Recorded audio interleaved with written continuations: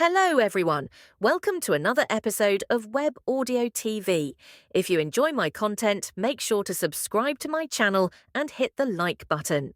Li Xin and his party arrived at the entrance of the citadel city of Dilbet. The gatekeeper checked the identities of the members of Li Xin's group, who were all wearing robes. Where are you from? The gatekeeper asked. We are from Lantan, Kanoko said. You're from Lantan? The gatekeeper asked. Kanoko retrieved Lantan's emblem from her pocket and showed it along with her pattern to the gatekeeper. Wow, you came from Lantan, said the gatekeeper. We want to meet the Lord. It's urgent, so we'd appreciate it if you could inform him as soon as possible, said Kanoko. Oh, I see. What should I tell the Lord? The gatekeeper asked Kanoko. Tell him that Kanoko and Kahei from Lantan have come. We have to deliver urgent news regarding the Merton situation, Kanoko said. All right, please wait a moment, said the gatekeeper. As the gatekeeper went inside to deliver the sudden news of their guest, the other soldiers also began to move quickly. Kanoko and Kahei let out a shallow sigh after seeing that. Will everything be okay? We'll be fine. They don't know that we invaded Merton. They'll probably just confirm our credentials with Lantan, said Kanoko. But Lantan doesn't know our plan, do they? Yeah, but if it's Hajiki, he'll handle it sensibly, said Kanoko. Well, if it's Hajiki, he'll probably handle it with his usual tact. Koko chewed on his lips anxiously, despite Kanoko and Kahei's reassurances. Although Li Xin also hesitated at Kanoko's sudden proposal, he eventually accepted the plan, thinking it would be much easier if her plan succeeded. Besides, it did not matter if her plan failed because there was a backup plan. Thump. A small door, part of the massive entrance, opened, and the gatekeeper rushed out. Please come in. The Lord is waiting, said the gatekeeper. The four of them smiled faintly. As they passed the largest door of the city, they realized the city had developed considerably, far more developed than the current Merton. The challengers were reminded of the vast differences in development between Merton and Dilbet upon seeing the latter's thriving cityscape, despite their awareness of Merton's destruction and reconstruction. After walking inside for a while, Li Xin's party finally arrived at the entrance to the inner city of Dilbet. The knights guarding the place saw Li Xin's party and took them inside. The air was heavy with unconcealable tension from the castle entrance to its interior. You may enter, said the knight. The door opened with a creaking sound, revealing a large table in the center of a spacious room. Sitting there was a middle-aged man, Robert Plant, the Lord of Dilbet. The man exuded immense strength and an elegant atmosphere, which bespoke that no qualified individual from Lantan could harm him regardless of their prowess. All right, so tell me, what made you rush here all the way from Lantan? Robert asked. Adat novel bin adat. Robert sounded arrogant yet dignified, gentle yet fierce.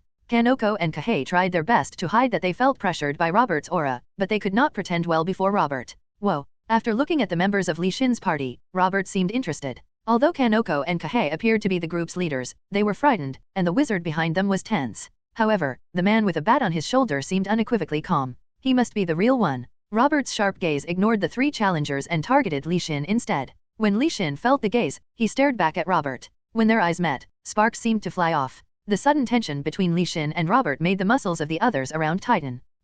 Let's sit down first, Robert said. The three challengers, who had been on edge, breathed a sigh of relief. Robert had been the first to ease the atmosphere, almost like the strong doing the weak a favor. Robert was still not even a little nervous, but Lantan's qualified individuals here were. If he were here alone, they might not have been this anxious. However, Robert had 2 extraordinary knights and a wizard on either side of him, and 10 knights were blocking the entrance they had used to enter. The Japanese challengers could not relax because they knew they would be the one in real danger if a fight broke out, not Li Xin. Are they the guardian knights of this castle? The wizard looks like the head of the Ministry of Magic. Li Xin wondered why someone as skilled as Robert would meet messengers from an ally with such a force. It seemed clear to Li Xin that Robert had noticed something. Well, is that Batapet or something? Robert asked Li Xin, looking at Lillian. What? How dare you? Lillian got offended. Wait. Since you already seem to have noticed, let's not waste our time, Lord Robert Plant, Li Xin replied. Robert's gaze hadn't left Li Xin the whole time, silently telling Li Xin to reveal his identity. Ha ha ha, I don't know who you are, but you're quite bold, Robert said, looking at Li Xin.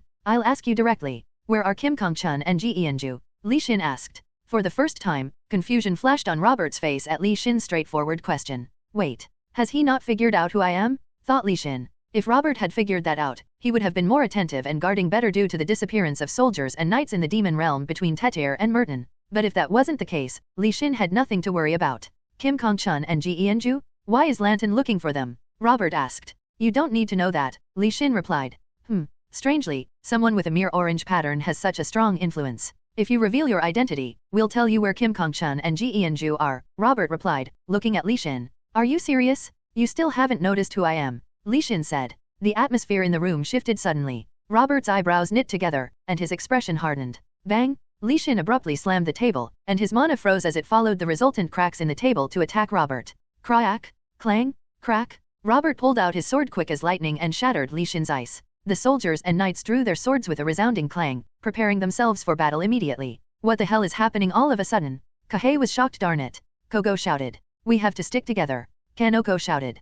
Kanoko, Kahei, and Kogo gathered together to stop the charging knights. In the meantime, skeletons with ominous glares crawled out of Li Xin's shadow, which stretched out in all directions. This power is... No way, Robert muttered. You just realized it now? Since you know my identity now, it's your turn to answer, said Li Xin. Li Xin's black mana spread throughout the space as he talked. Since they were in the middle of a battlefield in the enemy territory, he couldn't drag out the fight and had to finish it as soon as possible. Summoning the world of death. A strong sense of death aura filled up the entire space. The frozen wicked thoughts of the dead started to melt down and began to flow toward the knights. Coop.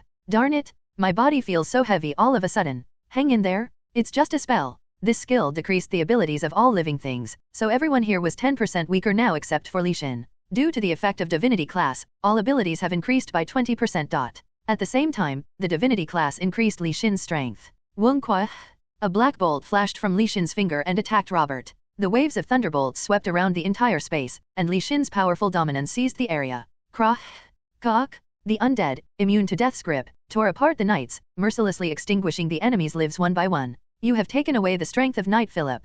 Your strength has increased by 1. You have taken away the agility of Knight Primo. Your agility has increased by 1. You have taken away the... Since the chaos stat had grown, the extortion of enemy stat had also become more active. Li Xin could feel the growth in his abilities in real time. It was an overwhelming battle filled with fear. Feeling the danger of the world of death more than anyone else, Robert Plant turned very pale. Where did your confidence and composure go? Li Xin laughed at Robert. Mana gathered in Li Xin's hands as he approached Robert. I'll ask again. Where are Kim Kong-chun and Ji Ianju? Li Xin asked more demandingly. The aftermath of the battle was a telltale sign of the battle's ferocity. All the furniture was broken, and the entire castle had shaken as if in an earthquake. Cough. Robert, who kept vomiting dark red blood, glared with his bloodshot eyes, a reaction common among those who had come face to face with something unbelievable. Li Xin pierced Robert's heart. Robert didn't answer him until the end. You have defeated Lord Robert Plant, the Castellan of Dilbet. Your merit points have increased by 7,500. Robert Plant's sword dropped beside his cold body. Li Xin picked up Robert's sword and grabbed the gem embedded in the sword's pommel called the Stone of Life.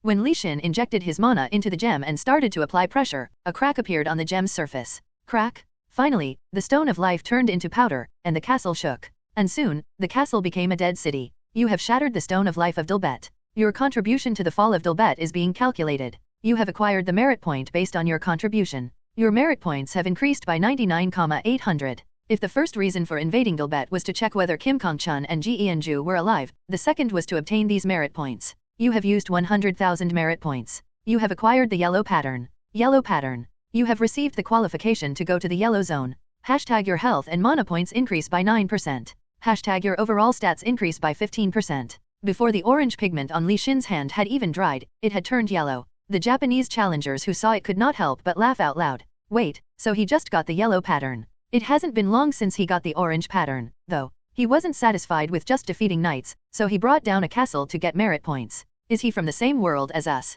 I'm more surprised that Li Xin got the yellow pattern just now. Did a qualified individual with an orange pattern really kill the Castellan of Dilbet, the Guardian Knights, and the head of the Ministry of Magic?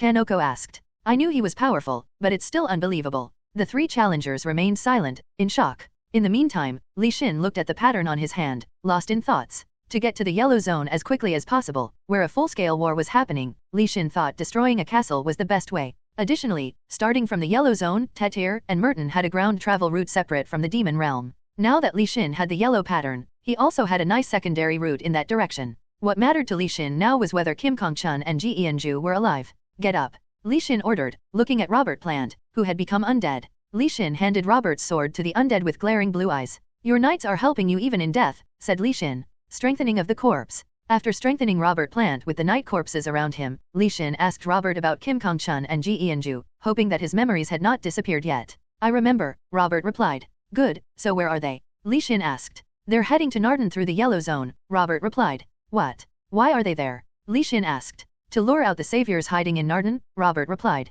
Li Xin's face hardened. They were trying to use hostages to lure Shin Hanul, Kong Ji-hoon, and Baek Hyuna and kill them because these people would likely take the risk to save those two. Damn bastards. Wow, that's terrible. Exactly? What kind of humans would do such things? The three Japanese challengers, who had been listening to Li Xin and Robert's conversation from behind, spoke up. Li Xin looked at them and shook his head. Don't they ever think about their past? Li Xin clicked his tongue, walked up to the window, and spoke while looking at the Dilbet, which had been destroyed instantly. We're leaving. Now. There was no time to waste here. It was certain that Tetir would lead a large army here, as they would not have expected that the Dilbet castle would abruptly disappear. First, Li Xin's party had to get out of here quickly. Next, they had to rescue Kim Kongchun and Ji Yanju, who had left some time ago. After entering the demon realm, Li Xin could not deliver the message to Merton, but he thought it would be enough if they were informed of Dilbet's fall. I wonder if Jaden negotiated well with Wilds. Things could get a little complicated if the negotiation fell through, so Li Xin hoped it ended well. Darn it, there are so many soldiers over there as well. We're almost in the yellow zone, though.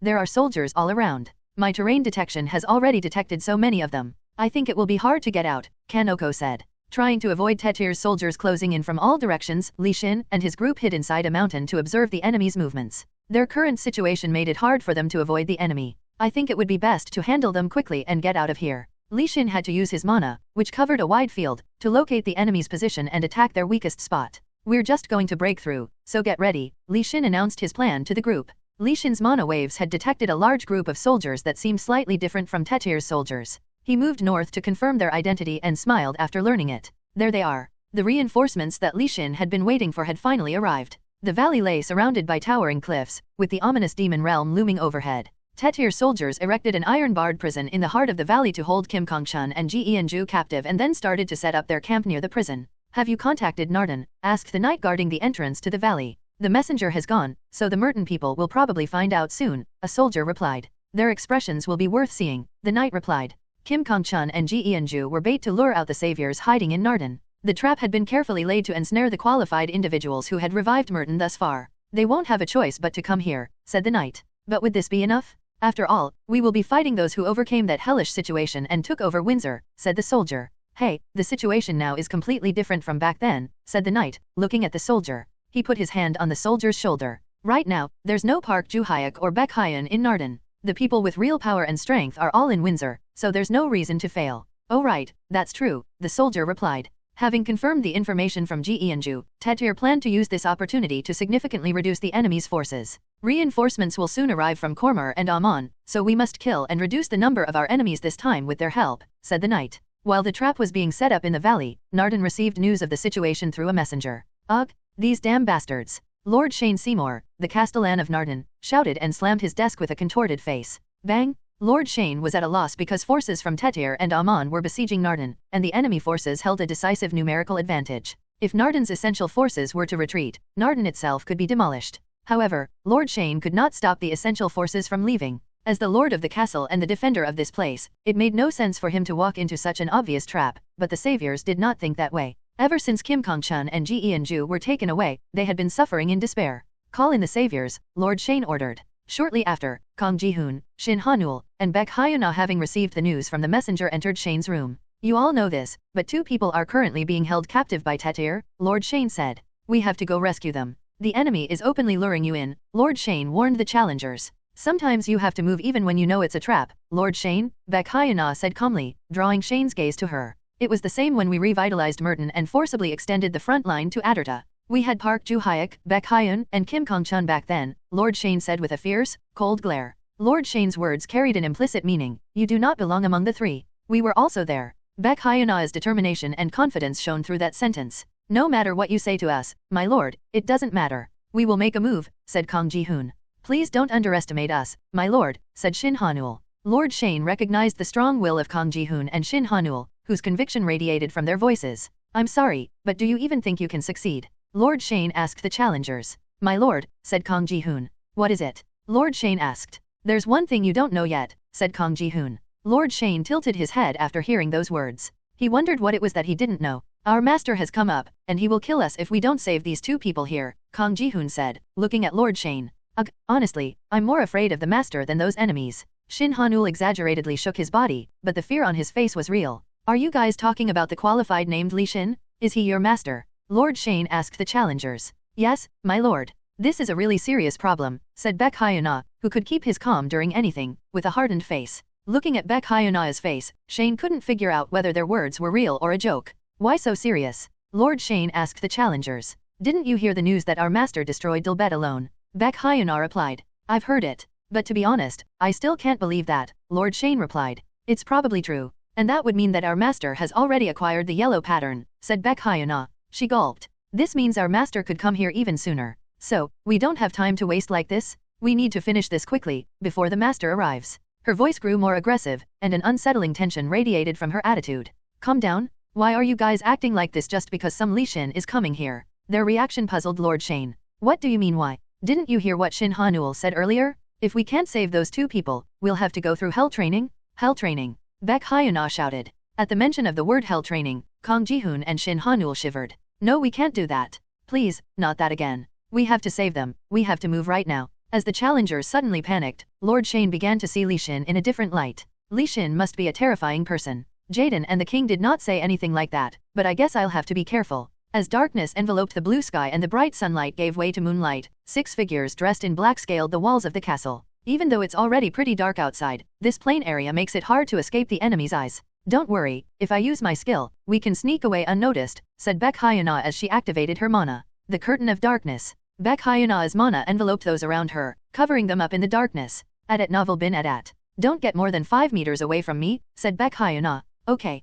First, we have to go into the mountain range, said Baek Hyuna. 3 other members of the Korean Challengers Association's task force had joined Kang Ji-hoon, Shin Hanul, and Baek Hyuna on this mission. Therefore, a total of 6 people moved as a team to complete the special mission, rescue Kim Kong-chun and Ji Eun-ju. Baek Hyuna used to be the deputy team leader of the task force under Park Ju-hyuk's guidance, so she had taken charge of this team. Let's go, said Baek Hyuna. The team slid down the wall of the fortress, kicked off the wall, and soared over the moat. After exchanging glances, the challengers immediately headed into the mountain range. Fortunately, the enemies did not notice them. After hiding among the trees, Baek Hyuna lifted the curtain of darkness. We need to hurry if we want to go to the valley. If we encounter the enemy, we have to deal with them before they can alert the others, said Baek Hyuna. Everyone nodded and set off again. The valley was surrounded by cliffs, with the demon realm over it. Therefore, it was impossible to infiltrate from almost all directions. The one direction they could use was surely under tight security, guarded by soldiers stationed on that path. To respond to the enemy's trap, these challengers also had to prepare something on their end.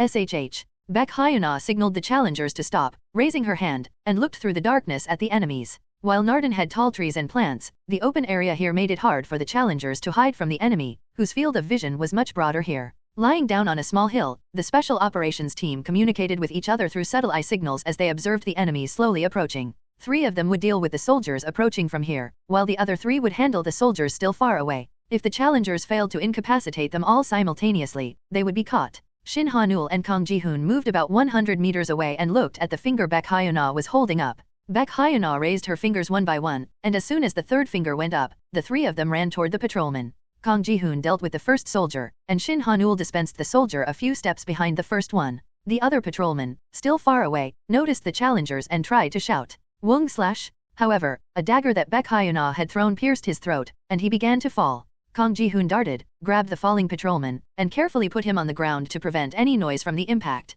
After hiding the dead bodies in one place, the special operations team moved carefully along the path near the demon realm, as instructed by Baek Hyuna. Baek Hyuna lay low on the ground near the cliff's edge and caught a glimpse of the iron-barred prison below. There they are. When Baek Hyuna turned back, the other challengers nodded, as they had also seen the prison ahead. Since they had a plan in place, Baek Hyuna activated her mana after exchanging a few glances. Since it was late at night, only 3 soldiers were guarding the prison. The other soldiers were patrolling the outskirts or doing other tasks, and the rest seemed to be in the barracks. If the challengers were to descend from this high cliff, they would be caught long before reaching the prison, even at night. Besides, the only place to infiltrate from was this, so the enemy's attention was also focused here. However, Baek Hyuna knew what to do. There is a way. Dark leap. This skill allowed one to make a short-distance leap only at night. Baek Hyuna jumped into the darkness, leaping over the cliff, and instantly appeared in the prison with her first jump. Oh no! Baek Hyuna narrowed her eyebrows as she saw the 2 bound people. Kim Kong-chun and Ji Eun-ju's conditions were far worse than she had thought. Crackle, crackle. Without giving Kim Kong-chun and Ji Eun-ju a chance to notice her approach, Baek Hyuna swiftly cut the handcuffs that restrained their mana. Baek Hyuna then activated her mana. The noise alerted the 3 soldiers, who quickly drew their swords. Activate your mana. Baek Hyuna cried out. As Baek Hyuna shouted and started cutting through the bars, a deafening explosion rang. Baya! The iron-barred prison exploded, and the 3 people were swept away by the flames. Oh my god! The other members of the special operations team, who had also jumped off the cliff, cursed. Baek Hyuna had been in the cell when the explosion occurred. What the hell? What's going on? It's the enemy attack. The prison exploded? What are the knights doing? The qualified individuals and knights who hurriedly rushed out of the barracks tried to assess the situation. The valley was occupied not only by Tetir's soldiers, but also by 6 qualified individuals from Amman and 1 from Kormur. In addition, there were more than 10 knights. The WOFP Alliance's forces encircled the raging fire, aware that the trap alone wouldn't halt the enemy's advance.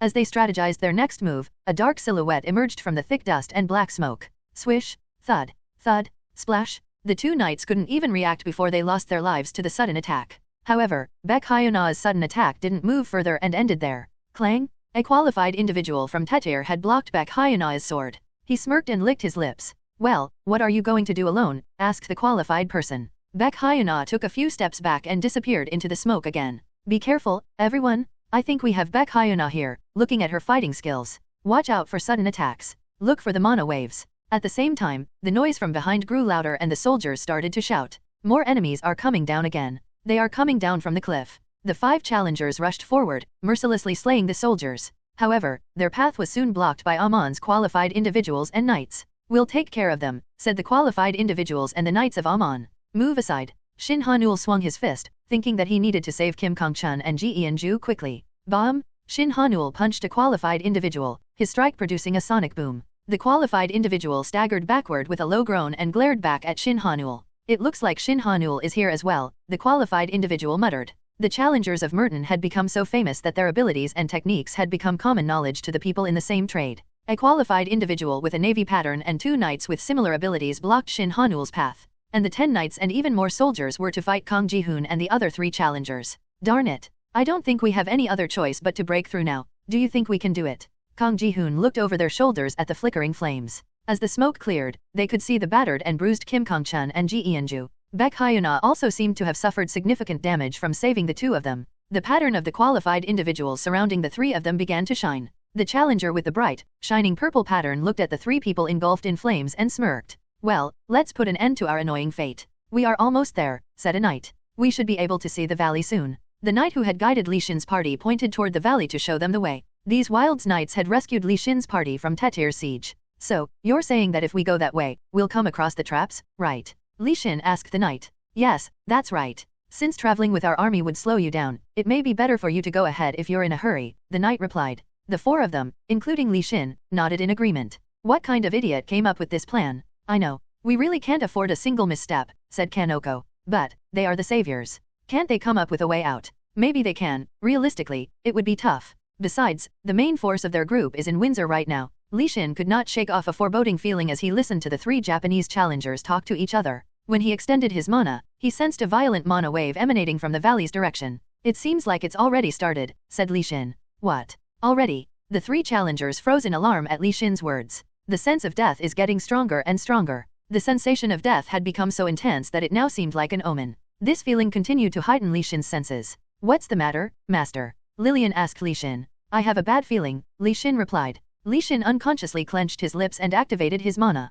I'm going to go first, so just follow along. And you too, Li Shin said to the 3 Japanese challengers and the knight. Next, Li Shin rushed toward the valley. Please hold on for a little longer. Bek Hyunaa could not decide what to do. She had to get out of this situation with all her allies alive, but she couldn't devise a plan that met all these criteria. She was willing to sacrifice herself but wasn't sure that would guarantee her teammates' survival. Bek Hyunaa had boldly tried to save the 2 challengers, but the plan had failed. The enemies were far stronger than she had imagined. If she were to confront them head-on, she was sure to fail. Moreover, the man with red hair and the purple pattern before her radiated an aura different from other purple pattern holders. I have a bad feeling. The man exuded confidence, and his relaxed expression never wavered, leading Bek Hyunaa to believe that underestimating him would be a mistake. And apart from him, the enemies had over 10 knights with the blue pattern or above, as many qualified individuals, and dozens of soldiers. Choosing the cliff to retreat was impossible, and returning to the entrance was not an option, as soldiers were blocking the way. I didn't think they would have set a trap in the prison cell. Bek Hyunaa realized that the enemies had no intention of keeping Kim Kong-chun and Ji Eun-ju alive in the first place.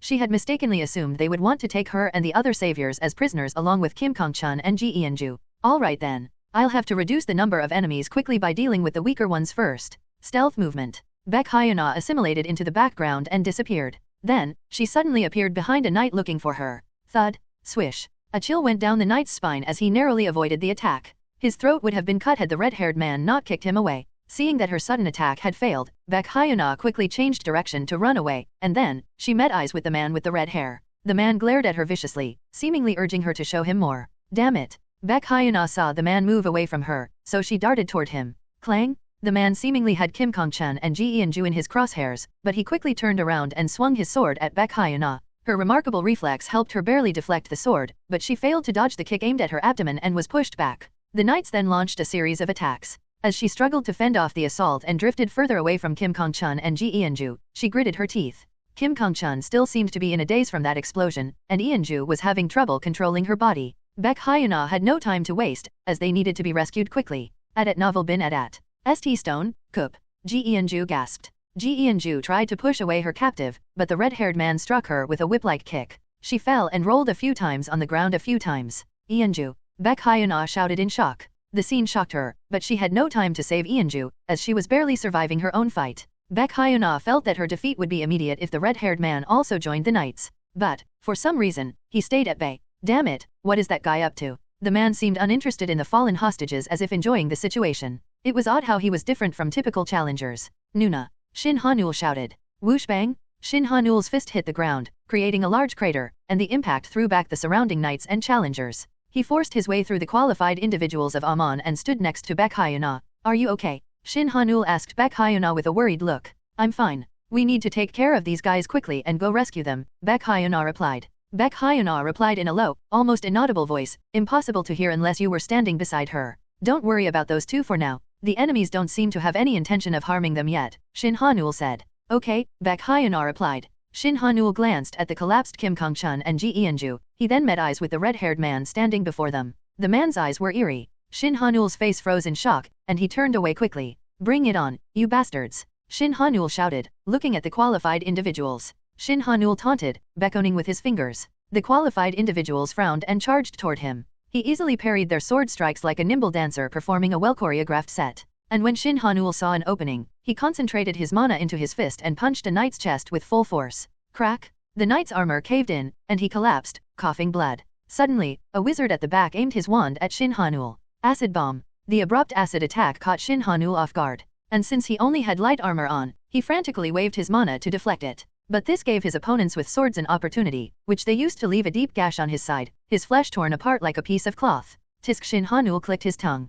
Are you okay? Baek Hyuna asked with a worried look. I'm fine. It's nothing, Shin Ha-neul replied. Shin Ha-neul pretended to be fine. In reality, the pain was searing, like he had suffered a burn, making him furrow his eyebrows. Did the acid fall on my wounds? There were too many enemies. Each of them was a highly skilled fighter, and they were holding hostages. Furthermore, Baek Hyuna was in the worst condition possible, as she had protected 2 people from an explosion. They still had 8 enemies left. At this rate, Baek Hyuna and Shin Ha-neul would be defeated before their 4 teammates dealing with the Amon enemies could arrive. I'll sacrifice my flesh to save their lives. Shin Ha-neul thought he needed to reduce the number of enemies, even if it meant sacrificing his life. He ran toward the strongest-looking qualified individual, propelling himself off the ground with powerful strides. Shin Ha-neul appeared to be charging blindly, but the enemy was cautious until the end. What is he trying to do? The enemy, holding a sword, was confused. Shin Ha-neul was getting dangerously close, his mind solely focused on launching an attack. However, the enemy knew that his weapon had a longer reach than Shin Ha-neul's, so if he struck Shin Ha-neul like this, Shin Ha-neul would surely die. I can't miss this chance.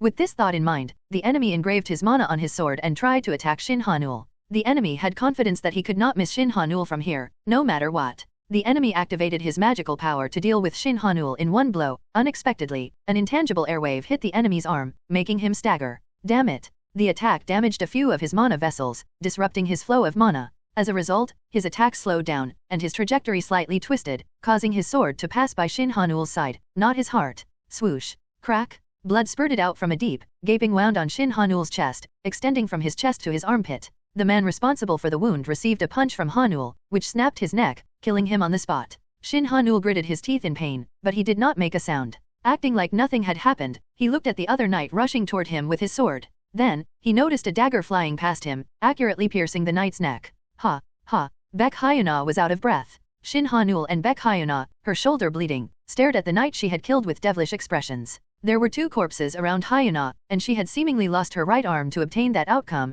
as her blood-soaked right arm did not move at all. They had attacked the 4 enemies simultaneously and quickly. The enemy still had superior firepower, but at least they had lost the numerical advantage. Acid gun, the wizard muttered. The wizard shot acid toward Shin Hanul again. Shin Hanul dodged the acid bullet charging toward him and ran toward the wizard. Wong! Shin Hanul's every punch created a powerful ripple in the air, like something was shaking the very fabric of reality. After headbutting the qualified individual with the blue pattern, he gritted his teeth as blood spurted from his eyes and grabbed the wizard. The startled wizard urgently tried to use his mana, but it was for naught as he couldn't block Hanul at such a close range. Only then did he notice the qualified individual for Cormer standing behind the wizard. The Cormer soldier was smiling at him. No! Shin Hanul shouted. The Cormer qualified individual was about to plunge his sword into the two collapsed challengers, gasping for breath. Stop! Shin Hanul shouted. Swish! Kug!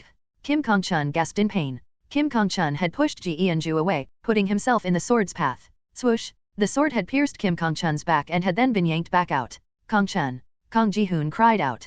Hey, you fucking bastard! Baek Hyuna shouted as well. The sight made Kong Ji-hoon and Baek Hyuna cry out in despair. Ah, no. It can't be, this can't be happening. Ji Eunju trembled as she looked at Kim Kong-chun, who was dying in her place. She crawled to Kim Kong-chun as she trembled in shock and fear. Get out of the way! Shin Hanul shouted in anger. Shin Hanul, who had been about to strike the wizard, changed course and rushed toward Kim Kong-chun. However, he saw something unbelievable and stopped abruptly. Baek Hyuna noticed the acidic magic approaching Shin Hanul, so she quickly pulled him toward her and shouted, Focus! The shout helped Shin Hanul regain his composure and pull up his mana. Ha! A chilly laugh echoed in Shin Hanul's ears. No way! He died because of me. This can't be true. No! Ji Eunju's eyes lost focus as if a screw had come loose, and she trembled as if something inside her had broken. Yeah, that's right. It's all because of you, said the qualified individual from Cormer. The qualified individual from Cormer wiped Kim Kong-chun's blood from his sword with his hand and smirked. The mocking smile was directed at all the Korean challengers. At the same time, he also stabbed Ji Eunju's heart.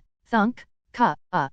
Ji Eunju could not make any sound because of the blood filling her throat. Ji Eunju's eyes brimmed with tears of blood as she looked at those who had come to save her before collapsing. Eunju, I'm going to kill that bastard. That bastard is mine. Get out of the way, you bastards. Helpless cries of despair filled the air, as they had failed. Shin Hanul and Kong Ji-hoon, who had lost a comrade for the first time, could not control the emotions rising from deep within them. Baek Hyuna, who had experienced this before, couldn't help but be angry at herself for not changing and repeating history. Are you really saying that with that kind of skill? The red-haired man laughed at the Korean challengers, seemingly enjoying their anger. Furious, Shin Hanul and Kong Ji-hoon rushed toward him, forgetting about the others present. Baek Hyuna tried to stop them and the others from rushing mindlessly toward the enemy, but with her right arm still unusable, she had her limits. Coop!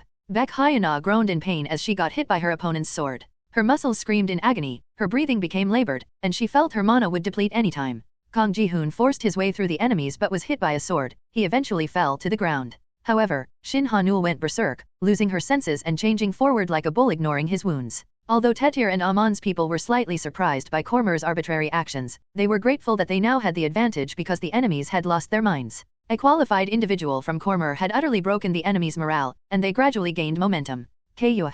Shin Hanul roared. Shin Hanul was on a rampage. However, the qualified individual with the purple pattern calmly avoided Shin Hanul's punches and struck Shin Hanul's abdomen with his knee. Oof! Shin Hanul flew backward, coughing and shedding tears. Are you crying already? The man laughed at Shin Hanul. The man poured his mana into his sword with murderous intent. No, Shin Hanul, stop there. Baek Hyuna cried out. Stop it, get away, you bastard, get away. Kong Ji-hoon shouted urgently. Seeing Shin Hanul might die like Kim Kong-chun and Ji Eunju, Baek Hyuna and Kong Ji-hoon felt like they were on the brink of insanity. They knew they had to save Shin Hanul, but their bodies would not move. Besides, all they could do was shout. They watched helplessly, shedding tears of blood. I'll send you to your beloved friends, said the qualified individual from Cormer, lifting his sword. When the sword was about to strike, everyone heard a loud noise. Rumble? Kraok?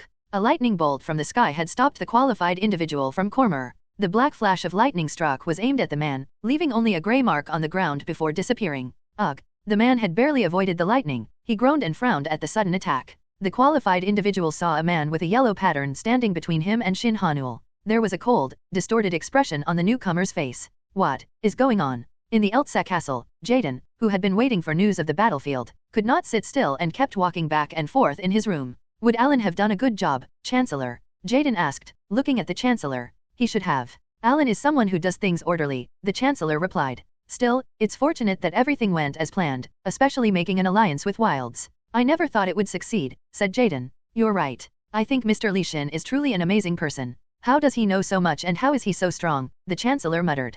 Who would have imagined that Li Xin could infiltrate that vast demon realm and bring down Dilbet by himself? He's truly an extraordinary human being, Jaden said, looking at the Chancellor. As Jaden spoke, he unconsciously smiled. I hope Wild soldiers arrive on time, said Jaden. Don't worry. Even if they don't get there from Wilds on time, wouldn't Mr. Li Xin be able to get out of there easily, said the Chancellor. That's true. But still, I can't stop worrying, Jaden muttered.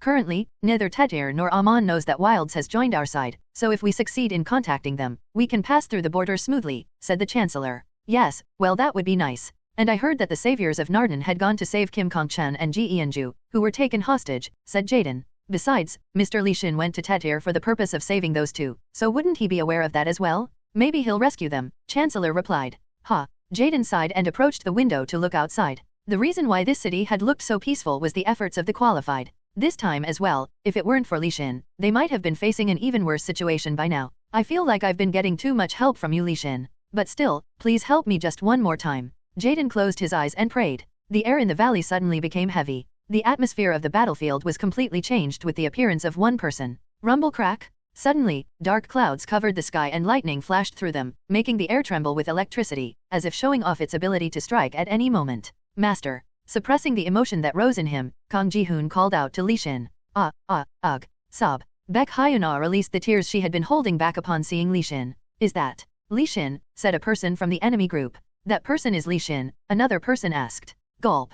The qualified and the knight's gulps could be heard clearly in the battlefield that suddenly became quiet. The enemies and challengers felt, for the first time, that even just one person's presence could change the atmosphere of the battlefield. Those who were meeting Li Xin for the first time felt the oppressive pressure in the air and froze. They could feel a sense of foreboding, as if lightning would strike them bone deep if they moved. Crunch. Li Xin's expression changed as he scanned the battlefield and gritted his teeth. What the enemies felt after seeing Li Xin was not their hallucinations. Li Xin was angrier than ever since he arrived in this place. His enemies could feel his visceral anger hit them like waves on the shore. Are you Li Xin? A qualified with a purple pattern asked Li Xin. And who are you? Li Xin asked back with a cold voice. That was a voice cold enough to freeze the surrounding air. The man answered without a smile this time. I'm Michael Taylor. You're more amazing than I expected. The qualified with a purple pattern introduced himself to Li Xin. Why did you kill them? Li Xin accused Michael Taylor. Taylor narrowed his eyebrows at Li Xin's assumption that he had killed them. Did he notice that just by looking at the situation, Taylor was going to make an excuse and look for a way out, but he soon realized that it would not work for Li Xin.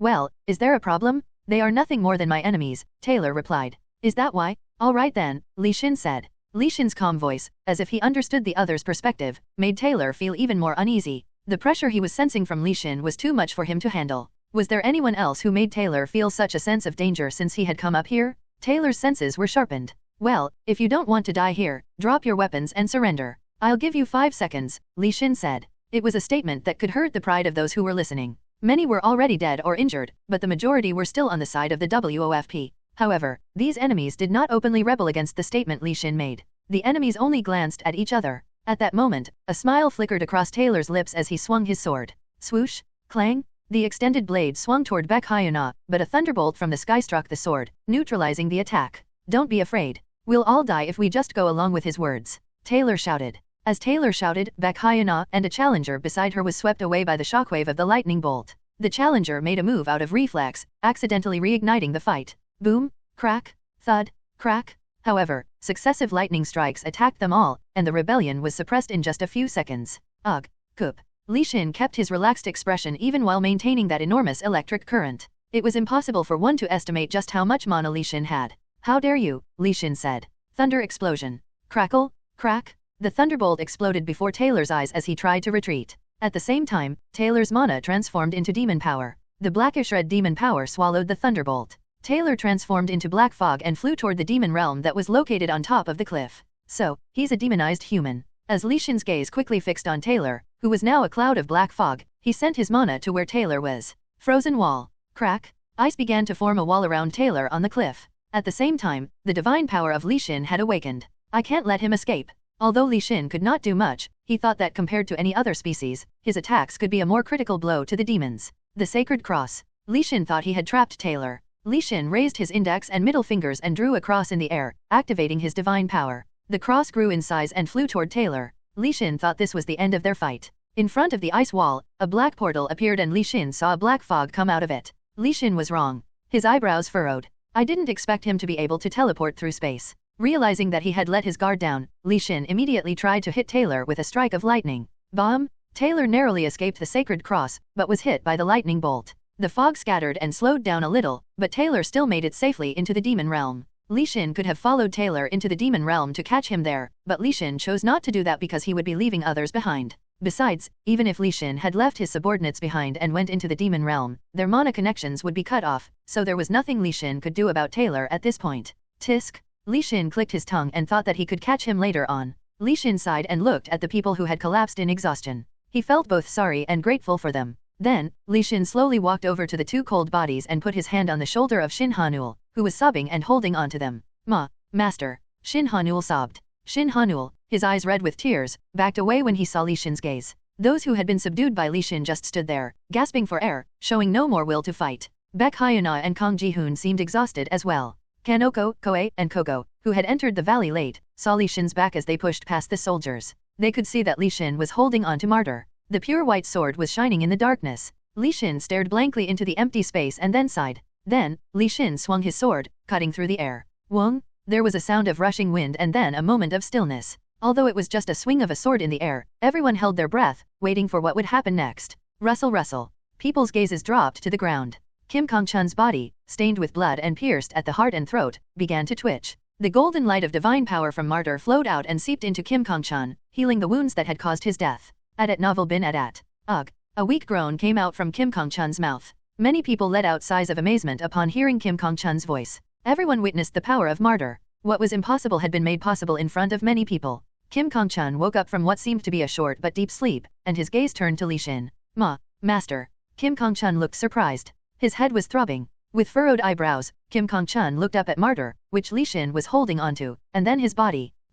Kim Kong-chun finally realized that he had been brought back to life with the help of Li Xin, who was standing beside him. Thank why Kim Kong-chun's words of gratitude were cut short, because Li Xin had put Martyr back into its sheath as if he had finished his task. Swoosh. When others saw that, they looked at Li Xin with confusion. Master. It's not over yet, is it? Upon hearing their words, Li Xin looked uneasy and looked up at the air. He knew that Ji Eunju was dead as well. Besides, Li Xin did not plan on seeing into how she had died. Of course, Li Xin had thought of bringing her back to life, because he knew why she had died. However, Ji Eunju refused to be brought back to life, and Li Xin had no choice but to use the power of He Who Knows Death. The past events that had caused Ji Eunju's death as she climbed the tower passed in front of Li Xin's eyes. Seeing those events, Li Xin began to understand her feelings. From the beginning, Ji Eunju was not a person with a tough mind or a tough heart. Ji Eunju did not fit in the cruel world of the tower. She blamed herself for being a burden to her colleagues and did not want to come back to life, not after what had happened to Kim Kong-chun. She believed it was all her fault. Now she just wanted to watch over them from afar and did not hold any grudges against how life had treated her.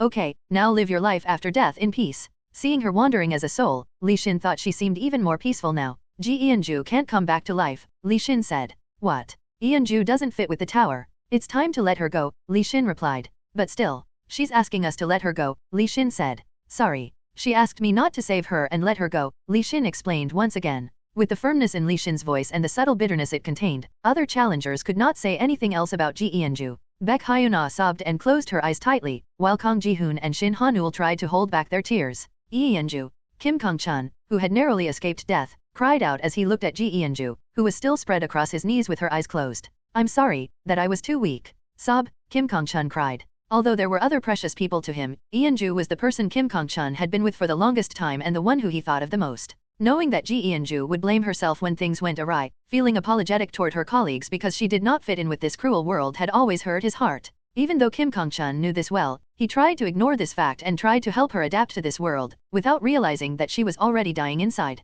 I'm sorry. Ugh. I'm so sorry. Kim Kong-chun could not stop his tears, feeling that everything was his fault. He wanted to ask Li Xin to save Eunju even now, but he could not bring himself to do it, thinking that it might only make things worse for her, as if he did not spare a thought for her feelings. Bro, eventually, Kang Ji-hoon could not hold back his tears any longer and wept. Seeing Kim Kong-chun sobbing, Kang Ji-hoon could not bear it any longer. Sob, why are you crying? Stop crying. Baek Hyuna and Shin Hanul also started to cry. The battlefield quickly became filled with tears as all the Korean challengers started crying. Watching this, some of Tetir and Amon's people also started to tear up. Sighing deeply, Li Xin closed his eyes and looked up. Even in this situation, his heart was not beating fast. It just felt like he was being forced to feel the pain of losing a colleague in his head. It feels like I'm just becoming a broken robot. Closing his eyes, Li Xin saw the past flash before him in the darkness. The death of a colleague who was like family was something that never got easier no matter how many times Li Xin experienced it. Li Xin has climbed the tower again, swearing never to go through such an experience again. Besides, one of the reasons why he trained the challengers on the first floor so hard was so that they would not die. Even if I have a martyr now, nothing has changed. Perhaps the reason why Ji Yanju had endured until now was due to her efforts. It was not uncommon for those who could not adapt to the tower to die. Li Xin was aware that pouring too much emotion into the issue of life and death was ultimately foolish. Death is inevitable, Lillian said, trying to comfort Li Xin. Yes, you're right, Li Xin replied. Li Xin gave her a bitter smile when Lillian tried to comfort him. Perhaps it was because memories remain. Although Li Xin's heart did not race, he felt a certain sadness. Li Xin thought it was fortunate he could feel this way, as he had been becoming increasingly desensitized to death while climbing the tower. However, Li Xin was not quite like that anymore. Cormer, who was that guy? Was his power a demon power or something? At the sound of Shin Hanul's tearful voice, Li Xin nodded. Does that mean Cormer had joined forces with the demons? Those damned bastards? We have to go after Cormer now. No, we can't be sure that Cormer is the only one responsible, Li Xin said. At Li Xin's words, they all glared at the qualified individual from Cormer angrily. What are we supposed to do then? If we don't take revenge on Cormer, I cannot control my anger. I'm not saying that we shouldn't. I'm just saying that Cormer may not be fully aware of what's going on. And he's not the only one responsible, is he? Li Xin replied. As Li Xin spoke, Li Xin looked at the people of Tetir and Amon, who had now become captives after having thrown their weapons away. Crunch. The sound of Li Xin gritting his teeth echoed eerily. The faces of the individuals who had been captured went pale. First, we are going to beat the hell out of Tetir and Amon. Then we restore Adarta and save Windsor first. We don't want to lose any more comrades, do we? Li Xin said, looking at the Korean challengers. At Li Xin's words, they all came to their senses and nodded. Stabilizing Merton is our top priority. Revenge comes next. Li Xin smirked. King Raymond of Tetir was in despair and had stopped eating and drinking. His worry had not been eased in recent days due to the rapidly changing situation. Right until the point of Adarta's fall, King Raymond had thought that Merton would soon fall as well and had felt relieved. However, the contact with the knights and the qualified who entered the demon realm had all been cut off, and a man named Li Xin suddenly appeared and captured Dilbet in an instant. The operation to draw out the essential forces of Merton using Kim Kong-chun and Ji Yanju had failed completely due to Li Xin's intervention, and Wilds had betrayed the alliance and turned to Merton. That qualified named Li Xin was clearly ruining everything. What do you think we should do about this, Germain? King Raymond asked. To be honest, we're in a dilemma right now. Merton is to the east, Wilds is to the north, and Lanton is across the southern sea, Germain explained. Yeah, that's right, King Raymond replied. Based on the situation, Lanton has also undoubtedly sided with Merton, and with Wilds also being on Merton's side, this is clearly a situation where we will suffer the same fate as Merton did in the past, unless we get support from another country, Germain said. Ugh. Is there no word from Amon and Cormer still? King Raymond asked. No, there isn't, Germain replied. King Raymond was lost in thought, pressing on his aching temples. Geographically, it was difficult for other countries to help Tetir. Moreover, the citadel of the Red Zone had been captured by just one person. In other words, if Li Xin wished, the fall of Tetir was just a matter of time. I've heard that soldiers are moving from Nardan to Scholt Castle, said Germain. What happened to Tetir's soldiers in Nardan Plains right now? King Raymond asked. They are isolated right now. The chance that they would be attacked by enemies is high because we are not able to reach them at this moment, Germain explained to King Raymond. Man, this is driving me crazy, said King Raymond. Since Dilbet has collapsed, it is not easy to get support from the home country. The soldiers of Wilds are fighting in the Green Zone, and reinforcements have been sent to Windsor from the Lanton side, so we may have to face Li Xin in Scholt, Germain explained. The fall of the citadel in Dilbet alone had greatly reduced the country's war power. It took at least a week to rebuild a collapsed citadel, and everything that had been accumulated would disappear when it fell. Therefore, if Scholt also got captured this time, the damage done to Tetir would be irreparable. If only we had a qualified individual like Li Xin. Thud. Raymond slammed his armrest angrily. However, he knew that anger did not change reality. Therefore, Raymond quickly regained his composure. What does the Privy Council think about this situation? King Raymond asked Germain. They are arguing for an alliance with Merton, said Germain.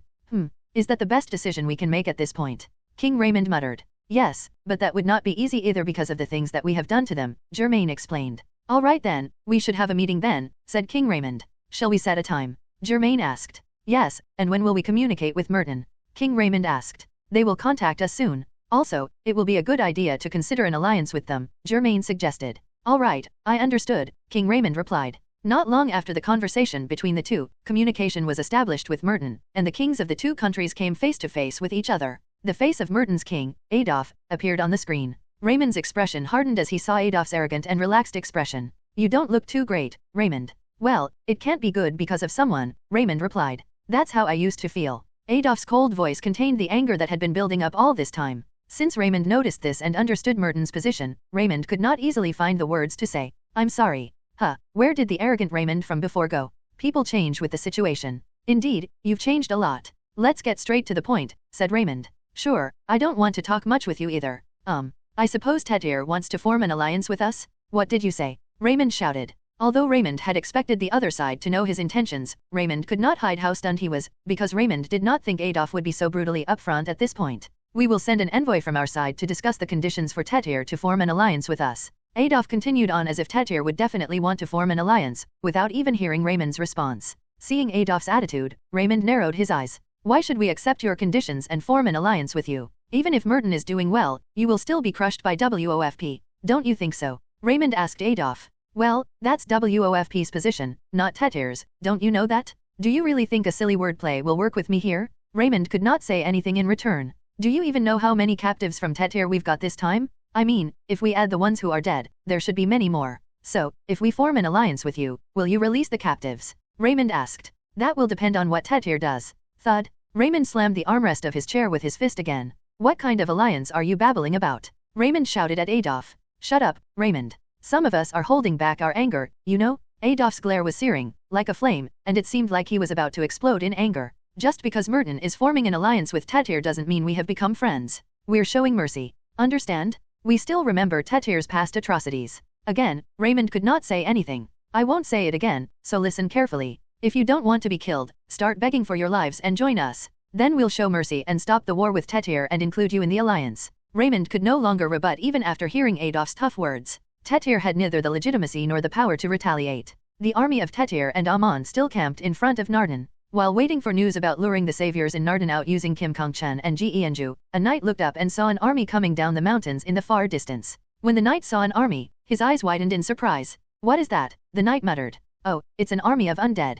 Undead? Why are they suddenly appearing from over there? The knight shouted. With an army of hundreds of undead appearing, there seemed to be chaos not only in Tetir's army but also in Amon's army. What about the trap? What happened to Merton's saviors? The knight asked urgently. There's no news. Besides, we can't tell because there's no movement from Nardan either. What about Adarta's reinforcements? The knight asked. It seems like they need more time to arrive. It feels ominous. Why is there an army of undead? Wait, no, that can't be true, the knight mumbled. There was less chaos in Amon's camp at the sight of the army of undead. It seemed like the undead had far fewer troops compared to their own forces. However, it was different for Tetir. No way. Could that be Li Xin? Is that Li Xin's army? Damn it! I heard they just captured Dilbet a little while ago, and now they've already broken through and come this far. Then, the traps must have failed. The people of Tetir were in a state of panic. Tetir had suffered more at the hands of Li Xin than anywhere else. Their morale plummeted just at the mention of his name. Everyone, get in formation. We will retreat to Adarta with Amon. They've already come quite close. Retreating could lead to an even greater disaster. You damn bastard! Are you saying you'll face Li Xin head on then? He is the monster who captured Dilbet alone. And if Li Xin appears, do you think Nardan would just stay calm? Nardan would also join and we'll all be slaughtered. Use your brain before you open your mouth, the knight shouted. I'm sorry, sir. The French challenger, who had been waiting with Tetir's army, felt his heart pounding like crazy as he watched the undead charging at them at high speed. It felt like the undead were like the zombies from a movie. They were just like dolls who couldn't care less about who died, only seeking to kill what they saw. The fact that humans could die fighting the undead while the undead that could not be killed terrified the humans. Damn it! The knight summoned his mana upward and rushed toward Adarta. Crack. Thud. Suddenly, the ground shook as if there was an earthquake. As the people tried to retreat, the ground split open in front of them and boulders began to gather together. What's going on? Is that a golem? A stone golem appeared. It was several meters in height. A qualified standing on Tetir's side furrowed her eyebrows. Summoning of golem, said the female qualified. Her mana seeped into the ground and created a golem just like the first one. Kugigigigigo. I'll take care of this golem. So, move quickly, the woman shouted urgently. Thud, thud. While the two golems were fighting each other, Tetir and Amon's armies began to retreat again. Stop moving, said a voice. A cold voice seeped into the ears of the people of Tetir and Amon. It was not a very loud voice, but it clearly reached everyone on the battlefield. Without anyone noticing, the person who spoke approached and stood in front of them. Flicking his purple hair, the qualified revealed his yellow pattern. So, he is the qualified with the yellow pattern. Is this Li Xin, just as we have expected? No matter how powerful the opponent Li Xin might be, there were thousands of troops on this side. Even excluding all the soldiers, there were still nearly 100 people who were above the green pattern level. Only if we can capture Li Xin before Nardan notices. This could be an opportunity for us. They had thought they were trapped at a dead end, but the courage that had disappeared suddenly sprang up again. Their eyes changed and were filled with desire. "You're too arrogant, coming alone," said the knight, looking at Li Xin. Li Xin was standing alone, because it took a little while for the undead army to get this far. The knight knew that if his people could deal with Li Xin before the undead army arrived, the undead would disappear too. The knight leading Amon's forces drew his sword. "Kill him," the knight ordered. "The one who cuts Li Xin's neck will get a reward from the king," added the knight added on. Adat novel bin adat. Yer. The momentum that had taken a nosedive earlier rose again in an instant. No matter how strong Li Xin may be, there was only one of him. It was impossible for Li Xin to stop thousands alone. If we capture Li Xin, this war will practically be a victory. The one who captures Li Xin would become a hero who ended the war. Watching the skilled commander who boosted the morale of the soldiers, Li Xin clicked his tongue. "Man, you know nothing about necromancers," Li Xin muttered. Click. When Li Xin flicked his fingers, a black portal appeared in the air. "What is that?" There was a sense of uneasiness among the soldiers as they witnessed this strange phenomenon. The energy of death emanated from the dead and out through the portal, surrounding the enemies. Kiaoya fage. Ah, what the hell? Monsters are falling. Thump. Thud. Countless skeletons fell from the portal. Kokke. Go away, stay away from me. Damn it! Smash their bones? Crush their skulls. The skeletons, who single-mindedly killed any living being in front of them and could not care less about who died, attacked indiscriminately. The soldiers, who were confused by the unfamiliar battle situation, started to panic and scatter. Swish, clang, the commander kicked and crushed the skulls of the skeletons rushing toward him with his sword. He started to frown. He had faced necromancers before, but he had never encountered a sorcerer who used skeletons like this. Focus, the skeletons coming out now are nothing if you just get a grip. Stay in your position and crush the approaching enemies. Do not allow them to approach you, ordered the commander. The commander ran about, helping to stabilize the formation that was falling apart. Whoa. Watching the commander, Li Xin amazed. He was a commander with excellent judgment, troop control, and military power. It would be nice to have him. Li Xin wanted to kill the commander and make him one of Li Xin's subordinates, but Li Xin knew he could not do that if he were to consider the future. The current fight was just to lay the groundwork, and the real enemy was elsewhere. Well, this battle is just to drag things out a little, Li Xin muttered. In fact, Li Xin's gaze was fixed beyond the fiercely fighting soldiers in front of him. He was looking at the people who were watching this battle from inside Narden. I have shown them enough. They will probably be able to step out, since I showed them this much. As if the people of Narden had heard Li Xin thoughts, the iron chains were quickly loosened and the drawbridge came down, the castle gate opening wide. Mr. Li Xin has arrived. Now's the time. We'll show those dim bastards our strength. Go out there, fight with Mr. Li Xin, and we will be victorious. Whoa, the soldiers of Narden appeared, screaming at the top of their lungs. How much had they suffered and endured, hiding in the castle and avoiding the enemy until now? As if they had been holding back their frustration all this time for this moment, they rushed out with anger, bursting out like a volcano. Hearing their shouts, the soldiers of both nations panicked. Their confusion was obvious from the mess at their front line. Stay calm, maintain your formation, break through Li Shi, damn it. The face of the commander leading them was distorted. His head was throbbing as he faced the situation before him, Li Xin's undead coming from the front and Merton's soldiers coming from behind. Meanwhile, as the enemy's offense intensified, Windsor hurriedly developed countermeasures. The situation got more precarious and unpredictable day by day, as the enemy increased the speed of their attacks as if launching a time-sensitive attack. Therefore, Juan Byron had called in the key personnel to a meeting to come up with a strategy on the current situation. First of all, I will explain the current situation, said Windsor's administrator, starting the discussion. He nodded and looked at the data on Li Xin. You all are aware that a qualified named Li Xin has arrived. The qualified of Merton have spoken so much about him and also said that Li Xin's arrival would be a game changer. Actually, it is said that Mr. Li Xin captured Dilbet of Tetir alone, not long ago. At those words, several people in the room were surprised and laughed. One already knew, but he was still amazed when he heard it the second time. The challengers, including Park Juhyak and Baek Hyun, smiled as if they had expected it. Did he really break through the demon realm to get to Dilbet? Looking at the amount of time Li Xin took to get there, it seems like he knew the way and just went straight. No. Yes, that's right. One of the qualified from Lanton who traveled with Li Xin had the explorer class. That individual had used that skill to break through the demon realm above the sea and set foot on the land of Merton before, the administrator explained. Then are you saying that qualified helped Mr. Li Xin? Yes, that's right. For some reason, Mr. Li Xin took the two qualified of Lanton whom he had captured, as well as Inuokogo from Lanton, who was previously imprisoned, to the demon realm, the administrator explained. But, don't we already know the reason? Yes, the reason was to make Lanton an ally of Merton, said the administrator. The people who attended the meeting started to shake their heads at the administrator's absurd words. So are you saying that Li Xin was trying to take these people with him in order to convince Lanton? Yes, that's right. And in fact, Lanton has declared that they will form an alliance with Merton, said the administrator. Seriously? Why though? What made them do that? Are those qualified from Lanton that important? Juan asked the administrator. I haven't heard the exact details yet, said the administrator. Juan had briefly heard about everything that transpired, but news about Li Xin always felt new to him. Juan wondered if it was possible for an individual to achieve this much in such a short period after their arrival. Li Xin's achievements were truly outstanding. Challengers who already knew about Li Xin just nodded without much reaction. It's not over yet. Before Li Xin and his party entered the demon realm, they had captured the task force of Wilds, which was their main wartime offense unit. Besides, Li Xin used that as leverage to negotiate with Wilds, and eventually formed an alliance with them as well, the administrator explained. Now that I hear this, I guess I can understand. Did they make an alliance because they saw Merton's potential as Tetir began to crumble overnight? That's also possible, but I think there was also dissatisfaction with Bylone and Melduran's monopoly. They could have taken a gamble to form an alliance with Merton because they saw it as a way out of the power structure that they did not have the ability to retaliate against despite their grievances, the administrator explained. Ha ha ha, isn't all of this thanks to that guy Li Xin? Let's just move on to the next topic, said Juan. Juan proceeded with the meeting, calming down the agitated room of people who were getting excited at every detail. Yes, Mr. Li Xin, the one who captured Dilbet, extracted information about the qualified named Kim Kong-chun and Ji Ianju through interrogations, and followed the paths in Yellow Zone. Tetir set up a trap using the two saviors, but Mr. Li Xin broke through it and rescued them.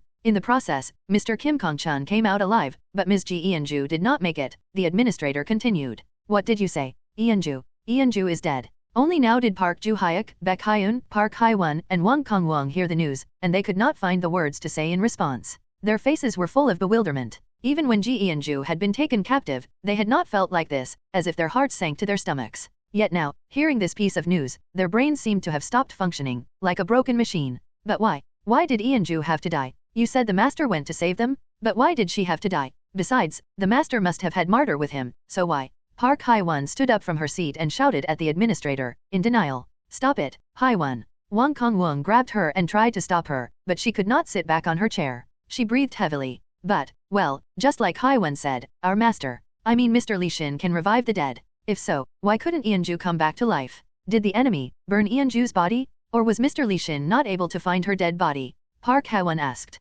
Well, if they could not find the body, they would not have been certain that she's dead, said Park Ju-hyuk. As Park Ju-hyuk spoke, Park Hye-won bit her lip. She knew it too, but she just wanted to have a tiny bit of hope. The faces of the other undermost challengers, including the four of them, also hardened. I should have stopped her earlier. Park Ju-hyuk felt a sense of guilt. He was aware that it was nothing surprising for Ji Ianju to have eventually died, looking at her character. That was why he had urged her to either give up on climbing the tower or change her personality. However, she had still died. His advice had been meaningless. Park Ju-hyuk clenched his fist and swore to take revenge on whoever had caused this. Ms. Ji Ianju gave up on being resurrected, said the administrator. The challengers looked at him with blank faces again. What did the administrator mean by that? It took a moment before the challengers changed their minds and sighed. They realized that Ji Ianju was the kind of person who would say such a thing. Do you know who killed Ianju? Yes, it was Michael Taylor, a qualified from Cormer, said the administrator. Michael Taylor of Cormer. Okay, so it was that bastard. Well, we didn't like Cormer to begin with, so we'll get back at him soon.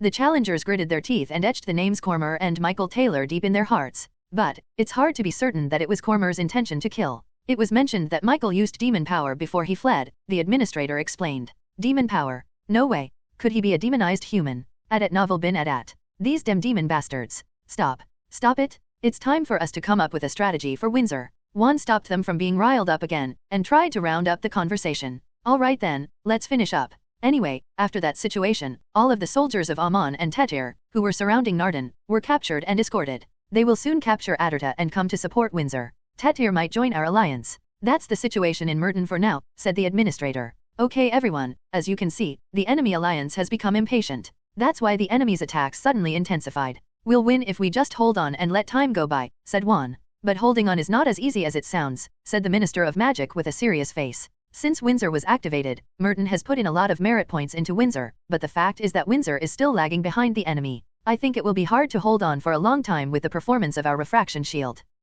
Juan pondered, touching his lips. A lot of merit points were consumed due to the ongoing battles, and there were not many merit points they could use to support. They could not even upgrade their defense barriers in this kind of a situation, so the challengers felt helpless. The enemy is preparing a large-scale combat formation. Even if we deflect their attacks with a refraction shield, it will eventually break under overwhelming firepower. No matter how many wizards there are, there must be a limit to their ability, right? There appears to be a wizard on the enemy's side who can use 6th order magic. If we can eliminate that one, we believe that it will be impossible for the enemy to activate the combat formation. It seems like the enemies really are in a hurry. If the wizard can use 6th order magic, doesn't that mean they are at least as powerful as a qualified with a black pattern? That's correct. After hearing those words, Won and the officer's gaze turned to Park Ju-hyuk and the 3 Korean challengers, who were the saviors of Merton and the strongest offensive force of Merton as well. It seemed difficult to overcome this situation without them. We will assassinate him, said Park Ju-hyuk.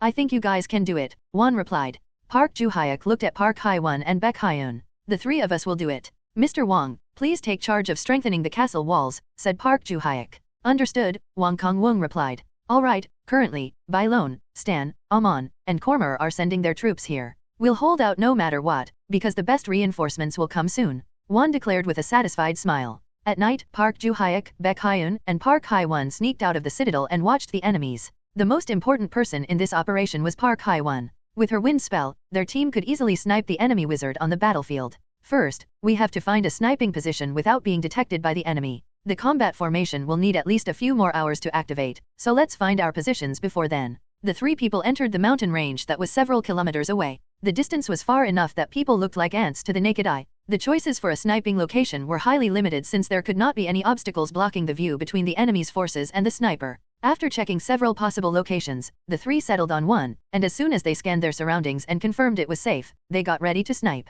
They took out a large Hextech sniper rifle from Park Hae-won's subspace pocket. Click. Since she had the subspace pocket, there was no need for her to disassemble and reassemble the sniper rifle. She took the weapon and got into position. As she infused mana into the rifle, her view rapidly expanded. Park Hae-won slowly moved the scope to find the wizard by zooming in so close that she could see the enemy's face even from that distance. However, it was not an easy task to find the wizard among tens of thousands of troops. It's almost sunrise. Suddenly, the sun that had set began to rise again, and the sky began to brighten. It was the time for the enemy's attacks to start again. In the midst of the enemy's activity, a group of people in robes appeared. I see some wizards there, said Park Hae-won. What? Did you find them? Baek Hyun asked with an excited voice. Quiet down. We haven't found that wizard yet, Park Hae-won said, annoyed. Park Hae-won tried to focus again on finding the wizard. Simply searching for the target alone required tremendous concentration and mental fortitude. That was because Park Hae-won had to continuously manipulate mana and scan the areas until her eyes were tired. It was exhausting for her. Park Hae-won's teammates were holding binoculars and surveyed the enemy camp, trying to help her. There were several individuals whom they thought could be the wizard who could use 6th order magic, but Park Ju-hyuk and Baek Hyun had no way to confirm which one of them was the wizard. If we keep going like this, we'll just have to target the moment the combat formation is activated. Yeah, you're right. We found the location where the mana circle will soon be activated, so let's wait a little longer. A moment later, dozens of wizards gathered around the large magic circle on the ground and started pouring their mana into it. The next moment, one of the wizards stood in the center of the circle, making gestures that seemed to control the magic. The movement of mana, visible to Park Hae-won and the others, flowed in accordance with each movement of that wizard's hand. There he is. All 3 of them were sure that the wizard standing in the center of the mana circle was the one they were looking for. Clang, click. Park Hae-won, who was kneeling on the floor, had her sniper rifle aimed at the wizard. Her mana flowed into the rifle smoothly. I have to end this in one shot. Even if the opponent was a strong qualified, he was still a wizard, and wizards generally had weak physiques. Park Hae-won was sure that if she could accurately hit the wizard's vitals, she could kill him instantly. Goodbye. Park Hae-won strengthened the bullet that was inserted into the sniper rifle, and by reinforcing it with her wind attributes, she maximized the rotational and penetration power of the bullet. Bang! As soon as Park Hae-won's finger pulled the trigger, the bullet flew out at a rapid speed, with a fierce recoil. It only took a second to reach the target several kilometers away. Crack! Bomb! With a loud crashing noise, the bullet shattered the shield that was created in front of the wizard. It then accurately penetrated through the target's head and hit the ground behind him, causing an explosion. It was clearly a deadly shot. As the magic circle broke mid-operation, hundreds of wizards around it staggered from the shock. Nice shot. Now, as soon as Park Hae-won saw that the shot was successful, she stood up. However, she froze suddenly when she noticed the ground shaking. What's happening? Park Hae-won was shocked. A huge wave of mana surrounded half of the mountain. Park Ju-hyuk, who also felt it, hastily looked through the binoculars at the enemy's camp. The enemies were moving quickly, as if they had expected this. Damn it, they got us. Park Ju-hyuk's expression distorted as he gritted his teeth. Park Ju-hyuk climbed up the tallest tree around him to assess the situation. The barrier that enclosed the territory was shimmering faintly. Seeing the boundary area, his eyes widened in surprise. It's the enemy's trap, said Park Ju-hyuk to the other 2 after he climbed back down from the tree. The barrier extends out from the sniping point. You mean they expected us to use this place as a sniping position? No way, that's impossible. The enemy camp and the sniping point were several kilometers apart. There were many points in between that they could have chosen. In addition, if the group had decided to change direction, there would have been even more possible sniping points. Therefore, it was ridiculous to think that the enemy had predicted this to be the location they would choose among all those possibilities. We can't be sure of that, but we can be sure that the enemies will soon arrive, said Park Ju-hyuk. Let's move quickly for now. The three of them moved toward the barrier, trying to hide as much as possible. SHH, it's the enemy, said Park Ju-hyuk. Lone soldiers kept appearing as the group climbed the mountain. Park Ju-hyuk could tell that these soldiers were the ones waiting in this area. Don't you think we're encountering them more and more often? Park Ju-hyuk asked. Wait a minute, said Park Hae-won. He stopped in his tracks, and the other two followed suit. Why? What's wrong? Baek Hyun asked. If the enemies really expected us to snipe them and that's why they set up the barrier, then even if we reach the barrier, can we get out? We might be surrounded by enemies when we touch the barrier, said Park Hae-won. Well yeah, that could also happen. But unless we find the power source that supplies energy to the barrier, there's no way around it, said Park Ju-hyuk. I think we might be able to find it. As we get closer to the barrier, I can sense the flow of mana more and more, said Park Hae-won. Park Ju-hyuk nodded, thinking that Park Hae-won, who had learned how to do mana manipulation directly from Li Xin, would be able to find it. Do you think you will be able to find it? He asked Park Hae-won. If I get a little closer to the barrier, I think I can get a rough sense of it. When we move away from the barrier, it's possible that I will no longer be able to feel the mana flow, but I can still keep a mental note about the source's approximate location and move around. If there's a power source nearby that is generating the barrier, I'll be able to know right away, Park Hae-won replied. Sounds good. And of course, the enemy will assume that we are heading toward the place where the barrier is instead, so it will be easier for us to move around. Baek Hyun agreed with Park Hae-won's suggestion to find the power source first. Okay, let's do that then, said Park Ju-hyuk. With his permission, the three of them moved to find the power source of the barrier. It's still safe. Since there were no enemies appearing yet, Park Ju-hyuk could tell that the enemies had not accurately predicted their location. That also meant that they had not yet missed the golden opportunity. He was confident that there would only be a few enemies near the power source. Wait, I can sense something, said Park Hae-won. What? Where is it? Park Ju-hyuk asked. This way. It's this way, said Park Hae-won. Soon after, the three discovered the power source hidden in the forest. It was hidden, covered in grass, but it was undoubtedly the power source that they were looking for. In the middle of it was a mana stone, which emitted a bright light, supplying mana. The three smiled with satisfaction. We'll break it right away. A soldier who was hiding a little further away from the power source had noticed them and came out from his hiding spot, but Park Ju-hyuk was too fast for the soldier. It seems like the enemies did not accurately predict the sniping position. Seeing the fact that there were hardly any soldiers guarding the power source, Park Ju-hyuk was confident about his theory. It was clear that the enemies had placed power sources close to several possible sniping points. Yes, we won. Park Ju-hyuk had a victorious smile on his face as he thrust his sword into the power source. Kriok! The power source started to break apart as the mana stone cracked and the mana began to surge wildly. Perhaps triggered by the destruction of the mana stone, there was an unstable flow of mana and it seemed that a massive explosion was about to occur. Damn it! He realized the sudden change in mana flow within the power source, but it was too late to withdraw his sword. Quiet! Flames spewed out in all directions in an instant, and Park Ju-hyuk, who faced the explosion head-on, clenched his teeth and used the power of transformation. You have used the power of transformation. The surrounding flames retreated as if rewinding a video. You have insufficient transformation energy to transform the result. The flames that were quickly retreating suddenly stopped moving. Park Ju-hyuk's face crumpled in frustration as he read the message. You may utilize your achievement points to draw transformation energy from this world. Will you utilize your achievement points? He had encountered a similar situation before. The power of transformation was a skill that defied causality to an unreasonable degree, as Li Xin had once said. Drawing transformation energy to perform such an action meant that he would have to consume a lot of achievement points. However, without hesitation, Park Ju-hyuk decided to use his achievement points. You have utilized your achievement points. You have drawn 100 transformation energy. You have used the power of transformation. As he used the power of transformation, consuming his achievement points, the explosion disappeared and the power source began to function normally again. Ha, ha. He gasped for breath as he fell to the floor.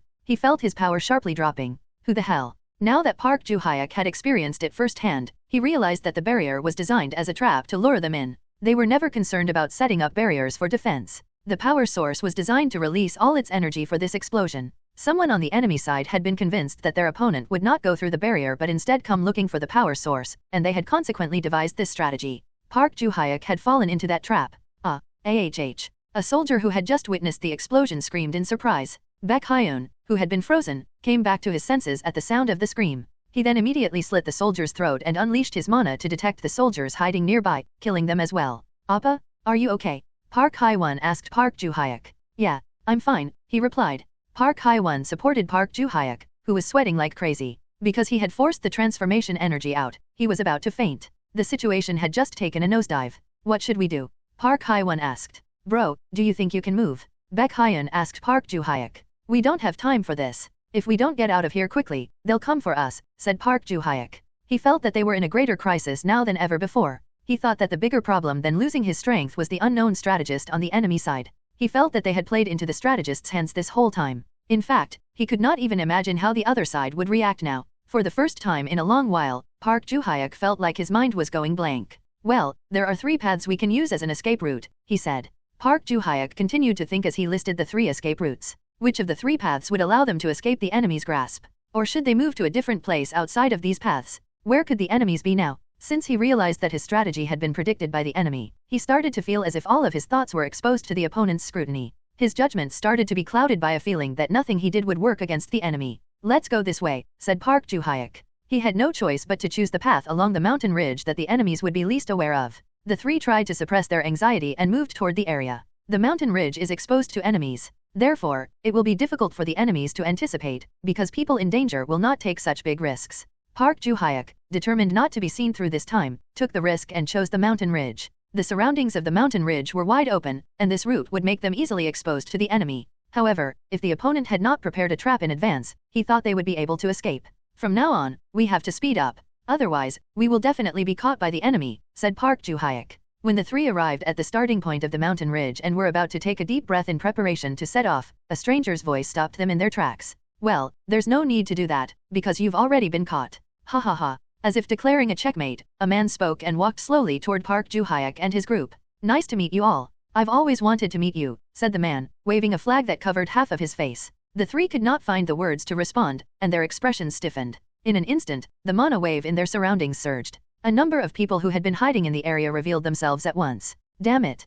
Park Joo-hyuk had not expected them to be here. Clenching his jaws, he glared at the man who stood in front of him. It seems like you do not want to talk to me. I've been waiting for days to talk to you all, said the man. His face was covered by a fan, and Park Joo-hyuk's team could only see the man's eyes. Yet, just from looking at his crinkled eyes, Park Joo-hyuk and the other 2 could tell his expression. Who are you? Asked Park Joo-hyuk. The man started to smile as if he was delighted to hear Park Joo-hyuk's voice. Oh? You didn't respond because I didn't introduce myself, right? My name is Zejun. It hasn't been long since I started climbing the tower, and I don't have any reputation yet, so I'm quite nervous, Zejun replied. The 3 of them frowned at the name they were hearing for the first time. So, you were the one who orchestrated all of this?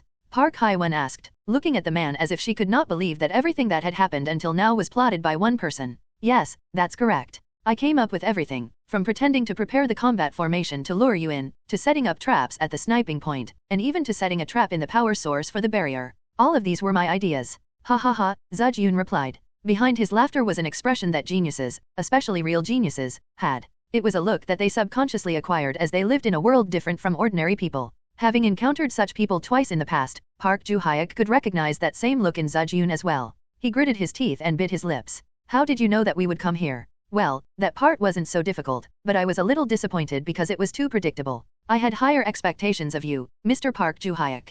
Ha ha ha, said Zejun. Answer my question, said Park Joo-hyuk. Based on your actions so far, it was not too difficult to predict.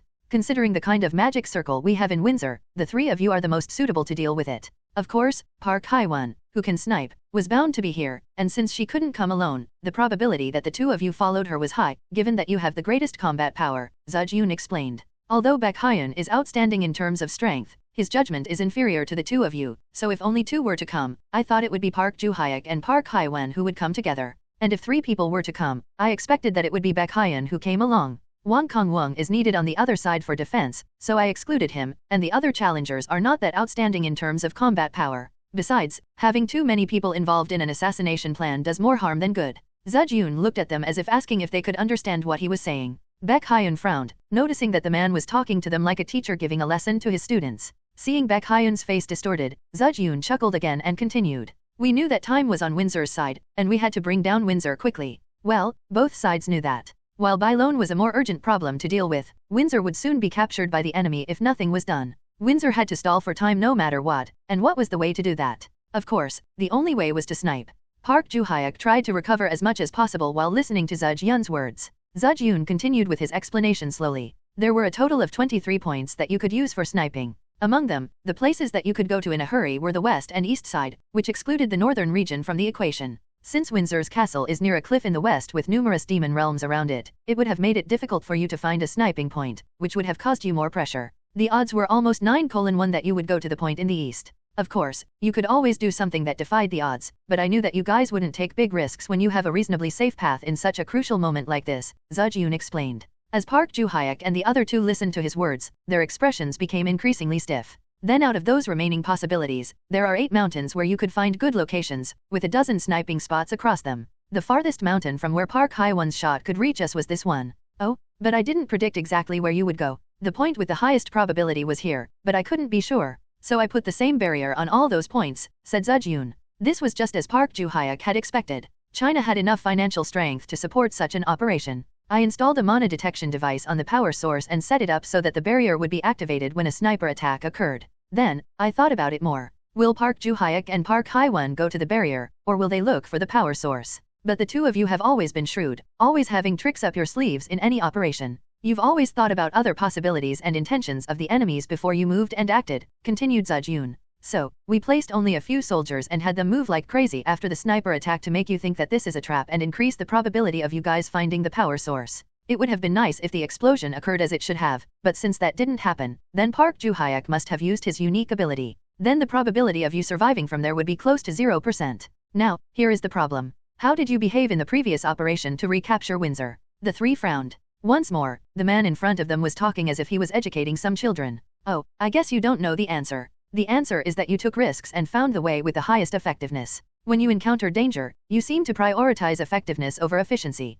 Adat novel bin adat. That's how we knew that you would appear on the mountain ridge. Although there was a higher risk on the mountain ridge than other places, this ridgeline was definitely the place where you could escape if you succeeded. Well, there were other factors as well, but I'll skip them because this isn't a debate, haha, Zejun explained. After finishing his sentence, he folded his fan, finally revealing his face, and smiled at them. Now, what are you going to do? Whatever you do, we already know, he said. Park Ju-hyuk took a breath and watched for his chance. A man named Zejun was exposing himself without a care. Even though Park Ju-hyuk was in a state of exhaustion, Park Hae-won and Baek Hyun were with him. Park Ju-hyuk thought it was weird how Zejun revealed so much about himself, when he knew that Park Hae-won and Baek Hyun were around. Zejun must be confident that the two of them can't harm him even if they try to attack. Park Ju-hyuk could not think of a way to turn the situation around. Shit. It feels like there are just too many enemies to take on here. Park Ju-hyuk wondered, could I have escaped this situation even if I was in good condition? Park Ju-hyuk thought that the man in front of him would have planned a counterattack in such a situation. Park Ju-hyuk sensed that he was in a trap that he could not escape from, helpless as a bug caught in a spider's web. As Park Ju-hyuk watched Zejun laugh, those thoughts continued to haunt his mind. Wait a second, if you had anticipated the wizard's snipe, does that mean that he's bogus? Park Hae-won asked, and Zejun answered with an amused look on his face. He's not a bogus wizard, but, let's just say he's half not a wizard with the real skills to break through Windsor's barrier, but good enough to deceive you guys. Well, he's about the level of a wizard with the purple pattern. By the way, there's another wizard with the black pattern, too, remarked Zejun. Park Hae-won's expression stiffened at Zejun's words. Wait a second, that means, Windsor would also be, Park Hae-won muttered. Yes, that's right. Now the real wizard with the black pattern must be attacking Windsor at this point. Without you all, it won't be easy to protect Windsor, said Zejun. Zejun's plan was to target all of Windsor and Merton's saviors from the beginning, so please don't resist. It's meaningless at this point. I don't want to waste our energy, said Zejun. Shut up, you bastard.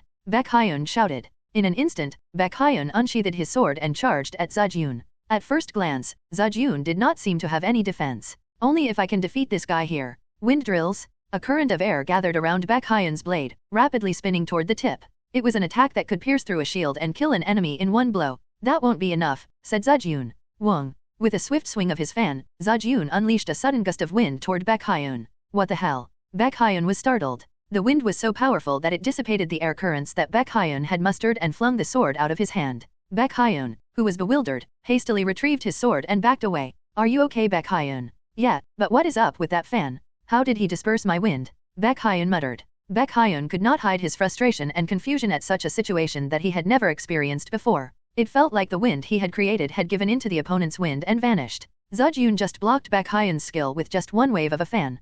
Park Hae-won said. Was that why he was so confident all this time? Baek Hyun muttered. Baek Hyun charged toward Zejun again to confirm what the attack was. This time, Baek Hyun imbued his sword with lightning energy. Wow, that is impressive, said Zejun. Zejun quickly folded his fan and flicked it. Rumble crack? Lightning bolts struck down in the direction as Zejun had flicked his fan, approaching Baekhyun. Baekhyun tried to block them with his sword, but he could not push away all of them. Instead, he was forced back by Zejun's attack. A thunderbolt. Baekhyun muttered. It was a spell that Li Xin used predominantly. Baekhyun, who had come face to face with Li Xin's thunderbolt before, felt that the one he encountered a second ago was very similar to Li Xin's. Ha ha ha, Li Xin isn't the only one who can use thunderbolts, said Zejun. Zejun opened up his fan once again, and he started to laugh behind his fan. How was my thunderbolt? Zejun asked and laughed. At the same time, in Windsor, people were delighted to see the wizard in charge of activating the successful combat formation fall after being sniped. However, that happiness lasted only for a short moment. The enemies who were moving around busily had disappeared somewhere, and another wizard took the place of the one who had been shot down by a sniper. At this sight, the faces of Juan and the executives froze instantly. Wait a second. Does that mean there were two wizards with the black pattern? Juan asked one of the executives. Adat novel bin adat. I'm not sure about that. But still, even if there were, I don't think both of the wizards with the black pattern would have been sent to this place at the same time, the executive replied. Then are you saying that the wizard who died earlier was fake? Juan asked again. That could be a possibility. The enemies moved without any hesitation as if they already knew that there would be a sniper attack. So, it is likely that the enemies had planned to shield the wizard with the black pattern from such an attack. The words of the head of the Ministry of Mana, responsible for Windsor's defense barrier, were reasonable enough. That means, Juan muttered. Thump, thump, thump. Suddenly, the sound of urgent footsteps could be heard. A soldier entered through the door and made an announcement with a stiffened face. A huge energy current has been detected in the mountain range where the saviors headed. There was also an abnormal phenomenon where an explosion occurred and then all its traces disappeared, the soldier said. What? Juan could not believe what he was hearing. Juan and the head of the Ministry of Mana, who knew about Park Ju-hyuk's unique ability, immediately realized what was going on. Damn it! Release the troops right away, and Juan suggested. No, we can't do that. If we retract the defense barrier now, the citadel may fall due to their spells, said the head of the Ministry of Mana. Then are we going to leave the saviors like that? Juan shouted. Now is the time to trust the saviors. Think about why they took the risk, said the head. Juan bit his lip and looked at the enlarged image of the enemies on the screen. Yes, you're right. I shouldn't lose my cool like this. If the barrier were to be retracted, the enemies would attack this citadel without hesitation. If that happened, the act of the saviors risking their lives to snipe the enemy wizards would be in vain. They must somehow endure and preserve their safe haven until the saviors return. An attack is coming, shouted the head of the Ministry of Mana. Juan furrowed his eyebrows as he looked at the screen upon hearing the head of the Ministry of Mana's words. The pinnacle that Juan was located in right now, the highest point within the fortress, was the place where operations of the barrier that protected the entire fortress took place. Since it offered a view of the entire surrounding area, Juan had been observing the surroundings from here since the war broke out. It's coming, shouted the head of the Ministry of Mana. Bang! The enemy attack was so powerful that the entire barrier shook. Although the impact did not reach inside the fortress, the head of the Ministry of Mana was mentally drained trying to keep the barrier intact. Are you okay? Juan asked, looking at the head of the Ministry of Mana. I'm fine. However, if we get attacked a few more times, it may become difficult to endure, said the head of the Ministry of Mana. When do you think the next attack will be? Juan asked. I don't know. However, they probably would need at least 20 minutes to prepare for the attack, the head of the Ministry of Mana replied. A lot of preparation was required to launch a massive combat formation. Still, if the attack could hit them every 20 minutes, it was a foregone conclusion that the barrier would be broken within a few hours. How much longer can we hold out? Juan asked the head of the Ministry of Mana. If the power of the attack we just experienced was at its maximum, then we would be able to withstand it 10 times. However, if the attack gets even stronger, then we will only be able to withstand it 8 more times, the head of the Ministry of Mana replied. Damn it, we don't have much time left, Juan muttered. Although Merton's situation had turned around and they were gaining momentum, if Windsor collapsed like this and all the saviors were captured, their momentum would be severely dampened. However, there was nothing they could do right now except to wait. Bong! The barrier shook violently once again. Bam! Another deafening noise reverberated. Bam! Until the 8th shockwave hit the citadel, there was nothing Juan could do besides helplessly watch as cracks formed in the protective barrier. Kup, this is the last one we can endure. If we get one more hit, the barrier will break, said the head of the Ministry of Mana. The head of the Ministry of Mana was already barely holding on, trying to wipe away the blood that was trickling from his lips. The enemies had been pouring in an enormous amount of money, relentlessly launching attacks at every opportunity they had without any shortage of mana. Wait, look over there? The reinforcements from another country have arrived, said Juan. The sight of the enemy's forces getting more backup only added to his despair in this already difficult situation. No, wait a minute, Juan muttered. Juan noticed something, narrowing his eyes as he looked at the flags they were carrying. It's from Lantan, Juan shouted. What? Why would Lantan be here? The head of the Ministry of Mana muttered. Juan and the head of the Ministry of Mana looked at each other, both realizing something at the same time. The enemy doesn't know about Lantan's betrayal yet, said Juan with a smile. This is perfect timing, the head of the Ministry of Mana replied. Not long ago, Juan and the head of the Ministry of Mana had been somewhat unconvinced when they heard that Lantern was coming to support Windsor. Lantern could only come to this continent through a portal that connected from the Blue Zone to a Demon Zone, and that route would have been too much of a gamble for them to take themselves. But the enemy doesn't have any reason to think that Lantern would have betrayed them yet.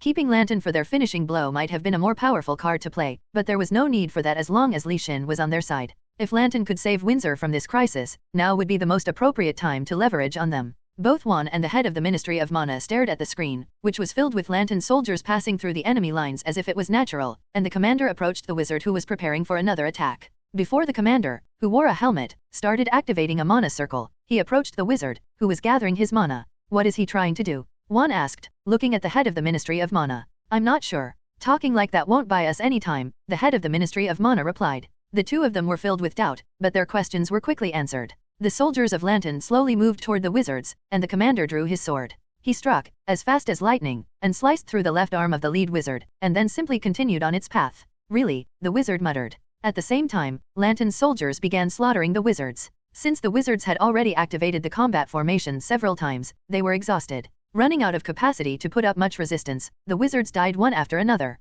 When the enemies realized Lantern's betrayal and went to capture them, Lantern's soldiers escaped and fled to Windsor. Open the gate quickly. Knights, go out and save Lantern's soldiers. Retract the defense barrier. Juan shouted. Understood, a soldier replied. Juan urgently shouted to Windsor's soldiers standing in wait outside the gate, and they charged like madmen. Windsor's knights and soldiers, having observed the situation from the castle wall, had already made their way out of the castle, and were prepared for battle as soon as they heard Juan's command. Mr. Wang Kongwang, I'll stop the enemies. Wang Kongwang replied. Lantern's soldiers had lost over half of their troops during their retreat. Their commander, a knight, was covered in blood. Wang Kongwang, who had quickly reached the location of Lantern's soldiers on a horse, activated his mana and took out building materials from his subspace pocket. Rapid construction. Stone stacking? Solid rocks fell out of the subspace pocket and were piled up like a castle wall behind Lantern's soldiers in an instant. Strengthening of the defense. The enemy soldiers rushing toward Windsor faltered in confusion, but then charged toward the wall of rocks that Wang Kongwang made. It's just a temporary stone wall?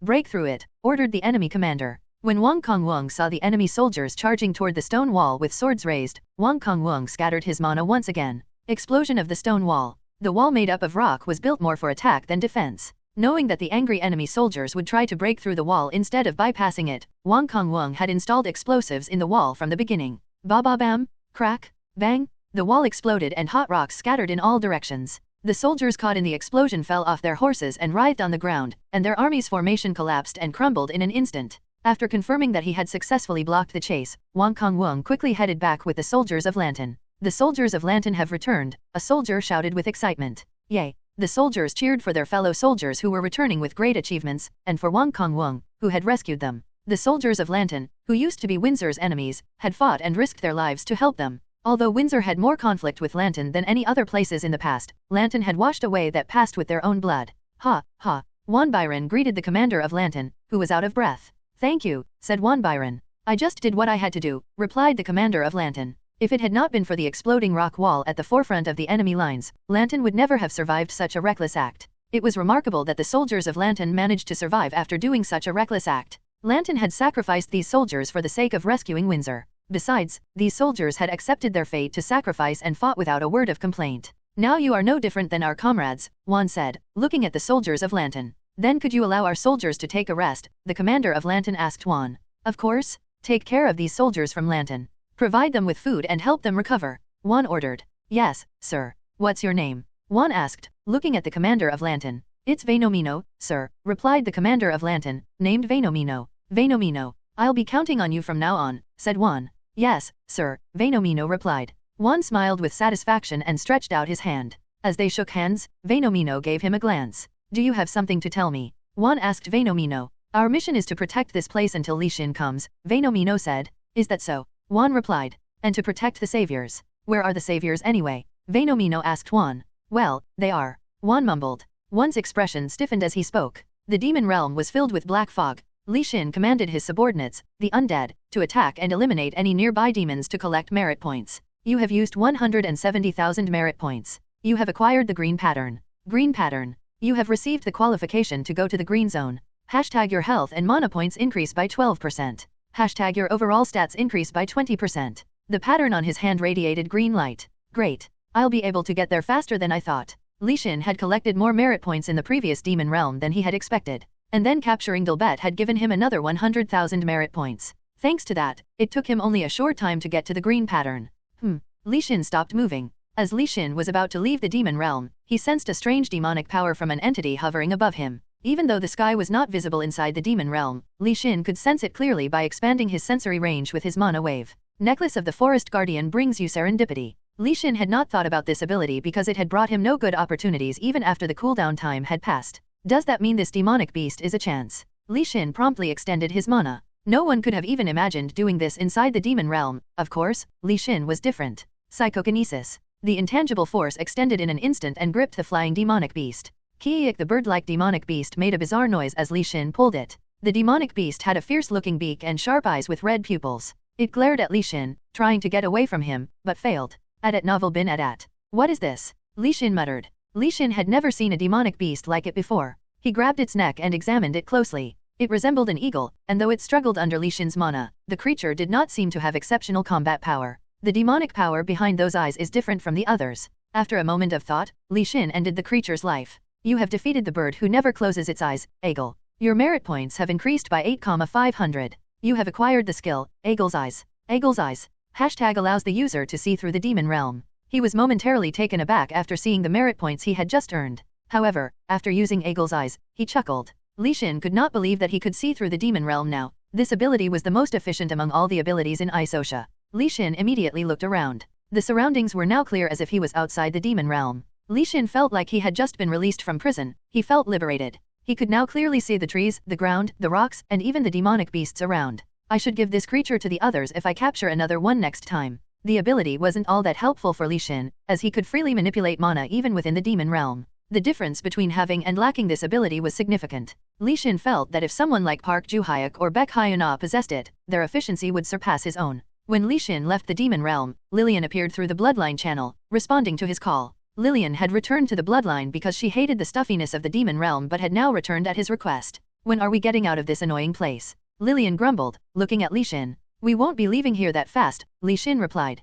Can't we just go capture that demon king quickly? It's just very annoying to see him have that title when he's nothing, Lillian said, looking at Li Xin. If a fake wanted to rule a world, he would have had to borrow that name. Li Xin smiled coldly and looked up at the sky. I've been waiting for you, said a Wild's qualified individual. After saying that, 5 familiar faces approached Li Xin. How come you didn't run away? Li Xin asked them. Doing stupid stuff once is enough, replied another Wild's qualified individual. Li Xin had captured the 5 Wild's qualified individuals of the task force, but they had become his allies now. Natasha Polly, Li Xin called out. Yes, Natasha Polly replied to Li Xin. Natasha Polly's voice was icy, sounding like a machine. Therefore, Li Xin spoke in kind. Wilds is currently our ally, but not too long ago, you were our enemy. Are you aware of that? Yes, I am aware of that, Natasha Polly replied. What should you do to earn my trust? Li Xin asked her again. What do I have to do? Natasha Polly asked back. Tell me about your ability. Explain to me how space distortion works, said Li Xin. For the first time, Natasha Polly slightly hesitated at Li Xin's words but then quickly made up her mind and spoke. I can distort space to shorten or lengthen the distance between 2 points. I can also lower the opponent's spatial perception, Natasha Polly explained. What are the limits of your ability? How much can you lower your opponent's perception? Does your ability work regardless of the size and weight of the object? What other things can you do using space distortion? Li Xin asked Natasha Polly. Natasha Polly and her teammates frowned, uncomfortable with revealing their secrets, but they still answered all of Li Xin's questions. There are no other abilities yet, Natasha Polly replied. Really? Li Xin asked her again. Yes, Natasha Polly replied. He would have to affirm the veracity of her words, but it did not seem like she was lying. He smirked. Everything she had said fell inside the predicted range of information Li Xin had about the future. However, he was not worried about space distortion because of these things. Has she not yet acquired that ability, or is she hiding other skills from me? Space distortion was a skill with endless possibilities of usage, and that was after excluding the many ways Li Xin had seen and heard it used before. It could be used to manipulate space to erase the opponent from this world, create illusions, etc. However, Natasha currently seemed far from being able to use such abilities. It would be best to maintain a good relationship with Germany for now. Natasha Polly was likely to become an important piece of Li Xin's plan. As you may know, if you fail to make an achievement or follow my orders properly, you will remain captive. Understand? Said Li Xin. The members of the task force answered in unison with determined faces. The Lantern challengers, who used to accompany Li Xin, had contacted Lantern in Nardan and pulled Lantern into an alliance with Merton. Li Xin hadn't expected that they would ally so quickly. The influence of those 3 people was stronger than Li Xin had thought. The challengers of Merton were heading toward Windsor, passing Aderta to rescue Windsor. Therefore, Li Xin had called this task force team here. We're going to recapture Aderta, Li Xin said with determination. The expression of the task force members had changed subtly at Li Xin's words. Do we have more people joining for this mission? Natasha Polly asked Li Xin. Yes, Li Xin replied. Natasha Polly tried to keep her composure, but it did not seem easy. Other team members felt the same way. They thought Li Xin's words were too grandiose. However, they had no idea that Li Xin had captured Delbert alone, as they had been in prison then. Any objections? Li Xin asked, looking at the task force. No sir, replied the members of the task force. They thought Li Xin might be deliberately driving them into a trap. A false demon realm currently surrounds Aderta, and the enemies will block us from capturing Aderta, said Li Xin. There was a high probability that armies from Amon and Cormer were waiting around Aderta. Their goal was to prevent Aderta from being recaptured until Windsor fell. If we succeed in recapturing Aderta, I will send you home, Li Xin said. The task force members could imagine the giant army of enemy soldiers surrounding the Aderta. They thought it was absurd to break through them and destroy the nucleus of the demon realm with just 6 people. Besides, they had no plans to launch a surprise attack at night, nor was a special operation planned to attack the enemy. Are we really going in like this? Natasha Polly had taken part in countless missions, but this was a new experience even for her. She questioned if this person, Li Xin, was even serious. Nonetheless, they were a crew who followed their superiors' every order. Moreover, they were now captives and had received orders directly from Wilds to move with Li Xin. Therefore, they had no choice but to follow Li Xin's order. What should we do? Natasha Polly asked. Li Xin smiled briefly at her but did not answer immediately. His silence only increased the task force members' anxiety. The defense is weak. Li Xin used his mana to assess the enemy's combat force. This will be simple. Finally, Li Xin spoke after assessing the enemy's combat power. Your mission is to... Li Xin doled orders to the members. The task force listened carefully to Li Xin's voice, finally hearing about the mission they had to risk their lives for. Keep an eye out for anyone running away like a rat, said Li Xin. The members of the task force looked at Li Xin with confusion, thinking if they had heard him correctly. He frowned at their expression, which said they would like an encore of what he had just said. I'm telling you I will take care of it, so go catch the ones trying to run away. Is that too difficult? Li Xin asked them. They felt a deep sense of shame as Li Xin's contemptuous gaze swept over them. Is that really it? A task force member asked Li Xin. Well, what else would I want from you guys? If this is too difficult for you, just sit down and watch, Li Xin replied. It's not difficult, sir. I understand. I won't let a single one escape, Natasha replied, clenching her teeth for the first time. Li Xin ignored her and her expression and walked toward Aderta. His lone charge into the enemy territory impressed the task force. A soldier standing in front of Aderta, surrounded by the demon realm, noticed Li Xin and shouted, Li Xin is here. It's Li Xin. What? Li Xin is here? What are you talking about? Why is he here? The soldiers started to panic. He already has the green pattern. Another soldier exclaimed.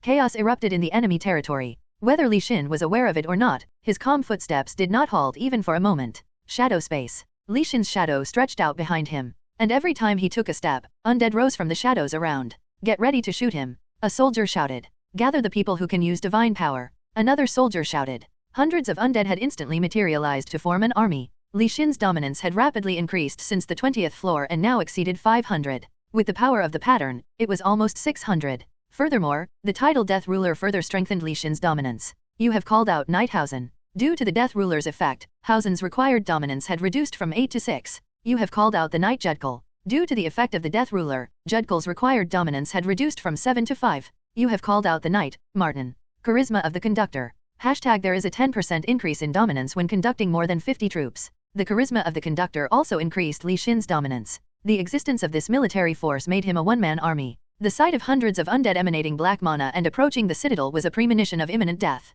This is unbelievable. Natasha Polly muttered. Captain, can anyone else operate such an army? No, there isn't, Natasha Polly replied. The task force was stunned by the sight of the undead army. They could understand why Li Xin had said that he would fight alone. He could really fight the enemy's massive army alone. We will begin our mission, said Natasha Polly. All right, replied another member of the task force. Since the battle had begun, Natasha Polly and her team had to follow Li Xin's orders. They scattered in all directions to monitor the enemies. Bang! Bomb! Thousands of bullets flew toward the undead. After building a trench, the enemies activated all their cannons and aimed them at Li Xin. And Li Xin activated his mana to intercept all the cannons. Wong! An arrow was heading toward Li Xin's head fast as lightning, crossing hundreds of meters in the blink of an eye. Thunk! However, the arrow failed the mission, as Li Xin's black mana-covered hand intercepted it mid-flight. No matter how excellent the enemy's skills were, they were child's play to Li Xin. Their skill seemed elementary to Li Xin, someone close to reaching the transcendental class. Hawkeye. As mana gathered in his eyes, he looked toward the arrow's origin. A beautiful blonde woman, who could easily be mistaken for an elf at first glance, stood there, seemingly perplexed. It was understandable since a wizard had just caught her arrow with his hand. However, that confusion was momentary. The next moment, 3 more arrows flew toward Li Xin. They were shot in quick succession. Li Xin's hand quickly swept through the air, and a shield appeared before him. The arrows bounced off it. However, the enemy did not want to give Li Xin any time to relax as they relentlessly fired arrows. Was this the textbook example of one-point shooting? Even from such a distance, multiple arrows accurately hit the same spot. Squish, crack, the shield, which had cracked, shattered. Eventually, the arrows pierced through, darting toward Li Xin's eyeballs. However, once again, the arrow was caught by Li Xin. Snap! Li Xin's hand froze suddenly. This is impress. Crack! A cold metallic sound rang in his ears when Li Xin was exchanging a few moves to gauge the opponent's skills. Bang! And there came a sound of firing. When Li Xin turned his head in surprise, he saw Natasha Polly sniping the archer who had been shooting arrows at Li Xin. Li Xin hurriedly spread his mana to read the opponent's mana wave. Li Xin realized that the flow of the opponent's mana, which had been pulsating vigorously, was now tangled up. Natasha had finished off the opponent with a single blow. Are you kidding me? Why would you kill her? Li Xin was taken aback, but Natasha did not seem to notice his confusion as she nodded satisfactorily at him. There were several countries in the western part of the Ice Ocean continent. The region's key figures, including representatives from Bailon, Stan, Amon, and Cormer, gathered in one place through telecommunication. Being the leading country of WOFP, World Organization for Peace, even Melduran in the eastern part of the continent had joined this conference. The faces of many figures floated in the air as the conference began. WOFP is about to collapse because of that guy named Li Xin? The alliance in the eastern continent has already been divided in half. Li Xin's power is beyond imagination. What has Melduran done so far? I agree with you. Why isn't the United States helping? This alliance was formed under your leadership. The representatives of Stan, Amon, and Cormer shouted at Melduran's representative angrily. We used to lead, but Bailon was supposed to handle the western continent, and Melduran had to handle the eastern continent. Don't you guys have Bailon there? This is ridiculous. We are putting all our efforts into stopping the demon attacks. The other countries with less on their plate should step forward and take care of it. Do you think we're fools? That has also increased your national combat power, hasn't it? If another country joins Merton, it will be difficult to stop them. All right, Melduran will also send support. However, just know it won't be easy for us to join because we have to go to the western part of the continent. Amon and Cormer's representatives looked at Bailon's representative with unpleasant faces, even with the support of the United States. Windsor and Stan share a border, so if Li Xin goes all the way to Windsor, he will target Stan next. How about we attack Wilds and Tetir? Are you trying to say we should avoid Li Xin? The representatives of Cormer and Amon, who had faced Li Xin before, frowned at Bailon's representative, whose pride seemed hurt. Do you even know how strong Li Xin is? But isn't he just one person? If it's our continent, we can easily handle one qualified individual like him. Bailon wouldn't know because you haven't faced him yet. Li Xin is on another level. Stop it, everyone. Don't enter a fight without a winning strategy. Amon's representative stopped speaking at Melduran's mediation. Bailon's representative had an unhappy face but did not say anything further. I think it would be great if Bailon could bring back their qualified individuals from the demon zone. I agree as well. Do you know how much of a loss it would be if we lost the qualified individuals with the black pattern? That is common knowledge, and it's not like we can do anything about it. Bailon and Melduran have monopolized the demon zone, making it difficult for other nations to produce qualified individuals with black patterns. Yeah, that's right. And it's not like we are asking for qualifieds with the white pattern. At the very least, we should get qualifieds with the black pattern to stop Li Xin. The representative from Stan sure wants a lot of things. The Bailon representative seemed annoyed at all the requests put forth by the Stan representative.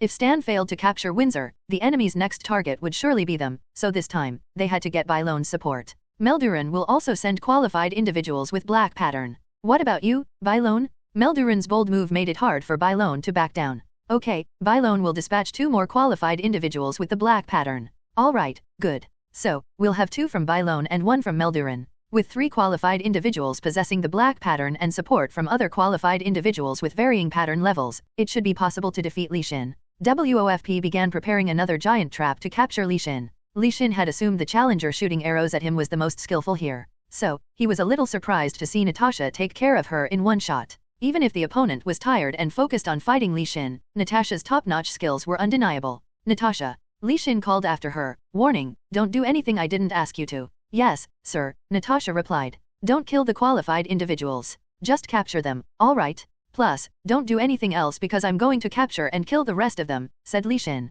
Understood, Natasha replied. Since Li Xin had to accumulate merit points quickly, the regular soldiers and knights held more significance to him than the qualified individuals. The undead were rampaging through the battlefield, and Li Xin joined the fray with his magic flashing. As the death toll piled up, innards of various creatures and corpses filled the area. Li Xin easily walked through such a battlefield because it was a familiar sight to him. Natasha looked at him and engraved every piece of info about him in her brain. As for Li Xin, he was focused on the figure of Adarta in the demon realm. A false demon realm in the green zone. This was the second time Li Xin had encountered a false demon realm since coming here. He had discovered the first one in the colorless zone before entering Merton. Generally, the false demon realm demons were much stronger than those in the origin demon realm. In addition, the false demon realm surrounding the citadel was the most difficult among them. The demon realm was so perilous that it usually required an army from the citadel of the yellow zone or a group of qualified individuals to clear it. The task force members better be on standby. The land was soaked with the blood of the Amon and Kormer soldiers. The task force members who walked on it gulped when they saw Li Xin standing before Adarta's demon realm. The inside of a demon realm is definitely different from the outside. Despite knowing that Li Xin was a powerful wizard and a necromancer with a massive army of undead creatures and outstanding physical abilities, Natasha thought he would give up this time. After all, manipulating mana in the demon realm was a challenging feat, to the extent that it was often referred to as the hell for wizards. The summon line wizards felt like fools whenever they entered the demon realm, and Natasha thought that was why Li Xin was hesitating in front of Adarta's demon realm. I've gathered all the enemy's qualified individuals there, said Natasha.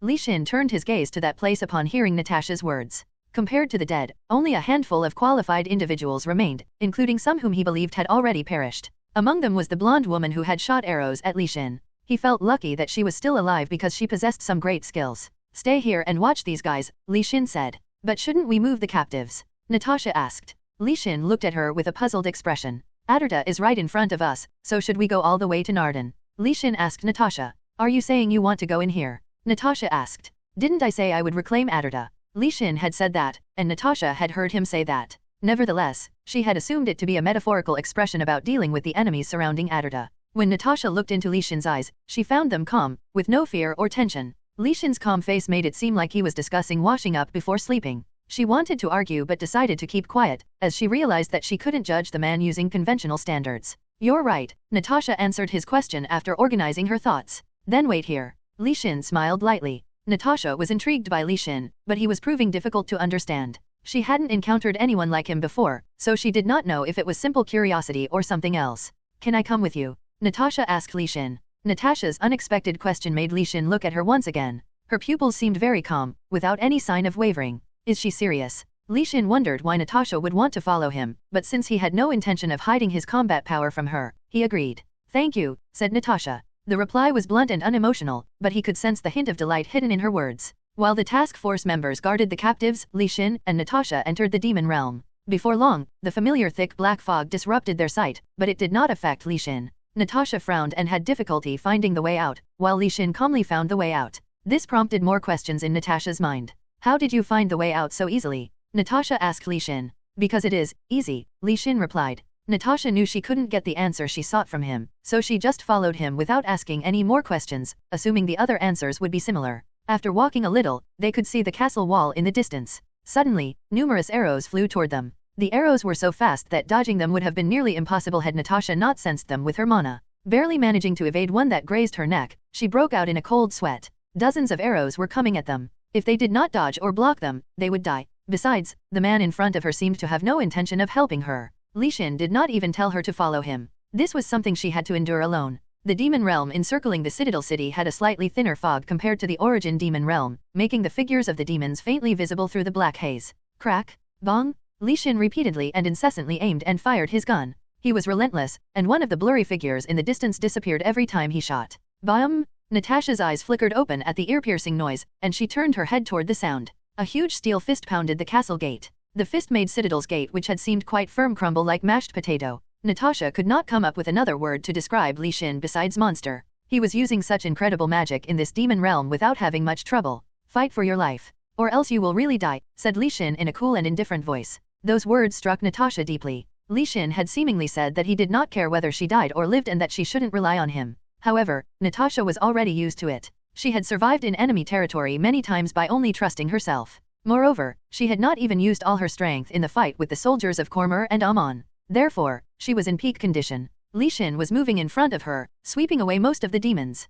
Watching him in action, Natasha felt confident that she could withstand this level of danger. She made up her mind and covered her body with mana. A small handgun popped out of her subspace pocket, and she held it tightly. Bang, bang, bang, bang. Every time a gunshot rang out, bullet holes appeared on the heads of many demons. When Li Xin saw Natasha's skill, he expressed inaudible admiration. That's quite impressive. Li Xin knew that the fog here severely limited Natasha's vision. Moreover, detecting anything using her mana wave would become increasingly difficult with distance. Still, Natasha shot with remarkable accuracy, not missing a single target. Killing just these small-sized demons won't take me anywhere. Li Xin wondered what difference there could be between the medium-sized and large-sized demons. Qu. As the ground began to shake, not just one or two, but a horde of medium-sized demons let out a deafening scream as they charged toward them. Even by rough estimates, they had at least 20 medium-sized demons darting toward them. 20 might be a bit overwhelming for Natasha. Li Xin quietly slipped out of Natasha's sight and, hidden within the demon realm, dropped thunderbolts on the demons. Rumble crack.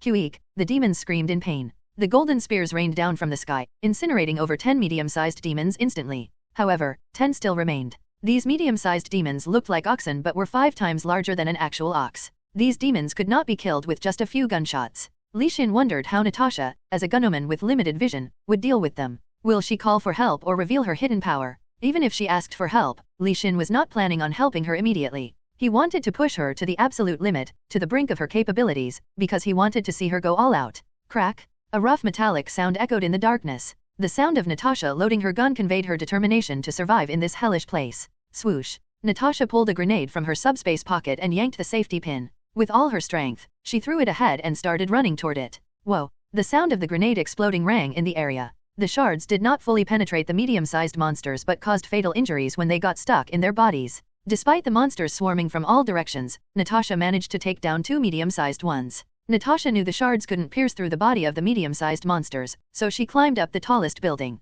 Bang! A large sniper rifle bullet burst the head of a medium-sized monster and got embedded in the ground. Crack! Bang! Shooting a sniper rifle with that kind of power in rapid succession with only a slight delay was not easy. She was sniping the enemies by controlling her mana to the extreme limit. She felt like her head would explode. Having a good understanding of firearms was also crucial. If she did anything wrong, the mana circuit of the gun would deform and explode on the spot. After seeing such moves, Li Xin revised his evaluation of her. She is a monster, not only in the future but also in the present. Besides, Natasha had yet to use her unique ability. Even though she was a qualified person with a purple pattern, this fight wasn't easy for her. However, she still seemed calm, only sweating slightly. You're quite good. Li Xin complimented her. Thank you, Natasha replied. Her attitude suggested she had completed a necessary task, but her response made Li Xin uneasy. Shall I increase the difficulty a bit? Li Xin unleashed his mana. He could sense the movements of demonic beasts flying in the sky. Come down. Psychokinesis. He pulled down hundreds of demonic beasts with psychokinesis. Adat novel bin adat. The flying demonic beasts are coming in droves. Li Xin threw the hundreds of demonic beasts he had pulled down toward Natasha. The air was thick with dust, the rubble from the destroyed buildings was everywhere, and the area was littered with demonic beast corpses. Natasha and Li Xin stepped on a few of those corpses as they walked on the blood-soaked street. Natasha was drenched in blood, and her sense of smell seemed to have stopped working because of the bloody stench. Ha, ha. Natasha was out of breath. She felt like her muscles were contorting. Every part of her body was screaming in pain. Natasha was a seasoned fighter, but she had never been part of a fight this brutal. From the entrance to the inner city, Natasha had taken care of almost half of the demonic beasts alone. She never imagined that she would one day kill so many demonic beasts. The experience had certainly broadened her horizons. She could now use space distortion drastically better. And just as Li Xin had expected, a great danger seemed to creep toward her whenever she used space distortion in a novel way. Natasha looked at the man in front of her while panting. Li Xin had taken care of exactly half of the demonic beasts as if saying that the rest was not his problem. She had to clench her teeth and kill all the remaining demonic beasts alone. Now she had truly reached her limit. She had no strength left, not even enough to move her finger. Her eyelids trembled, and Li Xin's figure became increasingly blurry, eventually fading into darkness. Is this your limit? You lasted longer than I thought, Li Xin muttered. She heard Li Xin's faint voice. What did he just say? Adat novel bin adat. Natasha could not hear his voice too well because she was seemingly losing her mind. She just wanted to close her eyes and rest. Just like that, she fell into a deep sleep as if she had fainted. Thankfully, Wari caught her as she collapsed. Keep an eye on her, Li Xin ordered Wari. Yes, sir, Wari replied. Li Xin's assessment of Natasha was complete. He had been harsh, but she had coped well enough. She might struggle to comprehend how she had survived in the hellish place after waking up. After all, she had collapsed after making her final effort to stay alive. She'll be even more of a monster when she opens her eyes, Li Xin muttered as he watched her sleeping peacefully. Although she's not at the level of Park Ju-hyuk or Baek Hyun at the moment, I can't say anything about the future, Wori said as he carried her on his back. Her talent is well beyond them, Lee Shin said. Park Ju-hyuk and Baek Hyun had the most outstanding talents among those taught by Lee Shin. And yet, Natasha seemed to have even greater talent in some respects than those two. Kyu, a roar echoed from within the inner city, as if calling its lifelong enemy. It roared a few more times. And with that, demons with black skin gathered around the huge inner city. Lee Shin's eyes sparkled with interest. Although the creature was nothing compared to a Bay Monstra, he still felt slightly nervous. Am I lucky? Clang? Keek? With the sound of glass breaking, a demonic beast with a long, thick tail jumped out of a building. In its relatively small hand was a long sword. It's the Swordmaster Arbun. The nickname Swordmaster Arbun was given to this creature because of its exceptional swordsmanship. It occasionally appeared in Isosha, causing a lot of trouble to humans. Although it was considered a demonic beast, its intelligence was close to that of humans, and its physical abilities were better than most other demonic beasts. The soft-looking tail could freely change its form. If one carelessly leaned against that tail, the tail could produce thorns to riddle them with holes. Name-class demonic beasts usually appeared outside the demon realm, but Lee Shin was grateful that he had encountered Arbun here. Is this also the effect of luck? However, was it really fortunate for Lee Shin to encounter Arbun here? If the Nardan army had come to reclaim Aderta, there would have been a significant loss of life. If they were unlucky, Arbun would have defeated them and used them as a source of experience points. Consuming the corpse of its victim made Arbun stronger. I don't sense the presence of the Guardians. That meant Arbun had killed the Guardian already. Since Arbun wasn't that old, it rarely preyed on its ally.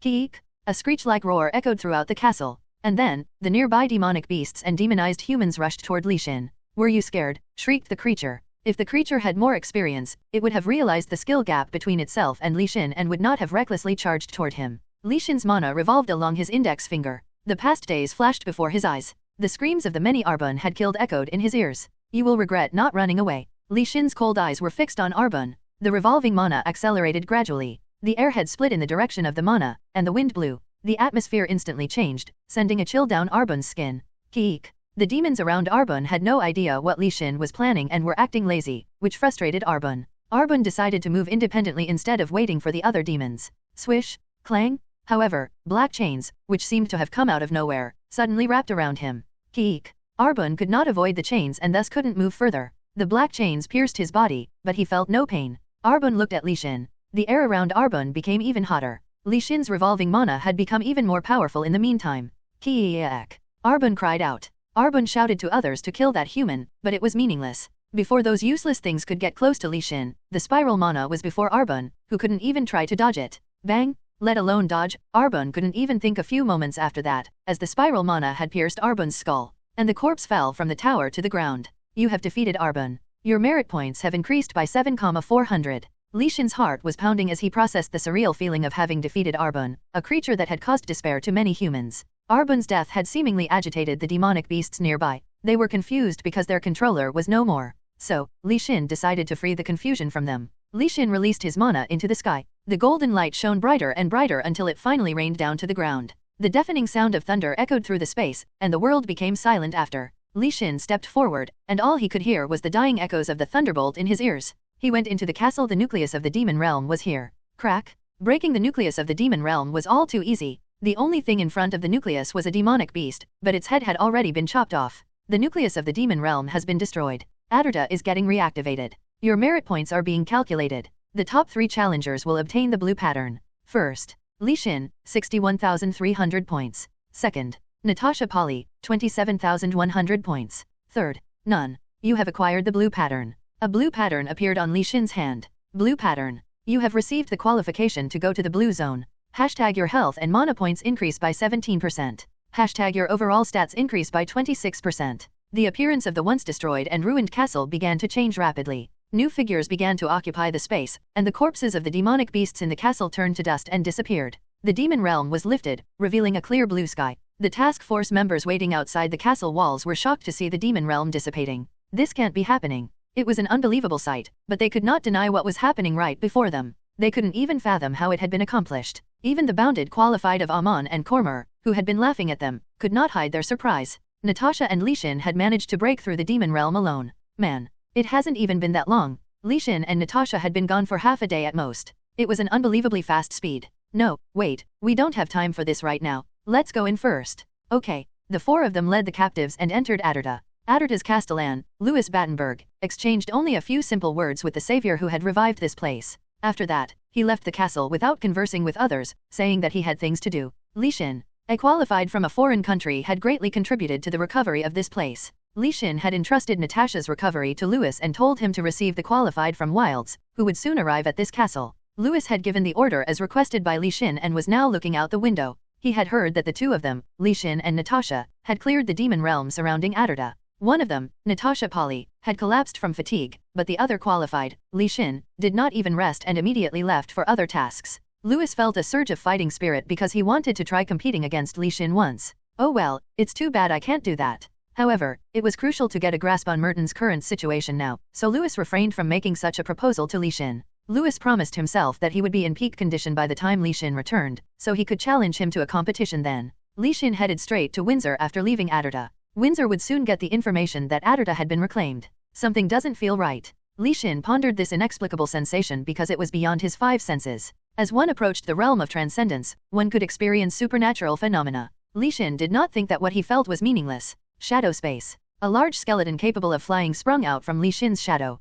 As soon as he climbed onto its back, the skeleton began to fly rapidly. The sound of the skeleton cutting through the air was distinctly audible to Li Xin. The terrain of Isosha was mostly made up of mountains and forests. Therefore, moving through the air was much faster than traveling on the ground. He got this huge aerial demonic beast not too long ago, so this was his first time riding it. It was the corpse of an aerial demonic beast he had found in Aderta. Flying across the sky, they quickly left the green zone and entered the blue zone. Windsor was visible in the distance. Li Xin could even see a fierce siege underway at the north gate. The protective barrier seemed to have lost its function, and the people of Windsor were leaning on the walls to defend themselves. There were a lot of enemies. The castle walls were collapsing, and brutal hand-to-hand fights could be seen everywhere. Fight? Don't let the enemies get into the citadel. Go block where there are cracks in the castle wall. Defend those spots no matter what. Snipe the wizard? There aren't many enemy wizards left. Li Xin could faintly hear loud shouting. There were explosions everywhere, and screams filled the battlefield. The closer he got, the more familiar faces he could see. He could see the challengers who had come up from undermost.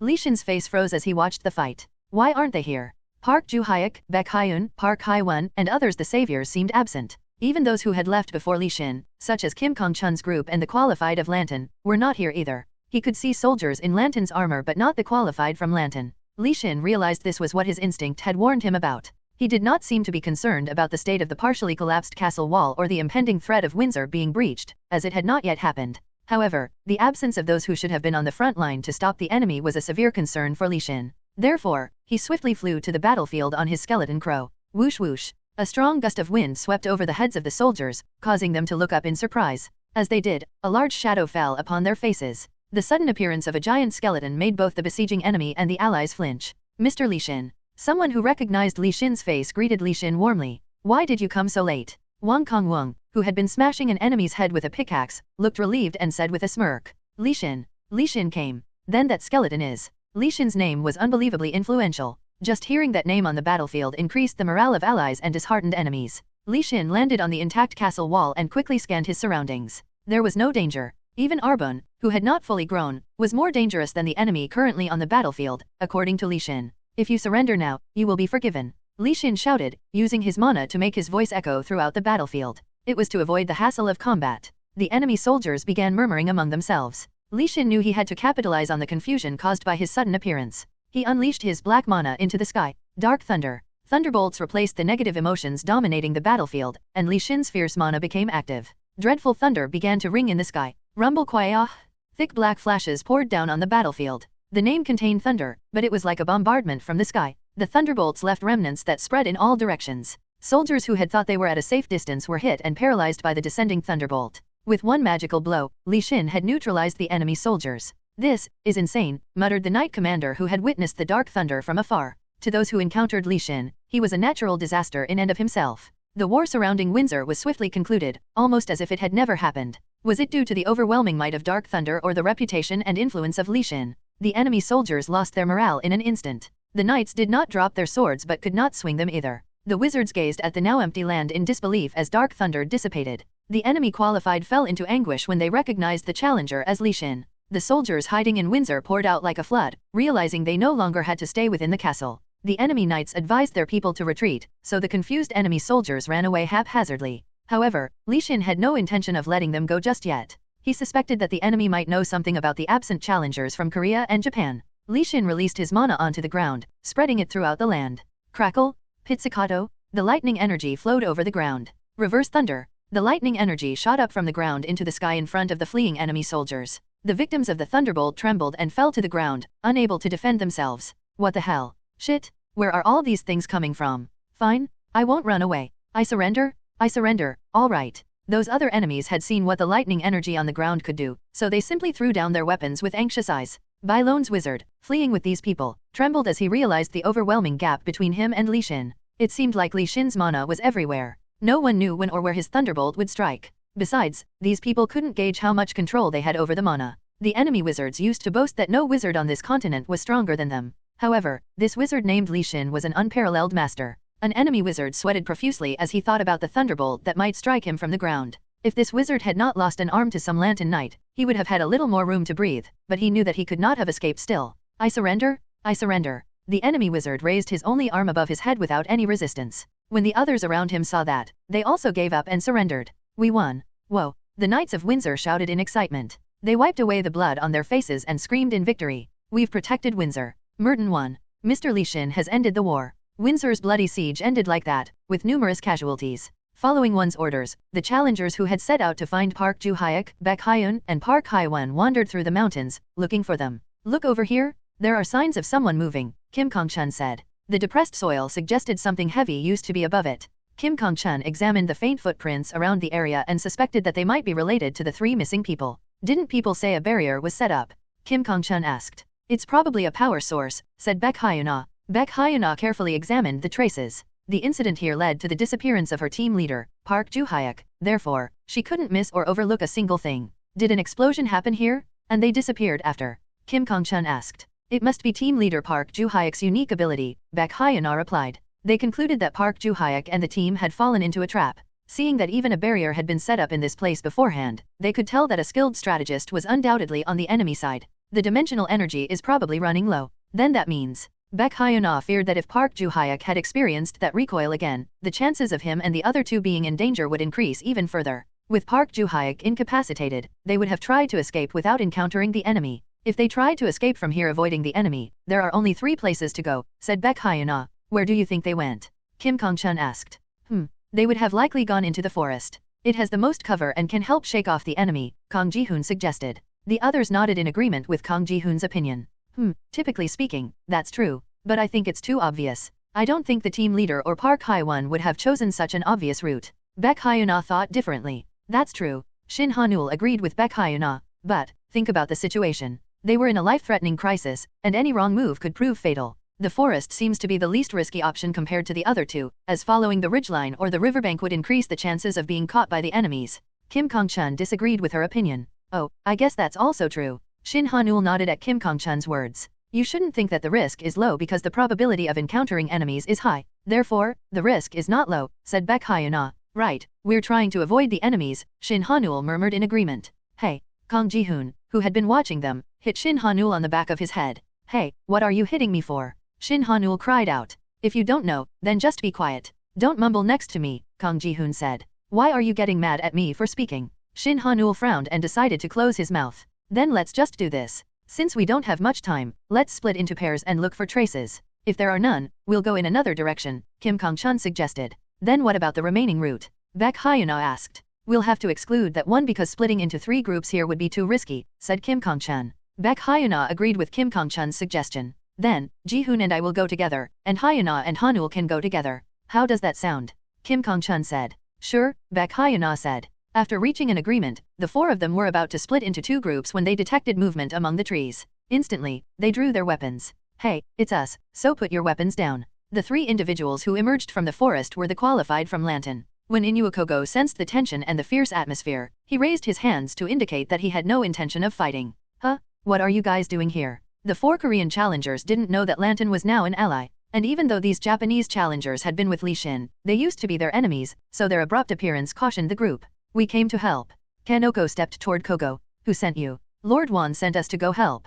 Lord Wan told you that. The Korean challengers thought it strange that someone like Wan, who did not trust Lantern, would send these people here. Oh, I forgot to tell you that Lantern has officially allied with Merton. This is the proof that Lord Wan gave us. Wan had anticipated this type of situation and handed the Japanese challengers evidence to prove their alliance. The 4 Korean challengers could let their guard down only after seeing the proof. I happened to overhear the conversation you were having earlier, but there's no need to split up to look for them, Kanoko said. Yeah, why bother going through all that trouble? Kogo added. Shin Hanul didn't like Kogo's attitude, so he glared at Kogo and tried to pick a fight. Then why did you come to Merton and get yourself locked up for months? Shin Hanul shouted. Hanul, what's wrong with you? Inua Kogo had put them in danger when they had tried to reclaim Merton. As Hanul was part of that effort, he understandably had negative feelings toward Kogo. Kogo was about to respond, but realizing this, he stopped himself. Ugh, this annoying kid. Ha, I'll just hold it in once. Kogo tried to smile, and Kanoko and Kahei breathed a sigh of relief after seeing Kogo's face. The atmosphere could have turned sour if Kogo had fought back. I am aware of what Lanton had done to Merton, and I would like to apologize for that, Kanoko apologized. I am sorry too, Kahei sincerely apologized as well. I also regret the bad things I did to you guys. I'm sorry, Kogo also apologized, bowing his head. Since these Japanese challengers were apologizing to them sincerely, the Korean challengers could not continue to have negative feelings toward them. Kim Kong-chun, Baek Hyuna, and Kong Ji-hoon had been there when these Japanese challengers did harsh things to Merton. However, it was the past, and they understood the power struggle between countries, so they understood the Japanese challengers. Even though Shin Hanul had raged emotionally, he felt his ill feelings melting away when he saw them apologizing. Shin Hanul was a simple man. Oh, I think I spoke too harshly, Shin Hanul said. Ha ha ha, are you forgiving me, brother? Kogo asked, laughing at Shin Hanul. BB brother? Hey, I think that's a bit. Shin Hanul pushed away Kogo, who tried to get close to him suddenly. Ahem, was I too hasty? Well, it's not bad to stay like this, either. Just call me whatever you want, said Kogo.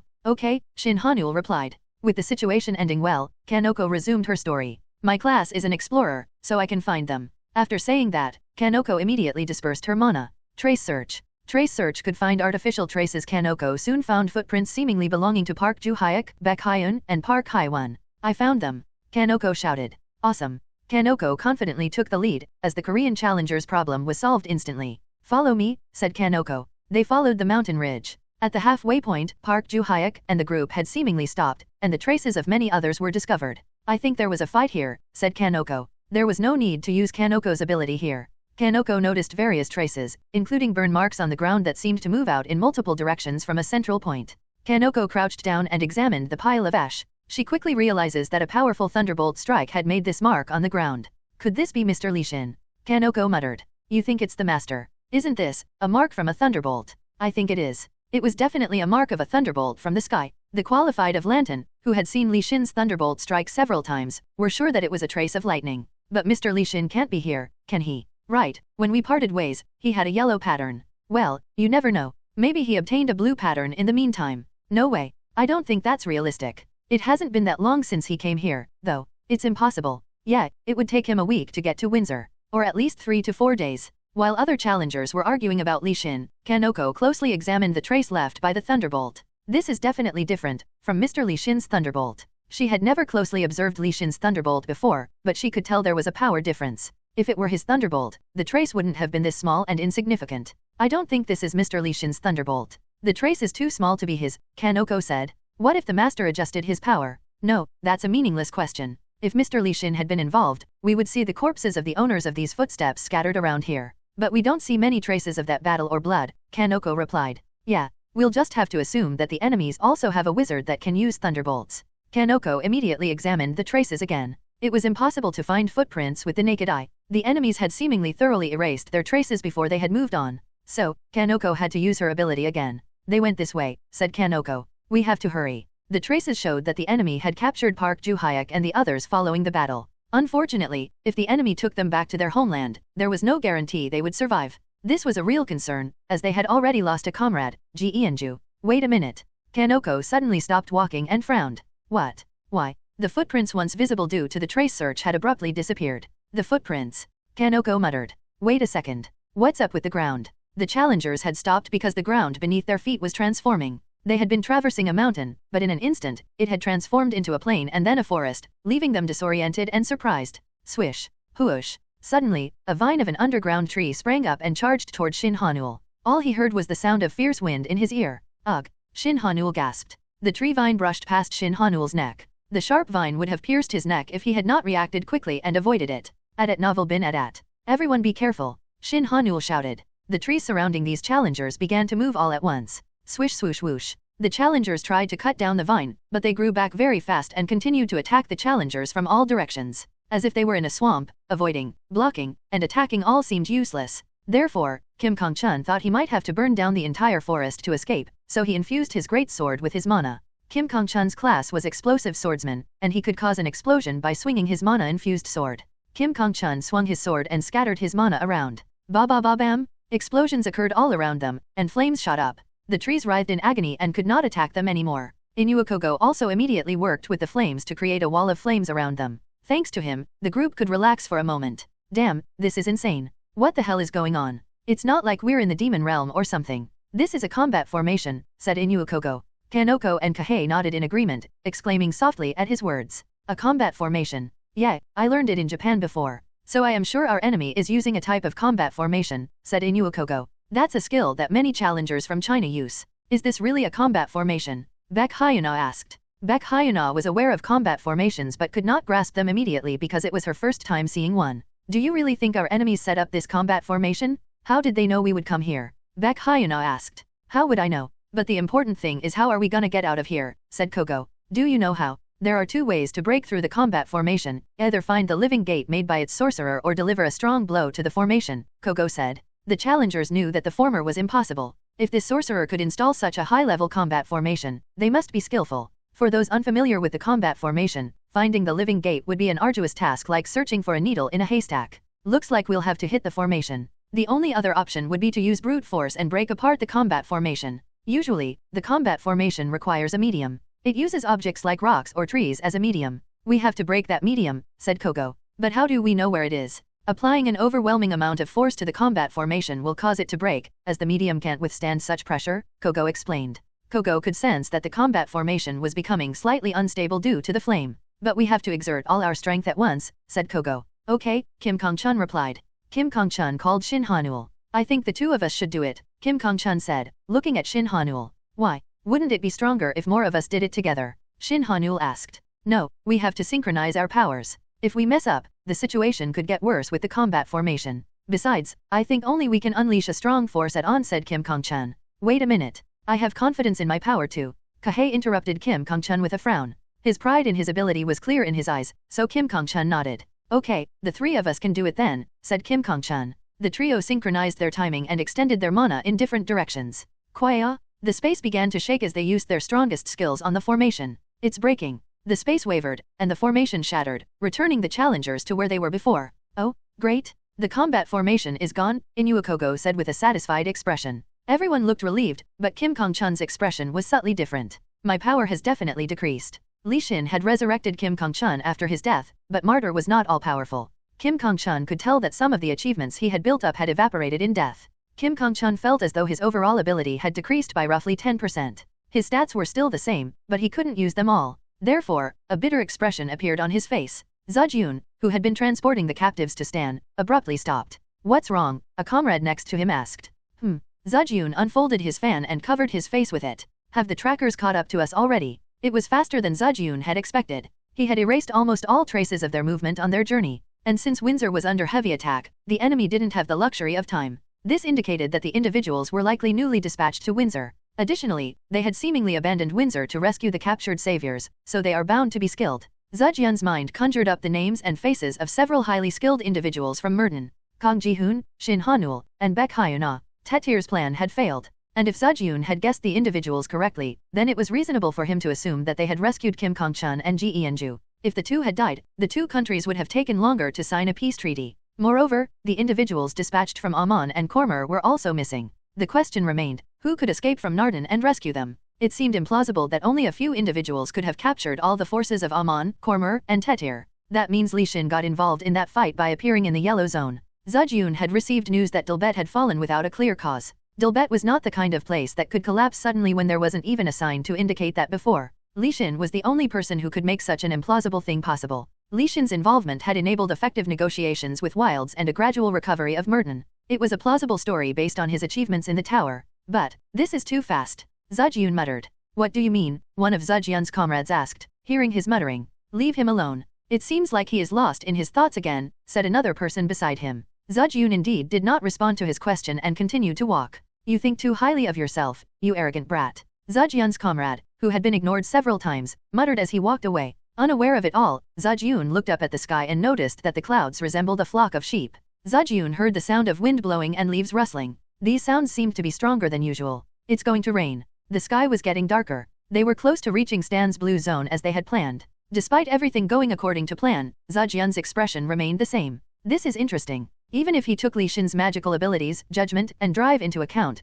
Zhiyun felt impressed by Li Xin's rapid growth. It had been a while since Zhiyun encountered such a hard-to-understand and challenging individual. If Li Xin is a skilled individual capable of destroying Dilbet alone, if Li Xin really had such strength, they were bound to meet in Serpel. He wondered which would prevail, Li Xin's magic or his own intelligence. As he contemplated this, a smile crept onto his face. Zhiyun believed that the skills of Park Ju-hyuk, Baek Hyun, and Park Hai-won were quite disappointing to be called the rising stars. However, he felt that Li Xin could meet his expectations, so he considered preparing a great show to welcome Li Xin. The Korean and Japanese challengers, who had become a tracking team, finally crossed over the land of Merton and moved on to Stan's blue zone. They found themselves surrounded by a vast and expansive demon realm on either side, with a road running through the middle. In the blue zone of Stan, there was a famous place called the Bridge of Death. It was a very long bridge, essentially part of a massive origin demon realm covering an equally vast area. The bridge seemingly floated in the demon realm. And although not narrow, one could still fall off the bridge if they made a mistake or stumbled. And falling meant jumping into the demon realm. The tracking team stopped in front of the bridge. Kanoko searched for tracks with a stern expression. The enemies had passed through here, so the tracking team had to use the bridge too. This doesn't look too good, Kim Kong-chun said. What if there is a trap or something? Baek Hyuna muttered. Kim Kong-chun and Baek Hyuna spoke uneasily. We have no choice. We have to go this way to catch up to them, said Kanoko. Ugh. Kim Kong-chun sighed. Kim Kong-chun could understand what Kanoko was saying, but his intuition told him that something bad would happen if they crossed this bridge. He looked at the demon realm around them. It seemed like the demon realm was waiting for someone to fall into it. Even someone like him, who wasn't particularly clever, could see that this was an excellent place to set up a trap. So, why wouldn't the enemies think the same? Oh well, sometimes you just have to walk into a lion's den, Baek Hyuna said with determination. Wait a second. This doesn't seem right. If there's a trap here, there's no way out, said Kogo. Right, this is a bit too much. Shin Hanul muttered. Inua Kogo and Shin Hanul opposed. We must go through here. Taking another route will only delay us, said Kanoko. Let's go. Plus, we can think about how to prepare for the trap. Kang Ji-hoon agreed with Kanoko's words. Besides, it's okay if we fall into the demon realm. Since this is the origin demon realm, we can get out of it with no problem, said Kanoko. We really have no time to waste. The enemies are moving while we're standing here. Ugh, fine. Let's go. We can't see the enemies anyway, so we can just pass quickly. Right, let's just go. What's the worst that could happen? Inua Kogo and Shin Hanul reluctantly agreed. Then I'll go first. Kong-chun, you take the rear, said Baek Hyuna, looking at Kim Kong-chun. Okay, Kim Kong-chun replied. The tracking team stood in front of the bridge and took their positions. Fortunately, the bridge was wide enough for about 5 people to stand side by side. Here I go, Baek Hyuna said. Baek Hyuna led the way and walked slowly, feeling tense. Nothing happened, so she signaled to the rest of the group to follow her. And just like that, they had walked about halfway across the bridge. They hadn't found the trap yet. However, that only made Baek Hyuna more uneasy. After all, this place was excellent to shake them off. Wong. Suddenly, Baek Hyuna and the group heard a strange noise. Baek Hyuna's face turned serious, and she shouted, "Run!" Baek Hyuna started to run with her sword in position. Swish clank! When a sharp arrow aimed for her temple, she swung her sword and cut the arrow in half. Crack! Suddenly, with a loud noise, the bridge started to rise up. Oh no! Ah! Help me! Bomb! The bridge suddenly rose and exploded, sending the people atop flying. Shin Hanul. Kang Ji-hoon. Kahei. The sudden explosion threw Shin Hanul, Kang Ji-hoon, and Tadashi Kahei into the demon realm. And ahead of them were the soldiers from Bailon, blocking their path. Darn it! Let's go back. Where are you going in such a hurry? Zhiyun asked. Zhiyun, still holding his fan to his face, blocked their path of retreat. Kim Kong-chun and his party quickly realized that the people blocking their path were the ones who had captured Park Ju-hyuk and the group. You must be idiots. If we could capture those 3, what made you think you were special? Ha ha ha. Zhiyun started to laugh at Kim Kong-chun and his group. Kim Kong-chun glared at Zhiyun, who was blocking his way. Even his laughter felt insincere. It did not seem like Zhiyun was laughing because it was funny. Zhiyun was looking down on his opponents, treating them as insignificant. Kim Kong-chun felt exposed and vulnerable under his scrutinizing stare. Follow us quietly. You all are sacrifices for my meeting with Li Xin. Zhiyun's eyes contained madness as he rambled on. Li Xin interrogated the wizard who he had captured. Missing an arm, he struggled to stand up and control his body. He used his remaining arm to stand up and looked at Li Xin with a complex gaze. Are you Li Xin? The wizard asked. Yeah, that's right. A wizard with black pattern should know what Bai Lone is up to, right? Li Xin asked back. Yeah, I don't know the details, but I have a general idea, the wizard replied. Tell me, said Li Xin. Coop, the wizard gasped. Instead of answering, the wizard only laughed at him, so Li Xin pulled him closer with psychokinesis and grabbed him by the neck. Ugh. The wizard struggled. I'm not a patient person, said Li Xin. Why you lying? How can a wizard like you have no patience? Coop, said the wizard. Thud. Li Xin narrowed his eyebrows, squeezed his neck with more strength, and then threw the wizard toward a wall. Keek. The wizard started coughing, struggling for breath. If you don't speak, you'll die, Li Xin said. It doesn't matter whether I die or not. But there's a condition, said the wizard. The word condition helped Li Xin deem this conversation a dud, so he activated his mana. He had decided to kill this wizard and talk to his demon soul instead. Teach me magic, said the wizard. What did you say? Li Xin asked. I want to learn from a wizard like you. If you can teach me, I will defect to Merton and give you all the information you need, the wizard replied. Li Xin wondered if this wizard was sincere. He thought it was insane to ask for a lesson in magic from an enemy wizard. Li Xin had seen some crazy humans among wizards before. In the past, he had also done everything he could to learn magic, so it was not incomprehensible. He could understand the wizard to some extent. Li Xin changed his mind after seeing the wizard's passion for magic. Okay, fine, I'll teach you, Li Xin said. I don't trust your words alone. Let's make a contract, said the wizard. Make a contract? Are you crazy? Li Xin said. Meanwhile, the conditions of the contract appeared in front of Li Xin. The wizard's contract granted Li Xin various benefits, except for one condition: the wizard could learn magic from Li Xin.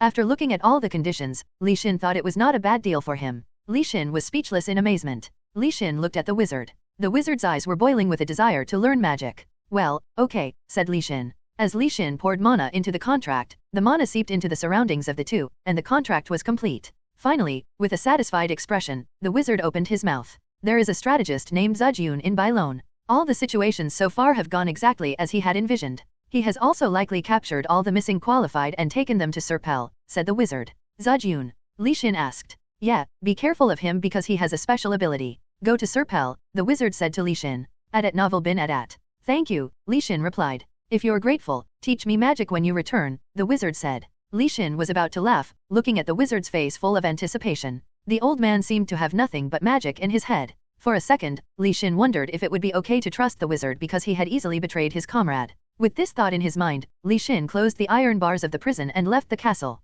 Wan, who was waiting outside, went up to Li Xin. Did you find out anything? Wan asked Li Xin with hope. Yes, Li Xin replied. Wan looked at Li Xin with a desperate gaze. Please wait. I'll be back, Li Xin said and left. Thank you. I'm counting on you, said Wan, sending Li Xin away. Li Xin arrived at the sniping point of Park Ju-hyuk's team and opened the shadow space to summon his subordinates. Speak up if you think you're good at tracking, said Li Xin, looking at his subordinates. I'm not an expert, but I've quite a bit of experience tracking, Dekan said, raising his hand. Okay. Li Xin nodded slightly at Dekan. Dekan owned the fighting dog, an underworld ruler on the 17th floor who used to live in the same world as Alice. Li Xin had assumed that since Dekan came from such a place, he would have a lot of tracking experience. What about the rest of you? Li Xin asked, looking at his remaining subordinates. The others did not seem to have much ability in that field. Therefore, Li Xin put everyone else back into the shadow space, leaving only Dekan out. The soil is scattered at regular intervals. Dekan pointed at 2 spots to show the difference in the soil setups. If you look closely, the bark on this tree is slightly peeled. Do you see it? Dekan asked Li Xin. I see it, Li Xin replied. Someone must have stepped on it and climbed onto the tree, said Dekan. Li Xin followed Dekan up the tree. It was the tallest tree, and once they climbed up, they could clearly see the surrounding area. Did they climb up to check out the barrier? Li Xin muttered. That's what it looks like. Because of the trees, they probably found it hard to see from the ground. After getting down, Dekan continued to search for tracks. He then pointed to a spot, indicating the route he believed the group must have used. If you look here, you can see that the stride widens. This means that they started to run. Something will come out if we go this way, said Dekan. Let's go, Li Xin said. Li Xin and Dekan used the same route and arrived at where the power source used to be. Dekan pointed at some compressed and sunken soil and told Li Xin that the power source for the barrier used to be there. The tracks stop here. It looks like someone intentionally erased them, Dekan said to Li Xin. Thanks for your hard work, Li Xin said. After putting Dekan back into the shadow space, Li Xin looked up at the sky. While others couldn't see it, he could see the ghost circling the area. Necromancy. Be careful. Necromancy can corrupt a sorcerer's mind? Hashtag depending on your understanding of the demon souls, you can handle them more easily. Hashtag you can communicate with demon souls. Hashtag you can absorb demon souls. Hashtag you can summon the absorbed demon souls. Li Xin immediately used necromancy to summon the demon soul. The demon soul was caught off guard, so it flinched and then directed its anger toward Li Xin. Do you want to die? Li Xin said to the demon soul. Li Xin put his hand on Martyr, making the soul flinch again. How dare you scowl at my master? Martyr shouted, but the demon soul could not hear Martyr. Li Xin grabbed the trembling demon soul. Where are Park Ju-hyuk, Baek Hyun, and Park Hai-won? Li Xin asked with a cold voice. The demon soul turned around and started to guide Li Xin. He followed the demon soul with Martyr in hand. Soon, a mountain ridge appeared, and they could see the remnants of a battle there. The scene was chaotic, with the ground marked by thunderbolt magic and ice magic. The grass seemed burned, and scorch marks were in all directions. Li Xin deduced that the battle had occurred here, and the enemy had captured the three after. He felt that he had investigated the scene thoroughly and decided it was time to head to Serpel as the wizard had instructed. Dozens of skeleton crows emerged from Li Xin's shadow space. He had acquired them after killing crow-like demonic beasts. Whipping their flimsy bone wings, the crows scattered in all directions. Tell me if you spot any humans, Li Xin said to his skeleton crows. Li Xin got on the largest skeleton crow and headed towards Serpel. Even after reaching the blue zone, he found no traces of people. Even his subordinates could not find any. Li Xin landed on the ground after arriving at the Bridge of Death. Since numerous people had died here, death energy was thick here. Li Xin noticed that the Bridge of Death seemed damaged, like an explosion had occurred here. Upon approaching and examining it, it appeared as though it hadn't been broken for very long. Aaryu Li Xin. Someone called out to Li Xin in a trembling voice as Li Xin examined the broken Bridge of Death. When Li Xin looked up, he could see a soldier wearing Bailone's armor. The soldier's eyes and body started to shake like an aspen leaf. We have your CCC comrades captive. The soldier stumbled over his words in fear. Li Xin glared at him with a frown. What? Li Xin asked. The startled soldier gasped nervously and looked around before continuing. If you don't want your comrades to die, the kek. The soldier couldn't continue, as Li Xin had used psychokinesis to grab his neck and pull him closer. Crack. The soldier's face turned pale as the armor around his neck crumpled. What did you say? Li Xin asked again. PPP, please forgive me. I was just doing as I was told, said the soldier. Where are they? Take me there, Li Xin said. I'll guide you, the soldier replied. Li Xin ripped off the damaged armor around the soldier's neck and hurled it into the demon realm. The soldier watched in astonishment as his armor plummeted into the abyss, marveling at Li Xin's incredible strength despite being a wizard. Eek! The soldier gasped. Li Xin threw the soldier to the other side of the broken bridge and followed him over. The soldier hastily got up and began to guide Li Xin with nervousness. We're here, said the soldier, looking at Li Xin. The soldier had brought Li Xin into the demon realm. If you're lying to me, be prepared to die, Li Xin warned the soldier. I am not lying, the soldier replied. Li Xin looked inside the demon realm and could clearly see several humans waiting for him. He left the soldier behind and walked inside the demon realm. As Li Xin ventured deeper, a pack of demonic beasts charged toward him, but he effortlessly dealt with them. He then released his mana to examine his enemies. He detected several distinct types of mana, all huddled together. Li Xin glanced around. Some individuals hid and observed Li Xin as if also unaffected by the demon realm's fog that hindered sight. He continued walking without paying any attention to them. Judging from the level of the demonic beasts, Li Xin could tell that this place was not an origin demon realm but a false demon realm. So, the nucleus of the demon realm had to be somewhere nearby. Therefore, Li Xin used his mana waves to locate the nucleus and moved toward it. Soon, he saw the nucleus of the demon realm and found that there weren't that many demonic beasts around it. Li Xin wondered why the enemies had called him into a false demon realm if they were not planning on tiring him by making him fight numerous demons. Welcome, Mr. Li Xin. A man Li Xin had never seen before appeared in front of the nucleus. The person wore an old-fashioned outfit, and a fan covered half his face. That must be Zejun. Since Li Xin had already heard about him, he immediately recognized the newcomer. Are we here to exchange pleasantries? Li Xin replied. Ha ha ha, I've been looking forward to meeting you, Mr. Li Xin, Zejun said. Is that so? Ever thought about the outcome of encountering me? You sure have some foolish notions, Li Xin said, quickly releasing his mana toward Zejun.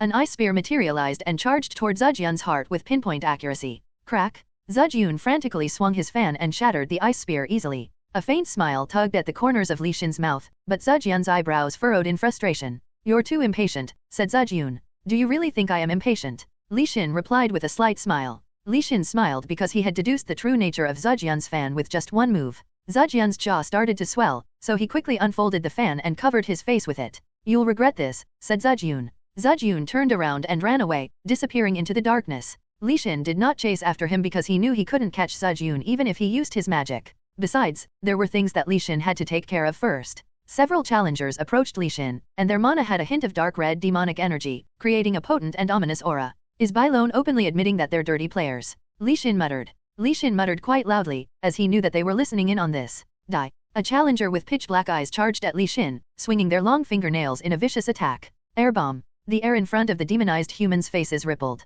It then exploded, creating shockwaves that hit them. Kaya. Quah. The air bomb was not a powerful spell, but it was enough to interfere with their attacks. Li Xin dispersed his preheated mana into his surroundings, causing it to scatter and spread across the ground. The mana rapidly crystallized into ice. Sharp ice spikes arose and skewered the other demonized humans around. Despite seeing their fellow people dying, the demonized humans continued to charge like enraged bulls. The greed in their eyes still glimmered brightly. Tisk. As demonic power devoured the mana in this space, it let out a fierce roar. The sight of the demonized humans fighting to eat Li Xin's mana was similar to hyenas fighting for a carcass. Under demonic power's influence, the challengers charged toward Li Xin, murmuring incomprehensible words. Disgusting bastards, Li Xin muttered. While demonized humans were strong outside, they were a force to be reckoned with inside the demon realm. However, a demonized human had to spend their entire life as a demon. They were fools who had made foolish choices under the influence of a tempting power, unaware of what the outcome would be. Li Xin wanted to end them but decided to show mercy to his fellow humans and toss them to his subordinates. Kill them all, said Li Xin to his subordinates. Li Xin's subordinates emerged from the shadow space. They were undead beings, emitting an even darker black mana than the demonized humans' demon power. Death by black mana was the best way for them to meet their end. Be grateful, you idiots, Wari said, thrusting his sword into the neck of a demonized human. Pitiful bastards, Mei murmured, looking down at the frozen demonized humans under his feet with a contemptuous gaze. Li Xin looked at the nucleus of the demon realm. After comprehending the composition of its mana, he chuckled. Li Xin realized that whoever broke the nucleus of the demon realm would inherit the curse associated with it. He couldn't fathom why anyone would even consider breaking it in the first place, given the grave consequences. If Li Xin hadn't figured out the true nature of Zhejian's fan, even he would have hesitated to do this. Decan, destroy it. Li Xin ordered. Yes, sir, Decan replied. Decan extended his thorns and destroyed the nucleus. And like that, Li Xin destroyed the nucleus without touching it. Crack. The nucleus of the demon realm has been broken. Your merit points are being calculated. The top 2 challengers will obtain the navy pattern. First, Mao Rang, 54,210 points. Second, Yai-chun, 43,760 points. At Novel bin at. After the nucleus destruction, the reward for clearing the false demon realm appeared. Zhejun had cleared the false demon realm so that Li Xin wouldn't get any new pattern. The next moment, demon power began to take hold of Decan, making him struggle to move. My body is stiffening, Decan said. Is it the curse of petrification? Before Li Xin could even analyze the curse, an unknown force suddenly began to trap the mana within the false demon realm. The once active and lively particles of mana quickly froze and became stagnant as the realm dissolved and faded away. Was this the combat formation that sealed mana control? Li Xin realized that this was why he had been called to the false demon realm. The demonized humans were mere decoys to lead him into the real trap. Although this skill seemed to have a similar effect to the anti-mana bomb, the principle was completely different because combat formation and hextech were entirely different fields. If mana used to move like an airplane before, it was now walking, not even running. At this level, even using the most basic magic was impossible. The only fortunate thing is that mana is still moving slightly. Li Xin saw the approaching enemies after the false demon realm had disappeared. Zhejun, who had tried hiding his appearance, approached him. The enemy smiled as if they had won when they saw Li Xin's stiff face. You don't look too good, said Zhejun. How can I? A wizard who can no longer use magic. Li Xin replied. Zhejun held up his fan, swaying it gently back and forth. He then looked into Li Xin's eyes. They looked at each other like telepaths trying to unravel each other's intentions, waging a war of deception. Zhejun inwardly clicked his tongue for failing to discern Li Xin's intentions. It was said that a person's true nature was reflected in their gaze, and Zhejun had never failed to accurately read his opponent's intentions before. However, Li Xin's eyes were completely unreadable. His eyes were bright, yet his pupils contained unfathomable darkness. Zhejun had seen this kind of gaze in people on the verge of death, but it was different from them. Their eyes lacked vitality, but Li Xin's eyes were brimming with it. No matter who you are, it will be difficult to escape this situation unless you can use mana, Zhejun warned Li Xin. But aren't we both in the same situation? Li Xin asked. Do you really think so? Zhejun smirked, and he flicked his fan lightly. Wong. The wind created by his fan swept through the area, scratching the ground. The wind had mowed the grass in the area, leaving leaves with perfectly cut straight lines behind. Zhejun looked at Li Xin again, but his calm pupils showed no sign of wavering. Is he just pretending to be fine, or does he have something hidden from me? Thought Zhejun. Li Xin slowly opened his mouth. Where are all the challengers you've captured? Li Xin asked. Zhejun narrowed his eyebrows. He could not believe that Li Xin focused on the other challengers rather than his safety. The combat formation was a completely different field from magic barriers. No matter how skilled Li Xin was, breaking the combat formation in a situation where one could not use mana was an impossible task. I'll need a little time. Li Xin tried to maintain a calm expression as he observed the flow of the combat formation surrounding the space. When did he start preparing this? An inexplicable force was preventing Li Xin's mana from moving. Li Xin thought that it was impossible to create such a level of combat formation on the spot. That meant Zejun had predicted and prepared for this situation several days ago.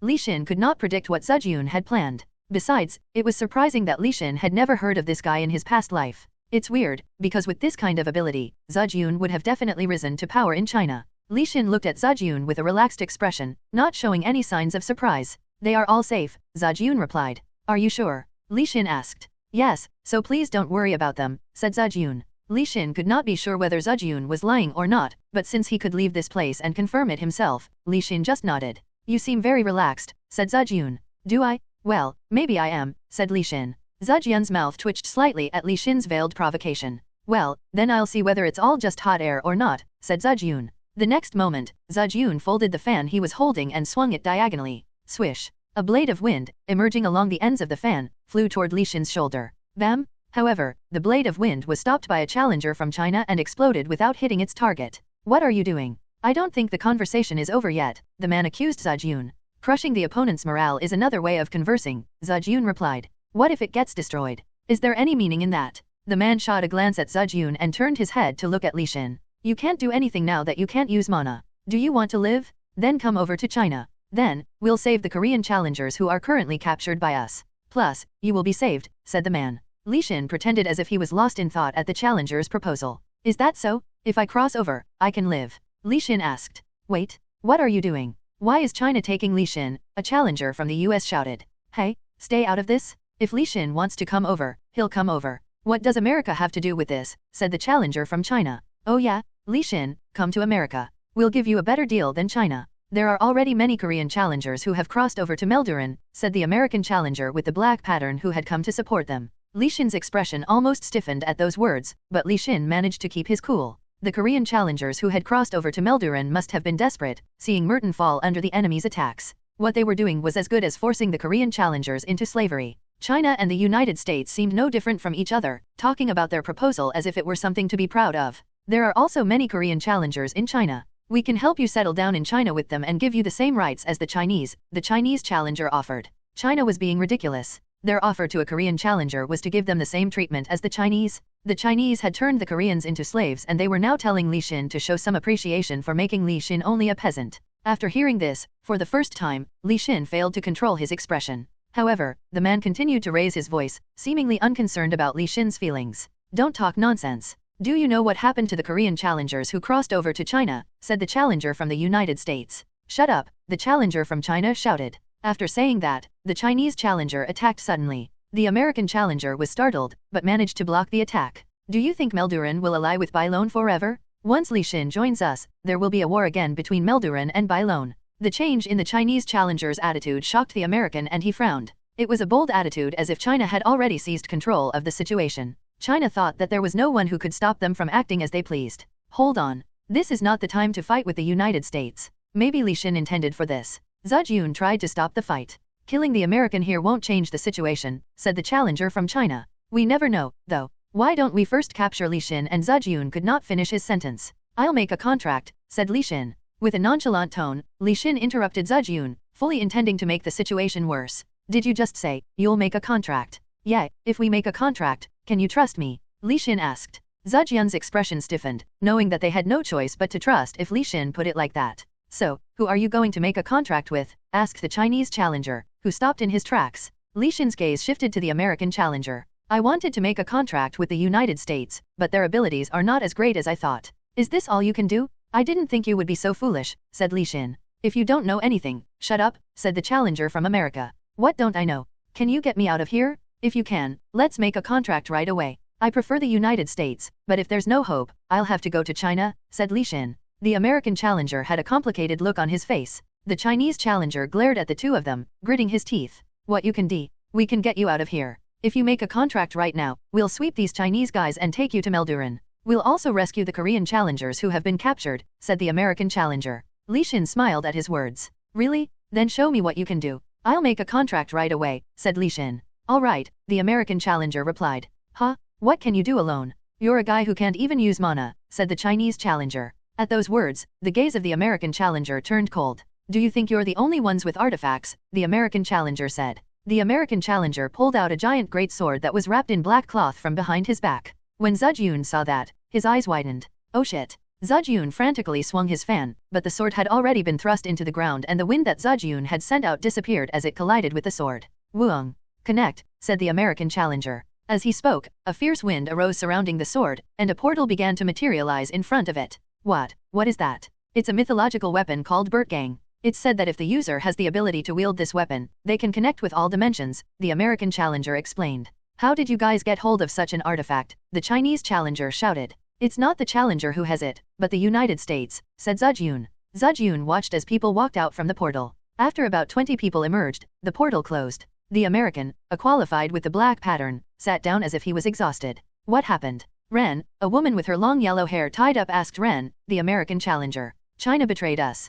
And Li Xin said that he would make a contract with the United States if we can get him out of this situation, Ren explained. Really? The woman asked. The woman looked at Li Xin, who had a calm expression on his face. Is it true? The woman asked Li Xin. Yes, Li Xin replied. Then make the contract, said the woman. I think you guys are mistaken. No Chinese challengers have fallen yet. Do you think China will be pushed back just because you guys showed up? Li Xin asked. Well, now that we're here, the situation is considered over, said the woman. The woman seemed annoyed that she had to explain the obvious, but she forced herself to hold back and explain to Li Xin. Upon her words, Li Xin looked at the 20 people around her. Each of them was wearing similar weapons and equipment. If mana doesn't work, there's nothing as important as equipment, said Li Xin. That guy has an artifact. Ha! The woman laughed loudly at Li Xin's words and reached out into the air. A shimmering silver sword appeared on her previously empty hand with a flash of light. Is that Mistletoe? Li Xin chuckled at the familiar sight of the sword. Li Xin never thought he would be able to see two American artifacts here. The woman charged toward Zejun, and the rest of the American challengers rushed toward the Chinese challengers.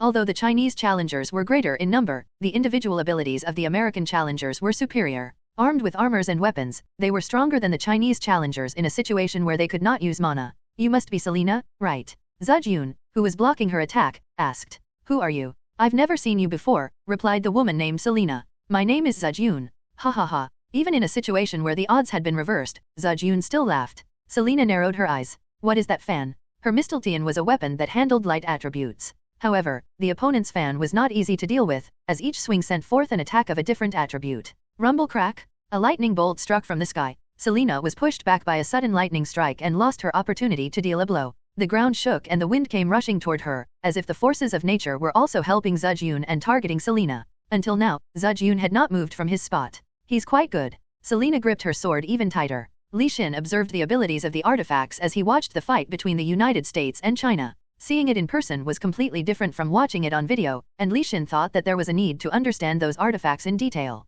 It's a showdown between the Plantain Fan and Mistletoe. Both Zejun and Selena were quite skilled in using their artifacts. The Plantain Fan was known to be quite difficult to use, yet Zejun was displaying a great mastery of it. Since the use of mana was blocked, the two faced each other with their artifacts and mustered all the strength they had. Their combat powers were decreasing rapidly, but the battle between the two was still tense. Light, come forth! Selena shouted. As she lifted the sword, light shot down from the sky and penetrated the American challengers. It was Mistletoe's ability to imbue light attributes into weapons. With that ability, the odds of victory were leaning more and more toward the United States. Li Xin felt it was time for him to step in. Where are the challengers of Merton and Lanton that you captured, Zejun? Li Xin asked. While Selena was briefly in a subdued state, unable to break through Zejun's defense, Li Xin spoke to Zejun. When Selena saw that, she did not interfere but rested for a moment. Why should I tell you? You're going to join the United States anyway. We would rather kill them than send them to the enemy, said Zejun. The contract hasn't been made yet, Li Xin said. Upon hearing that, Selena's expression momentarily distorted, but she decided to observe the situation a little more.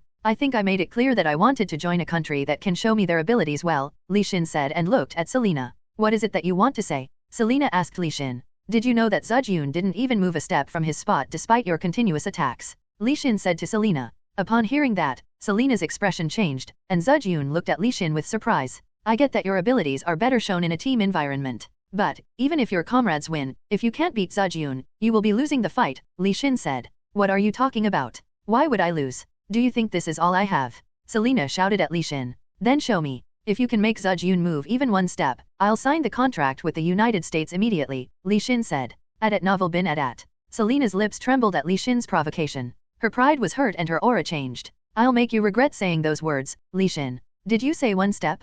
I'll do you one better and erase Zhiyun from this world, said Selena, glaring at Li Xin. A bright, white light began to ripple above Mistletoe. At the same time, Zhiyun, who sensed the danger, pulled out an old book from his arms. The book on the 8 formations chart. Li Xin's mouth slightly opened with surprise at the sight of the book on the 8 formations chart. Now, it was clear why Zhiyun appeared to be so calm even with Selena's appearance. In fact, Li Xin could finally understand how such a challenger from a relatively low floor could use such a high-level combat formation. I can't believe he had obtained the plantain fan as well as the book on the 8 formations chart. The usage of the book requires a whole different level compared to the plantain fan though. Just like Li Xin had assumed, Zhiyun was unable to properly utilize the ability of the book on the 8 formations chart, not even 10%. That was why Zhiyun did not want to reveal this skill, especially not in front of Li Xin. Li Xin probably knows about the ability of the plantain fan already. Besides, there is a good chance he already knows about the 8 formations chart as well. Zhiyun knew that there was no other way. Since Li Xin was unable to use mana, Zhiyun thought he should first deal with the challengers from the United States and think about his future plans afterward. The next moment, Zhiyun's book on the 8 formations chart unfolded in his hands. At the same time, Selena's wrist twisted, and Mistletoe drew a circle in the air. Judgment of light. As the light formed a circle and left an afterimage, a white flash of light shot inwards from its perimeter. Selena, who had been laughing as if Zhiyun would surely fall with that one blow, suddenly frowned. The pages of the book on the 8 formations chart flipped and stopped at a page with unknown letters and pictures, emitting light. Compromise. Zhiyun shouted. As Zhiyun shouted, the beam of light suddenly changed its direction and shot toward the sky. Despite the unbelievable phenomenon, Selena did not give up and shot a beam of light again. Zhiyun was already sweating and nervously staring at the light in front of him. Stone flip. At that moment, Zhiyun lost his balance as the ground beneath his feet suddenly rumbled and turned over. Coop. Zhiyun gasped. Zhiyun could not understand what was going on. With a look of confusion, Zhiyun hastily tried to focus on his 8 formations chart again, but it was futile. Bam! The light attack had swept over Zhiyun, pushing him backward and leaving him gasping for air. Ha, ha! Zhiyun was out of breath. For the first time, Zhiyun was shaken, which was understandable. To maintain this combat formation, he had to make himself its pivot. My mana is returning. Li Xin started to laugh when he realized that his guess was correct. Stone flip was a spell that flipped the ground over, but its effect was quite small, only affecting a small area. Li Xin barely managed to move a small amount of mana and sent the mana under Zhiyun's feet. Although it was a weak spell that could only be used once, its effect was certain and the result was great. Zhiyun frantically tried to maintain his central axis, but it was no use. How on earth? Zhiyun muttered in disbelief. I mean, I have a lot of questions to ask you, but there's no time for that, Li Xin replied. The next moment, Li Xin could sense that the mana began to be constricted again. Li Xin could feel the power of the 8 formations chart and realized that unless he completely destroyed the combat formation or killed Zhiyun, who had become its axis, Li Xin would not be able to escape from this shackle. However, now that Li Xin's mana had returned, it was not that difficult for Li Xin to break this combat formation. Summoning of the world of death. With the power of death, an indescribably formidable world began to descend upon the combat formation that had trapped them. What is this? Startled, Zhiyun's eyes opened wide. Zhiyun had never heard that Li Xin possessed such an ability. The combat formation was destroyed in an instant. After that, Li Xin's mana began to return to him at a rapid pace. A sense of impending doom filled Zhiyun. And Selena felt the same way. Shadow space. Li Xin's shadow was enlarged, and the undead crawled up from it. I'll ask you again. Where are my kids? Li Xin asked, glaring at Zhiyun. If the world ended, would it feel like this? Selena felt like she could not breathe properly, and she felt intimidated. However, the light emanating from Mistletoe gave her some sense of stability. This is dangerous. Selena glanced around and saw that the challengers from the United States and China were still dazed. They trembled as they watched the undead rise up all around them. The ferocious energy emanating from the undead bore down on the humans. The battlefield was filled with the energy of death, and the challengers' bodies could no longer react as quickly as they did. Your abilities have decreased by 10%. The light attribute was not as powerful as divine power, but it could still do considerable damage to the undead. Although Selena's abilities were reduced, the attribute was still effective. First of all, I'll have to deal with them one by one. Selena did not expect Li Xin to break the combat formation like this, but not only Li Xin got his mana back, now the rest of them could use mana too. Besides, Selena had 20 elite members with her, while Li Xin was on his own. Now that things have turned out this way, we must join forces with China. The next moment, Selena infused mana into Mistletoe. The light flowing around the sword shot up into the sky. Oh light, cover us! Selena shouted. A sphere of light formed in the sky and shone down at her allies. Don't be afraid. Continue to charge. Selena shouted.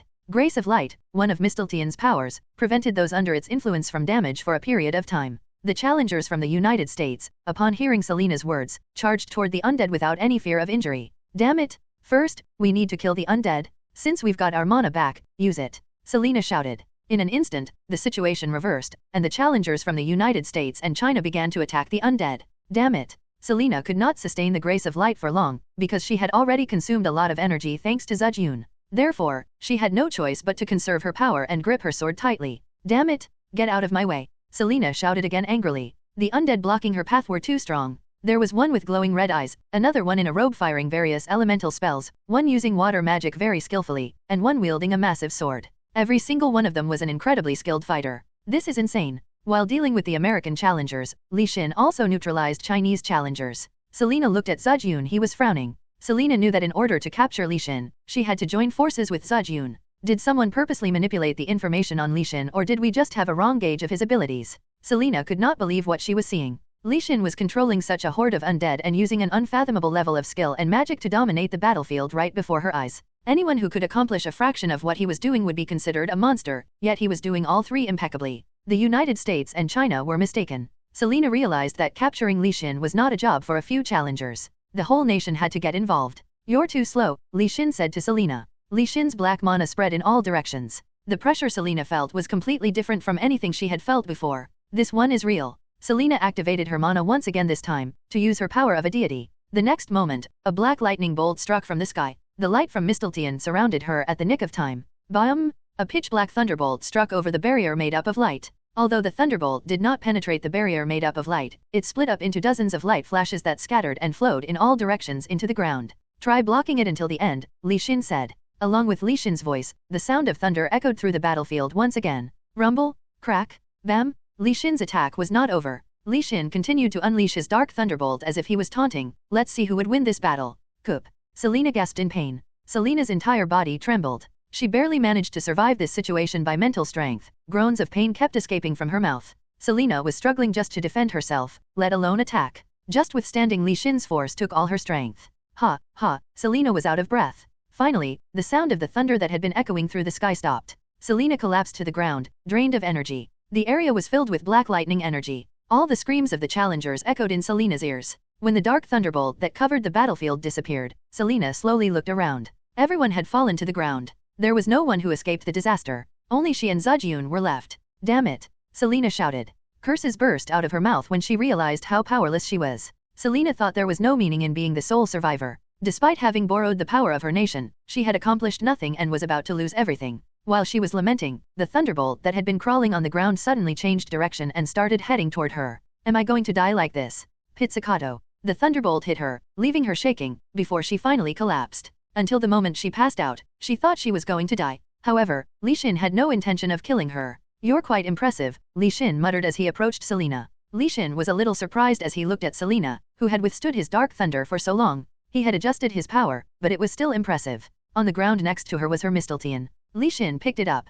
Pizzicato. When Li Xin grabbed the Mistletoe, its handle started to heat up. Mistletoe refuses anyone who is not its owner. A radiant flame has ignited. 1,230 damage has been done. 890 damage has been done. 1,570 damage has been. Li Xin felt the increasing heat, and his health point began to drop rapidly. Frowning, he forced Mistletoe into his subspace pocket. He opened his palm and saw that his skin was red and irritated. Li Xin had somewhat expected such a reaction. Artifacts seemed to know their owners. Therefore, forcefully controlling these artifacts was not an easy task, especially when the new wielder's mana was the opposite of that of the artifact, just like it was the case for Li Xin and Mistletoe. Since Li Xin could not control Mistletoe for now, he kept it in the pocket. The next moment, Li Xin went to where Bertgang was. Bertgang, in the form of a sword, was stuck into the ground, and its owner had collapsed to the ground. Li Xin picked Bertgang up. Bertgang judges the qualifications of the wielder. Adat novel bin adat. Bertgang emits a cold aura. Bertgang was a sword that could manipulate dimensions as well as ice. As soon as Li Xin grabbed the handle of the sword, his hand started to freeze rapidly.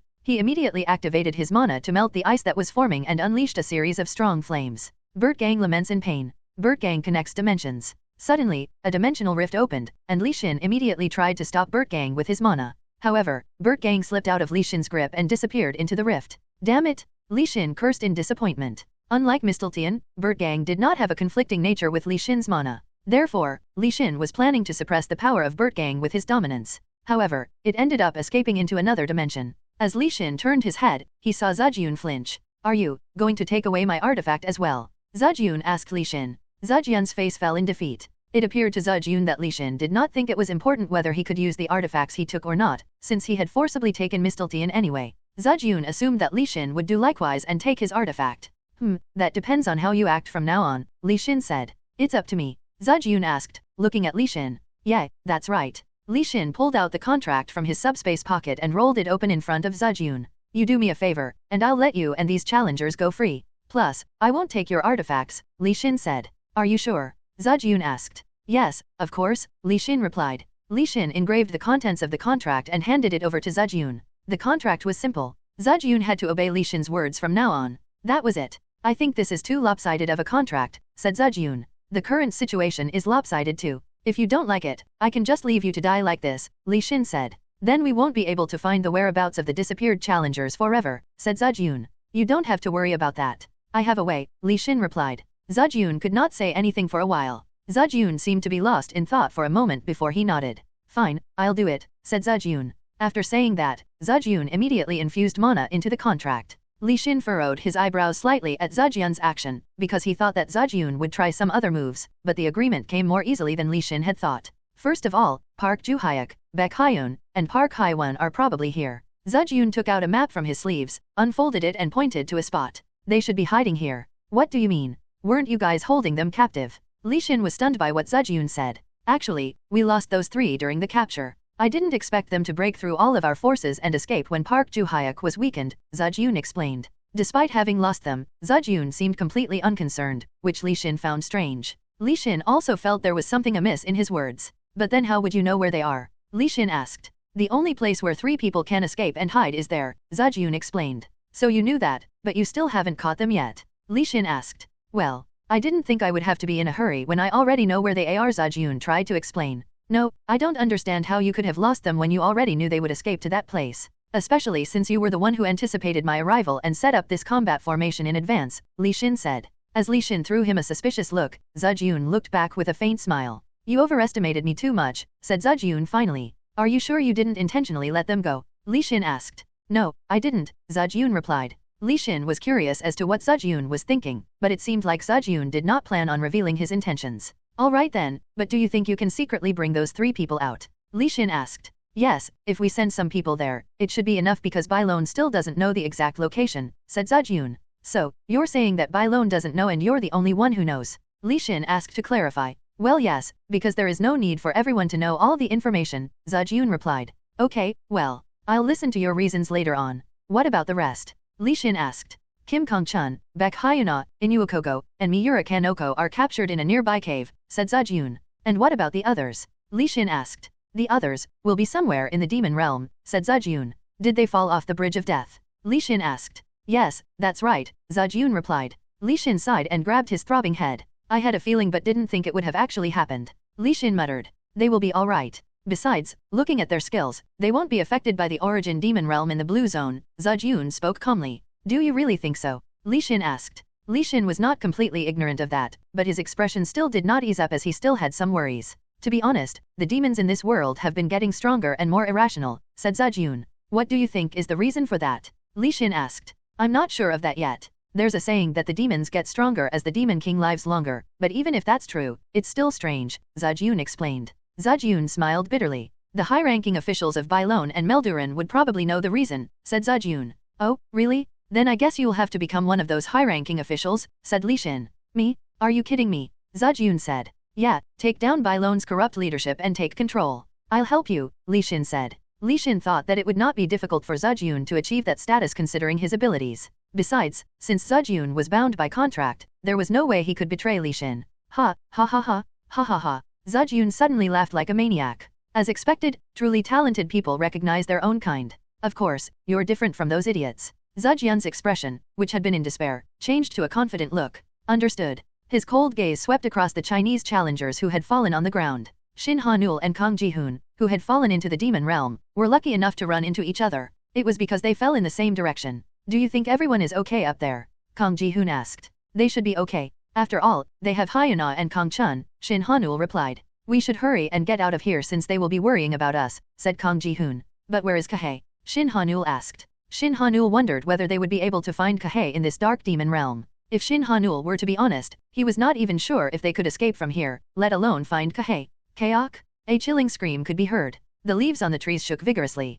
PSSS. It was clear that the demons were moving around, jumping from one branch of the tree to another. Be careful. Kang Ji-hoon shouted. Dozens of fruits suddenly rained down from the trees onto the two of them. Water droplets dripped onto Kang Ji-hoon's sword. The fruits were enveloped by water droplets and fell to the ground. It's a venomous monkey, don't let even one hit you, said Kang Ji-hoon. I know. Shin Hanul shouted. Shin Hanul stretched out his fist and fired mana toward the top of a tree. PSSS. As the leaves fell, venomous monkeys could be seen on the tree branches. The monkeys mixed poison with their saliva, covered the fruit with it, and threw them at Shin Hanul and Kang Ji-hoon. These monkeys were among the difficult demonic beasts to deal with in the demon realm. With their teeth clenched, Kang Ji-hoon and Shin Hanul began to knock against all the surrounding trees. The venomous monkeys screamed and jumped from one tree to another, but eventually they fell to the ground. Ha! You bastards, did you guys have fun? Shin Hanul punched the venomous monkeys with a face of disgust, while Kang Ji-hoon stopped them from escaping. Ha! Kang Ji-hoon sighed. Why are there so many of these guys coming out in groups in the blue zone?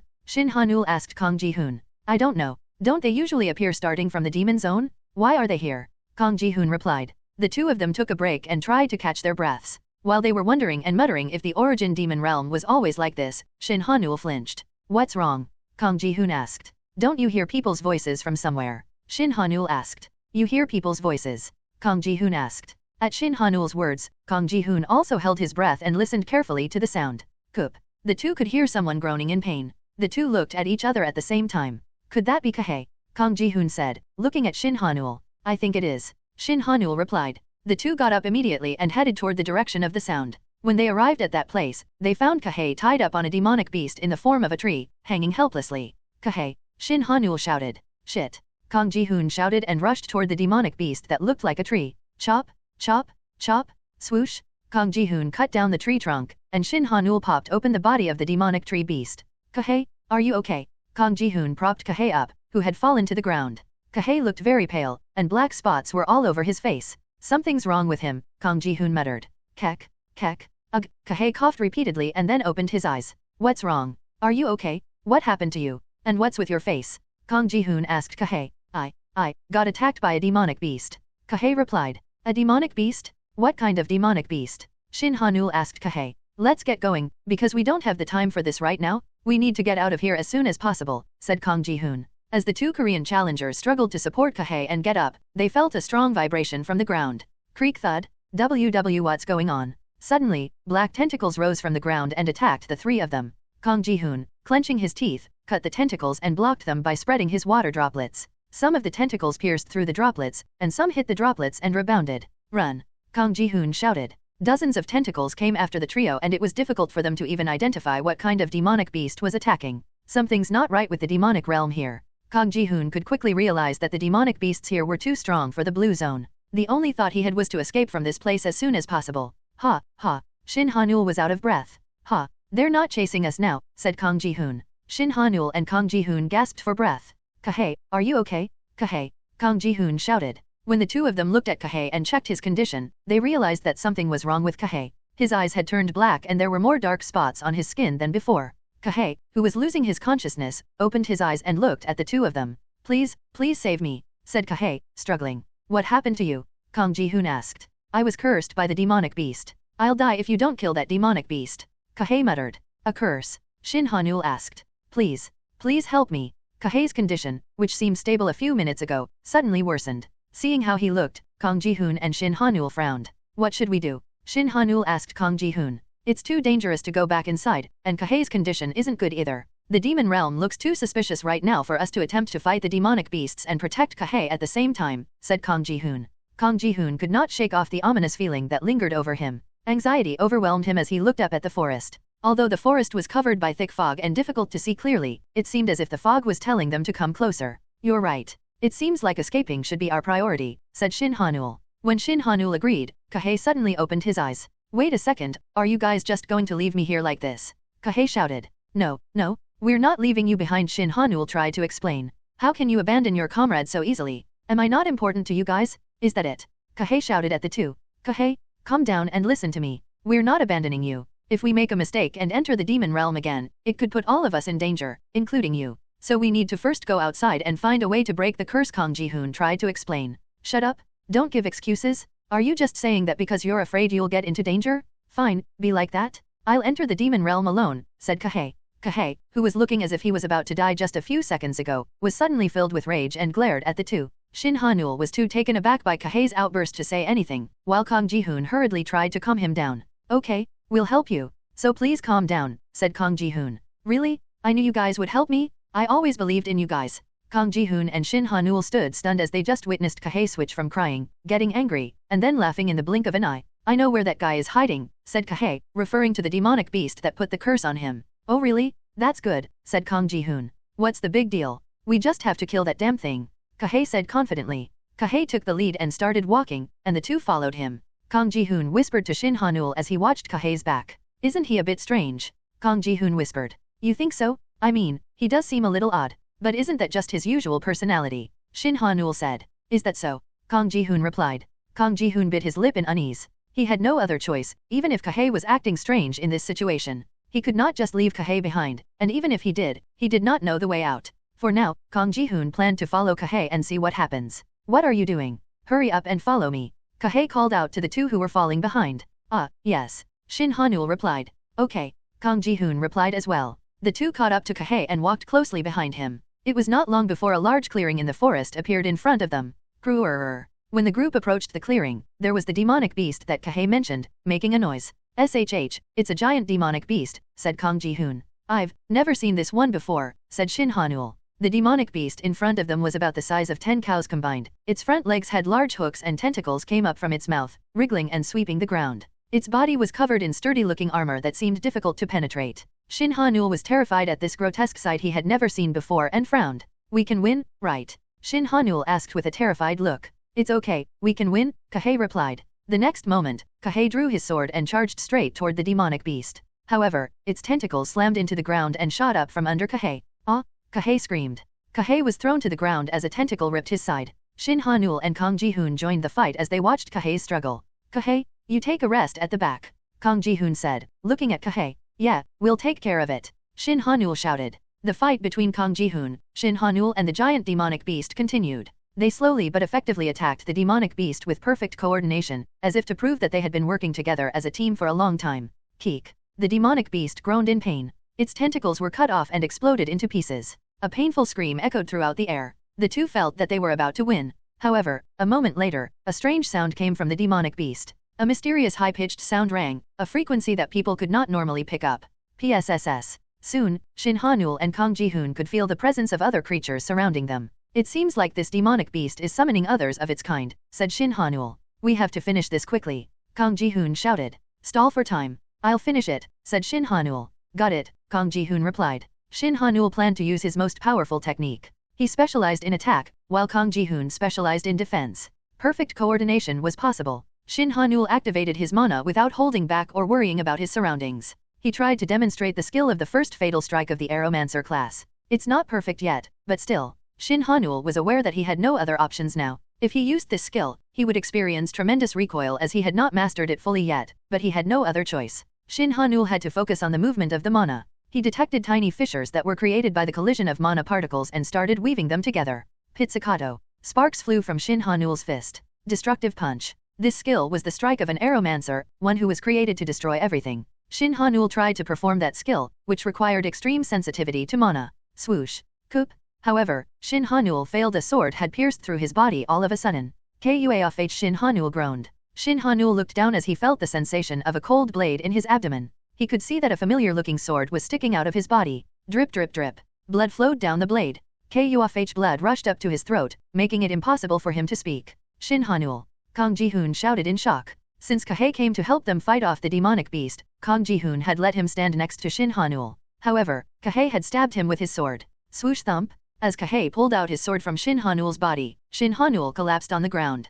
Kang Ji-hoon glared at Kahei, his face burning red with anger. You guys were going to betray me too, weren't you? Why can't I? Kahei said with a sinister smile on his face. Asterisk asterisk asterisk. Li Shin had returned to the place where the Bridge of Death was located. After rescuing all the Korean challengers who had been captured, Li Shin handed over the captives of Bi Lone to the Koreans. Li Shin also left Zujun in charge of cleaning up, with a few requests. Li Shin knew Zujun would handle it nicely. The energy of death has grown stronger. Li Xin stiffened, sensing that the power of death within this place had grown stronger than when he first arrived. Li Xin knew that this was not a good sign. Hoping that the three inside the demon realm were safe, Li Xin dived in. The energy of the dead was swirling around inside the demon realm. As Li Xin continued walking deeper inside, he saw the dead bodies of the demonic beasts. Seeing the trail of corpses, it seemed like the three missing people had killed them. As he went further in, he saw a hairy tentacle lying on the ground. Li Xin lifted the tentacle with his psychokinesis and examined it carefully. On the ground were holes that were left behind by tentacles that had stabbed through it all over the place.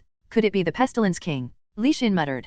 The expression on Li Xin's face became grim. Li Xin was only in the Blue Zone's origin demon realm, and the Pestilence King was not the type of demonic beast who should be here. Li Xin dashed forward and he could detect familiar traces of mana. They were the mana waves of Shin Hanul and Kang Ji-hoon. Something's off with their mana waves. Their mana waves were not flowing properly, and Li Xin was sure that something bad had happened to those two. If the two had indeed been facing the Pestilence King, they could be in a difficult situation. After walking further, Li Xin saw Kang Ji-hoon and Shin Hanul. The two were hung on the demonic beast, which was in the form of a tree, unconscious and bleeding profusely, their arms and legs tangled up in the branches. Li Xin cut the tree branches with magic and gently laid the two on the ground using psychokinesis. Li Xin opened their eyes to check their pupils and checked their skin for any black spots. Ha! Li Xin breathed a sigh of relief. Fortunately, the two were more or less unharmed. They were lucky. Even though they were attacked by the Pestilence King, they were not yet infected. Li Xin used his divine power to heal the two little by little. After a while, Kang Ji-hoon began to stir awake. Kang Ji-hoon groaned and slowly opened his eyes. Are you awake? Li Xin asked, looking worried. Am I dead or something? I see my master's face. When Kang Ji-hoon saw Li Xin's face, he mumbled. You're not dead, said Li Xin. I'm not dead. Huh.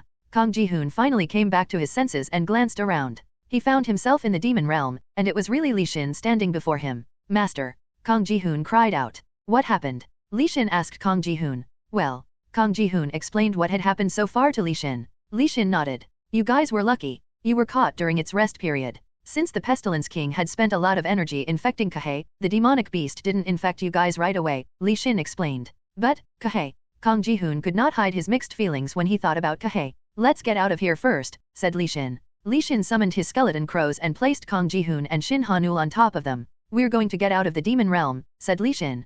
Kang Ji-hoon supported Shin Hanul, who was still unconscious. Since the skeleton crows could fly, it did not take them long to get outside of the demon realm. There were still attacks from the demonic beasts, but Li Xin's magic took care of them all. Take a rest, then go to Windsor once Shin Hanul wakes up, said Li Xin. What happened to the others? Asked Kang Ji-hoon. They're all safe now. Baek Hyun, Park Ju-hyuk, Park Hye-won are all safe. They're moving with the captives, so if you hurry, you'll be able to catch up with them, Li Xin explained. But, what about you, Master? Kang Ji-hoon asked. I'm going to go rescue Kahe, said Li Xin. Do you have to? Kang Ji-hoon hesitated for a moment, but decided to say what was in his mind. Shin Hanul was now unconscious because of Kahe, and he himself almost died. Kang Ji-hoon did not like the fact that Li Xin was heading into that dangerous place just to rescue a challenger from Lantan, whom Kang Ji-hoon originally considered an enemy. Don't worry. I'm not going just to rescue Kahe, Li Xin said. Then why? Kang Ji-hoon could not understand Li Xin's intention. I'm going to catch the one who made you all like that, said Li Xin. Li Xin got on the skeleton crow and quickly disappeared into the demon realm.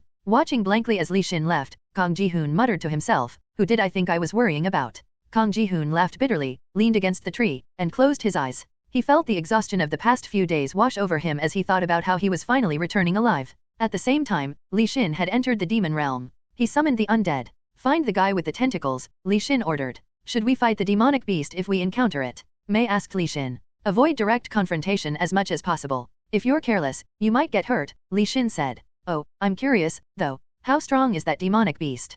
Can I just get a feel for his power once, Master? Mei asked again. This place exudes a strong sense of malicious energy, said Lakers. You also exude malicious energy, dummy, replied Jin. Enough, I don't want to fight with you in front of Master, said Lakers. Lakers and Jin bickered for a moment and disappeared to find the Pestilence King. Li Xin spread his mana as wide as possible and searched for where it might be. The demon power surrounding the demon realm was growing thicker and thicker over time. The demon realm in the blue zone that Li Xin used to know did not have this much demon power.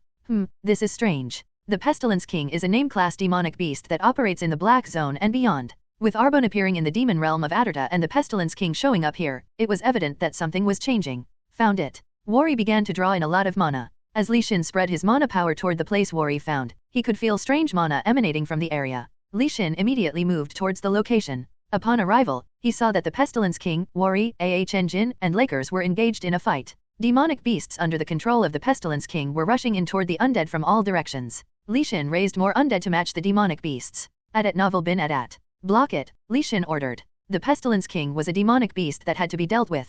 Seeing it had come all the way here to the blue zone, it was impossible to gauge for Li Xin how much stronger the demonic beast had become. Thunderbolt. Rumble crack? The thunderbolt was aimed at the head of the Pestilence King. However, it put his head inside the hard gloves which were part of the armor and were placed on his back to avoid the thunderbolt. As if Li Xin had predicted this, he smoothly prepared the next spell. It was difficult for any ordinary lightning spell to penetrate the Pestilence King's gloves. I'll break the gloves with one strike. The mana that had been spread out like fog froze, lowering the temperature of the forest sharply. Crack crack. Frost began to form all over the Pestilence King's body and the gloves on it started to freeze. At the same time, a huge steel spear appeared in the air. Wind swirled around the surface of the spear as it rotated. George's spear. The giant spear spun vigorously and headed toward the Pestilence King. Swoosh. The glove started to tear apart as it collided with George's spear. Keek. The Pestilence King screamed and its tentacles began to thrash in the air in all directions. Crack. The glove broke. The Pestilence King was flung away, screaming, and it tried to stabilize its breathing as blood oozed out from its body. The pieces of the tentacles that had been sliced were wreaking havoc, as if they had minds of their own. How many people did it infect already? Li Xin muttered. Li Xin did not expect the Pestilence King to be alive and breathing after taking that attack. He activated his mana with a stiff expression. Just die, Li Xin said. However, while Li Xin was trying to attack the Pestilence King, black fog surged from the ground. The red eyes of a creature darted back and forth between Li Xin and the Pestilence King. Shit. When Li Xin saw those red eyes, he frowned. Those were the eyes of the Sentinel. It was the ability of the Demon King, the final boss of the continent of Isosha. The Demon King could send sentinels to any part of the demon realm and see every area at once. However, the reason why Li Xin frowned was not because of that. The black fog spread in an instant and swallowed up the Pestilence King. Tisk. Li Xin's mana surged into the sky. Thunderbolt. Rumble crack. A thunderbolt struck the ground. There was a deafening noise, and the impact of the strike was so powerful that it caused the ground to sink in, but Li Xin did not look satisfied. Li Xin had no words. He was a step too late. The black fog disappeared with the Pestilence King into the ground, and the thunderbolt struck nothing besides the ground, which was meaningless. The greatest ability of a sentinel was that it could escape with demonic beasts from anywhere in the demon realm. Of course, there were limitations, but since the sentinel could save name-class demonic beasts, that alone was a great ability. Ha! Li Xin frowned. Unexpected things kept happening. Dispatching sentinels was an ability the Demon King had that could only be used in the Demon Zone, starting from the Navy Zone. However, the sentinel had appeared in the Blue Zone, where it should not have been. Clearly, the natural order of this world is changing. From the Predators to the Pestilence King and the Sentinels, he could see that the power of the demons was growing stronger. Situations that went against common sense were happening one after another. Let's go back, said Li Xin. He clenched his teeth and rode the skeleton crow out of the demon realm. Inside the Demon Zone, this giant canyon in the Black Zone was one of the paths that demons used to come out of the Demon King's castle. At the entrance of the canyon, there was a large fortress. It used to be the base of the demons, but now, it was occupied by Meldurin and became a fortress named Quebec. Quebec, also known as the Iron Wall Fortress, boasted perfect defense power. It had never been breached since it was in use. Now, for the first time, Quebec was unsteady. Darn it! What's happening? General Misfell shouted. I don't know, sir. General Misfell, who was guarding Quebec, looked at the screen with a serious face. Black waves were gushing in from the end of the canyon. Were the guys who were sent here earlier the scouts? General Misfell asked. I think so. I think they seem to have decided to break through here. Can we stop them? General Misfell asked. I think we would be able to defend somehow unless the name-class demons of the solo digit are here. What about double digit? General Misfell asked again. Well, it will be difficult if if 3 or more come. So, you're saying that we can somehow manage to deal with 2, right? General Misfell asked. His palms became sweaty as he watched the demons' forces gather. Please don't come. General Misfell muttered. His eyes were fixed on the demons. He was hoping that he would not see those demons he knew. But, someone said that, if you wish earnestly, the reverse comes true. The officer who had been listening to General Misfell from behind muttered. When General Misfell heard the officer, his expression changed in an instant. You jerk! Stop talking shit. General Misfell yelled at the officer. If the name-class demon of solo digit appears, I will step forward, said the officer. What can you do if you step forward? If even one of those demons appears, it will be difficult to deal with even if all the officers here go out and fight. General Misfell shouted. That's not the only way, the officer said with a determined look on his face. This jerk keeps talking nonsense, General Misfell muttered. General, it appeared. What? Misfell and the officers were stunned as they stared at the screen. A familiar, large demonic beast appeared amongst a mob of various demonic beasts. That is, General Misfell muttered. It was a demonic beast in the form of a tree. It was not very wide, but was over 10 meters tall. Flames were burning on its branches which stretched out in all directions, and its roots served as legs for walking on the ground. It's an enflamer, said an officer. The burning tree? What number is that demonic beast? General Misfell asked the officer. It's number 20, sir, replied the officer. Ha, I guess we're lucky that it's a demonic beast with double digit, said General Misfell. But it's not a good match for our citadel, which has the defense set up on the highlands, said the officer. If it's number 20, then we can manage, said General Misfell. General Misfell's expression was still stiff, but his tension had eased slightly. We can't be too relieved yet. We don't know if another one will appear, said another officer. Can't you just be quiet? General Misfell shouted at that officer. I'm just telling you the truth, said the officer. Who doesn't know that? How come you know how to say so much, but you don't know that every word you say has power, said General Misfell accusingly. I'm well aware, the officer replied. If you know so well, then why are you acting like General Misfell could not finish his sentence? General, a soldier shouted. What now? Did something appear again? General Misfell shouted at the soldier, annoyed. General Misfell had become extremely sensitive. Yes, it's a name-class demonic beast, the soldier replied. At the soldier's words, General Misfell looked at the screen again. Something huge was flying in the sky, among other demonic beasts. Crack. General Misfell gritted his teeth. The scars on his left arm suddenly felt like they were aching again. Vekjak. General Misfell muttered. Vekjak was a demonic beast that could fly and spit poison. It had a scorpion-like appearance, with a long body and a giant hook for an arm. General Misfell remembered the day he was attacked by that demonic beast. Hundreds of his beloved followers were killed. Vekjak had disappeared with fatal injuries that day, but now it appeared again in perfect condition. Damn it, a solo digit appeared.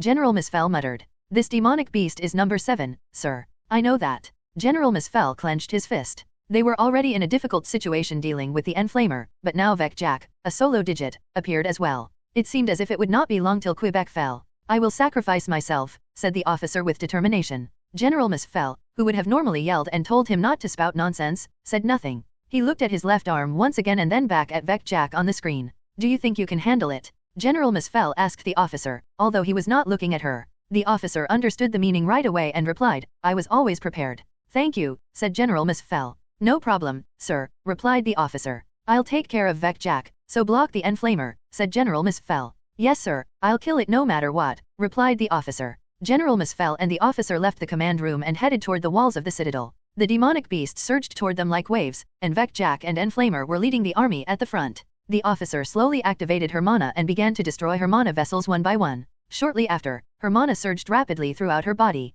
Thank you for everything until now, General Misfell. The officer spoke her last words and her final flame rose in the battlefield that was filled with demon power. General Misfell sighed as he watched her. Didn't I say this would happen? General Misfell muttered as he looked up at the sky. In another citadel in the Black Zone called Nox, chaos broke out at the sudden news. Quebec has fallen. Morgan, the Castellan of Nox, asked the messenger again, because he could hardly believe the news even though he had heard it properly the first time. Quebec has fallen due to the demon invasion, the messenger replied. Bam! Morgan slammed his desk with his fist. How could Quebec fall? Morgan shouted furiously. Morgan's expression became more and more serious as he heard the reports by the officers. Vekjak and enflamer appeared, and thousands of demonic beasts gathered. Morgan could not believe what he was hearing. Yes sir, replied an officer. Morgan furrowed his eyebrows. The next moment, he saw Quebec's fall on video. Quebec's proud walls were completely destroyed, and countless soldiers were lying dead. It was not a lie. The demons had really invaded and destroyed Quebec. Morgan left the conference room in a hurry. The officers tried to follow him, but he stopped them and headed for the telecommunications room.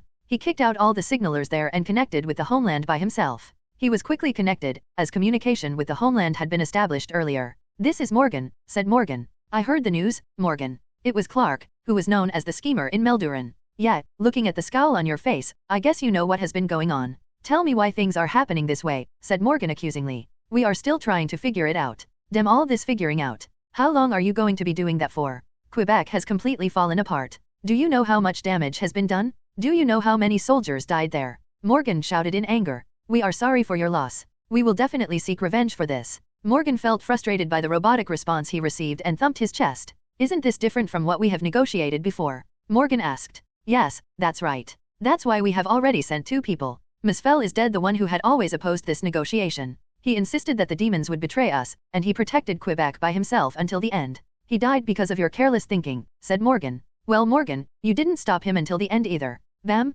Crack! Morgan slammed his desk hard. Unable to withstand his strength, it broke and fell over. Don't break things for no reason. Who cares? I knew this would happen from the moment you said we should catch this one Korean challenger. If you keep going like this, Nox will also collapse soon. Morgan shouted. Don't worry. We are already gathering our troops and will soon depart for Nox. And when the two we've sent come back after finishing the negotiations, we will let you know. Bip. Clark finished his last sentence and cut the call. Morgan glared at the blank screen with wide eyes and then left the telecommunications room. Ralph and Misty, who were both the qualified of Melduran, headed toward the Great Dale in the northwest corner of the Isosha continent. It was a place with the largest and toughest mountain range on the continent and deep valleys. They traveled through the area as if it were familiar to them, even though only a few humans had ever set foot there. It was a treacherous path where even a small miss could be fatal. There were many demon realms located all over the place, and these were dangerous areas where menacing demonic beasts roamed, since humans hardly went there. The two of them went into the valley. As they continued to go deeper inside, the air around them gradually became heavier. Soon, they could see a cave. Inside the cave was a space void of any light. The two stood in front of the cave and gulped, but they still trudged in slowly. As they went further, they felt suffocated and suppressed. In a situation where it was pitch dark and nothing could be seen clearly, the two discovered a vague figure that was lingering around. As the two got closer, they saw a woman, so dazzlingly beautiful that she could blind them, trapped in chains. They could not figure out where the chains came from and how they were formed. Stop making useless moves and come closer. You cannot understand with your limited intelligence, said the woman, who seemed to be sleeping. The two stood in front of her stunned, as if they were possessed. Their hearts beat so fast just from seeing her. It was not just because the woman in front of them was beautiful. The devil? She was a creature at a different level from ordinary demons. Misty stared at the woman. If she did not focus hard, her eyes might glaze over. Why did you break the deal? The demons destroyed the citadel of Melduran. Misty spoke slowly and clearly, trying not to reveal any quivers in her voice. At Misty's words, the devil gave a mysterious smile. Well, we made a deal. I cut off the connection between this world and the other world, and you guys were supposed to maintain this world for a long time, said the demon. Yes, that's right. But the balance began to fall apart, said Misty. Yeah? Why are you invading us? Ralph asked the demon. Well, that's because you guys invaded our land. The woman looked at the two as if she could not understand why they were angry.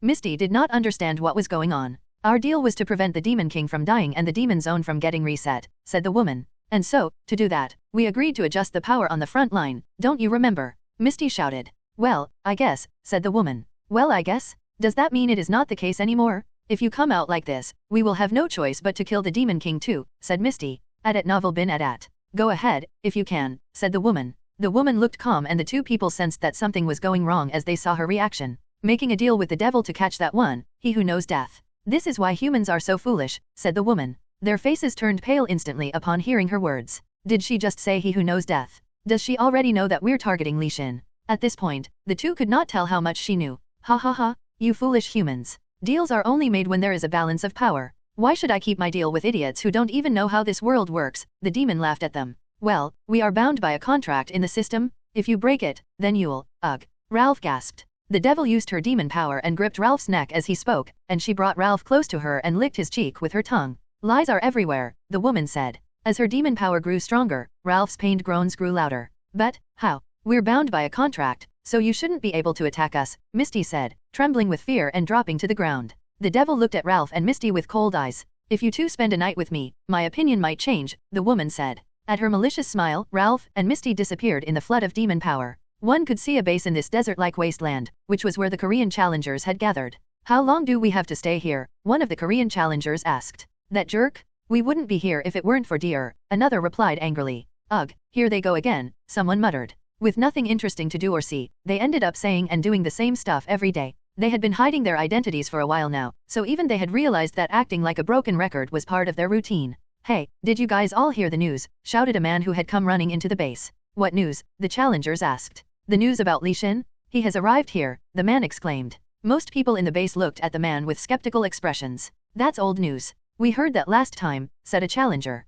Ugh, that guy's so slow again, said another challenger. Huh? You guys already knew about it, the man asked. The man was momentarily taken aback by their reaction and scratched his head, but then another man burst in and shouted something similar. Breaking news? Have you guys heard that Li Xin destroyed Tetir's Dilbet alone, said the newest newcomer.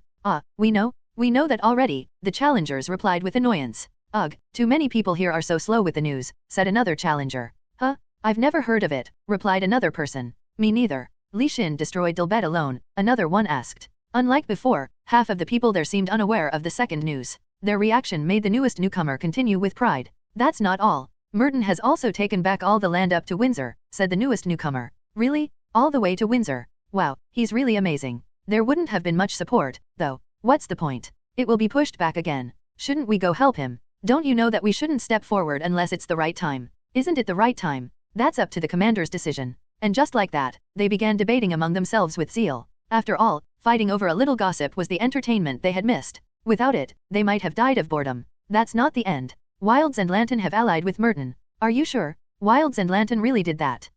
No way. The same guys who tried their hardest to destroy Merton just a while ago. Wait, then maybe we can keep Windsor safe. How can you still believe rumors? Why would they abandon WOFP and ally with Merton? Well yeah, that's a good point. The Korean challengers couldn't accept the news, thinking this couldn't happen without a solid reason. Hey, I heard this news from a really reliable source this time. I'm not lying, said the newest newcomer. But you say that every time? So I don't trust you anymore. I think it's real this time, though. His eyes are saying that he is telling the truth. And what are you, an expert in him? Don't you remember the last time? You said you guaranteed it was real and got stabbed in the back? So just chill. What did you just say? Hey, why don't we bet on it? How about we decide who goes to DR next time? Oh, that's a good idea. Then I'll bet on the alliance with Wilds only. Same. I agree with you. Here's my vote. No, this time, that son of a bitch's expression was genuine. I'll go with both Wilds and Lantern. Yeah, that's right. Stop all that, and come in, everyone. When the debate had suddenly become a heated bet, a guy who had maintained a firm expression throughout interjected.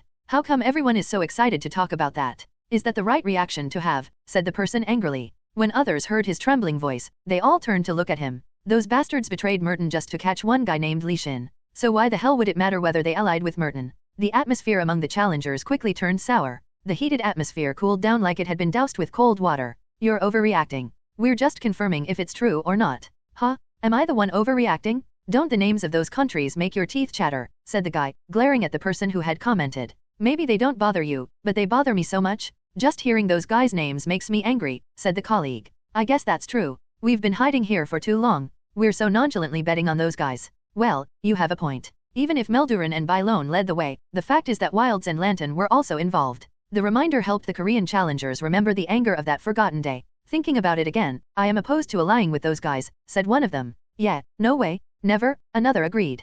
Who the hell do those guys think they are to shove their heads up to us? As the Korean challengers began to pour out their anger, their leader entered the room. Commander, they called out. Is the news that Sang-gu mentioned true? One of them asked the commander if the second news was true. The man leading them, Han Sang-hyun, looked at the people and nodded. Hakan, who had entered with Han Sang-hyun, shook his head. Wow, so it was true? But commander, we didn't say what Sang-gu told us. So, why did you say he was telling the truth? Oh yeah, how did you know? Wait, Sang-gu, did you hear that from the commander? And that was why you could report it so confidently. That's enough, Sang-hyun interrupted. Han Sang-hyun thought that he had to change the minds of the Korean challengers because they could not just continue to be hostile to other countries purely because of past grievances. Merton has allied with Wilds, Lantern, and Tetir. Wow, exclaimed the Korean challengers, regardless of their anger. And the leader of that alliance is Merton. It was mentioned that Mr. Li Xin had achieved all these wins, Han Sang-hyun explained. Oh really? That guy alone? Wow, he's quite impressive. Well, all these things happened to Merton just because of Li Xin.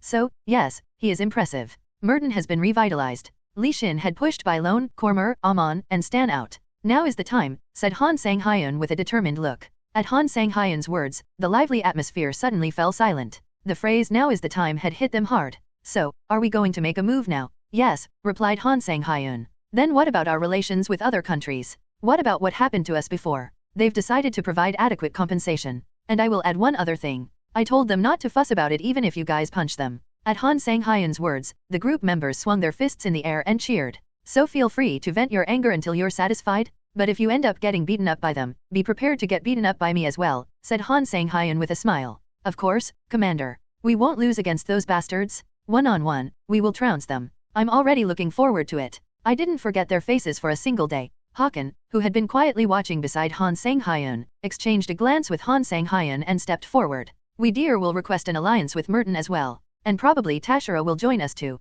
So let's work hard together from now on, Hakan said. Huoa. The screams and excited cheers of the Korean challengers followed Hakan's declaration. For now, let's wait. I'll contact Merton soon, said Han Sang-hyun. A month had passed since the end of the Windsor siege. The situation in the continent of Isosha had rapidly changed during that short time. The movement of the once silent demons became more intense, and WOFP, which had been pressuring Merton, proposed a ceasefire. At Novel bin Adat. At first, Merton tried to refuse the proposal but accepted it when Li Xin shared his opinion with them. Merton also soon realized that accepting the offer was a really wise choice. What the hell is going on because of those stupid bastards? Looking out at the plain beyond the castle wall from the top of Windsor Tower, Juan Byron said in an annoyed voice. This is becoming really serious. Standing next to Juan, the Minister of Mana nodded as if he agreed with Juan. When people had first started to climb the tower, it was difficult to defeat the Demon King of Isosha. However, as time passed, countries became stronger, and challengers learned how to attack demons, making it easier and easier to defeat the Demon King. As a result, the cycle of the Demon King resetting naturally became shorter, and the demon army's power decreased significantly as they had less time to accumulate their strength.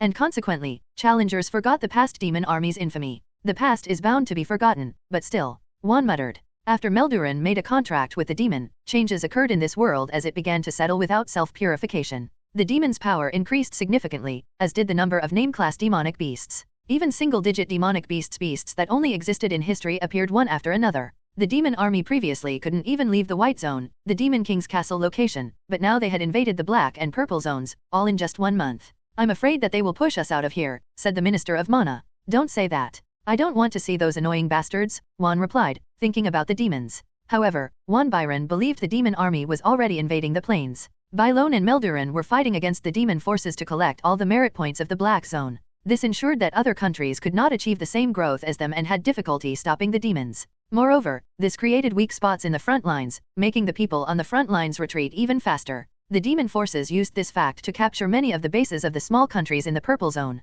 Among the alliance of Merton and the country with a base in the Purple Zone, only Tetir remained. Natasha Polly and her task force members went to Tetir's Purple Zone base to provide support. Those Tetir guys are lucky. They joined the alliance at the right time so that they don't have to lose their base in the Purple Zone, complained a task force member. Due to being the first to ally with Merton, Wilds had been marked a traitor and lost its base in the Purple Zone. Tetir, on the other hand, still had a base in the Purple Zone because they had joined late. The member who had complained a second ago was annoyed that his country had suffered losses by joining early and now had to help Tetir, who had joined late. Stop that. We will get a base in the Purple Zone when the time comes, said Natasha Polly. Isn't it actually better that we don't have one now? Yeah, that's right. The bases located in the Purple Zone are starting to fall apart one by one now. Don't worry about other places. We only need to worry about our alliance, said Natasha Polly. After saying that, Natasha saw the darkness beyond the Tetir's base. It wasn't pitch black like inside a demon realm, but she couldn't see everything clearly. If a demon was hiding out there, they could catch her off guard. Natasha Polly knew that the demon forces could move to the Navy Zone if this place was breached.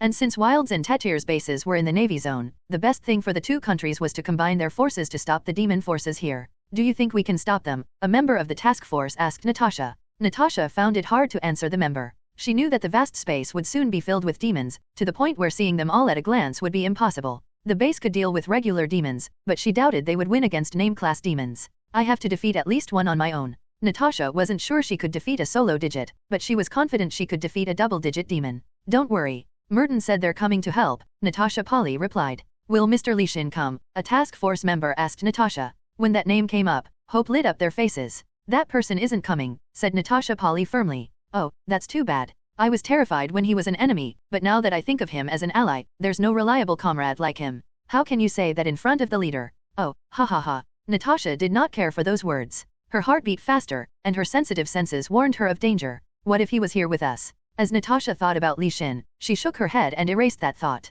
She knew that she should not be relying on anyone else. If she could not do it herself, nothing would change. Mr. Li Xin has not contacted us after he went to Deer. I think he will contact us soon, but even if he does, he won't be coming here, said Natasha Polly. Why not? Isn't this the place that is in most danger among our allied countries? Yeah, right. Shouldn't our best make a move on the front line? Natasha shook her head, hearing the members' complaints. No, we've detected movement of the 3rd Demon Forces in the Navy Zone, where Merton and Lanton's bases are, Natasha explained. Sorry? The 3rd Demon Forces. Have those guys already advanced to the Navy Zone? Asked the startled team members. Yeah, and Mr. Li Xin will probably go there too, said Natasha Polly. The 3rd Demon Force had many name-class demonic beasts, including at least 2 solo digits. No matter how powerful Li Xin was, it would be difficult for him to face more than 2 solo-digit demonic beasts.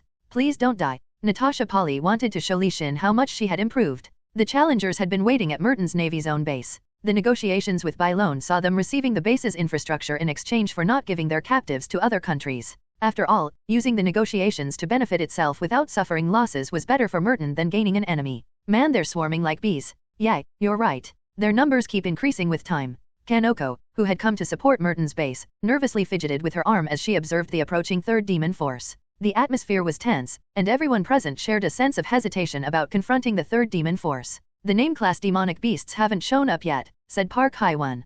Park Hae-won, observing the enemy's military strength with Kanoko, gulped repeatedly. She had to provide sniper support from a distance, taking out the enemy's main forces. And Kanoko's role was to scout and gather information to relay to Park Hae-won. These two had a relatively safe role in this battle, but they could not shake off their anxiety. Be sure to keep an eye out for Shadow Archer, said Park Hae-won to Kanoko. All right, Kanoko replied. Shadow Archer was a demon with the number 21. It was hard to find it even with their eyes wide open because he hid in the shadows. During daylight battles, it was relatively easier to respond to his attacks. However, reacting swiftly to their strikes at night was exceedingly difficult. Predicting Shadow Archer's movements in total darkness was easier said than done. Moreover, demonic power in the demon zone became stronger at night, making it even harder to detect their attacks. Still, Park Hae-won was sure that she could snipe down the demon once it appeared. Hundreds of people have died at that demonic beast's hands. We have to kill him this time, said Park Hae-won. Do you think you can get him? Kanoko asked worriedly. Park Hae-won gave a faint smile in response. I have no choice, Park Hae-won replied. Ka. Kiik. Kiik. Kayak. Kyer. The enraged cries of the demonic beasts echoed in the air, indicating that they were within range of their attack. The soldiers' expressions darkened rapidly, and the challengers' faces were full of concern. Don't worry too much, said Kim Kong-chun, looking at a worried Shin Ha-nul. Because Shin Ha-nul was still young, he tended to be easily swept away by the atmosphere. However, Shin Ha-nul was one of the strongest people here and had to show his prowess today. Do you think we can win? Shin Ha-nul asked Kim Kong-chun. Of course. But if a name-class demon appears, it's your job to take care of it, said Kim Kong-chun. At novel bin at. What? No way, I'll die, Shin Ha-nul shouted. You said you wanted to become a ranker. So, should this be scary? Kim Kong-chun said to Shin Ha-nul. That's different. Shin Ha-nul muttered. Anyway, when you leave Isosha, you will get all of your accumulated achievements. If you catch a name-class demon alone here, the difference in achievements from other challengers will be huge, Kim Kong-chun explained. Oh, I see, Shin Ha-nul replied. Kim Kong-chun's words reignited Shin Ha-nul's fading passion. He had once dreamt of becoming the best in the tower, and even though meeting Li Xin had crushed that dream, he still wanted to become a ranker and return to Earth. Leave it to me, Shin Ha-nul shouted with confidence. Kim Kong-chun turned his head after noticing the tension on Ha-nul's face disappear.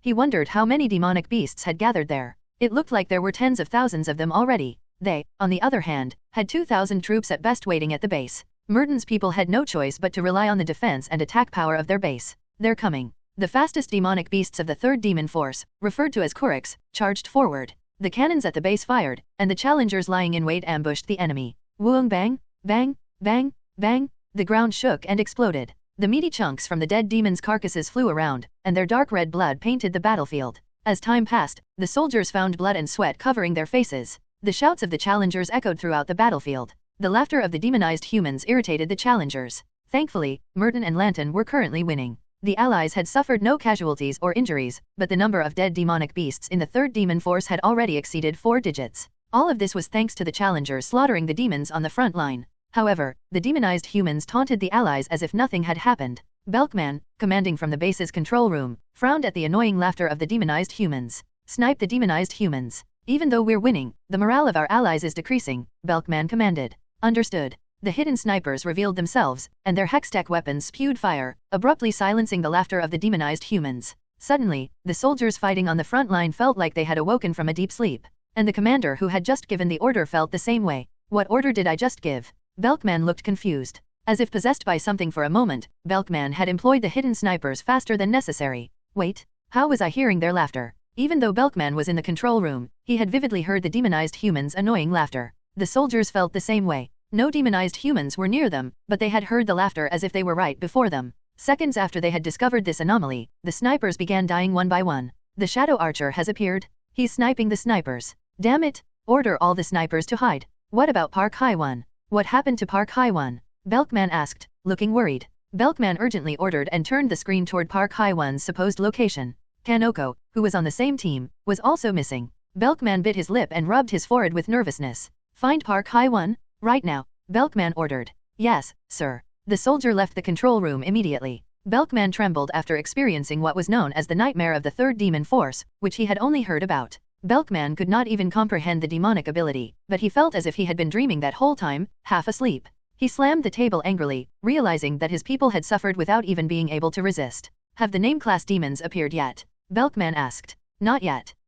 There they are? They have appeared, replied a soldier. Who is he? Belkman asked. It's Keiku's. It's him, the giant with 3 heads. Belkman watched the screen as Keiku's a 10-meter-tall demon with the number 18 revealed himself from the darkness. He's still manageable. Besides being a strong giant who could spit fire from his mouth, he was not particularly special. Although he was tough and had great recovery power, it was easy to fight against him because he was slow. Deploy Kim Kong-chun and Baek Hyun, Belkman ordered. Yes, the soldier replied. And what happened to the snipers? Belkman asked. It seems like the shadow archer has attacked them. Everyone had black thorns on their foreheads, explained the soldier. Tisk. Belkman clicked his tongue. Belkman knew that regret would change nothing, so the important thing was to not repeat the mistake in the future. Shadow Archer's location was yet to be discovered. He and the demon that could cause strange hallucinations were hiding somewhere. That means there are at least 3 name-class demonic beasts here. Fortunately, single-digit demons, solo digits, hadn't appeared. And since Belkman had more troops waiting aside, he thought his people could manage this battle. What is the current damage situation?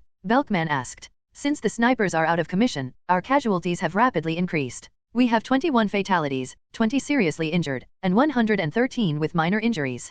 Considering we had not a single fatality in the past, this number will only increase, said the soldier. They had more fatalities than serious injuries due to Shadow Archer's attack. They managed to hold out until now, but Belkman's worries weren't improving. Whenever Belkman had felt this way on the battlefield, nothing good came. He hoped that this time would be different, that his intuition was wrong. He turned to look at the telecommunication device nearby, which used to ring busily even when it wasn't needed. But this time, it was too quiet, adding to his unease. Please come quickly. It had been 4 days since they received word that Deer had departed. However, there was still no news. Where were they, and what were they doing? Belkman didn't think that they were in danger, he just wanted them to arrive here quickly. The front line was truly a chaotic place. Swoosh, clang, black blood flew in all directions. It was difficult to distinguish whether the darkness here was a fog of blood or demon power. Baek Hyun calmed his pounding heart and stepped back after hearing a soldier urgently calling him out. Belkman has ordered you and Kim Kong-chun to deal with Keiku's together, said the soldier. Baek Hyun wiped the blood near his eyes and furrowed his eyebrows. In the distance, he could see a giant with 3 massive heads.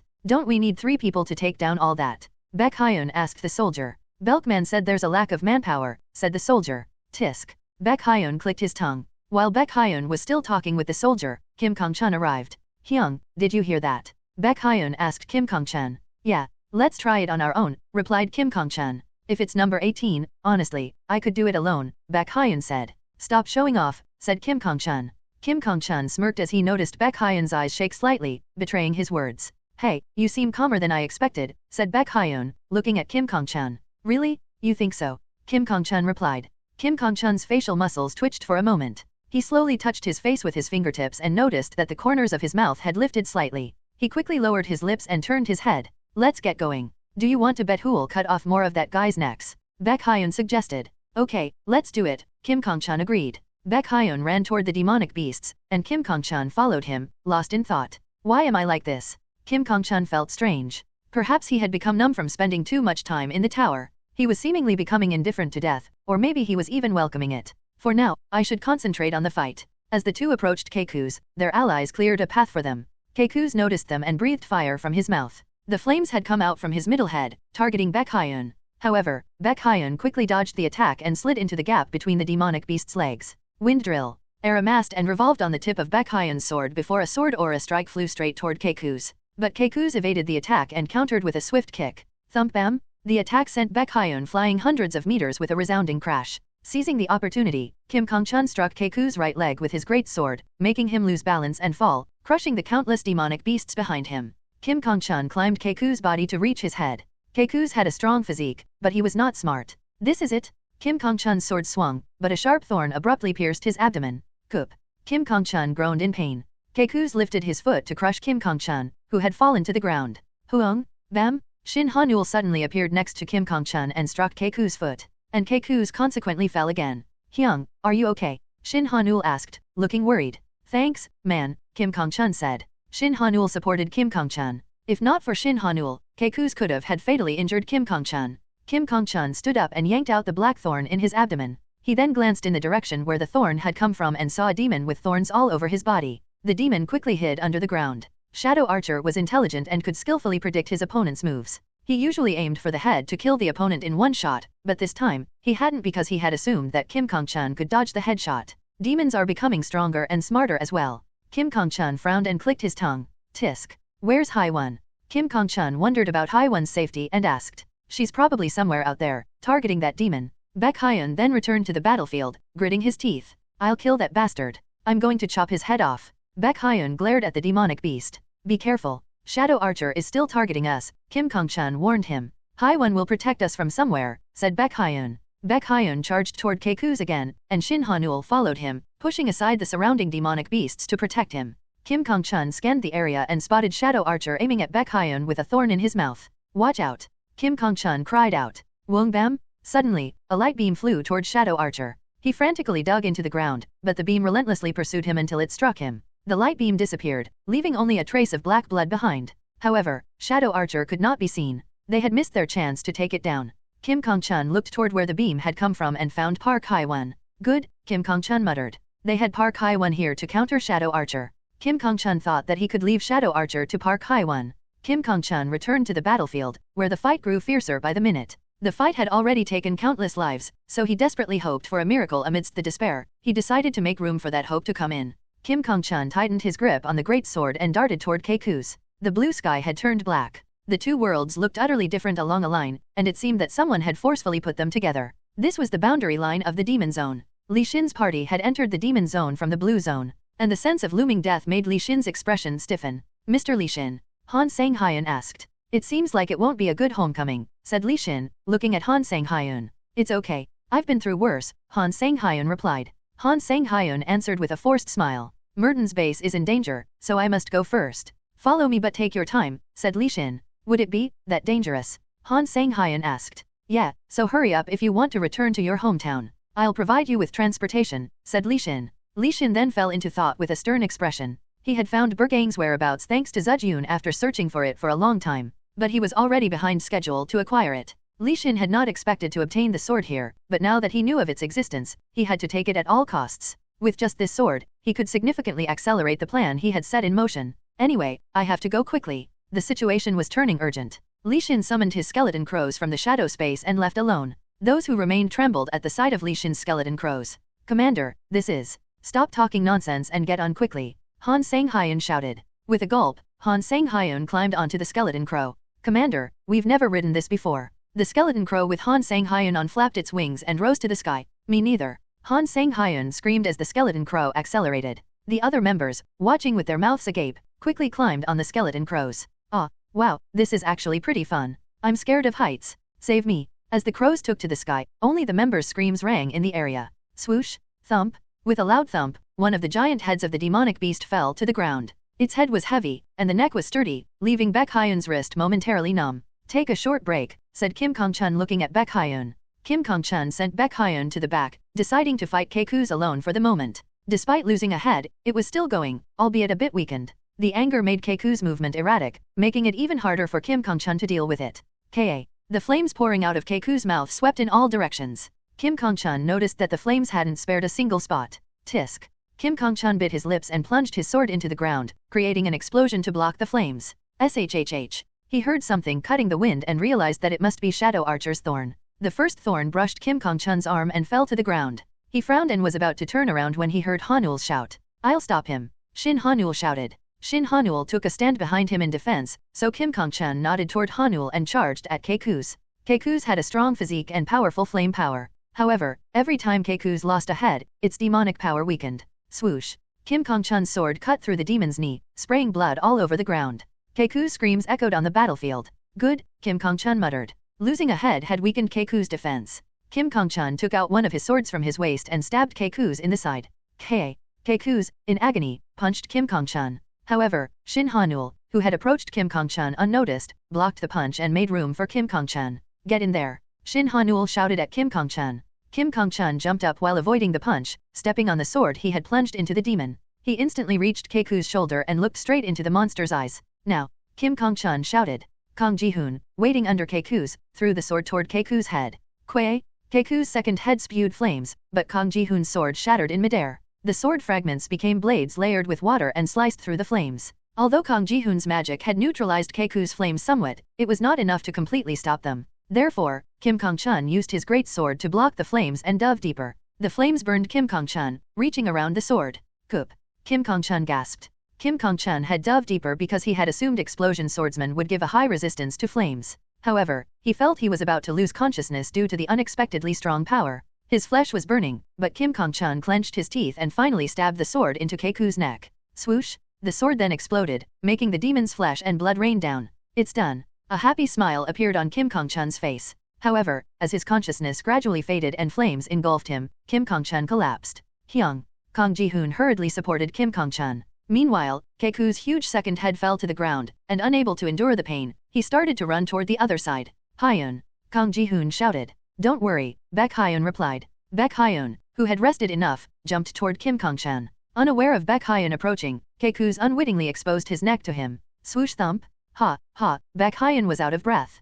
Keiku's giant body collapsed. Below him, Baek Hyun was looking around with bloodshot eyes, breathing heavily. Countless demons surrounded Baek because he had ended up deep inside the demon's camp while chasing Keiku's. Haha, dem bastards, Baek Hyun muttered. Every part of Baek Hyun's body was in pain. He clicked his tongue at the sight of the demons. Their number seemingly remained the same regardless of how many he killed. Let's see who wins, said Baek Hyun. Baek Hyun gripped his sword more tightly. Then, a familiar demon appeared in his sight. It was the one with thorns all around his body. Shadow Archer. Shadow Archer's condition did not look too great. Park Hae-won and Kanoko's consecutive attacks had injured him. Shadow Archer's eyes turned toward Baek Hyun. Both of them were injured and thought it was an opportunity to kill the other. SSSH. With a loud piercing sound, three thorns flew toward Baek Hyun. However, regardless of the thorn's speed, Baek Hyun thought he could avoid such an attack. Bring Iog. Baek Hyun gasped. A thorn had torn the muscles in his left arm from behind abruptly. Shadow Archer had distracted him with the thorns in front and launched the real attack from behind.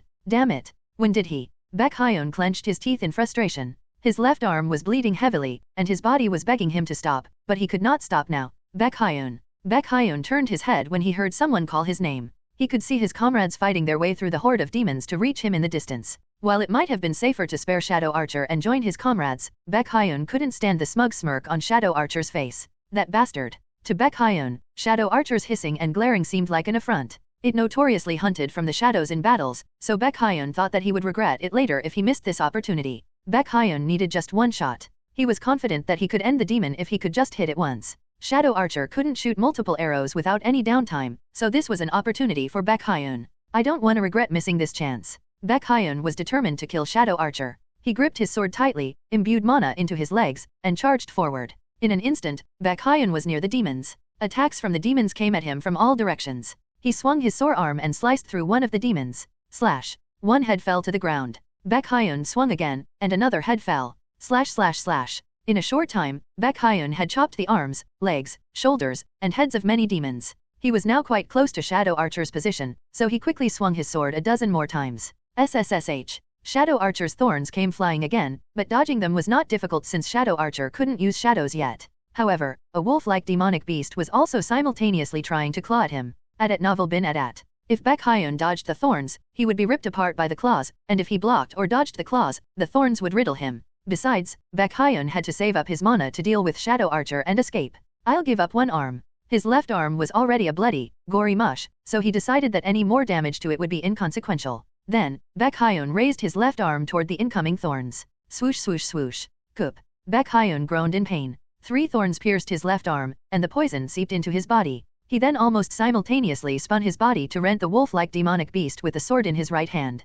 Baek Hyun felt like he would faint, but he gritted his teeth and kept moving. If he got pushed back now, his sacrifices would be for nothing. He was now an arm's length away from Shadow Archer. He could see Shadow Archer crouch again to shoot another set of thorns. Since Baek Hyun could no longer move his left arm, he bit the sword with his teeth and drew a mana circle in the air with his right hand. Shadow Archer momentarily felt numb as the mana circle poured out cold air. And that moment was enough. Crack. Baek Hyun quickly moved the sword to his right hand from his mouth and stabbed Shadow Archer. The thick thorns broke, and his sword pierced through the thin shell of the demon. Die. Baek Hyun shouted, possessed by rage. He had finally killed this annoying guy. Now, I just have to get out of her. Swish. Kayub. Huh. A dark red demonic power had emerged from the darkness and pierced Baek Hyun's abdomen. Baek Hyun dropped the sword in shock and fell to the ground. His vision became hazy, but he saw the demon who had attacked him. The demon appeared fearsome, clad in black armor adorned with horns on his head and wielding a black sword in his right hand. Shit. Baek Hyun. Hyung. No, stop. Appa. Baek Hyun could hear the urgent voices of his comrades nearby as they fought their way through the demon horde, ignoring their own injuries. He tried to hold on to his consciousness, but his vision blurred. He saw the demon channeling his mana to strike him again. No. Baek Hyun could not say anything. He froze the wound to stop the bleeding and then lost consciousness.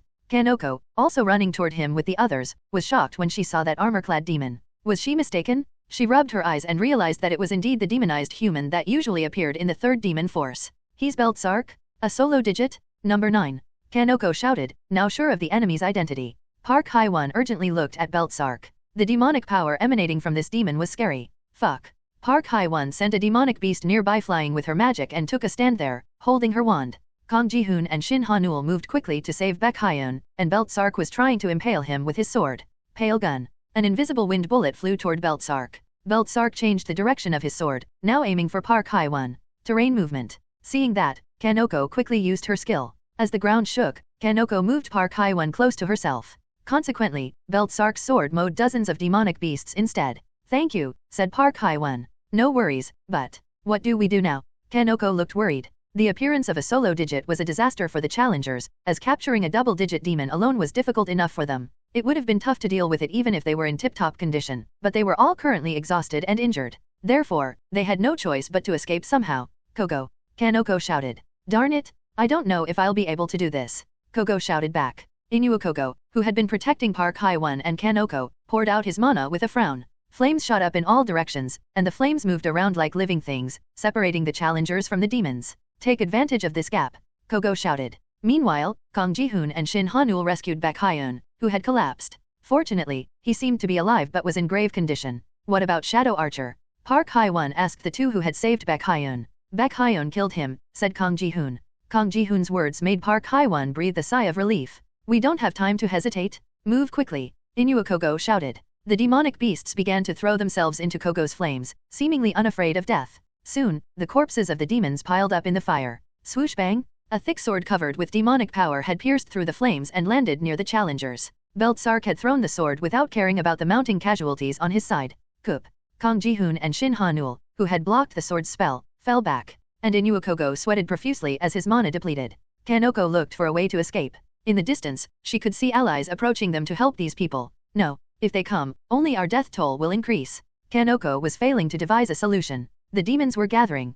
Kang Ji-hoon and Shin Ha-nul were injured from Beltzark's attack and exhausted, and Baek Hye-eun had passed out. Inua Kogo's mana would also soon run out, so the only ones left were herself and Park Hye-won. Is this the power of a solo digit? Even though the challengers were exhausted, the fact that Beltzark could easily take down Baek Hye-eun and attack Shin Ha-nul and Kang Ji-hoon simultaneously was beyond her expectation. Kanoko could not think straight. They hadn't expected Beltzark to show up here, so the current situation was utterly out of the control room's expectations. Meanwhile, Beltzark calmly approached the challengers, walking through the flames. Die, you idiots! Beltzark shouted. His voice sounded like metal scraping. Beltzark smirked and shot his demon power at the challengers. The challengers' faces stiffened with nervousness, but a black lightning bolt fell from the sky. Kryak! Ba-ba-bam! With a loud noise, the ground began to shake. A large skeleton appeared from the sky and landed on the ground. Master! Park Hye-won shouted in excitement. Is that you, Mr. Lee Shin? Kanoko was surprised. Park Hye-won and Kanoko called out to Lee Shin. Even though they could not see his figure, they could tell it was Lee Shin from the skeleton and the black lightning bolt.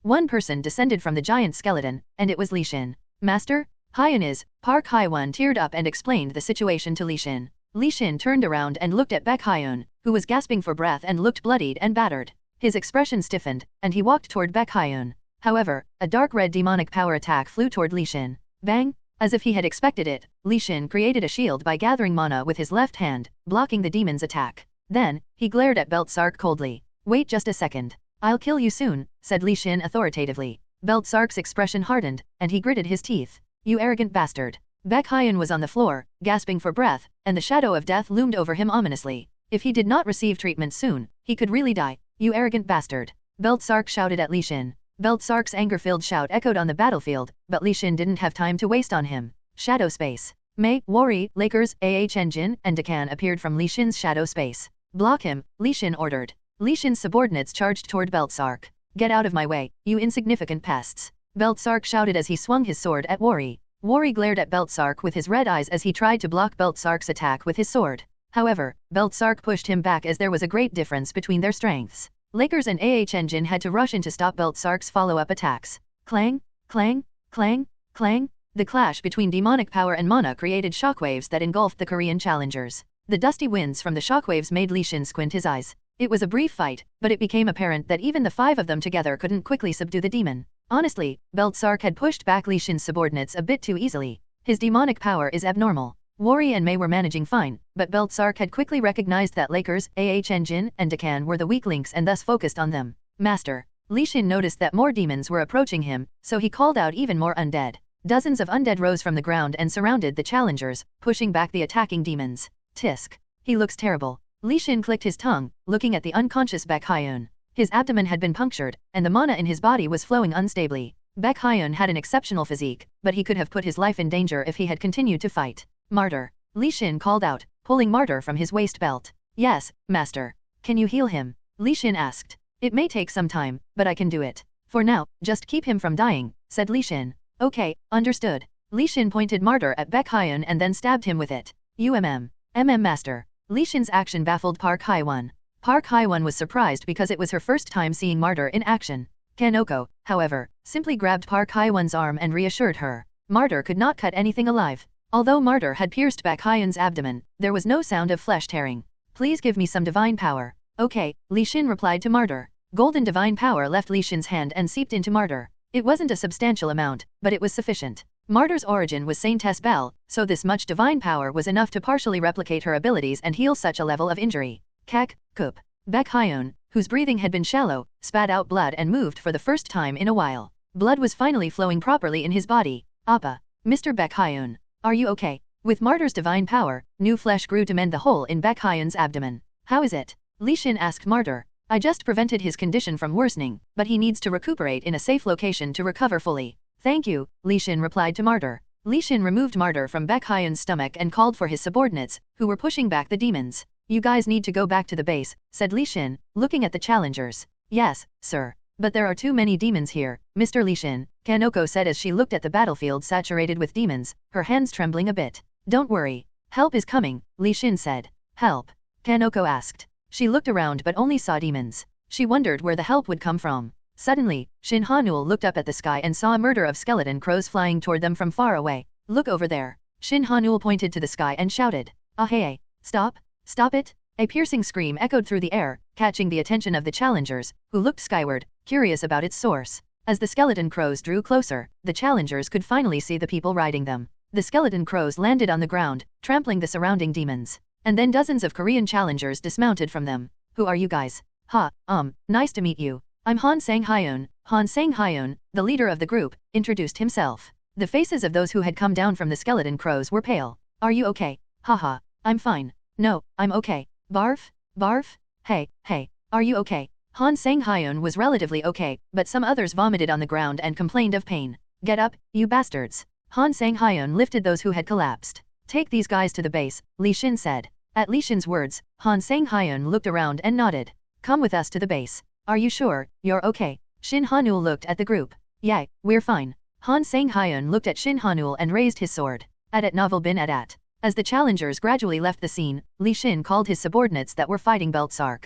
The condition of those subordinates seemed terrible. Mei was relatively fine, but Deken's body was about to fall apart, and Lakers and Jin had already lost one arm each. Also, Wari's bones seemed to be fractured in several places. Master. Deken's eyes gradually dimmed before he collapsed. Deken has returned to rest. The system message confirmed his death. Although his memories with Dekan were not particularly pleasing, Li Shin did not feel good about Deken's death. Go back, all of you, said Li Shin, looking at his subordinates. The remaining 4 went into the shadow space. Beltzark glared at Li Shin, his black blood dripping. Beltzark pulled out a thorn stuck in his body and threw it to the ground. Now you have no one to protect you, said Beltzark angrily. Li Shin stared at Beltzark, a name-class solo digit. In his past life, Li Shin had never even seen a double-digit demon, let alone a solo digit. He only knew about them because of the information that had been passed down. Is this the power of a single-digit demon? As the power of the Demon King increased, even stronger demons emerged. Beltzark, a sword master, was number 9. Li Shin's subordinates, as well as Baek Hyun and his team, had been unable to withstand his power. Well, was my suspicion correct? Evidently, that woman, the Great Devil, was responsible for this situation. She was hiding in the tower and attacking challengers on the 21st to the 29th floors. Wait, no, she is not a Great Devil anymore. She was just a devil who had fallen from the 72 thrones, a seat reserved for the Great Devils. After seeing Beltzark, Li Shin's suspicions became stronger. Die. With a shout, Beltzark charged toward Li Shin. Clang! A mana shield, which was just an accumulation of multiple shield layers, blocked Beltzark's sword and dispersed the impact. However, the enemy's demonic power pierced through the shield. A smile appeared on the demon's face. Was this a smile of satisfaction because he had taken revenge for being blocked by the shield earlier? Coop. Li Xin gasped. You have suffered 20-40 points of damage. The demonic power leaked in as the shield exploded. Therefore, Li Xin had to step back. He wondered if this was the power of a solo digit. He felt his body heat up after a long time, with the appearance of a strong opponent. Li Xin quickly scanned the area. The field was slick with the blood of demons, and their corpses were everywhere. He spread mana over them. Deep flare. Black flames shot up from under Beltsark's feet. Beltsark, whose sight was obscured by the flames, rushed toward Li Xin, engulfed in flames. Steel plate shield. A shield of steel appeared in the air. Bang! Unlike the shield before, Beltsark's sword could not penetrate the steel shield. However, the shield contorted with each sword strike. Creak! Ultimately, the steel shield broke and disappeared, but the demonic power-filled sword only struck the ground. Quaya! The demon power rushed toward Li Xin from the ground as if trying to tear him apart. Li Xin concentrated his mana and threw it toward the incoming demonic power. Thunderbolt explosion. The thunderbolt, which he had molded into a sphere, collided with the demonic power and exploded. The demonic power and lightning energy simultaneously split into several branches and flew in all directions. Lightning rod. Li Xin aimed his mana at Beltsark's wound and struck it with the lightning rod. However, Beltsark seemed unaffected by the pain, as he simply flinched a bit and then launched his sword. Li Xin avoided the sword and smiled faintly. The enemy was strong, and his attacks were swift and bold. Among the enemies Li Xin had encountered since climbing up to the 21st floor, Beltsark could be considered the strongest. However, that was all. Li Xin released the mana screaming to get out of his body, and his black mana began to absorb the death energy emanating from the dead bodies. The transcendental class enhanced his vision, expanding his field of vision, and accelerated his thought process. He could clearly see Beltsark's movements, and they gradually slowed down for him. Li Xin's black mana soared into the sky. The death energy flowing endlessly around him began to stimulate his emotions. The death energy was seemingly whispering to Li Xin to kill all of them and bring death to the living because all of it would bring him power. He could vividly feel the thunderbolts spread out in all directions as they were synced with his mana. Death energy seeped into the golden thunderbolts. The thunderbolts turned black as the thirst for death corrupted them. Punishment. Bomb! A huge black spear fell from the sky, and lightning bolts of death poured from all directions. The resultant thunder was loud enough to tear eardrums apart, and a light so bright that it threatened to blind everyone dominated the space. The demons started to melt away, and hundreds of demonic beasts on the battlefield lost their lives at once. Damn! Han Sang-hyun, darting through the demons, cursed out loud at the novel sight. The Korean challengers who followed Li Xin froze in place and could not move. They feared that if they moved in the wrong direction, they would get hit by the black thunderbolt and die immediately. Bomb! The thunderous noise rang out once again. Fighting at the base, Kim Kong-chun furrowed his brows at the noise that made his ears stuffy. Vainomenon, standing next to him, watched the scene with wide eyes. What's happening right now? Vainomenon asked. You can't understand it with common sense, so just accept it,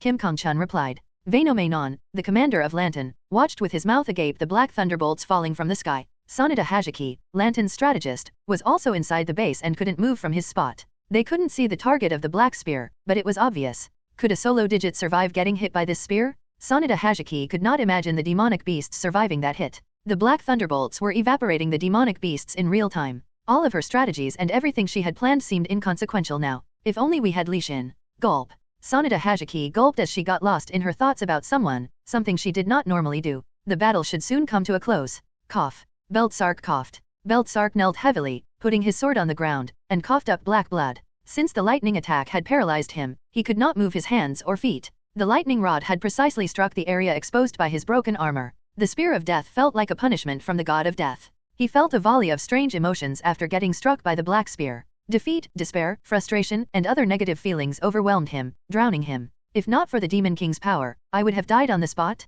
Beltsark coughed up more blood, wondering if it was the shock that had actually paralyzed him. After all, he had tasted defeat for the first time, and it was vile. After realizing that there was a significant power gap between him and Li Xin, he no longer had the will to survive. He did not even think about resisting. Beltsark would have taken his own life right there if not for the Demon King's will. After all, his life belonged to the Demon King. He locked eyes with Li Xin, a monstrous being with incomprehensible power. What are you? Beltsark asked Li Xin. Li Xin laughed at the question. Human. One of those beings you so despise, Li Xin replied. A human. Beltsark muttered. Beltsark trembled and slowly got up, trying to fight again. Li Xin clicked his tongue at the sight. However, he suddenly sensed a mana wave and turned around in alarm. A spine-chilling scream echoed and reverberated through the air. And simultaneously, the fleeing Korean challengers began to collapse one by one. Li Xin gritted his teeth and extended his mana. Bang! Beltsark used this opportunity to run in the opposite direction. And the demonic beasts that had survived Li Xin's attack encircled Beltsark, seemingly trying to protect him. Tisk.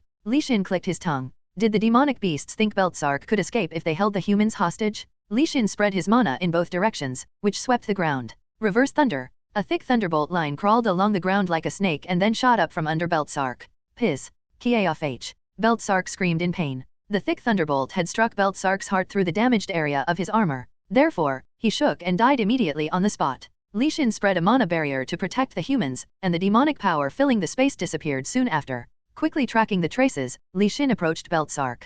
As his black mana flowed into Beltzark, the armor on his body disappeared, and the white bones inside clattered as they rose. Being 2 or 3 times the size of Li Xin, Beltzark, covered in shimmering black mana, grabbed the sword stuck in the ground. Then, he lifted it with his left hand and plunged it back into the ground. I, Beltzark, pledge allegiance to you, Beltzark said to Li Xin in a determined voice. Li Xin grasped the sword's hilt and shared his mana with Beltzark. Then, suddenly, black armor appeared all over Beltzark's body. Thank you, Master, Beltzark replied. Standing up, Beltzark swung his sword in the air. Bang! A violent shockwave erupted as if the air had exploded. Then, Beltzark moved a little, seemingly testing his strength. Follow me, Li Xin passed by Beltzark and ordered. Li Xin was heading toward the dark forest. It was time to hunt down the bandits hiding in the dark forest. Thick black fog enveloped the forest in all directions. Demonic beasts glared at Li Xin, warning him not to encroach on their territory. He sensed their presence but ignored them. Li Xin extended his mana to search for the enemy leader and then dashed toward his goal. As he focused on his task, he heard water drops that grew louder and louder until he realized it was raining.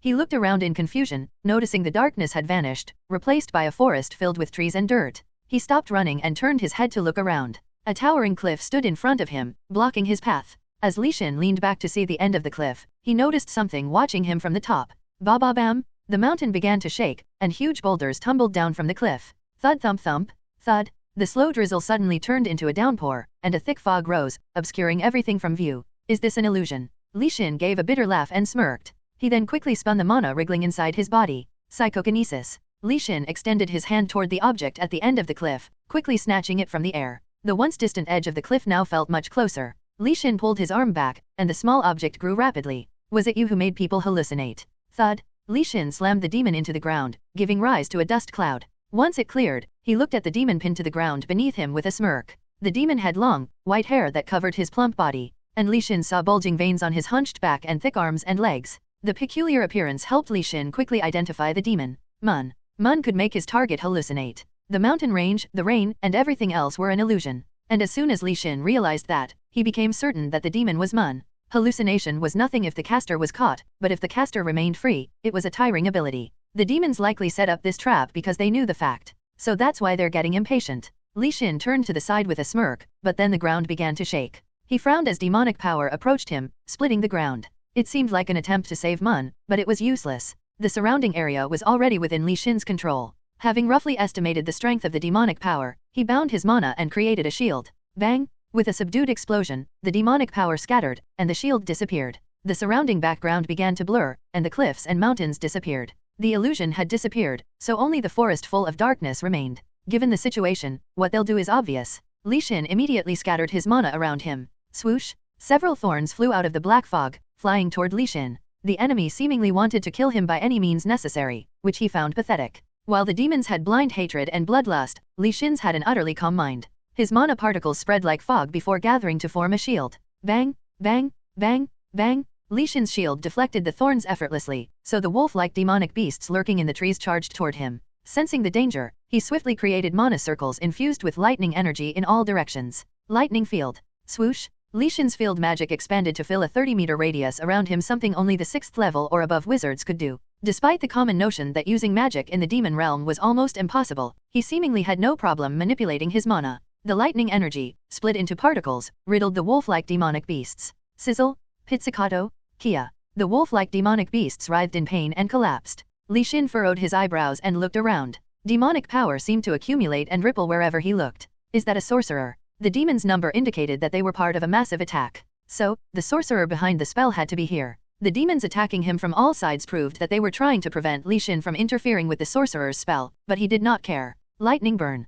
Pizzicato piz. His lightning bolts spread in all directions and burned the demons to ashes. Then, he heard a loud noise from where the sorcerer should be. Adat novel bin adat. Bang, thump, thump, thump. Beltzark, who had become Li Xin's knight, was responsible for this sound, fulfilling his duty. The number of his points kept rising. After a while, the battle was over. Phew. Li Xin took a short breath and turned around to find a sentinel there. About a meter in size, it was made of demonic power and rippled like smoke. The large eye on its head stared at Li Xin for a while before the sentinel dissipated. Ha! Li Xin chuckled at the sentinel, who had seemingly said, "I'm keeping an eye on you." After the sentinel had disappeared, Li Xin looked at where the black and white zones merged. Across it was the Demon King's castle, but Li Xin knew that now wasn't the time to go there. Li Xin had been searching for someone ever since arriving in Isosha. Consequently, he couldn't go there until he eliminated his target. Since Burt Gang is now in my hands, I'll be there soon. People had gathered in the conference room located in Merton's base. I don't think it's going to work. We can't win just by defending, Sanada Hajiki muttered as she looked at the demon zone on a large map. She ran her finger over the terrain inside the purple line, then stopped at the location where the base had been marked. Over here? Merton has to defeat this place, Sanada Hajiki suggested. Why is that? Han Sanghyun asked, raising his eyebrows at her words. The demon's military strength is increasing too quickly. If we can't occupy the purple zone, the country's combat force will be in danger, Sanada Hajiki explained. Breaking through forcefully can be dangerous, said Han Sanghyun. More than half of the people in the conference room nodded, agreeing with Sanghyun's opinion. Sanada Hajiki stood up and scanned the Korean challengers in the room. Mr. Han Sanghyun, Sanada Hajiki called out. What is it? Han Sanghyun asked, looking confused. I think I was short-sighted, Sanada Hajiki replied. Han Sanghyun frowned at Hajiki's heavy voice. What are you trying to say? Han Sanghyun asked her. Instead of answering, she stood up and looked at the Korean challengers. I'm sorry. I would like to apologize, said Sanada Hajiki. Han Sanghyun and the Korean challengers opened their eyes wide and raised their eyebrows. Hajiki sincerely apologized, lowering her head. Huh? I mean, why are you doing this all of a sudden? Han Sanghyun muttered. I think I have to let it out. It's a bit. I mean, I know it's too late. I should have apologized when I saw your faces earlier, said Sanada Hajiki. It's okay. Han Sanghyun replied to her apology. What difference does an apology make? Kong Sangyun grumbled. Kong Sangyun. Han Sanghyun shouted, interrupting him. Although Hajiki's apology did not make him feel better, the chiding made Kong Sangyun shut up. It was not just him, though. Most Korean challengers who had come to Merton with Li Xin were listening to her words with displeasure. Han Sanghyun knew why his team members were reacting that way. However, he also knew that he did not have the luxury of throwing a fit right now. Now wasn't the time for allies to squabble amongst themselves. Han Sanghyun tried hard to speak nicely because he could not afford to sour his relationship with Lantan. I understand and accept that Lantan's at fault, said Sanada Hajiki. I'm sorry, but I won't accept your apology yet, Han Sanghyun replied with a stern face. The situation was already bad enough, so he could not let his team's morale drop further. Oh, I see. I understand, Sanada Hajiki replied. But, that could change after the war. At that time, please give our members the Korean challengers deserve a fair chance to get revenge, said Han Sanghyun. Sanada Hajiki realized that she had made a mistake. She hastily looked at the Korean challengers there. They were not whining childishly about the past, they just wanted a fair fight, regardless of the outcome. I guess I'm still very lacking. I understand. I'll ensure they get a fair chance, Sanada Hajiki said. Thank you, Han Sanghyun replied. Only then did the faces of the Korean challengers loosen up a bit. Seeing that, Sanada let out a big sigh of relief and cleared her throat. I'll start the meeting again, said Sanada. And this time, the Korean challengers nodded at her words. We're going to recapture the Vale base, considered the watershed of the Eastern Purple Zone, said Sanada Hajiki. Why? It would be safer to recapture the base in the nearest mountain range from here, said Han Sanghyun. Sanada shook her head at Han Sanghyun's opinion. That would be true under normal circumstances, but taking that place doesn't help us with the front line much. The demons could still attack from both directions, said Sanada Hajiki. Isn't that the same for the Vale base located in the gorge? Han Sanghyun asked. That's right, but this place is perfect for defending against the demon army because it's located inside the gorge, replied Sanada Hajiki. But, at the same time, it's also an easy place to get trapped in. If a name-class demonic beast comes, it'll be impossible to escape, said Han Sanghyun. Han Sanghyun thought it was a risky strategy. Its good defense only mattered as long as they didn't have to face a name-class demon. The narrow path of the gorge would spell disaster for them if a name-class demon appeared. Name-class demonic beasts won't come for a while, Sanada Hajiki said confidently. What? Why? What do you mean? Han Sanghyun asked with confusion. The people in the conference room were skeptical. The only demonic forces that can affect the purple zone in the southeast side are the 3rd and 7th demonic forces. The 7th demonic force has little influence, and the 3rd demonic force recently lost several name-class demonic beasts. They even lost a solo digit, said Sanada Hajiki. Sanada picked up the glass beside her and took a sip of her water. Do you get what I'm trying to say? A single battle has changed the relationship between the demons and the humans. Now, the ones running away are the demon armies, especially the name-class ones, Sanada Hajiki continued. A bit too parched, Sanada Hajiki drank all the water in the glass. Do we need to be passive when we have a monster like Li Xin on our side? The enemies can only send demonic beasts to our base.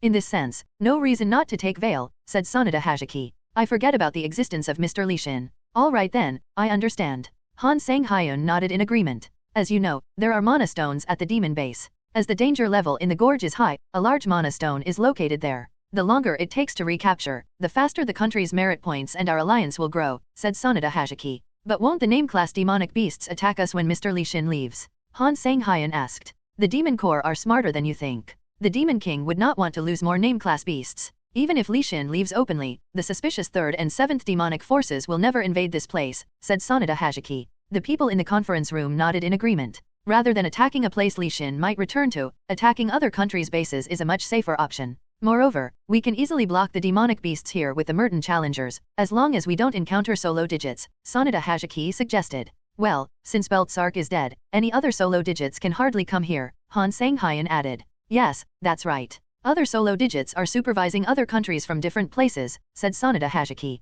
Sanada Hajiki then gave detailed instructions for the operation. Recapturing Veil Base is our mission. Let's get ready immediately. We'll invade the place secretly, said Sanada Hajiki. Li Xin, who had just finished a battle, returned to the base and contacted someone. I've been waiting for you. The source of the voice was the person on the screen, Zhiyun, holding his trademark fan before his mouth. Yeah, I just finished dealing with half of the 3rd demon force. I also retrieved Bertgang from the place you mentioned, Li Xin said. That's good. What are your plans now? After removing some risks here, I'll head to Melduran, Li Xin replied. Could you stop by our base before going to Melduran? To your place? Why? Li Xin asked. Because Wang Zhaoran is here. Li Xin nodded as the name had caught his attention. Wang Zhaoran had a lot of influence and power over Bailon. Zhiyun was currently trying to expand his influence, but he thought it would take some time to seize power from Wang Zhaoran, who had a tight grip on it. If we can catch Wang Zhaoran, everything will be much easier. Wang Zhaoran believed that China was the best and the most powerful country in the world. Therefore, he wanted to drive out Li Xin. Furthermore, he hated Korea to the extreme and had severely tortured the captured Koreans in Bailon. Currently, Zhiyun was caring for all the captives, but that had put him in a tight spot. Li Xin realized that Zhiyun had asked him to wait for this. As you said, Mr. Li Xin, to keep people united, we must be selective and only kill figures like Wang Zhaoran. So what's the plan? Li Xin asked Zhiyun. Soon, the Demon Corps will come. The people here have already lost a lot of the troops while performing a reckless mission on Wang Zhaoran's orders. If Wang Zhaoran makes another big mistake here, the public's trust in him will drop rapidly. With your ability, Mr. Li Xin, it won't be difficult to kill Wang Zhaoran. We can kill him now, but that would result in a backlash from the Chinese population. So, you want to make an excuse to kill him? Li Xin asked. It is a rational and practical solution. Zhiyun walked outside the Bailon base that was located in the purple zone slowly, trying to organize his thoughts and stroking his chin. He was mumbling to himself. What the hell is in these bastards' minds? Zhiyun muttered. Zhiyun's escort nodded in agreement. There are many qualified who have lost their spot in the combat forces because of the recent fight, said the escort. Ugh, he's an old man with too much ambition, Zhiyun muttered again. Last time, while trying to recapture a new base, they suffered great losses from a surprise attack by the solo digit of the 5th Demon Corps. Even if the people had been properly prepared for the fight, the chances of them winning would be low. However, since they were not prepared for such a surprise attack, there were even more casualties. Since they had suffered such great losses, do you think it is logical to face the 5th Demon Corps head-on, again? Zhiyun asked his escort. I don't understand it either, the escort replied. Of course we can't understand him. He's just obsessed with accumulating achievements and merit points for himself, regardless of how many people die under him, said Zhiyun. Zhiyun's eyes, full of hatred, turned somewhere else in the base. Then he raised his fan to block the sun and frowned at the light that was still spreading around him. Just like we can't block sunlight no matter how hard we try, one can't hide his own greed. Tisk, Zhiyun muttered. It's almost time for the meeting, said the escort. All right, let's get going. I'll have to think about how to squash these bugs that are slowly eating up the country, said Zhiyun. Zhiyun had already agreed with Li Xin on what to say. Zhiyun went into the conference room, hiding his bitter smile behind the fan. Now that everyone's here, let's start the meeting. Several leaders of Bailon had gathered in the conference room. This matter was important enough for all of them to convene. After a few brief reports before the main issue, Wang Zhaoran spoke up. They say the Demon Corps coming here was detected this time, right? Wang Zhaoran asked. Yes, that's right. It seems that the remnants of the 3rd Demon Corps are also joining hands with the 5th Demon Corps to become the main force. Now is the time to kill the solo digit. With Bailon's power, we are more than capable of killing those, said Wang Zhaoran. Zhiyun stepped forward, frowning at Wang Zhaoran's confident words. Don't you remember that our qualified had died because of the reckless mission you commissioned last time against the solo digit? Zhiyun said, looking at Wang Zhaoran. He frowned after hearing Zhiyun's retort. Well, that was because it was a surprise attack. Are you really that scared of the demons? Wang Wangzaoren smirked at Zejun. When the 5th and the 3rd Demon Corps join forces, there is a high chance that 2 or more solo digits will come. Besides, there will be a higher chance of other name-class demonic beasts coming, Zejun replied. Tisk, this guy is pretending to be so smart. China is the strongest country in the world. Even now, our entire military force is gathering here, and you think we can't beat one demon corps and another half-broken one? If you're so scared, why don't you beg that Li Xin guy for help and ask for reinforcements? Wang Wangzaoren laughed at Zejun. The scornful laughter toward Zejun could be heard throughout the conference room. Since Zejun's faction had not grown large yet, the people were easily swayed by Wang Wangzaoren's words. Having all of these fools at such high positions in the country is the problem. Zejun, who was sneering, spoke up, not caring what others thought about him. There was communication with Merton, said Zejun. At Zejun's words, people's attention was instantly focused on him. Communication with Merton had been centered around Zejun. These people knew that the 3rd Demon Corps had been broken up because Zejun leaked that information. Just like you have said a moment ago, Mr. Wang Wangzaoren, I requested support from Li Xin. So, he will probably come here just in time for the clash with the Demon Corps, said Zejun.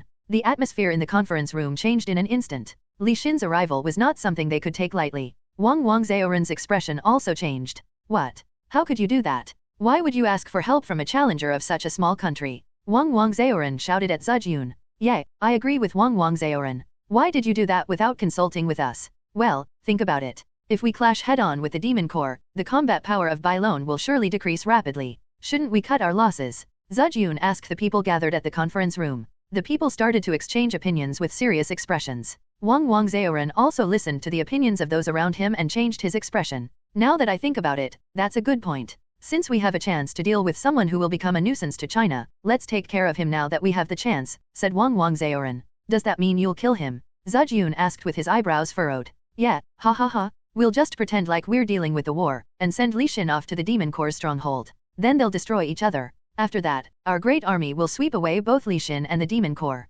No, that's a dangerous idea. As Zejun voiced his opposition, a smile crept up on Wang Wangzaoren's lips. Did you say dangerous? Wouldn't it only be dangerous for you? Because you have been secretly trying to get close with Li Xin, said Wang Wangzaoren. Who said I was trying to get close to Li Xin? I hope you don't say such unpleasant things, Zejun replied. Ha ha ha, then you can agree to this amazing plan, can't you? Even if it fails, Li Xin can't blame us. If we say reinforcements have arrived late, what can he say about that? Wang Wangzaoren asked. But if our core forces aren't quickly deployed, many people will die, said Zejun. Well, there's nothing we can do about that. It's inevitable that we have to make small sacrifices to achieve the bigger goal, Wang Wangzaoren replied. Zejun glanced at the others for their reactions. Those who were neutral had stiff looks on their faces, but those on Wang Wangzaoren's side were obviously supportive of his proposal and seemed to be the opinion leaders. Zejun gritted his teeth and lowered his head. At novel bin at. All right then. Please proceed as planned, said Zejun. Good, this will be the best choice for us, said Wang Wangzaoren.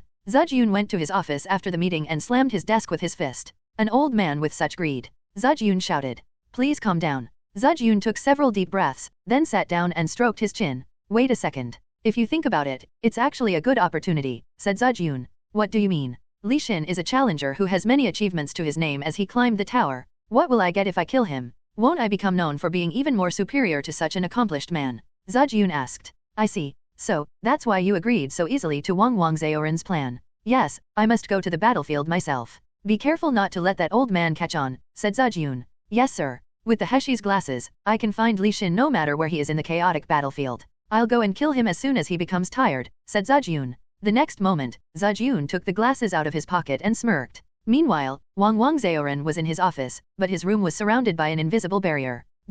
I'll go and kill him as soon as he becomes tired. On Wang Wangzaoren's table laid a small conch shell, and from that small conch shell, Zejun's voice was flowing out. Ha ha ha, that fool. He doesn't even know he's being spied on. Wang Wangzaoren laughed. I knew it from the moment he agreed to our plans so easily. He was hiding his true intentions, as expected, the advisor said. His intentions are obvious. This conch shell is not just using an ordinary wiretapping device, but it also absorbs sound waves from the walls. He'll never be able to imagine I'm using such a device, Wang Wangzaoren said. Now that you know what he's actually thinking, what are you going to do about him? The advisor asked. Well, I'll pretend to go along with him and then take his Heshi's glasses and kill Li Xin. If possible, I'll get Zejun himself as well, said Wang Wangzaoren. But if you do that, you'll have to enter the battlefield, the advisor said with a worried look. Don't worry, as long as I stay close to Zejun, I'll be safe. Besides, that guy won't be able to do anything to me overtly, said Wang Wangzaoren. Wang Wangzaoren smiled, satisfied that everything worked out as he had planned. The people of Merton and Lanton decided to send a few selected people to move to the Purple Zone.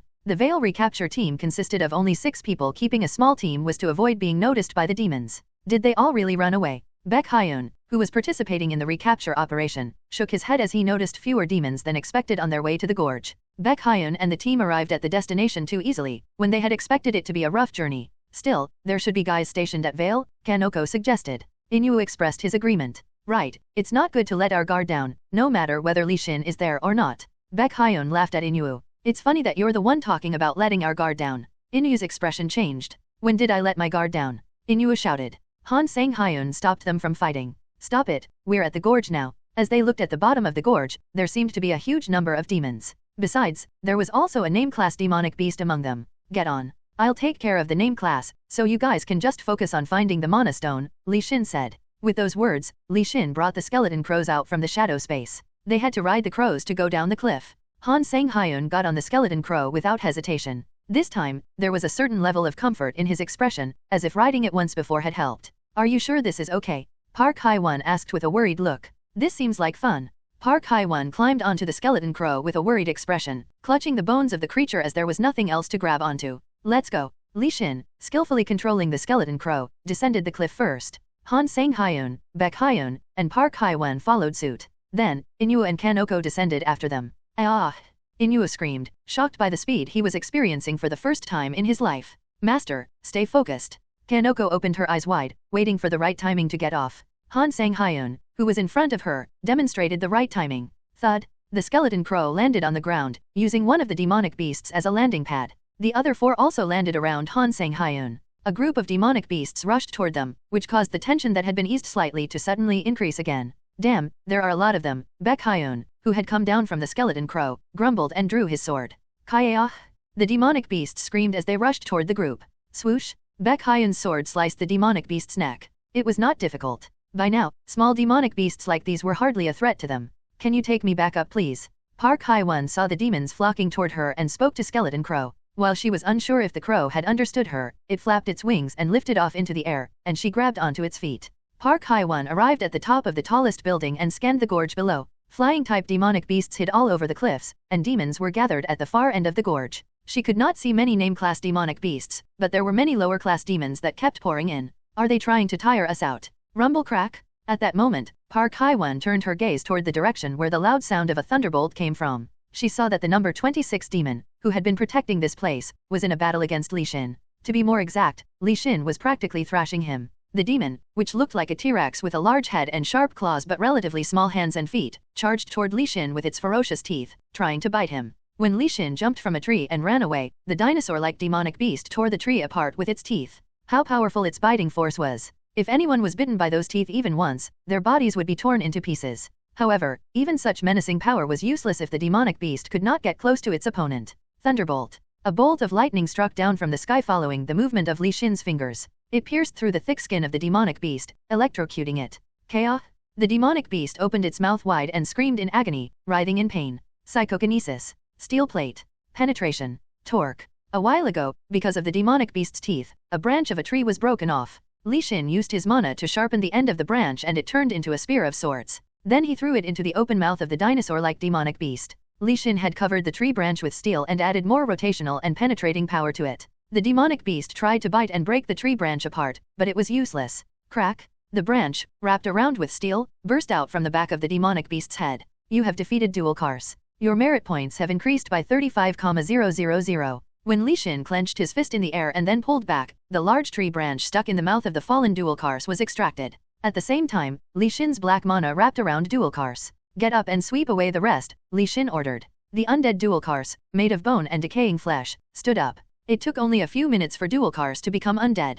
Park Hae-won was amazed as she watched that scene from afar. I heard that he caught Beltsark, but I can't believe what he just did, Park Hae-won muttered. When Li Shin killed his enemies, they became part of Li Shin's combat forces. He was already unbelievably strong considering only his own magical ability, but he also could use the summoning spells of a necromancer. That was why many people felt his existence was simply unfair. Who would dare to challenge Li Shin? He had only climbed up to the 28th floor so far, but Li Shin was so strong that there seemed to be no worthy opponent for him below the 50th floor. I need to get stronger, too. There was no need for Park Hae-won to feel discouraged by Li Shin, because he was in an entirely different league. She just had to accept that fact. Wong. At that moment, something quickly passed by Park Hye-won's side. It was a swordsman holding a black sword and emitting black mana. Bang! As the black sword struck the ground, dozens of demonic beasts instantly disappeared. Wow, right. Master also had Belt Sark. When Belt Sark was her enemy, it was terrible and terrifying, but now that Belt Sark was an ally, he gave her a lot of confidence. The fight ended with the victory of the Veil recapture team. Even though they were few in number, the skills of this elite group made up of the qualified of Merton were exceptional. Even without Li Xin, it would not have been difficult for these people to recapture this place. Sonata's reinforcements, who thought that the recapture would not take long, arrived shortly after. Now we'll organize a few things and make Veil into a citadel, said Sonata. Li Xin thought something was suspicious in Sonata's words. It feels like you're sacrificing too much for the sake of Merton, Li Xin muttered. Both the reinforcements of the Navy Zone and the Veil of the Purple Zone would belong to Merton. Although they were part of an alliance which centered around Merton, Lanton was still sacrificing too much. Sonata noticed that Li Xin was suspicious of her intentions, so she smiled faintly. I'm just trying to correct the mistakes that I made in the past. It's not a bad investment for the future, said Sonata. We'll have to wait and see if that's true or not, Li Xin replied coldly. All right, you'll see at the end, Sonata said. There was no hesitation in her. This area is cleared. Where are the other demon corps? Li Xin asked Sonata. There's a base of Stan not too far from here. They were completely wiped out by the 5th Demon Corps in a recent attack. Maybe the remnants of the 5th Demon Corps are still there, Sonata said. No, but remnants are useless, Li Xin replied. They aren't. Why would they attack Stan's small base before the battle with Bailon? Although the main offense for the 5th Demon Corps has escaped, quite a lot of their troops are still there, Sonata said. Listening to Sonata's words, Li Xin was lost in his thoughts momentarily. Could it be the Pestilence King? Li Xin asked Sonata. Yes, that's right. Since half of the 3rd Demon Corps was wiped out because of us, the other half would join forces with the 5th Demon Corps to kill Bailon, and in the meantime, the Pestilence King will try to reproduce the lost troops at Stan's base, Sonata explained. Thinking about the name Pestilence King, Li Xin frowned. That was because Li Xin remembered he had no choice but to let him go earlier. Didn't you say you'll be going to Bailon? What do you think about killing the Pestilence King before going to Bailon? Sonata asked Li Xin. Yeah, I think that's a good idea. It's best to kill the potential threat quickly, Li Xin said with determination. Miura Kanoko and Inuokogo overheard the conversation between Li Xin and Sonata Hashiki. I'll come too. Please take me with you, Miura Kanoko said. I'm going too, Ms. Sonata, added Inuokogo. Li Xin, who had originally planned to operate alone, frowned.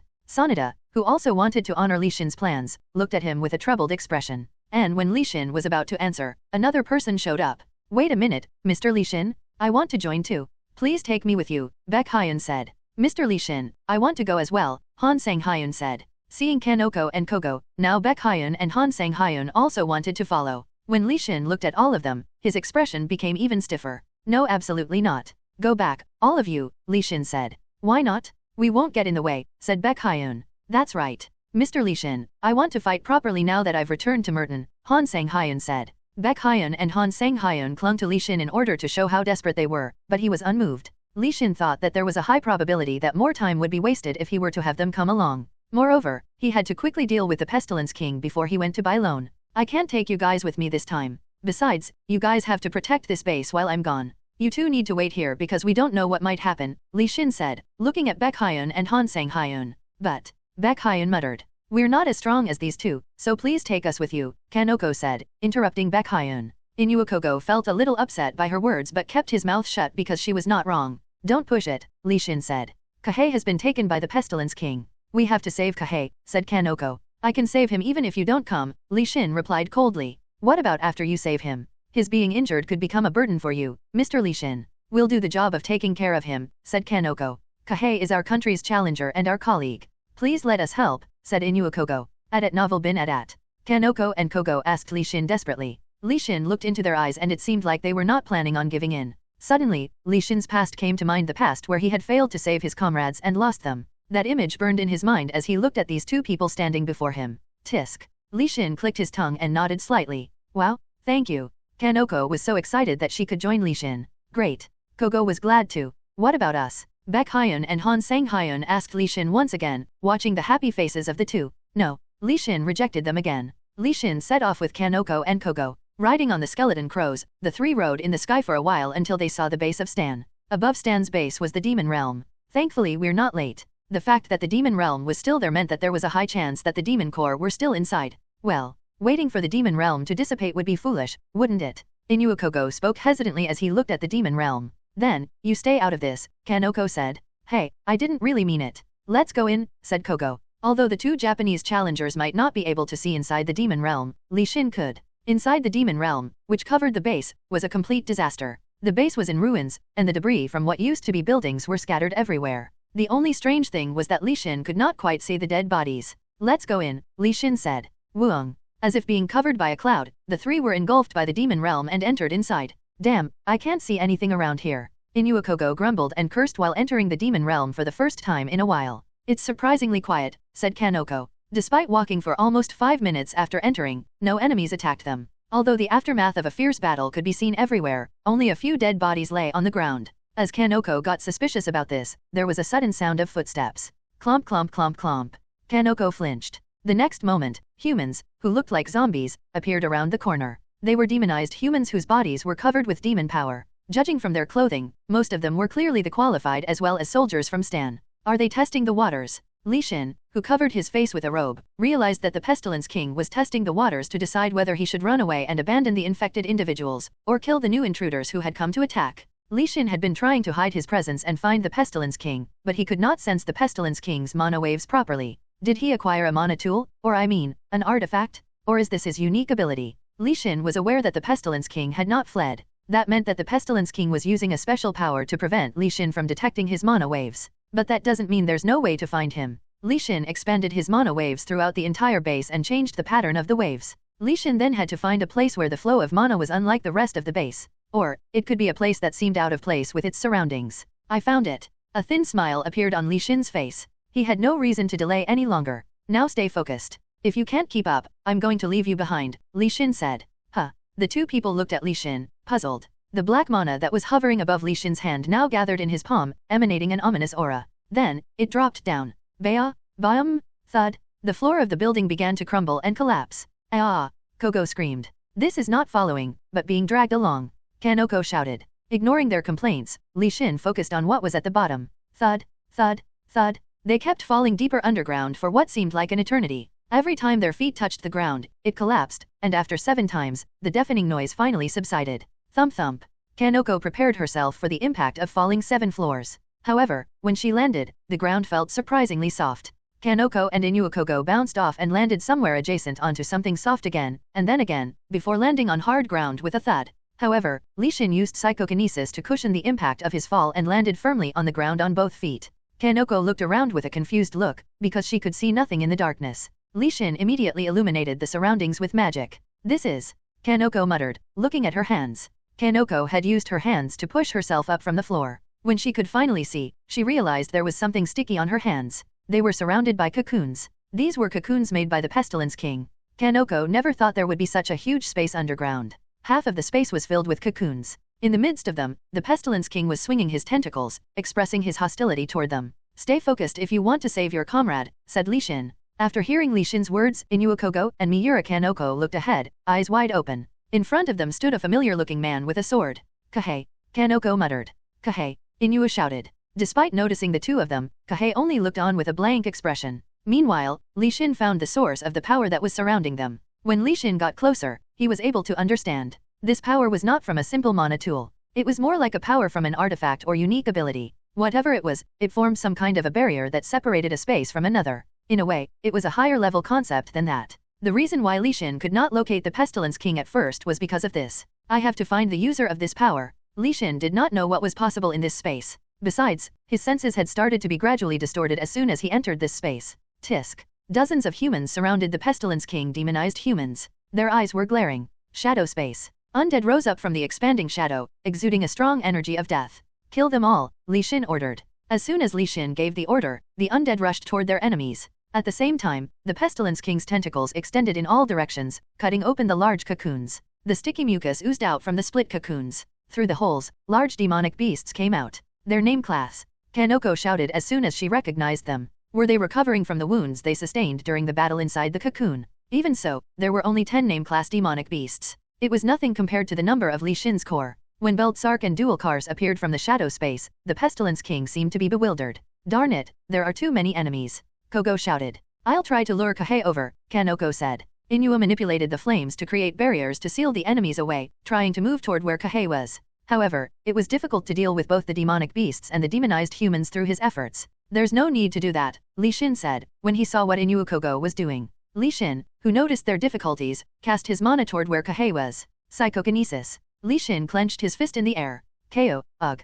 Kahei, who was fighting against the undead, suddenly dropped the sword he was holding onto and grabbed his own neck. Figure it out on your own, Li Xin said. Wong thud. With a whoosh, Li Xin swung his clenched fist, throwing Kahei in front of Kanoko and Inuokogo. The two were startled and did not know what to do when Kahei collapsed in front of them. First, knock him out and tie him up, Li Xin ordered. Inua swung the wand he was holding, smacking Kahei's head. Ugh, you, bastard. Kahei fell to the ground with blood trickling down the back of his head. What are you doing? He won't faint that way, said Kanoko. Isn't this the way? Kogo looked confused. Since the demons swarmed in from all sides, Kanoko and Kogo could not just focus on Kahei. Meanwhile, Kahei picked up the sword rolling on the ground and charged toward Inuokogo. Hey, wait. I didn't mean to do it on purpose. Inua cried out. Die. Kahei yelled back. Help me, Kanoko. Do something. Inua shouted. As Inuokogo had to avoid killing Kahei unintentionally, it was even more challenging to deal with him. Besides, since Inuokogo was a wizard of the flame attribute, the power of his flames made it even harder to control precisely. Bang, bong, a series of deafening sounds echoed through the air, drawing Kanoko and Kogo's attention. A large steel fist, which appeared out of nowhere, was striking the invisible barrier that surrounded the Pestilence King. Bam! Finally, the invisible barrier burst open. The steel fist penetrated the barrier, crushed the tentacles that were flying toward it, instantly smashing the Pestilence King.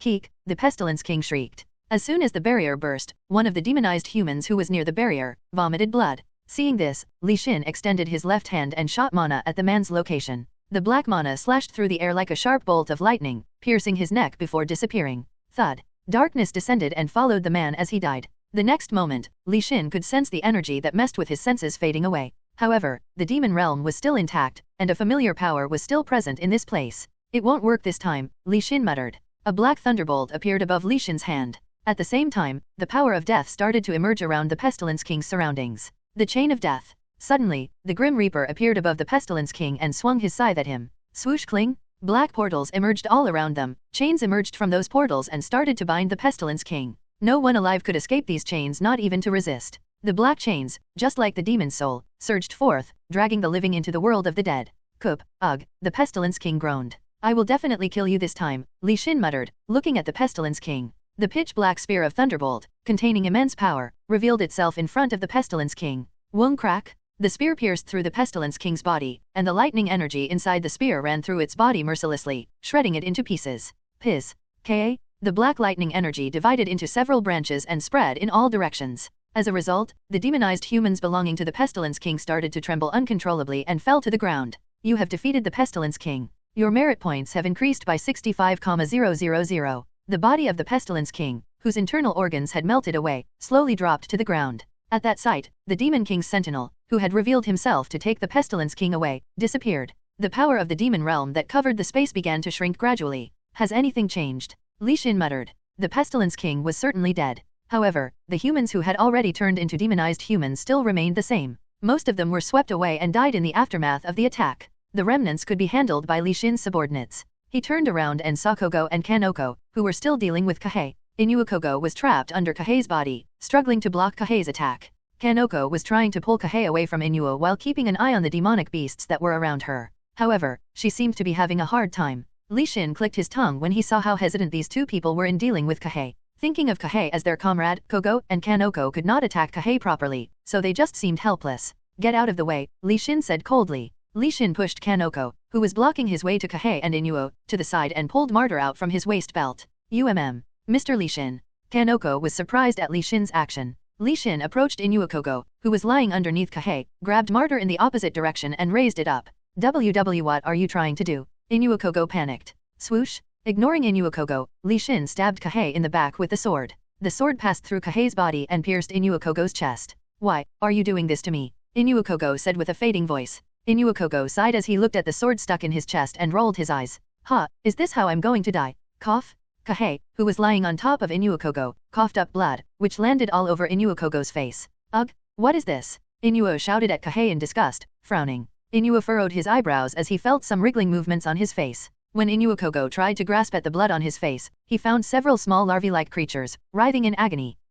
What the hell? Inuokogo muttered. Master, are you okay? The next moment, Kanoko, who had rid the surroundings of demonized humans and demonic beasts to some extent, knelt beside Inuokogo and checked on his condition. "Oh, alright, I was stabbed by a sword," Inuokogo muttered. Thud. Kahei barely managed to lift himself up, but then collapsed back onto Inuokogo's body. Upon seeing that, Li Xin withdrew the martyr he had plunged into their bodies and put it back in its sheath. "What happened to Kahei, Mr. Li Xin?"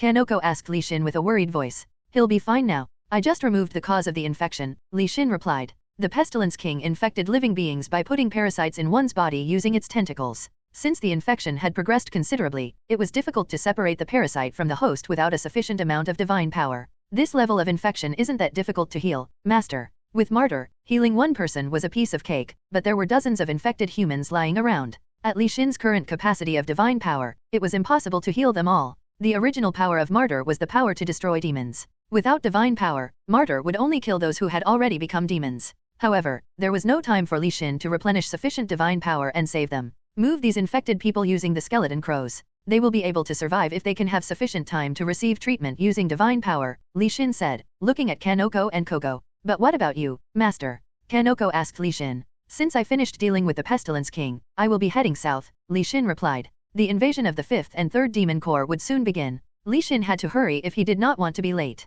Dark red blood stained the vast land. A massive number of troops filled the battlefield. The power of Bailone's army could clearly be seen. "If we can't defend this place properly, the later battles would turn out the same way," one of Bailone's officers said. "Are you trying to say that this is not a fight that we can avoid?" "Yes, that's right," the officer of Bailone replied. "No, stop sounding so weak," Zhajun interrupted the officer. "If we give up on our base and pull back the front line to the rear, the enemy could be dispersed into other countries. Hey, we're just trying to boost our morale since there's no other way. Why are you wasting our time like this? Do you want Bailone to lose or something?" Wang Zaoran asked Zhajun and laughed. Zhajun smirked in response. "Let's stop this pointless argument. With support coming from Stan and Amon, we have a chance of winning even in a direct confrontation," Zhajun explained. "We've also gathered all of Bailone's combat forces. Therefore, the Demon Corps would not be able to defeat us." Their eyes turned to the plains. In the distance, they could see a dark wave approaching them. Even Bailone's leaders, who had been restraining each other until recently, now waited for the beginning of the war with nervousness. Amidst the black waves were name-class demons that stood out from the crowd even from such a distance. If they could not deal with those demons, they would not be able to defend this place, no matter how many troops they had. However, Bailone had as many qualified as they had soldiers. "You damn demonic beasts, I really don't want to see you again," Kui Chien muttered as he drew his sword and got into position. Kui Chien's black pattern was shining. "Ugh, I really don't want to see them again. By the time this war ends, I'll get the white pattern, so I'll stay away from the front line," said Kui Chien. "Ha, say that after you survive this battle." The next moment, the soldiers of Bailone and the Demon Corps clashed. It was a war between humans and demons. Black blood splattered in all directions and bloody flesh was everywhere. At first glance, it seemed like the humans were winning the battle, but the name-class demons of the Demon Corps had not even made a move yet.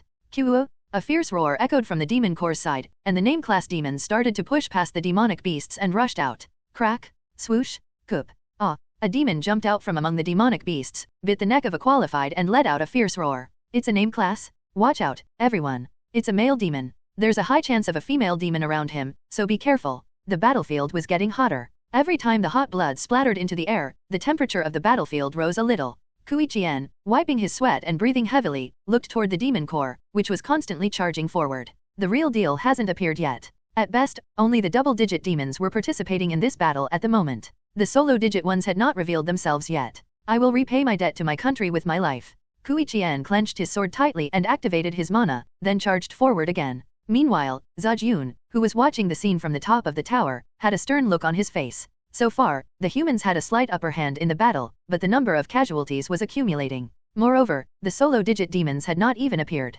Although Bailone also had a number of the qualified with white patterns waiting, it would still not be a good situation for them even if they won this round. "Look over there." At that moment, a demon sprang out from behind the Demon Corps like a flash of light. Thud! A giant demon swung a thick club and slammed it into the ground. Two soldiers were unable to avoid it and the club crushed them underneath, killing them instantly, then sent them flying with a swing. This demon was able to create a vibration across the battlefield so strong that it could be felt even at the tower, which was located at the far end of the battlefield. When the officers felt the demon's power, their eyes widened with terror. "What's that?" "That's number 5, Gurikin." His sinister face and gigantic, muscular body made it clear that he possessed incredible strength, which was also evident by the way he swung a club that looked as if it weighed hundreds of kilograms effortlessly. Bang! The vibration echoed once again. The atmosphere of the battlefield did a 180-degree turn with the arrival of a solo-digit demon. We need to send out the qualified with the white pattern now. Zejun shouted at Wang Zhaoran, but he remained still and did not give any orders. What are you waiting for? Zejun shouted in frustration, but other officers came up to stop him.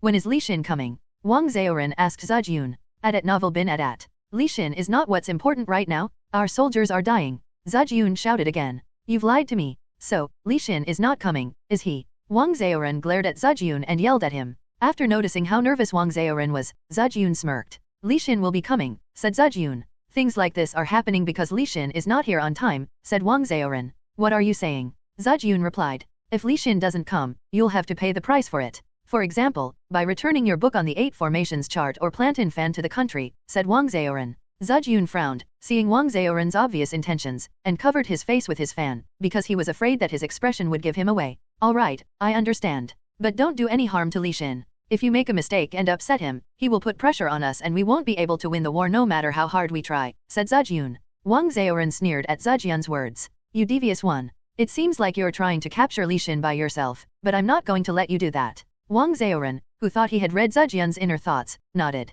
All right. Of course, you won't do anything like that too, right? Wang Zhaoran asked. Of course not, Zejun replied. At that time, soldiers' screams echoed through the battlefield. Another solo-digit demon had appeared on the battlefield. No, we must send our qualified right away, Zejun shouted. Despite Zejun's urgent words, Wang Zhaoran hesitated until the very end. This time, even the officers on Wang Zhaoran's side looked uneasy, perhaps realizing the severity of the situation. If we just wait a little longer, Wang Zhaoran muttered. At Wang Zhaoran's words, the officers frowned. However, a moment later, all the attention immediately shifted to somewhere on the battlefield. He's here. The skeletons were approaching at such a speed that their presence could be felt even from a distance. Li Xin, who had descended onto the battlefield, shot his mana into the sky. Rumble crack. Thunderclouds began to cover up the sky, and lightning bolts flashed among them. Rumble pizzicato. At the same time, as Li Xin pointed his index finger to the sky and then to the ground, there was a loud sound of thunder, and a golden light flashed across the battlefield. Kaga. Kaya. The moment Li Xin appeared, the screams of humans on the battlefield were replaced by the shrieks of demons.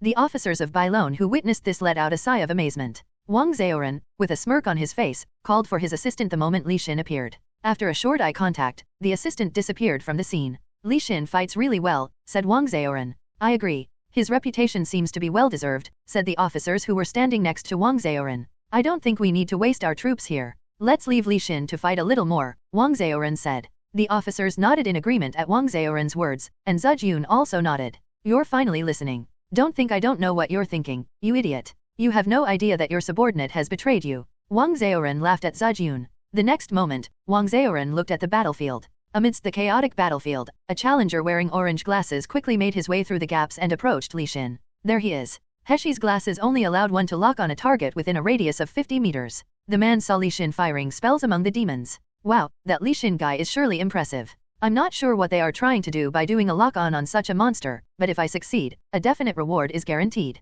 Lock-on. After infusing mana into Heshi's glasses, an invisible force extended and attached itself to Li Xin. Great. The man quickly left the battlefield, cutting down the demons that approached him. He then returned to Wang Zhaoran's assistant and handed over Heshi's glasses. Well done, the assistant said. Thank you, the man replied. The assistant put the glasses away and approached Wang Zhaoran, whispering something in his ear. When Zejun saw him whispering to Wang Zhaoran, Zejun smiled, covering his mouth with the fan. They watched as Li Xin engaged in a fierce combat against 1 solo-digit and 3 double-digit demons. Suddenly, Li Xin pushed the demons aside and began to flee to the rear of the battlefield. What is he doing? The stunned officers asked when they saw Li Xin fleeing. Li Xin is coming this way, someone shouted. What? They said, trembling as if there was an earthquake. Li Xin, riding on a skeleton crow, flew toward the tower, knocking down the soldiers of Bailon who tried to stop him. Then, he forcibly broke the ceiling of the spire of the tower. When Li Xin landed inside the tower, he had a serious expression. The bewildered officers of Bailon trembled and looked at him. What are you doing? Wang Zhaoran shouted at Li Xin. Li Xin ignored him and looked around. He made short eye contact with Zejun, and Zejun signaled toward someone with his eyes before hiding his face again with the fan. Someone targeted me and came here, Li Xin said. At Li Xin's words, the assistant and Wang Zhaoran's face stiffened. The others did not even understand what Li Xin was trying to say. What are you talking about? Wang Zhaoran shouted. Li Xin's eyebrows furrowed. Did you think I wouldn't notice? Everything has been strange since I got here. Li Xin looked around once again, and continued. Hardly any of the qualified with white patterns could be seen on the battlefield, considering that Bai Lon's entire army had gathered. And there was someone who cast lock on as soon as I entered the battlefield as if they were waiting for me. You were waiting for me to kill the demons and then kill me. Li Xin glared at the officers of Bai Lon with a distorted face. Wait, I saw him? I saw the one who did that absurd thing? Bring him here immediately. Wang Zhaoren suddenly exclaimed and pointed at Zhejun. I saw that man's subordinate doing such a thing earlier. Despite everyone's gaze on him, Zhejun laughed as if nothing had happened. At the same time, Wang Zhaoren's assistant tried to sneak out. What are you saying? But who has the mana tool that was used to cast lock on? Zhejun's gaze shifted to the assistant, and the assistant's face turned pale. No wait, Coop, the assistant gasped. The items in the assistant's arm floated out due to Li Xin's psychokinesis. Among the items was Heshi's glasses. Is this it? Li Xin asked. Well, I mean, the assistant muttered. This is. Well, yeah. We were trying to help you if you get yourself in danger, Wang Zhaoren explained. Stop talking shit. As you all know, doing such things secretly inside the tower is a matter of risking your life. You do know, don't you? Li Xin glared at Wang Zhaoren and his assistant. Li Xin used his psychokinesis and lifted Wang Zhaoren and the assistant up to the top of the tower. Do you see them over there? Your soldiers and challengers are dying by the second, Li Xin said. Let us go, right now. Wang Zhaoren shouted at Li Xin. I think you were aware that I was fighting that monstrous demon core head-on, said Li Xin. Yes, I know, I was aware. Wang Zhaoren shouted urgently. Li Xin's face twisted when he heard Wang Zhaoren's desperate shout. At the same time, Zhejun looked at them with a look of disdain, covering his mouth with the fan. Then how come? Forget it. You all should feel it on your own. Feel the helplessness and pain of standing in front of an unbeatable enemy and having to fight while sensing your own incoming death, Li Xin said. Li Xin sent the two of them flying toward the battlefield on his skeleton crow and threw them where the solo-digit demons were present. The two screamed when they saw the demons standing in front of them, frantically scanning their surroundings with pale faces. Darn it! Everyone come here and protect us, the assistant shouted in panic. You sons of bitches! Can't you see me? Come here and protect me! Come and stop this monster quickly! Wang Zhaoren shouted. Wang Zhaoren and his assistant started to back off slightly when they came face to face with Gurkhan. Wang Zhaoren, who had been glancing around for a while, picked up a stone that was on the ground and threw it toward a challenger who was fighting in the distance. Hey, what are you doing? Didn't you hear me calling you to come here and protect me? Wang Zhaoren shouted at the challenger. As Wang Zhaoren continued to yell, the soldiers and qualified around him recognized who he was. The challenger who was hit by the stone glared at him, face distorted with anger, then returned to what he was doing with a clenched jaw. However, some people, after a moment's hesitation, moved to protect Wang Zhaoren. Nothing should get in the way, Li Xin muttered as he saw the soldiers and the qualified starting to move closer to help Wang Zhaoren. The undead emerged from the shadows and formed a circle. Worry, Mei, don't let anyone in, Li Xin ordered. Yes, sir, Worry replied. Got it, Mei replied. Li Xin had flung a few of the qualified who were fighting against the solo-digit demonic beasts away using psychokinesis. He then observed Wang Zhaoren while riding his skeleton crow. However, there was no need to watch him for long. What kind of weakling is this? He has no fighting spirit at all, Li Xin shouted. Rumble crack, bam! As a giant mace came swinging toward him, Wang Zhaoren, unable to dodge it, was hit. Despite being qualified with the white pattern, he was no match for a truly powerful opponent such as Li Xin. This was the moment where one could see the kind of battles he usually took part in, the easy ones. He must have sacrificed his subordinates like disposable goods. Based on how Wang Zhaoren's assistant abandoned him in a crisis and sought his own escape, it was evident what kind of person Wang Zhaoren was. His assistant had clearly experienced many more real battles compared to Wang Zhaoren, because he was able to avoid Gurkhan's attacks one after another. Damn it! Please forgive me, I just did what I was told, the assistant shouted in terror. How dare you say that? I raised you and gave you everything, and you betray me now. Wang Zhaoren got up and shouted back in anger, albeit battered and bruised. Please, spare me. I know many secrets of China, and I can be of great use to you. The assistant pleaded for his life. I know more. I have plenty of money and connections. If I leave this tower, my network will. Wang Zhaoren's words were cut short as Li Xin interrupted him. Enough of this nonsense. If you have that time, find a way to kill him, Li Xin said. As if on cue, Gurkhan charged at Wang Zhaoren and the assistant, his face contorted with rage. Shit. The assistant tried to defend himself from the incoming mace using a staff he had been carrying, but it was useless against Gurkhan's overwhelming strength. Kog. The assistant was struck down in an instant and his body bent over. He collapsed. Meanwhile, Wang Zhaoren tried to make a run for it, but Worry confronted him. Where do you think you're going? Worry asked. Worry blocked Wang Zhaoren's path, but Wang Zhaoren made a thick barrier using his mana and charged forward. Move aside if you don't want to die, Wang Zhaoren shouted. What a clumsy move, Worry taunted him, eyes flashing red. Worry swung his sword and sliced through the center of Wang Zhaoren's barrier with ease. Swoosh bam! The barrier cracked and then disappeared, leaving Wang Zhaoren defenseless. Huh? But how? Wang Zhaoren was stunned to see how easily Worry destroyed his barrier. Wari grabbed Wang Zaoran by the head and threw him toward Gurikan. You fool! You couldn't even run away properly, Gurikan sneered as Wang Zaoran landed in front of him. Gurikan approached Wang Zaoran who was on the floor. Not far away, the assistant laid motionless on the ground. Gurikan raised the mace, which was bigger than the size of Wang Zaoran's body. Thud! With a loud crashing sound, Wang Zaoran was crushed by the weight of the massive mace. A deep crater was left in the ground. Zhejun, who watched the scene from the top of the tower, called for his guards. Have all the qualified with white patterns deployed. Zhejun ordered. What? Who are you to give orders like th? Argued the high-ranking officer. As the officer from Wang Zaoran's faction tried to interject, Zhejun looked at him coldly. Well, then, should Wang Zaoran give the order? That person is no longer with us, as you can see, said Zhejun as if he was frustrated. How dare you say that? The high-ranking officer shouted, looking at Zhejun with shock and disbelief. Zhejun folded the fan he had been covering his mouth with and swung it downward. Rumble crack! A lightning bolt fell from the sky following the trajectory of the swing. The officers of Bailon were surprised by the lightning bolt and looked at Zhejun. Please, think carefully. Wang Zaoran, whom you followed, is now dead and no longer with us, said Zhejun with a smirk. They were gripped with various emotions: shock, anger, and greed, and Zhejun could sense them all. Do you want to take his position that bad? If so, try it. If Wang Zaoran ended up like that, I wonder how you guys will end up, said Zhejun. Despite his sharp words, they were unable to say or do any harm to Zhejun. Was Wang Zaoran's influence this strong? Li Xin felt that the atmosphere of the entire battlefield had changed since his death. People had not been able to step forward because of Li Xin's presence, but now with the death of Wang Zaoran, all the qualified were wavering. Nobody would have respected someone like him. That means, many of them were persuaded by him to join his faction. Li Xin, who came down from the skeleton, stood in front of Gurikan. Kaa! Gurikan roared. The grotesque cry echoed throughout the battlefield. Li Xin called and gathered all of his subordinates who were scattered around him. In a moment, Li Xin's mana, which had been spread all over the area, returned to him.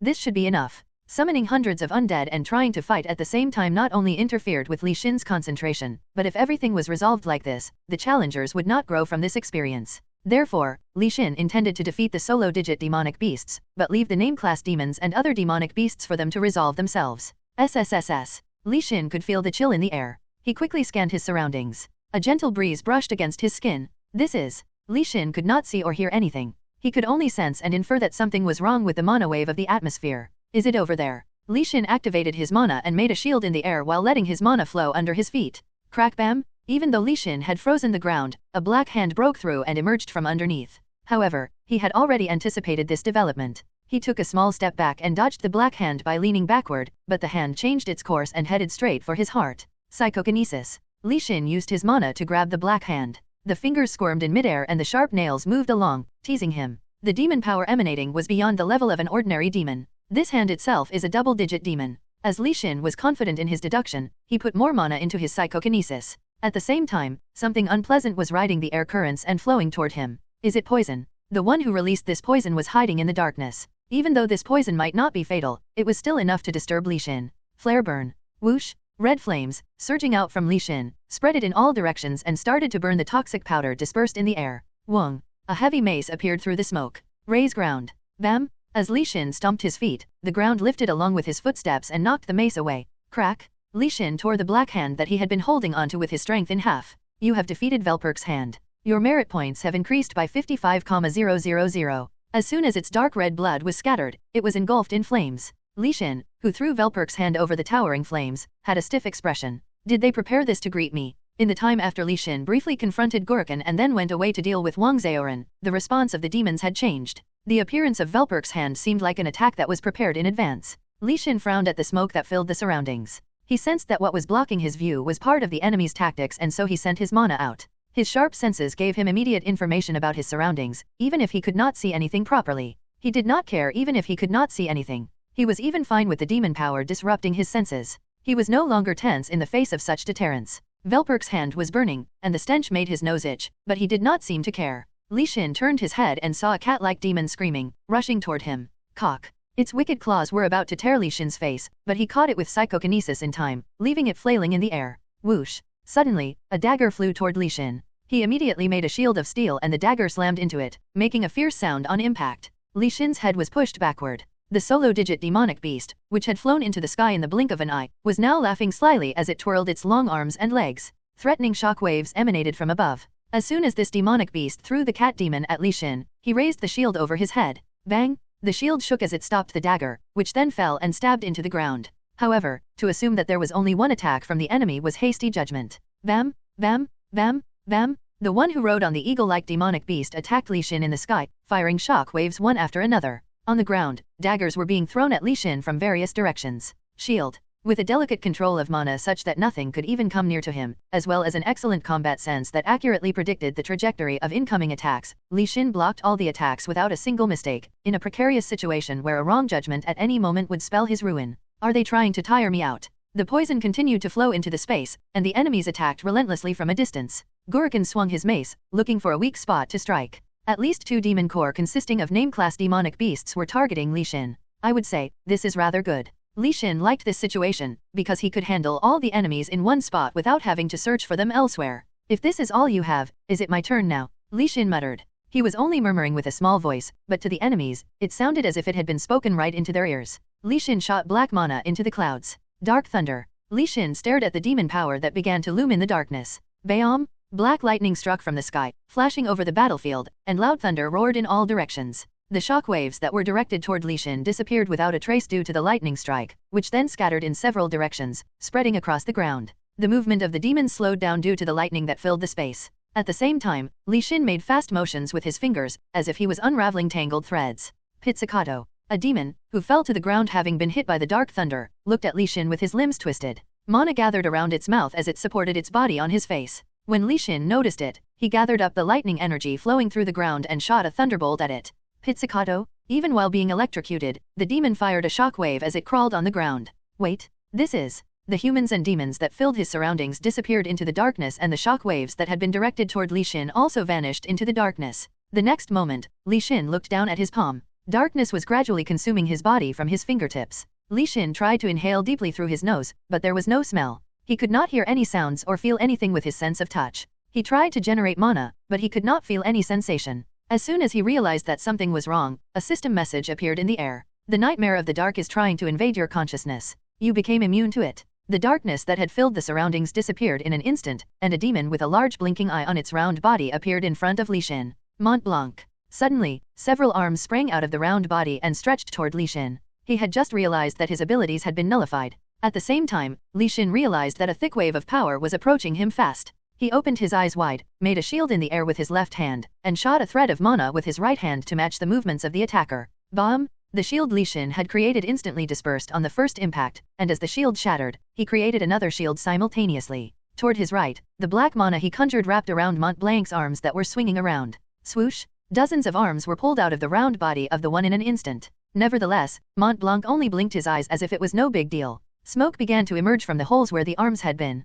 Li Xin immediately pulled out Martyr from his waistband and swung it toward the demon. Kill it. Yes, master. Wung swoosh. Keek. The creature who had shown no reaction even when his arms were ripped off let out a scream for the first time. The body, which was bigger than Li Xin, was cut in half by Martyr. This demonic beast was number 3, Mont Blanc. Li Xin was aware of his special ability, but he did not expect Mont Blanc to infiltrate into his consciousness. It was a considerably dangerous ability, an unbelievable power, even after considering the limits. On the other hand, his physical ability seems much weaker than the other guys. It would be easier for those who used divine power to try killing him. Has his ability also developed due to the power of the devil? At novel bin at. Li Xin, who was organizing his thoughts about the guy, grabbed Martyr and swung it using divine magic. Boulette. Golden divine power collected at the tip of Martyr's sword. A golden line made following Martyr's swing in the air flew and wrapped around Mont Blanc. Now is the time. Blitzgun. Bomb! The thunderbolt that extended from Li Xin's palm burned Mont Blanc down. The violent vibrations on the ground could be felt as Gurikin charged forward with his mace in an attempt to rescue Mont Blanc.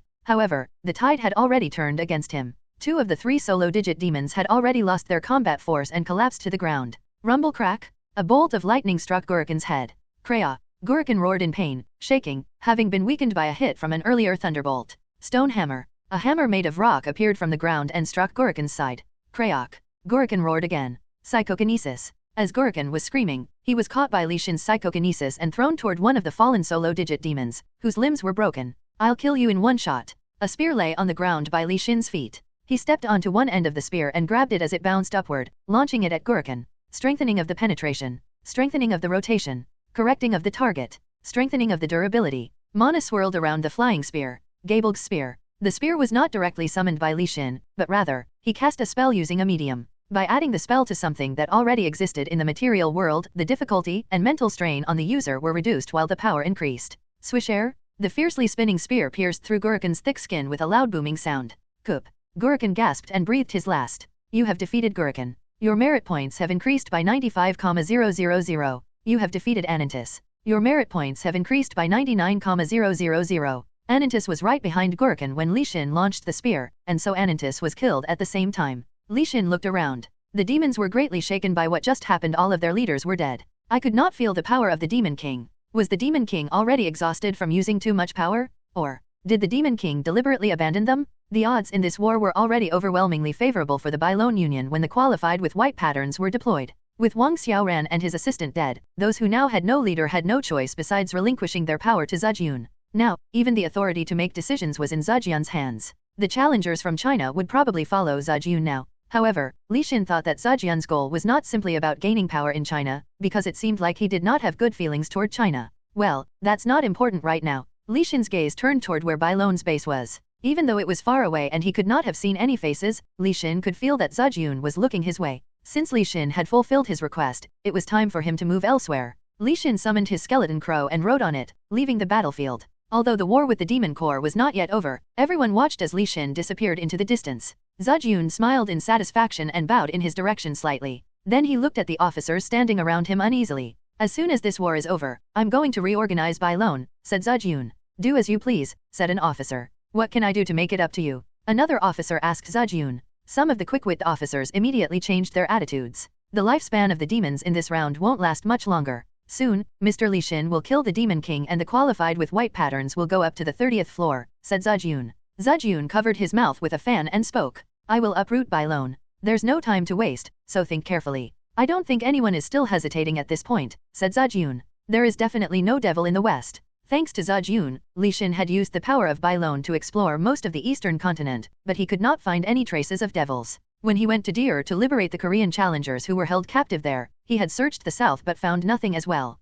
Besides the demon zone in the northern territory, the only place left unsearched was the west. According to Zhejiun, who said that Melduran was where the exchange with the devil began first, the probability of Melduran making contact with the devil was very high. Something must have happened between them. But then, would it have come to this situation? Compared to the other countries, Melduran had suffered the most. If there was a deal, it would have been broken, or it would have been that they were deceived or controlled by the devil. However, until now, Melduran had shown no particular reaction to the war so far, except to block the Demon Corps just like all the others. That was why Li Xin was even more confused about whether Melduran had something to do with the devil. Now all preparations are complete. Li Xin was ready to kill the Demon King and leave Isosha. If Melduran continued to deny the existence of the devil, Li Xin had no choice but to investigate Melduran even if it meant destroying all of it. Oh right. Clark is in the Valley of Despair right now. Clark was a challenger who had climbed the tower with him in his previous life. He was loyal to the United States and was someone who could consider his life as nothing if it was for his country. He had enough sense to make reasonable judgments. I've been here too long. Li Xin had to hurry to reach the 50th floor before the next dimension gate opened. The Valley of Despair was in the eastern part of the Isosha continent, which was considered the last front line of the Navy zone of Melduran. It was named after the fact that it was difficult to escape from that valley and that people would be trapped in their despair once they entered. However, even that infamous reputation was coming to an end today. Where the hell is Ethan? Shannon shouted. He's holding off the demons so they can't come up into the Valley of Despair, a challenger replied back. What? I'm sure I've told him not to go. Shannon shouted again with a worried look. Yes, that's why he was holding them off from above, but it seemed like Newt would come up, so he fell into the valley with him, said the challenger. Damn it. Shannon shouted. It seemed like something had happened to Ethan while the support troops were making their way here. Shannon, standing on the railing, bit her lip while watching the battle unfolding in the valley below. Isn't Newt the number 2 demon? Shannon asked with nervousness. Yes, came the reply. Newt was a type of demon that rode on horse-like demons and wielded a spear. Unlike regular horses, the legs of Newt's horses were replaced by dozens of tentacles that allowed them to move on the ground in a wide range of strange and unpredictable patterns, making them difficult to deal with. They were also extremely powerful, so many qualified had fallen victim to Newt. It's only a matter of time before this place is breached. We should stop putting our allies in the Valley of Despair, Shannon muttered. Although Shannon believed that giving this place up was the right decision, the commander currently in charge did not think so. The base could be recovered, but once a person dies, that was it. Even if they pushed back those on the front lines, sacrificing any more lives in this place was not the right thing to do. Tisk. Shannon clicked her tongue. Shannon untied her hair and pulled out a bunch of her hair. Then, she infused her mana into the strands of hair she had pulled out and threw it up into the sky. Steel rain. Dozens of strands of hair stiffened and increased in size. Shannon's unique ability, Nucleus of Steel, allowed her to transform parts of her body into steel and adjust their size and strength as she pleased. Die, Shannon muttered. A sudden downpour of steel rods from the sky pierced the heads of the demons. Ba-ba-ba-bam! Hundreds of demonic beasts died instantly. The allies who were blocking the enemy's movement in the Valley of Despair realized that Shannon was there to support them and reorganized their formation. However, it was still not enough. The demonic beasts were still overwhelmingly many, and the name-class demons were still alive. The next moment, Shannon spotted Ethan. He had transformed into a bear-like humanoid and was dodging Newt's spear. Ethan's physical abilities were outstanding, unmatched by anyone in Isosha, but Newt's speed was not to be underestimated either. Though Ethan's speed was comparable to Newt, when comparing attack strength, defense, attack range, and everything else, Ethan was overwhelmingly inferior to Newt. This was a precarious situation, as if Ethan was walking on a razor's edge. If he were to withdraw, the formation of his struggling allies would collapse in an instant. The troops that Meldurin had boasted of were all rendered useless, and the once great soldiers fell one by one. Out of many fortresses that were thought to be impenetrable, this one was the last one standing. Shannon was momentarily lost in thought, wondering how this helpless situation began in the first place. Is this a disaster caused by greed after all? Shannon gritted her teeth and pulled out all the nails on her left hand. Ignoring her bleeding hand, she poured mana into her nails. Ethan and all the top-ranking challengers must be saved. Otherwise, there would be no future for them. Even if they were pushed back to the red zone, the lives of the challengers must be preserved. Steel wall. Her nails increased in size and flew into the Valley of Despair one after another with maximum strength. Thunk, thunk, thunk, thunk, thud. Suddenly, a large steel shield flew out of nowhere and landed between Ethan and Newt, separating them. The remaining shields landed in succession. Ethan looked up with surprise. Shannon, with a pale face and rough breathing, was looking at Ethan. Then, she looked back at the wall of steel shields formed between the demons and the front lines to protect her allies. This could mean nothing else but an order to retreat. But, the commander hasn't given the order to retreat yet. Ethan was momentarily lost in thought. No matter how he thought, he knew the end of this hopeless fight was destruction. Yet, this is a stupid sacrifice of our lives, at novel bin at. Bang! Before Ethan could finish his thought, a loud noise pierced his ears. A thick steel shield that was hit by Newt's spear was pushed back, fell down, and crushed the formation of his allies. So many people had been swept away by the fallen steel shield that he could start smelling blood from the surroundings. I've been thinking for nothing, Ethan muttered in a gloomy voice. It was despairing. A tremendous amount of mana surrounded the sharp edge of Newt's huge sword. If that mana were to come directly at him, it would spell the end of Ethan and other comrades around him.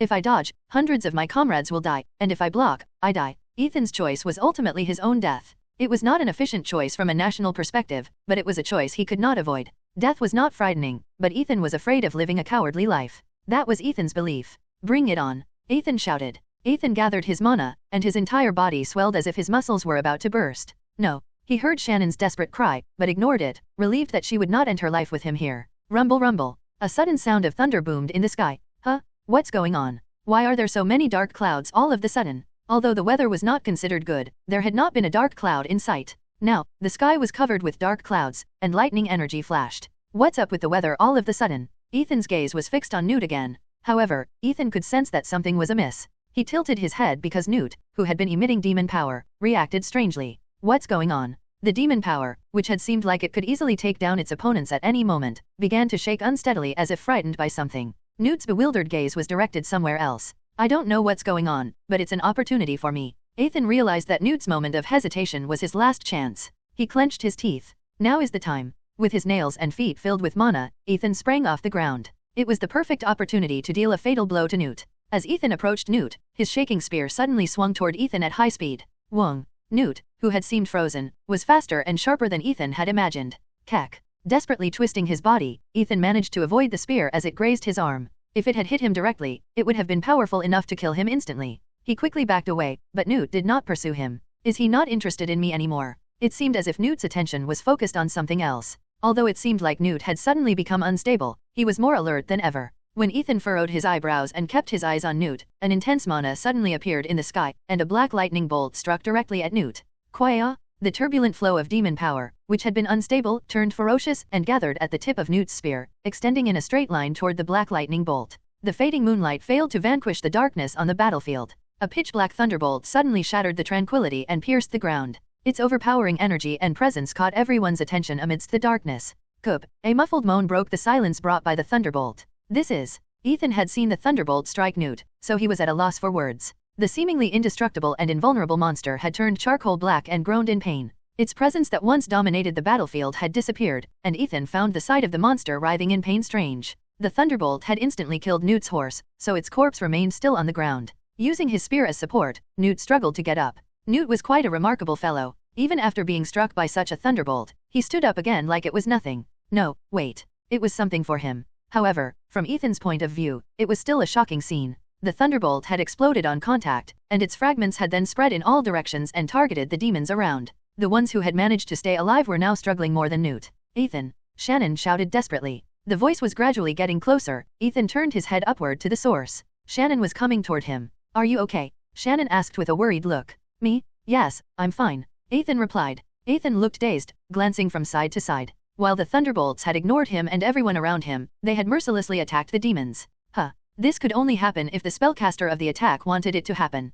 Kiaake. Before Ethan could process what had just happened, Newt abruptly stood up and let out a scream that sounded like a seizure. The piercing scream rang in his ears, and the demons around stood up again. Oh no! Shannon shouted. Everyone, stay focused. Ethan shouted. Ethan and Shannon shouted in surprise. The battle was not yet over. Everyone had been momentarily stunned, giving them a brief rest. I'll kill you all. Newt's demon power was rising as if it could explode. Newt was fatally wounded, but even so, Ethan and Shannon had no confidence in defeating him. They desperately hoped that the wizard with the immense lightning power would reappear to help them. Rumble, and their prayer was answered. Crack! Black lightning bolts struck down once again. Newt, hit by a thick bolt again, knelt and let out a breathless voice. A man appeared behind it. That person is... Ethan muttered when he saw the man. Just as expected. Shannon also recognized the man in the distance. The man was handsome, had purple hair, and a sharp impression. He was a wizard who always carried a pure white sword at his waist. Ethan and Shannon, who had witnessed the black lightning bolt, had already begun guessing the spellcaster's identity. This black lightning was this wizard's signature spell. How could anyone not know the wizard's identity after witnessing that skill? Ethan and Shannon felt their hearts that had calmed down starting to warm up again. Coop. Newt stood up, holding the spear tightly with trembling hands. Newt turned his head to look at Li Xin with an expression of disbelief. When Li Xin noticed that, he smiled coldly, slightly showing his teeth. Did you guys think you could beat us? Li Xin asked Newt. Li Xin's words weakened Newt's resolve. Its anger dissipated, leaving only fear in its eyes. Li Xin's fingers radiated dark mana that seeped into the ground, and a black armored knight emerged from the shadows at his feet. Swoosh! Thud! The knight swung his sword and beheaded Newt. It had been a nightmare for Merton, but it had died so easily. Ethan and Shannon rubbed their eyes several times to make sure they were not dreaming, but everything was happening for real. Execute them all, Li Xin ordered. Hundreds of undead surged forward from the ground, following his command. Ka, Keek, Kaya? The word massacre could aptly describe the ensuing battle, as it was completely one-sided. I now understand the extent of Melduran's lunacy for attempting this. I agree. Melduran, on the brink of collapse, had survived but had suffered severe damage. After the war, the pain that adrenaline had kept at bay came in waves. Cries of agony could be heard from all around. Li Xin looked around sullenly before looking skyward. The night sky was beginning to brighten up. A blue eastern sky was revealed through the dreary darkness, indicating that dawn was approaching. Are you Mr. Li Xin? A man in neat attire approached him from the bottom of the valley. I'm Clark. I've been waiting for you. Clark introduced himself to Li Xin. I see, Li Xin replied. There seems to be a lot to discuss. Follow me. Let's go up, said Clark. Li Xin nodded and followed Clark as if going for a scheduled meeting. Puzzled, Shannon and Ethan watched them, wondering about Clark's natural reception to Li Xin's arrival. Has he been waiting for Li Xin? Shannon's face distorted in disbelief at Clark's words. When Li Xin entered Clark's office, Clark handed him a cup of tea. He sat down and drank it. It was a calming tea that soothed his mind and body. The exhaustion from the battle seemingly instantly disappeared. Clark smiled softly, as if he had known Li Xin would be satisfied, and looked Li Xin in the eyes. Recently, the Demon Corps has begun encroaching on the continent's eastern part vigorously. It's as if they want to push out even here. The army is pushing its forces in without considering the damage they might cause. Clark tried to explain the situation to Li Xin. Do you want to blame me for that? Li Xin asked coldly. No, I'm just telling you the facts, Clark replied. Clark's expression was calm, like he had no other intention behind mentioning this news. I know, Mr. Li Xin, you have negative feelings toward us, said Clark. Oh really? Li Xin asked back. At novel bin at. Our greed made Merton suffer and led to many being sacrificed. No, that's not it, Li Xin said. Sorry. Clark asked, looking puzzled. After interrupting him, Li Xin looked at Clark and shook his head. Clark's confusion only grew. Then what is it that Clark tried to ask Li Xin? Tell me what you're hiding. Tell me what made you so greedy, said Li Xin, cutting off Clark again. Li Xin's response seemed to suggest that he already knew the answer. Clark shut his mouth, wondering how much he knew. Clark did not know what to do in this situation. If you don't tell me, I'll consider you an enemy, said Li Xin coldly. Clark thought for a long time but had decided on an answer long ago. He thought that Li Xin was bluffing, but he knew that he would become Li Xin's enemy if he lied about something Li Xin already knew. He could not risk that. Do you know that a devil is living here? Clark asked Li Xin. Li Xin's eyes sank at his words. 2 American challengers happened upon a devil while exploring Degret Dale. The devil made an offer to the 2 challengers, don't kill the Demon King, and the Demon King will cooperate with them in return, Clark continued. The American challengers had then relayed the devil's offer to Melduran, which began planning based on it. The appearance of Li Xin and the Korean challengers' transformation had made the United States, the strongest country in the world, anxious about Korea catching up to them in a few short years. And so began the closure of Isosha, prompted by the devil's temptation. That was the beginning of the whole story. Korea used incredible abilities to climb the tower rapidly from the first floor and made great achievements on the way. It's not that the United States did not think of it, but we deemed it inefficient. We believed you were the sole reason behind Korea's success, Mr. Li Xin, said Clark. Clark decided to be honest as he understood that lying wouldn't benefit him. We judged that this place, Isosha, was the most suitable for achieving a perfect growth monopoly on the lower floors. We thought that, in this place, it would be easy to suppress other countries' growth while encouraging our own. It's honestly difficult to create infrastructure for growth on the first floor. However, Isosha was different, especially if it could join hands with demons, Clark explained. You are quite bold, aren't you? Li Xin smiled bitterly. I'm just telling the truth, said Clark. Sometimes, truth is more shameful than a lie, said Li Xin. Is that so? Clark asked. Clark's expression remained unchanged throughout the conversation, making Li Xin laugh. The memories from Li Xin's past were overlapping. Anyway, although Melduran had definitely secured the country's growth engine by occupying the Demon Zone, it was still burdensome to manage the entire continent. So, we brought in Bailon. Melduran took charge of the east, and Bailon took over the west, Clark continued. Doesn't that mean, in the end, the 2 countries betrayed humans? Li Xin asked, accusing Clark. There was a clear difference between betraying humans and betraying Korea. It could be somewhat understandable that they betrayed one country to keep their enemy in check, but it was different when it came to betraying humans. Please don't misunderstand. We only had a simple business relationship with the demons. Clark tried to explain. Did you think it was really possible to have such a relationship with demons? No, devils. We didn't trust the devils either. We always thought about their betrayal, but we made a mistake. We assumed Melduran would always be in a stronger position than the demons, said Clark. Humans had reigned over the demons for a long time, so the species had seemingly collectively forgotten about the time the demons had massacred many of their kind. Bailon was using demonized humans. So are you saying that you guys were steering clear of them? Li Xin asked Clark directly. Li Xin's question was reasonable. The fact that they were using demonized humans meant that they had already fallen into the hands of the demons. Yes, I am aware of that. I also know that a few other countries apart from Bailon also use demonized humans, said Clark to justify his actions. So, you're going to stick with the story that Melduran isn't using demonized humans? Li Xin asked again. Yes, that's right, Clark replied to Li Xin. Well, how can I believe you? Li Xin asked Clark with a look of disbelief. Clark's expression froze, but one could see the tiniest bit of frustration on his face. I know that the 30th floor for demonized humans is different from the 30th floor for Earth challengers. I'm not foolish enough to try something like that to gain more strength, Clark explained. Li Xin raised his eyebrows and looked at Clark. It was recorded. When humans combine their power with demonic power, they become demonized humans. The demonized humans climb the tower as demons, not humans, said Clark. So, you're saying that Bailon decided to use the power despite knowing that? Li Xin asked Clark for clarification. Yes. Records are just records. They have remained unconfirmed for a long time. Maybe they did not believe it or care about its veracity, said Clark. They may not have combined their power with demonic power to become demonized humans, but they were marked for disaster the second they made a deal with the devil. Such a deal always ended in despair. You did a foolish thing. Don't you know what being in bed with the devil means? Li Xin accused Clark. I have no excuse, Clark muttered. Clark looked regretful, but Li Xin could not tell whether he was pretending. Even if I decide to kill all of you here, you cannot say anything to me, said Li Xin coldly. Along with Li Xin's cold voice emerged his black mana vigorously, almost breaking the chair's armrest. Clark maintained a stoic expression even in the face of Li Xin's threat. It seemed like he would calmly accept his death if Li Xin were to order it. Li Xin withdrew his black mana, looking at Clark's reaction. Li Xin didn't know if Clark had anticipated this and acted accordingly, but it wasn't like he really wanted to destroy Melduran. Clark spoke up upon noticing the change in his mood. We have nothing to say, but the public's opinion differs, said Clark. The public? Do you really think there is a public in the tower? Or are you trying to force Earth's values on us? Li Xin asked Clark. No, sir. However, you are wrong to assume there is no public in the tower. We are all residents of the tower and, therefore, the public. Even if power reigns supreme in the tower, there is still a certain line that should not be crossed, said Clark. Clark took a sip of tea from his cup on the table. For example, those who follow you, Mr. Li Xin, are all from Earth. Therefore, their values and ideals are ultimately a product of Earth. It will be difficult for you to ignore those values as long as you care about them.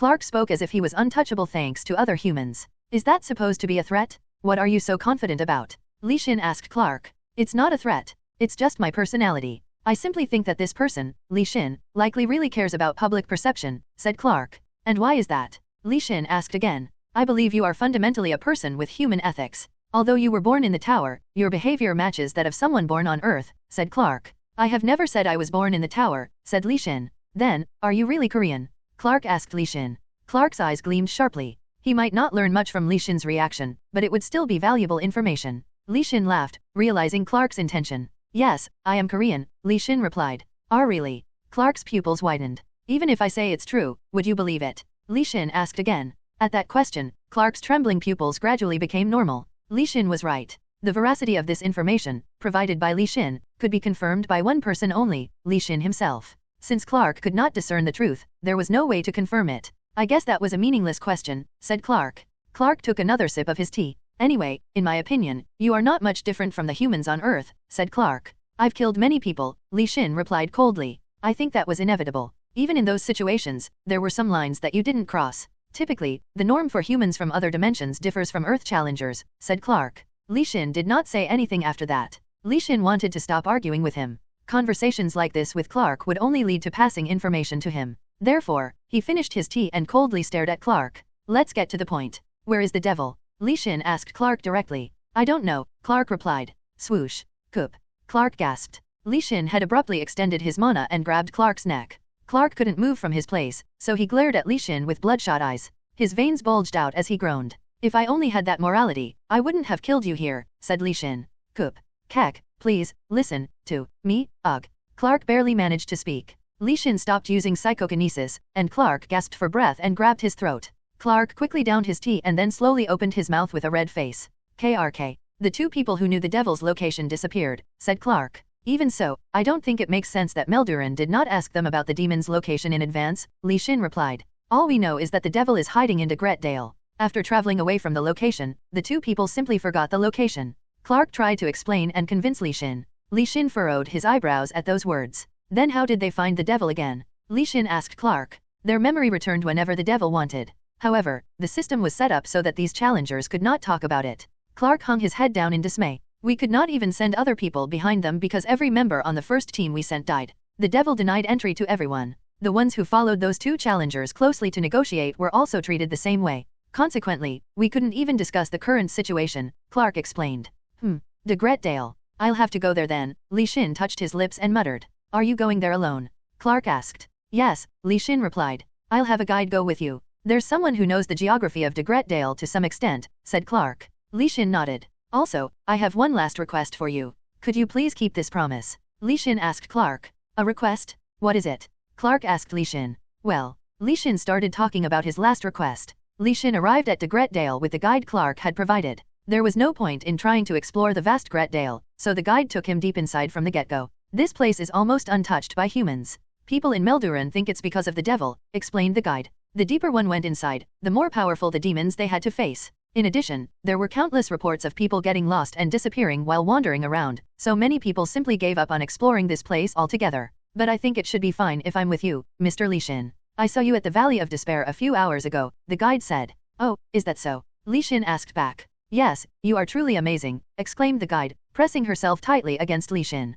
Li Xin pushed her away with his arm. Oh, I'm sorry. Anyway, it's a great opportunity for me to go inside without fear, the guide muttered. The guide moved slightly away from him and started guiding again. He clicked his tongue as he watched her. Even though Clark had mentioned that he would send a guide to Li Xin, how many people in Melduran weren't familiar with the geography of Degretdale? A single glance was enough to say that this woman was a beauty. She actively spoke to him but also wasn't burdensome. Li Xin guessed that this, too, was per Clark's instruction. Wow, there's a valley in a place like this, said the guide. After passing a dangerous slope, they came across a valley. Li Xin did not hear her words because he was too focused on what was inside the valley. Before she had even entered the valley, Li Xin's was already darting through it. The demon realm, Li Xin muttered. After walking for a while, they came across a sharp cliff towering over a small cave beneath it. The cave was shrouded in a thick blanket of black fog. Oh my, is that? The guide asked Li Xin. Let's go back now, said Li Xin. Li Xin didn't venture inside the small cave and turned back. The guide followed suit, glancing at him and the valley repeatedly. They both walked out of the valley without uttering a word until they arrived at the entrance of Degretdale. The guide's pupils were fixed in place as if she had lost focus. Li Xin protected her with his mana so that she would not be lured away and safely brought her out of Degret Dale. Huh. The guide regained her composure and looked around. Her confused eyes turned to Li Xin. Why are we here? Asked the guide to Li Xin. Because it's time to go back now, Li Xin replied. Huh? But we haven't found the devil yet, said the guide. We have found it, Li Xin replied. Li Xin looked into her eyes as if he was examining her soul. Oh, she slowly nodded and sighed after realizing that she had lost her memory. Li Xin had tested her, trying to see if she was pretending to have lost her memory. However, she had truly changed as if possessed by something as they had left Degret Dale together. Please go back to Meldurin, Li Xin said, looking at the guide. Huh? But what about you? She asked back. I have something to do. Also, when you return, please tell Clark to do what I have asked properly, said Li Xin. Okay, the guide replied. The guide seemed disappointed to say goodbye to Li Xin. He turned without any regret, but she suddenly grabbed his collar. Can we see each other again? Li Xin asked Li Xin. If you're still alive, Li Xin replied. With those words, Li Xin left, leaving the guide staring at his fading silhouette. Then, she finally began to move. But how did he find the devil's location? How? Wait a second. She turned around with a surprised face after thinking about it repeatedly. She could not figure out how he still remembered the devil's location. If he lost his memory like I did, he should have been just like me. The guide could not solve that problem, so she rushed to Meldurin, thinking she should tell Clark about it. Li Xin, who had left Degret Dale, returned to the Black Zone. Now that I've found the main body, I need to secure as much power as possible. The demon inside Degret Dale was named Belial, who used to occupy one of the 72 thrones of the demon world. However, she suffered a fatal injury due to competition in rank and hid in Isosha to regain her strength. This world raised one's abilities based on patterns. If challengers cleared this world, they received rewards based on their pattern. However, creatures unqualified to become challengers gained power through a different route. They could not take that power out of Isosha, and they couldn't receive patterns in this world. But it seems that she knows how to use this power. Li Xin tried to recall the information he had obtained from invading the demon world in his previous life. The king-class demon Belial had found a way to use the power of patterns and was hiding in Isosha. This used to be unconfirmed information, but now, Li Xin had confirmed it himself by coming to Isosha. She seems weakened now. Even though Belial was recovering from a fatal injury after being removed from the 72 thrones, her status as a king-class demon remained. It was difficult to imagine a challenger who had not even passed the 13th floor capturing a demon of her caliber. The tower was a place to accumulate achievements. It was a one-way street from which one couldn't return. So, shouldn't they take each step carefully? My goal is to kill God. Humans were a frail species, so if one of them proclaimed that they would kill God, they would be laughed out of whatever dimension, party, or group they were in. But that was exactly what Li Xin was trying to do. For that, he had to challenge himself constantly. He had to make greater achievements than anyone else.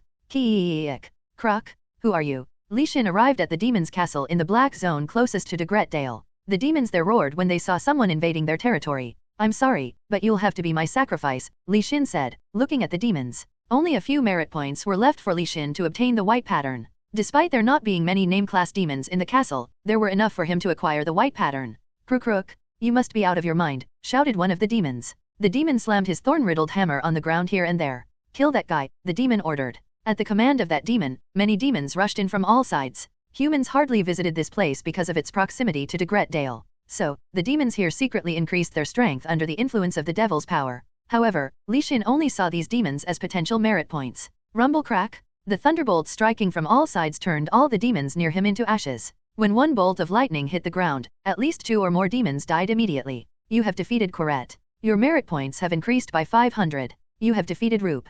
Adat Novel Bin Adat. Your merit points have increased by 1,600. You have defeated Aus. Your merit points have increased by 2,300. You have defeated Aragni. Your merit points have increased. The system messages popped up endlessly, and Li Xin's merit points skyrocketed. He didn't even have to completely behead the demon in charge of this place. The merit points quickly reached the target. You have used 1,300,000 merit points. You have acquired the white pattern. White pattern. You have received the qualification to go to the white zone. Hashtag your health and mana points increase by 45%. Hashtag your overall stats increase by 60%. His health point, mana, and other stats surged again. He smiled as he looked at them. He did not smile because of the stat increase, he was thrilled to witness the absolute difference between the black and white patterns. The most significant difference was that the white pattern had increased all his stats by at least 50%. Due to the divinity class, all abilities have increased by 30%. The resistance to all attributes has increased by 30%. With this new pattern, Li Xin could move up 1 level in his divinity class and the chaos stat. That was very important to Li Xin. Phew. Li Xin took a deep breath and looked toward Degret Dale. Finally, it was time to achieve his real goal in this world. Li Xin returned to Degret Dale and entered the valley with the demon realm. The path there was complex, but it was not an obstacle for him. It feels like I've come to the demon world. Li Xin frowned at the dense demonic power in the cave. He was on a lower level, so it wasn't as thick as in the demon world, but it was enough to invoke a sense of familiarity. The demonic power here could crush those weak to its effects. Looking inside the cave, he ambled toward the thick black fog. The demonic power is penetrating. You became immune to it. The demonic power trying to penetrate Li Xin's mind bounced back as if it had hit something. Belial's power doesn't work on me just like I expected. Belial was once part of the 72 thrones, so she was a powerful demon in her own right. Illusioncraft could have worked on Li Xin, just like it had on other challengers, but he had the immortal sphere. Thanks to that, the possibility of him hunting down that demon increased. Thump, thump, thump. The sound of Li Xin's footsteps echoed in the cave. As he walked deeper inside the cave, the dense demonic power suppressed him even more intensely. Still, he pressed on and followed the demonic power until a huge hall appeared before him. Inside, a beautiful woman was levitating with her arms stretched out. When Li Xin took a closer look at her, he noticed that seemingly invisible chains bound her limbs. Have you come? Her voice came as a whisper right in his ears. Although she was quite far from Li Xin, it felt like she was standing beside him. Did she set a limit on herself? Li Xin muttered. Wow, how did you notice that right away? Belial was surprised. Belial looked at Li Xin with interest. Her vibe seemed creepy, and whenever she spoke, he felt like bugs were crawling on his neck and got goosebumps. Come here, commanded Belial, like how one would call their pet. Li Xin obediently approached her. Her demonic power gently embraced him. He who knows death, do you want to have me as well? Belial asked Li Xin. Li Xin lifted his head and saw her charming smile. However, his lips soon twisted into a bitter grin. Lies and lust, the demon of pleasure Belial, Li Xin muttered. His calm voice distorted her expression. Did you think that kind of charm would work on me? Li Xin asked coldly. Suddenly, he used his sword to attack her. Swoosh.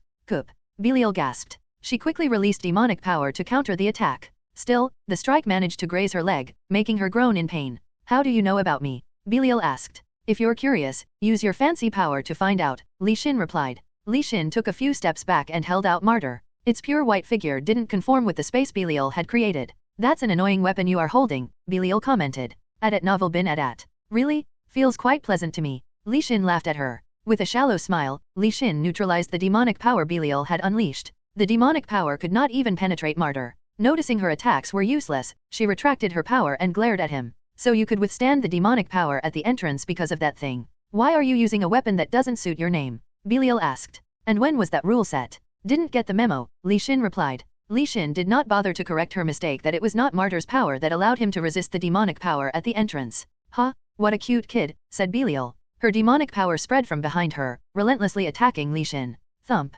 thump, thump, thump, thump. The power split to form hundreds of tentacles and attacked him. Li Xin could deal with a few tentacles, but severing hundreds was impossible with the amount of divine power he had. It might have been possible if he had Warri's level of swordsmanship. He moved his left hand horizontally, cutting the air. After dispersing his mana, he created dozens of shields in the air. Thump, thump, thump, thump, thump. The tentacles didn't stop, seemingly trying to show that the shields couldn't stop them. However, they bounced off the shield like rubber balls hitting a wall. Nice trick, Belial said. With that, her tentacles abruptly broke into pieces, but those pieces then turned into more tentacles. Li Xin's pupils trembled as he saw it. It has to be an illusion. The shields couldn't block all those tentacles. Li Xin was sure some of those tentacles were fakes, but he couldn't distinguish them. So, he only had one choice, knock them all down. Lightning Bomber. Quickly sheathing Martyr at his waist, Li Xin gathered lightning between his palms, facing them toward each other. As he spread his hands outward, the spherical lightning between his palms expanded and spread in all directions.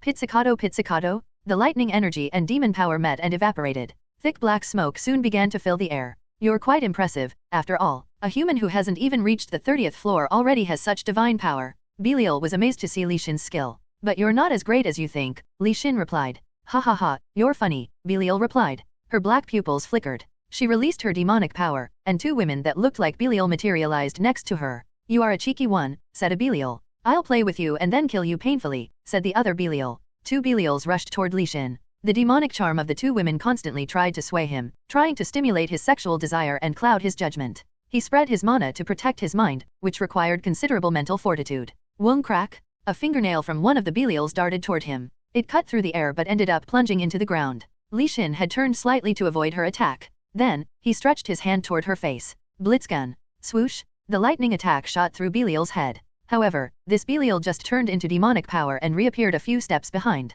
This avatar was completely unharmed. Li Xin trembled at the sight. Psychokinesis. Li Xin lifted the rocks and stones scattered around him. Ba ba ba bam! Hundreds of rocks and stones flew toward her avatars. You must be desperate, said Belial. Although her demon power blocked Li Xin's attack, he didn't stop. He covered the rocks with mana and controlled them to prevent them from breaking on contact with demonic power. And if they broke still, he would just gather the pieces to create another rock. Belial could not understand why he was holding on to that meaningless defense. The attack felt annoying, a chore that drained her mentally but was utterly ineffective physically. With that in mind, Belial focused more on attacking, abandoning the meaningless defense. The rocks began to penetrate her barrier and hit her, but she received little to no damage, a meaningless attack indeed. Whether the rocks were sharpened or heavy, they remained meaningless attacks. The rocks that pierced Belial just passed through her and hit the ground. I've had enough of your stupid trick, Belial said. One avatar exchanged blows with Li Xin, and another watched them from behind. Suddenly, Li Xin changed the direction of his attack. 6 thunderbolt spheres, which had been swirling around his fingertips, flew toward the avatar, watching them from behind. However, the attack wasn't fast enough to catch that avatar off guard. Pizzicato, something hexagonal made of demonic power materialized from the avatar's outstretched palm and collided with the thunderbolt. Although Belial was a devil, her fighting style was similar to that of a wizard. However, magic battles were Li Xin's specialty. For him, a battle that involved endless calculations and making a move that exceeded the opponent's predictions was familiar terrain. Even a seemingly simple move required countless predictions and calculations. By the time the thunderbolt spheres and the hexagonal attack collided, Li Xin's attention was already somewhere else. He didn't have to watch, as he knew that the attack would pierce through the demonic power and then scatter throughout the entire space. Unless the real Belial stepped up to block the attack, there was no way to avoid the attack. Therefore, Li Xin was almost convinced that the other side would fall into his trap. The ground beneath the feet of the avatar, who had just exchanged blows with him, began to turn black and rotate. The avatar's expression contorted. Ugh! How? Shouted the avatar. It turned out that Li Xin hadn't been just using the rocks to attack, he had also been using them to carve a mana circle on the ground. The scattered rocks combined to create a strange mana circle. Fallen abyss.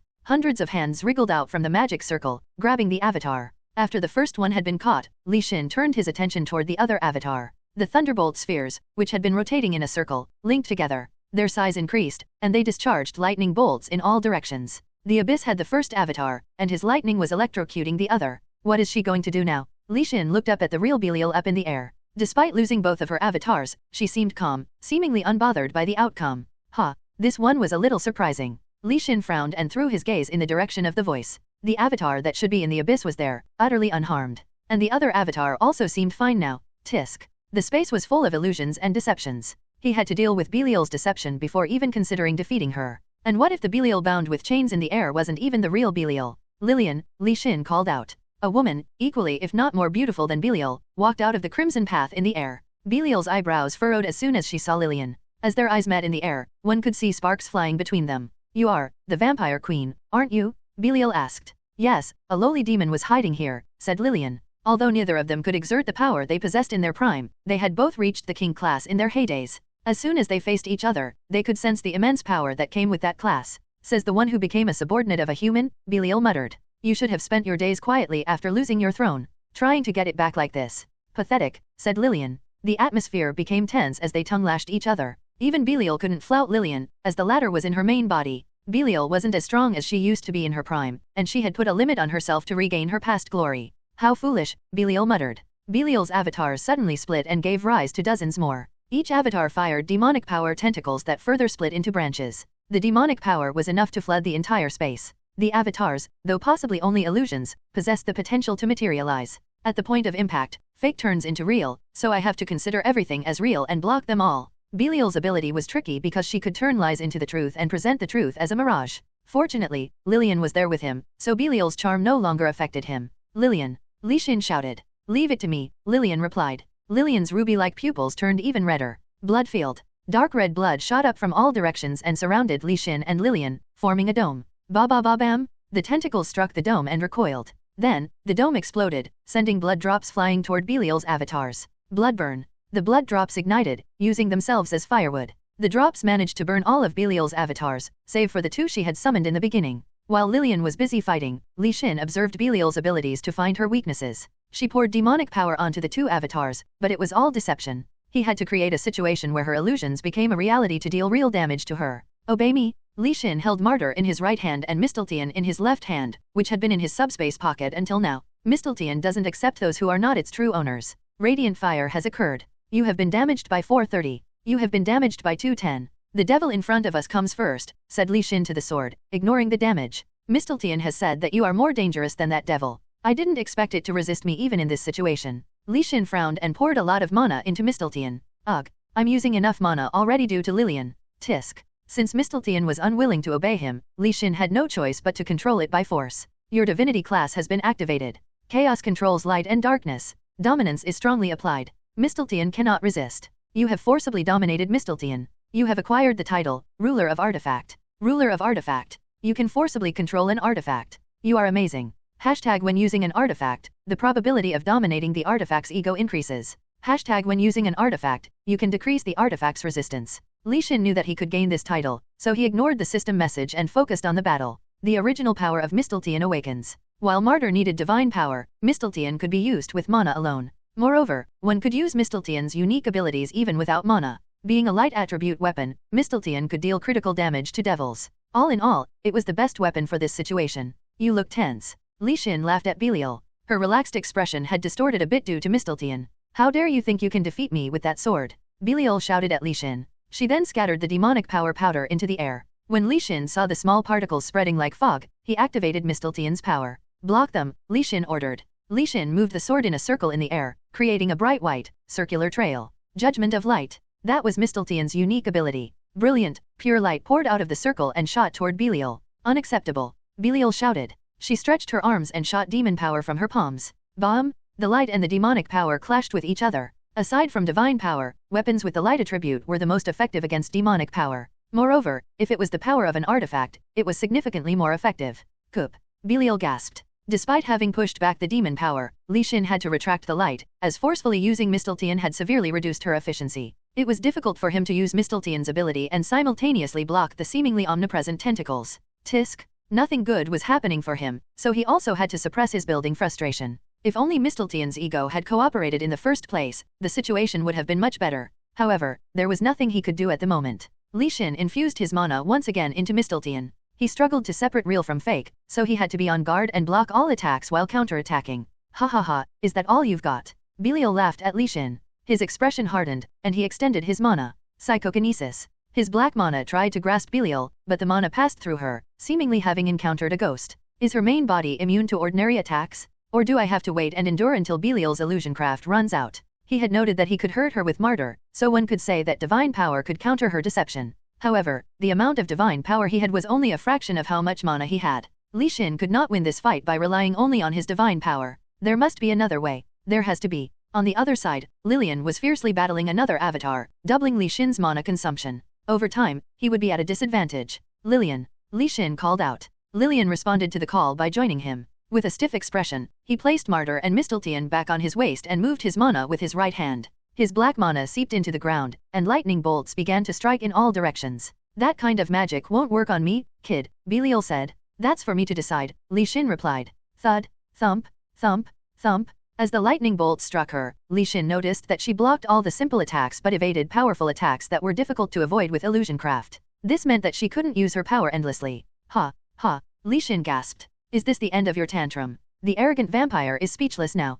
Belial's two avatars mocked and sneered at Li Xin and Lilian. Lilian's expression distorted, but she held herself back because there was no command from Li Xin yet. Li Xin, despite his rough breath, gathered his mana once again. Will you throw another tantrum? You're a funny kid. Belial laughed at Li Xin again. Li Xin ignored her words and raised his arm, giving rise to lightning bolts ready to wreak havoc. He waited until the two avatars were within his range of attack. Lightning wave. Ba ba ba bam. The lightning bolts moved like waves, unless one could teleport, they were not escaping. You must know it's useless, don't you? Belial mockingly asked Li Xin. The avatars were about to get struck by the bolts, but they remained calm. They felt confident that they would remain safe regardless of the amount of magic fired on them. However, that was exactly what Li Xin was aiming for. The wave of the lightning bolt hit the avatars and pierced through them. The avatars became dust and dissipated, and a thin smile appeared on Li Xin's face. He pulled out Mistletoe quick as lightning, and it flew straight toward the real Belial. Lies have a shelf life, truth doesn't. Belial could manipulate the fakes. Therefore, if only what is real existed and fakes did not, then what is real could not turn into fakes. Otherwise, the real ones would disappear from the face of the world. Her avatars reappeared not more than 2 seconds after dying. And if he had killed only one avatar, the other would have blocked Li Xin. He had used their recent exchanges to create a hypothesis accurately. If he could destroy both avatars and then kill the real one within 2 seconds, he would win the battle. If her avatars had blocked the lightning bolt with their demonic power, Li Xin's strategy would have failed, but he was confident that they would not do that based on their previous battle. It's finally going to be over. After the avatars had disappeared, Mistletoe hit Belial almost simultaneously. Swoosh. Flames began to flicker on the sword's edge stuck in her neck. Mistletoe creates a radiant flame. The intelligence of Belial has been taken away. Your intelligence has been increased by 1. Belial's. As Li Xin looked at the system messages, a smile appeared on his face. Drip, drip, drip, drip. Dark red water streamed down Mistletoe's blade. Soon, the radiance began oxidizing it. Pizzicato pizzicato. A pungent smell drifted through the air. Mistletoe's radiance grew as if trying to swallow Belial, but Li Xin could not ignore this unpleasant feeling. The message about stat extortion, which had previously appeared numerous times, was no longer visible. Something's weird. It's too easy. Getting to this point had not been as easy as it sounded, but it was much easier than Li Xin had expected. By now, her raging fury should have been visible to the naked eye, but she remained motionless, seemingly dead. The calm supplemented his anxiety as the sound of the fire echoed throughout the area. Clunk. Suddenly, the intangible chains that bound her entire body started to move. Clunk. Clack. Clunk. Snap. The chains began breaking in succession. I guess we aren't done yet, Li Xin muttered. Li Xin clenched his teeth and immediately drew a mana circle. The complex formulas inscribed in the air and the mana particles intertwined. He wanted to kill Belial with this attack. Mana escaped from his fingertips and began rotating. Gaebelg's spear. The revolving steel spear could seemingly pierce anything. It split the wind and rushed toward Belial. Swoosh. Belial turned her head, and her eyes emitted a purple light, sending a spear-shaped object, similar to Li Xin's spear, flying. The two spears collided with each other. Bong! With a loud bang, the two spears distorted and then disappeared. Shit. Due to the collision's aftermath, Li Xin instinctively raised his arm to protect his eyes from the raging wind. The air became thick with dust, and the black fog thickened, obscuring his vision. The demonic energy now seemed denser. He now felt a growing sense of danger. Clang! Mistletoe fell to the ground, and Belial then stepped on it. Did you really think you could kill me with such a toy? Her dry voice contained restrained anger. The wounds on Belial left by Mistletoe began to heal slowly. There was a hole in her neck with traces of radiance spreading around it. The blow would have been fatal if it had been someone else, but she moved nonchalantly. Death will not come easy to you, boy, Belial said, looking at Li Xin. Her voice was calm, but the simmering anger was fully evident in her gaze. We will see about that, Li Xin replied. Li Xin responded to her with provocation. It further distorted her expression, and he started to release his mana. She makes illusions real. Li Xin knew that avoiding illusions alone was not the answer. That meant Li Xin had to cast spells at a speed that even she could not keep up with. Return, said Li Xin looking at Lillian. At novel bin at. At Li Xin's words, Lillian returned to the blood branch. Having her by his side would be helpful, but it would consume much mana. He wasn't sure he could capture her even if he depleted all his mana. Therefore, Li Xin needed to use his mana with maximum efficiency. He extended his mana toward the ground, moving it toward the Belial. Ice edge. The ground beneath her feet froze, and sharp icicles abruptly shot up. How cute, Belial muttered, looking at Li Xin. Then, with a scoff, she gathered mana and fired it. She had flicked her hand lightly as if brushing off dust from her hand, but that had obliterated dozens of ice spikes. Li Xin seemed unaffected by that as he proceeded with determination, and his mana moved busily. At that sight, Belial's expression stiffened, and she looked up. There, thunderbolts were lurking like bats, radiating dangerous electrical charges. Dark thunder. Rumble crack. Bomb. A loud noise reverberated through the hall as if an explosion had occurred. However, Belial, the epicenter, remained unscathed. This one is quite impressive, said Belial, looking at Li Xin. The remnants of the thunderbolts were swept down by the black curtain that formed around her and dispersed in the ground and the air. Then let's give you one more hit, Li Xin said. His mana scattered again in all directions. Ice fog. The countless moisture particles in the air began to freeze, creating a dense white fog. Wind rage. A sudden gust of wind swept through the previously still and silent hall. It's been a while since Obey Monstra. Li Xin had never pushed his mana to its maximum after leveling up. He had surpassed the 5th order and was at a level where he could best even those of the 6th and even the 7th order. Now was the time to push the limits. Qualification of an adversary could help him take a step into transcendence, so he utilized it to raise his class. It helped Li Xin's brain work quick as lightning. The rapidly flowing mana slowed, and the turbulent currents became as calm as a gentle stream. He could feel the serene yet majestic flow and the profound power hidden within. Li Xin grasped the mana and manipulated it. He gracefully moved his fingers, weaving the mana threads like he was controlling a marionette. If it's a showdown of mana control in extreme cases, I am confident. Following his will, the mana became engraved in the empty space around. Also, there were thunderbolts above the rough pulsing currents. The ice controlled the flow, and the wind accelerated them. Swoosh swish. A violent storm engulfed the entire hall. It felt like an immensely powerful force that could bring about death to anyone caught in it. Lightning vortex. The storm of thunderbolts raged on, forming a massive whirlwind that spun fiercely. However, there was only one emotion on Belial's face, anger. This damn shit. Belial muttered. Her demon power surged. Pizzicato, pizzicato. Belial ignored the fragments of thunderbolts that scattered in all directions as she manifested her power of a deity. Li Xin observed the effect of the lightning vortex and hardened his expression. Although Belial's exact response was unclear to him due to the vortex, he could sense her intentions from the flow. Is she creating deception from this as well? Confirming that mana was decreasing rapidly, Li Xin clenched his teeth and organized his thoughts. If she created an illusion similar to the lightning vortex here, the probability of him winning future battles would be even lower. Unfortunately, he didn't know a lot about illusion craft. Li Xin thought she couldn't unleash such abilities without any constraints, perhaps a possibility for the Belial in her prime, but definitely not for the current one. If so, Li Xin raised his mana as he saw Belial's demon power intensifying. The false lightning vortex, gradually growing in size, caused thunderbolts to surge. Violent currents clashed and roiled as two massive forces collided with each other. Whoosh, bomb, winds and thunderbolts scattered everywhere, upheaving the ground and destroying the walls. Kup. Li Xin groaned. Li Xin created a shield, blocking the fragments of the lightning vortex flying toward him, and furrowed his eyebrows. This could go on no longer because the mirage might become the truth otherwise. His dark mana pulsated, ready to burst out at any moment. Fall. Summoning the world of death. The ability began pushing away this area saturated with demonic power, instead filling it with death aura. The dark hall suddenly gave birth to a dark red sky, and a grim and desolate ground revealed itself. The demonic energy-filled black fog dissipated, and only the chilling aura of death remained. What in the world is this? Belial was stunned.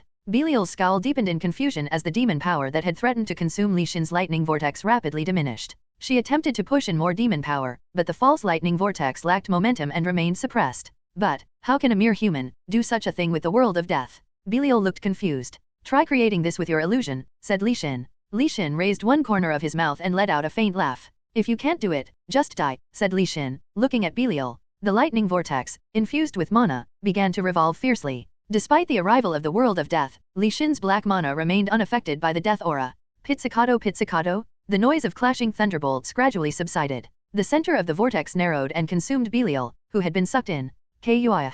Belial screamed in agony for the first time. You have taken away Belial's dominance. Your dominance has increased by 1. You have taken away Belial's luck. Your luck has increased by 1. You have taken away Belial's. The clash between the demon power and thunderbolts caused them to intertwine and flicker within the whirlwind. Though they may have appeared similar at a glance, the powers were evidently distinct. Bomb! With an ear-piercing noise, the lightning vortex exploded. The resultant gale pushed Li Xin back a few steps. He narrowed his eyes and furrowed his eyebrows, gazing ahead intently. Li Xin could see Belial's black silhouette, and it seemed she was trying to catch her breath. As the dust settled, her enraged gaze found Li Xin. How is she so calm even after getting struck by that? Li Xin had hoped that she would collapse from this attack. Summoning the world of death could be considered his ultimate move, and he had delivered a critical blow to her at the perfect timing. Belial was once one of the 72 thrones, so Li Xin thinking he could bring her down with that one attack was him being too ambitious. He should be content that he could even deliver such a critical blow to her. Still, the tide has turned. He could tell that her condition was not as good as before, proved by the fact that she had failed to evade the attack with illusion craft. There must be limits to using that power. The tide of the battle had almost turned in Li Xin's favor. You will be dead soon, Li Xin said, looking at Belial. In response to Li Xin's sneer, Belial's demon power spread everywhere. Then, the demon power writhed and rose. One by one, her illusions materialized. Then, a group of powerful demons emerged, each distinct in appearance and abilities. Among them were the three-headed demonic beast Kekus, Shadow Archer Shrek, the muscular figure Arbon with a deadly longsword, the night belt Sark clad in black armor, the tentacled cavalryman Newt with a formidable spear, as well as Gurican, Pestilence King, Anintis, and Mont Blanc. It was a reunion with every demon Li Xin had previously encountered. She still has that much strength remaining. Each demonic beast possessed unbelievable power. Li Xin could not believe that he had to face all of them at once in this state. He forcefully straightened the crease about to form on his forehead and stared her down as if this was nothing. I thought my strength and abilities had weakened due to my injuries, but what on earth is this power? How can your power take away what is mine? Belial's gaze showed a mix of astonishment and anger. If you win, I'll let you know, Li Xin replied. The question strengthened his conviction. He was sure that only a minority of the creatures inside the tower knew about his power called chaos. Belial's expression became distorted even more upon hearing Li Xin's words. Kill that human, Belial ordered, looking at the demonic beasts. Have you forgotten that we're in the world of death right now? Li Xin asked. Li Xin's shadow grew as he looked at his opponent with contempt. And from that shadow emerged dozens of undead. The world of death doesn't just push away demonic power, said Li Xin. The dead lived inside the world of death. The savage black glow in the eyes of the undead grew like flames. In front of the fake belt Sark, Li Xin summoned the skeleton belt Sark. Who are you? How do you wield the same sword as me? The fake belt Sark glared at the belt Sark Li Xin had summoned. Tisk. How dare an imposter pretend to be me? Even though my original body has disappeared, my soul hasn't, replied Beltzark. With that, Beltzark infused his black sword with black mana. And now, I have gained even greater power, said Beltzark. You are ridiculous. You're fake, not me, shouted the fake Beltzark. The two black swords clashed with a thunderous sound. Bam! The clash between Anettes and the fake Anettes also created a shockwave. The same went for the other undead and the imposters. They faced each other as enemies. My children are both fake and real at the same time. Can mere undead like them surpass the real ones? Belial said. Tisk. Li Xin clicked his tongue, scoffing at her words. Do you really think so? As Li Xin uttered those words, he turned toward her. Belial could not answer immediately. That's right. As the great devil who had reached the 72 thrones, she could not possibly be unaware of the world of death. Even if she had not been there before, it would not make sense for her to be ignorant of the power of the world of death. The world of death was a realm inhabited by the deceased, where they drew strength from the death aura permeating the environment. It served as their source of power, fueling their abilities and existence. Simultaneously, the death aura had the effect of suppressing the living beings within it. Belial would have clearly felt her power waning in the face of the death aura's influence. It doesn't make sense that she could not tell. Belial, the master of deception, may have presented a facade of confidence, but her outward demeanor did not fool Li Xin. Li Xin looked at her and laughed mockingly, dispersing black mana in all directions. Devour everything, Li Xin ordered, looking at his skeletons. Growling. Amidst the screams of the dead, the sound of clashing bones resonated in all directions. The swirling torrent of demonic power gradually subsided, and the fake Beltzark, whose arm Beltzark had severed with his black sword, could no longer effortlessly regenerate. He collapsed, unable to sustain his form any longer. Belial's illusioncraft had reached its limit, but Li Xin was also scratching the bottom of his mana reserves. The world of death had disappeared due to the lack of mana, but he still had one last move to finish the fight, his ultimate power. Li Xin glared at Belial, who was trembling, and then approached her. Thud, thud, thud. Her facial expression changed rapidly with his every step. Li Xin pulled out Martyr. When she saw that, her entire being seemed to shake like a leaf in a storm. No, no way. Belial started to panic. The powerful aura that Li Xin had initially felt from Belial was gone. Instead, the aura of death started to emanate from her surroundings. Li Xin promptly stabbed Belial's heart with Martyr. Swoosh, coop. Belial gasped in pain. Martyr emitted a radiant white light that enveloped Belial. Do you think it will be over like this? Kek, said Belial, looking at Li Xin. Even as her demonic power was dissipating, she let out a displeased laugh. Yes, this world will now return to normal, Li Xin replied. Do not be arrogant. Kek, said Belial. Dark red blood trickled from Belial's lips as she spoke. Your people are probably all dead by now, said Belial. Li Xin remained silent but narrowed his eyebrows at her words. The Demon King led all the corps and launched an attack the moment you arrived here, said Belial. The Demon King cannot leave the White Zone, Li Xin replied. She laughed again. This time, it was louder and more ridiculing. Well, it's still possible to support the corps, you know? And if the Demon King sacrifices himself, he can bring forth even stronger beings, Belial explained. Li Xin did not say anything to that. You are bound to lose. Your cherished humans will all die, said Belial. Li Xin frowned in response to her taunts and tightened his grip on his sword. Swoosh, splash. Li Xin yanked Martyr out of her heart and immediately beheaded her. Belial's head, with the eyes still wide open, fell to the ground, splashing blood everywhere. While Martyr couldn't harm the living, the weapon showed no mercy to devils. Dark red blood had stained the white blade of the sword, so Li Xin swung the sword with force in the air, splattering off the blood, and then used magic to return it to its pristine condition before sheathing it. You have taken away Belial's divinity class. Your divinity class has increased by 1. Li Xin's eyes widened in astonishment. He had hoped for it, and now he had truly gained another divinity class. Now I'll probably have a divinity class of 3. Chaos had helped him acquire 2 more divinity classes before he had even stepped foot on the 30th floor. The speed at which he had gained them had surpassed his expectations. He would likely be even stronger by the time he reached the 30th floor. You have defeated Belial, the devil of deception, desire, and delusion. The immense evil rooted in the world has been eliminated. The distorted world is now returning to normal. The power of the pattern is gradually returning. The rewards have been improved based on merit points. The merit points associated with Belial are being calculated. Your merit points have increased by 1,010,380. Li Xin frowned when he saw the messages.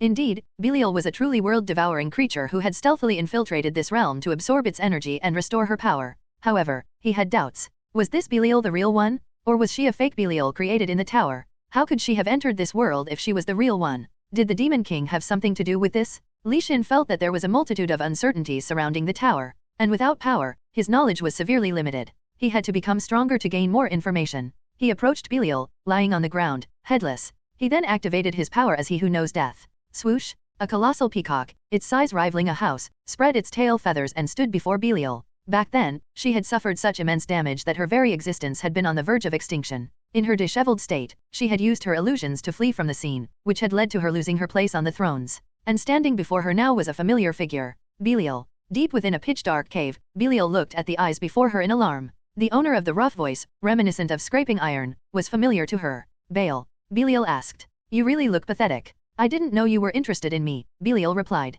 You think you have the luxury to talk nonsense to me? So, what is it that you want from me? Belial asked Baal. Belial couldn't comprehend why the guy on the first throne would visit her after she had fallen from her throne. Baal was typically too busy to show any interest in others. I'll tell you how to climb back up to the throne. It might make you stronger beyond just recovering your body. Baal's words made Belial's eyes wide open. The burning, quaking pain did not even register for a moment. Don't try to fool me, said Belial. She spoke, pretending not to believe him, but her racing heart told a different tale. Huh, even a fake devil can't silence their heartbeat. Belial did not reply. I'm not lying. So, do you want to give it a try? After hearing Baal's plan, Belial had crossed over to the tower, a newly created world. The power of patterns existed in this world consisting of humans and demons. With that power, one could temporarily raise their class. If they managed to maintain that class, they could get it permanently. Ultimately, Belial had rooted herself in this world and spent decades for maximum efficiency. She gradually devoured the power of this world, raising her class. And then, he who knows death suddenly appeared in her world, and Belial met her and mercilessly at his hands.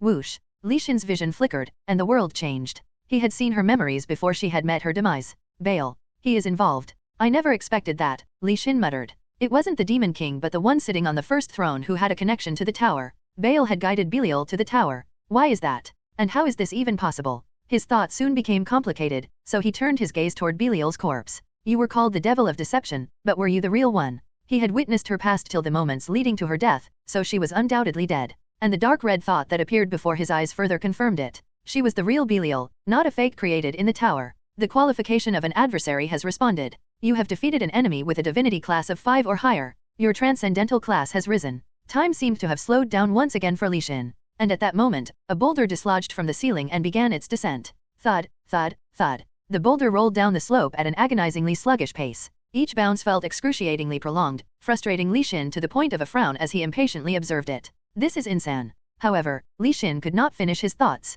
Thud, thud, thud, thud. The boulder's speed abruptly increased, rolling down as if it had gone mad. Coop. Li Xin gasped. Ha, ha. Li Xin took a deep breath due to the sudden pain. The powerful recoil seemed to be a consequence of pushing the transcendental class to its maximum limit. He had already been on the verge of collapsing, so he couldn't endure the pain. Ha. Li Xin unconsciously gave a hollow laugh, looking at the system message. Qualification of an adversary. This qualification is given to those who can challenge the gods. Hashtag you are one step closer to transcendental class. Hashtag your transcendental class will elevate if you defeat someone with a divinity class of 10 or higher. Li Xin was ecstatic to discover that he had managed to elevate his transcendental class. The divinity class and transcendental class are opposite concepts. The divinity class represented a position of superiority over others, granting comparatively greater power. On the other hand, the transcendental class emphasized surpassing personal limits and achieving growth solely through one's own abilities. In other words, the divinity class wouldn't grow if no one was around. But the same wouldn't be true for the transcendental class.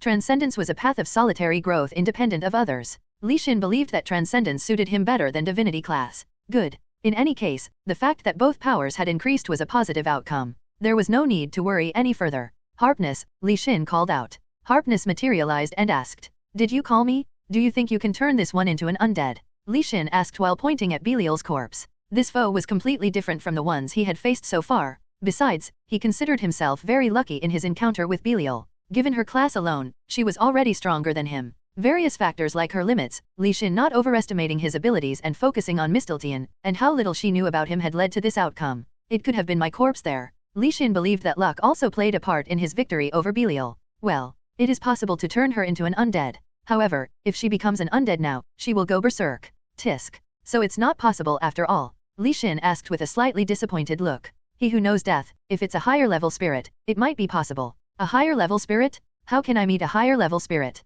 Li Xin asked Harpness. We don't know, but you will meet one when the time comes. With those words, Harpness disappeared. Disappointed, Li Xin placed Belial's corpse in the subspace pocket because leaving it behind was both unsettling and felt like a waste for him. All that remained was her flickering soul, but he could not put her soul in the subspace pocket. At novel bin at. Do you think it's unfair? Or are you angry or something? Li Xin provoked Belial's quivering soul. Her soul had been highly agitated from the beginning. It turned so red that it almost looked black. She is now a demon soul. Can I really handle it? Belial's soul had become a demon soul, so her thoughts would break free as her vassal had disappeared. A necromancer must be able to receive and endure the demonic thoughts of such souls while using them. However, accepting the thoughts of a powerful demon soul without caution would only lead to disaster. Tisk. However, Li Xin couldn't leave Belial's demon soul in this world. He had to deal with her here or absorb her soul with necromancy. It would be a waste to leave her here. Li Xin turned around and picked up Mistletoe from the ground. Mistletoe's ego has shattered. The ego has fallen asleep for recovery.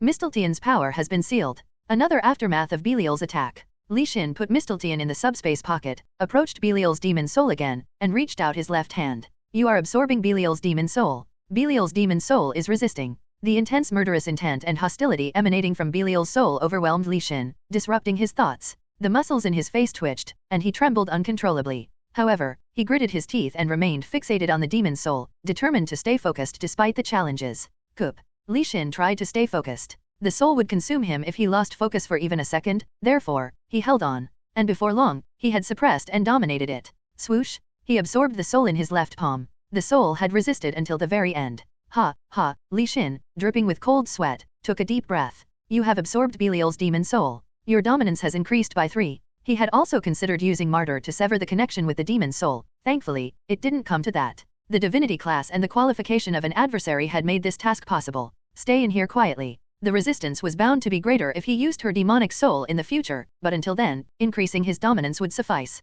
She is a wicked one, master, so be careful. Don't worry, I won't let souls like this devour me, Li Xin replied. He glanced at the cave one last time, noticing how battered it looked now, before leaving. Shadow space. The skeleton crow emerged from his shadow, and Li Xin mounted it. Let's go back, Li Xin said. Li Xin arrived at the Valley of Despair, alighting the crow in the desolate valley. He knelt on the ground, extending his hand toward the lingering bloodstains. Blood has already coagulated. Li Xin looked surprised. It took at least 2 days of exposure to air for demonic blood to start thickening. However, it had not even been more than a few hours since Li Xin fought Belial. Belial had stated that the core left for battle the moment Li Xin had entered her cave. Could it be time distortion? Li Xin quickly checked the bloodstains in other places and saw they were identical. Besides, the absence of humans in this area meant that the enemies had invaded. The Demon King would have led all the core and launched an attack the moment you arrived here. In the end, you will lose. Belial's words rang in his mind. He realized why she had been confident even in the face of death. The base now had clear signs that told the tale of a vicious battle. Did she use illusioncraft to make it seem like the flow of time was the same inside? He hastily mounted the skeleton crow again, traversing through Melduran's purple zone and skimming over the navy zone. He could see dozens of bases all devastated and desolate. The same was true for Canada's national under. When Li Xin moved to the blue zone border between the two countries, a massive force, accompanied by a dense fog covering the demon realm, was attacking Melduran and under. They have poured more resources into this side than I expected. Li Xin had anticipated this to some extent and had therefore made a request to Clark. A request, you say? What is it? Well, I want all the country's fronts to be in the blue zone. Currently, I am the inhibitor of the Demon King's core. The best time to crush you all is when I am absent. I see. It would be more advantageous for them to launch an attack right away, whether you kill the devil or not. Moreover, if you were to return, this stage would soon end. So I guess protecting the navy zone and beyond would be meaningless. Yes, that's right. But the probability of that happening isn't actually high. The Demon King needs to know about my existence, power, and plan to launch an attack there for all these things to happen. Yes, I'm aware of that. So, are you saying that it could become excessive defense? Yes, that's right, but it is the better safe than sorry scenario. So, prepare to hold out as much as possible in the citadel of the blue zone. I'll be there soon. Li Xin, my opinion of you seems accurate, just as I expected. And, please look after Merton. The demons might be willing to give up on other places just to destroy Merton. All right, sir, I understand. Li Xin smiled satisfactorily, seeing that Clark had successfully fulfilled the request. Attacking the Demon King's castle like this is also a way, but if the operation had been carried out successfully, it would become the optimal condition for growth. Li Xin had already experienced the power of chaos, which had gone up to level 3 thanks to his pattern. Although he had been on the verge of defeat in his fight against her, it did not matter now because he was a completely different person now. Li Xin's skeleton crow arrived above the densely packed demon core. He could feel the gazes of the demons looking at the sky. Keek. The demons started to cry out. Some demons had broken through Melduran's iron wall fortress. One of them was Vekjak, who spewed venom. It flapped its enormous wings, letting out a deafening roar. Li Xin's black mana soared into the sky. I'll quickly deal with these creatures and return. Rumble crack? Bayam? Countless system messages flooded Li Xin's view as a torrent of black thunderbolts rained down from the sky. Keek, screeched some creature from below. The acrid scent stung Li Xin's nose as Vekjak, its massive wings spread wide, approached him. With its mouth open, the creature, nearly twice the size of the skeleton crow, flew toward Li Xin. However, its large figure posed no threat to Li Xin. If anything, its size made it an easier target for Li Xin to hit. Dark Thunder. Li Xin extended his index finger toward the sky and then pointed it toward Vecjack. Bomb! A thick, dark thunderbolt, twice the size of the previous ones, descended with great force, striking Vecjack's head. Krurok. Vecjack convulsed and crashed to the ground. The venom in its mouth became gray smoke, seemingly having burned inside. You have taken away Vecjack's agility. Your agility has increased by 1. You have taken away Vecjack's dominance. Your dominance has increased by 1. You have defeated Vecjack. Your merit points have increased by 83,000. When Vecjack fell to the ground with a loud boom, the demons on the battlefield began to waver. I've done enough. They should be able to deal with the rest. Li Xin had many other areas to save, so he couldn't afford to waste his remaining mana on the demonic beasts here. His mana hadn't yet replenished completely since his fight with Belial. Are they coming out finally? Li Xin muttered when he saw the citadel gates open. Soldiers of the Citadel of Bastion rushed out from the open gates. The demons' camp was already in chaos, and only a few name-class demons remained. The tide of the battle was now wholly in Melduran's favor. And amidst the chaos, a few familiar faces could be seen moving through the demons and rushing toward Li Xin. Mr. Li Xin, please don't leave yet. Wait a moment. Li Xin slowly descended to the ground in response to their voices. You have truly returned. Clark's face lit up with joy. Yes, it seems like you've carried out my request well. Thank you, Li Xin said, looking at Clark. Don't mention it, sir. Thanks to you, I was able to endure. Oh, and here you go, said Clark. Clark then handed a small bag he had been holding to Li Xin. If you fought that devil, you must be exhausted. I put a high-class healing potion in there, said Clark. That surprised Li Xin, and he glanced at the bag with a faint smile. Thank you, Li Xin replied. And also this one, Clark said. Then, Clark pulled out a map from his pocket and unfurled it before him. This map shows the current front lines of each country. I prepared it, thinking you might need it, Clark said. Li Xin marveled inwardly at Clark's thorough preparation. With this map alone, he could significantly shorten his travel time. You don't have to worry about Merton, Clark said. Li Xin stared at Clark in astonishment. Clark started to explain with a bright smile. Trust them. Didn't you raise those challengers? Clark said. You seem to trust them more than I do, replied Li Xin. I'm just drawing conclusions from known facts. Challengers from various countries have also gathered in Merton. For the first time in history, nearly all countries are working together, said Clark. Clark's serious gaze was pleading with Li Xin. Please trust the humans. You don't have to solve everything for us, said Clark. Li Xin smiled at his words. Adat novel bin adat. You seem to be mistaken. I wouldn't have come this far if I had tried to handle it all alone. If I hadn't trusted those guys, it would have taken me much longer to reach the 21st floor, Li Xin explained. Li Xin had a moment of self-reflection. In the tower, you overcome obstacles and build achievements. There is no growth without hardships. Above all, my growth comes first. And I believe that's the path that will save many people, Li Xin said. Clark, who had been carefully listening to his words, nodded. I see. So, even if someone were to die while climbing the tower, would you consider it an unavoidable consequence? Clark asked. Yeah, if I can help, I will, but it won't do much good ultimately. Death is an experience in this world. An important one at that, Li Xin explained. I'll take that as advice, Clark replied. If you know what I mean, Li Xin said. Are you finally going to clear this world? Clark asked. Yeah, that's the plan, Li Xin replied. Suddenly, Clark stepped back and bowed. The people beside him hurriedly followed suit and lowered their heads before Li Xin. Although we can't erase what the United States has done to Korea, we will strive to wash away those mistakes, Clark said. Clark's gaze was more solemn than ever. I'm truly sorry. And I have been sorry, said Clark. That apology shouldn't be directed just to me, Li Xin replied. I know. After this fight, I plan to visit Merton in person, said Clark. Don't you have a white pattern? Li Xin asked. No, sir, I only have a black pattern, Clark replied. Li Xin was surprised to hear that someone like Clark did not have a white pattern, so he stared at Clark for a while. Wait, so did you prepare for this kind of situation? Li Xin asked Clark. Yes. Honestly, I expected you to be strong, but that was an underestimation. Anyway, if you, Mr. Li Xin, finally break through the warp and capture the Demon King, I thought there should be someone to handle this chaos, Clark explained. Li Xin nodded slightly with a thin smile. Anyway, I hope this kind of thing doesn't happen again, Li Xin said. Rest assured that even if it does, at least Melduran will be on Merton's side, said Clark. That's reassuring, Li Xin replied. After finishing his conversation with Clark, Li Xin put away the skeleton crow and stood before Vecjack. His black mana took over Vec's corpse. The skeleton Vecjack soon stood up. We don't have time, so let's hurry, Li Xin said. Li Xin's journey across the continent progressed quickly with Vecjack. Splash! Vecjack spewed venom from the skies, dissolving the demons below. The green mist spread in all directions, devouring everything it touched. You seem to specialize in mass destruction. Li Xin, riding Vecjack, watched the dying demons. The next area to visit was where Cormer and Amon were, as they were currently in the blue zone and blocking the demon core from advancing into the green zone. The Demon Corps intended to push out Cormor's citadel, known as Lujmong, and then attack Amon's citadel in the Green Zone. This was why Amon was with Cormor, defending against the enemy from Lujmong. How did it come to this? Cormor and Amon had considerable military force. Besides, other countries were also holding their ground in the Blue Zone, so it was hard to understand why these two were pushed back to the Green Zone. After flying for a while, the Green Zone of Cormor came into Li Xin's view. No one noticed the giant Vecjak flying in the sky due to the origin demon realm surrounding the citadel. Thanks to Eagle's eyes, Li Xin could easily see through the demon realm.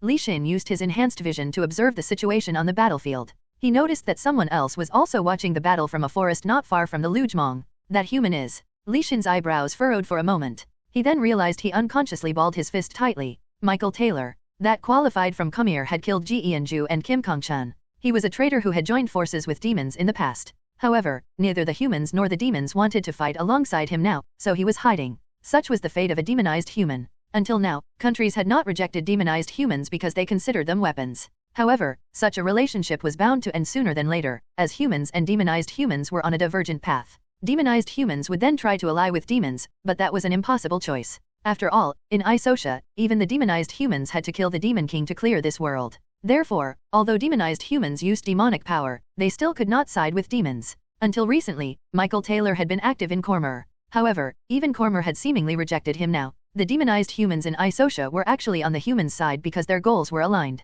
However, there was a reason why it was said that they were on a divergent path. Li Xin believed that Michael Taylor's rejection from Cormor was related to that reason, so he swiftly flew toward Michael Taylor. Whoosh whoosh. What is that? Startled by the sound of violent flapping, Michael Taylor hastily looked up. He saw a gigantic skeleton with wings landing near him. Taylor drew his sword and looked for a chance to escape, but then he hesitated and froze. A skeleton? No way. In this world, only one person could summon and control a skeleton of this size. Taylor thought hard, desperately trying to figure out how to resolve this situation but failed to devise a proper answer. Would I be able to escape this time too? He had been able to escape that time from Li Xin simply because of luck. He couldn't even imagine the same happening twice, now that Li Xin had grown considerably stronger since then. Wait, stop. Don't come any closer. AHH. Taylor stumbled backward and fell to the ground. Li Xin alighted from Vecjak and approached him. Despite falling, Taylor quickly got up and kept his distance, making Li Xin frown. He stretched out his hand and sent a burst of mana. Psychokinesis. An intangible force grasped Taylor's neck and pulled him toward Li Xin. Taylor gasped. Michael Taylor, I don't have much time, so speak quickly. Did you receive the hidden quest of the demonized human? Li Xin asked. Taylor's pupils momentarily widened, which was a good enough response. No, Taylor replied. So you betrayed Cormor? Is it because of you that they were pushed back to the Green Zone? Li Xin accused him.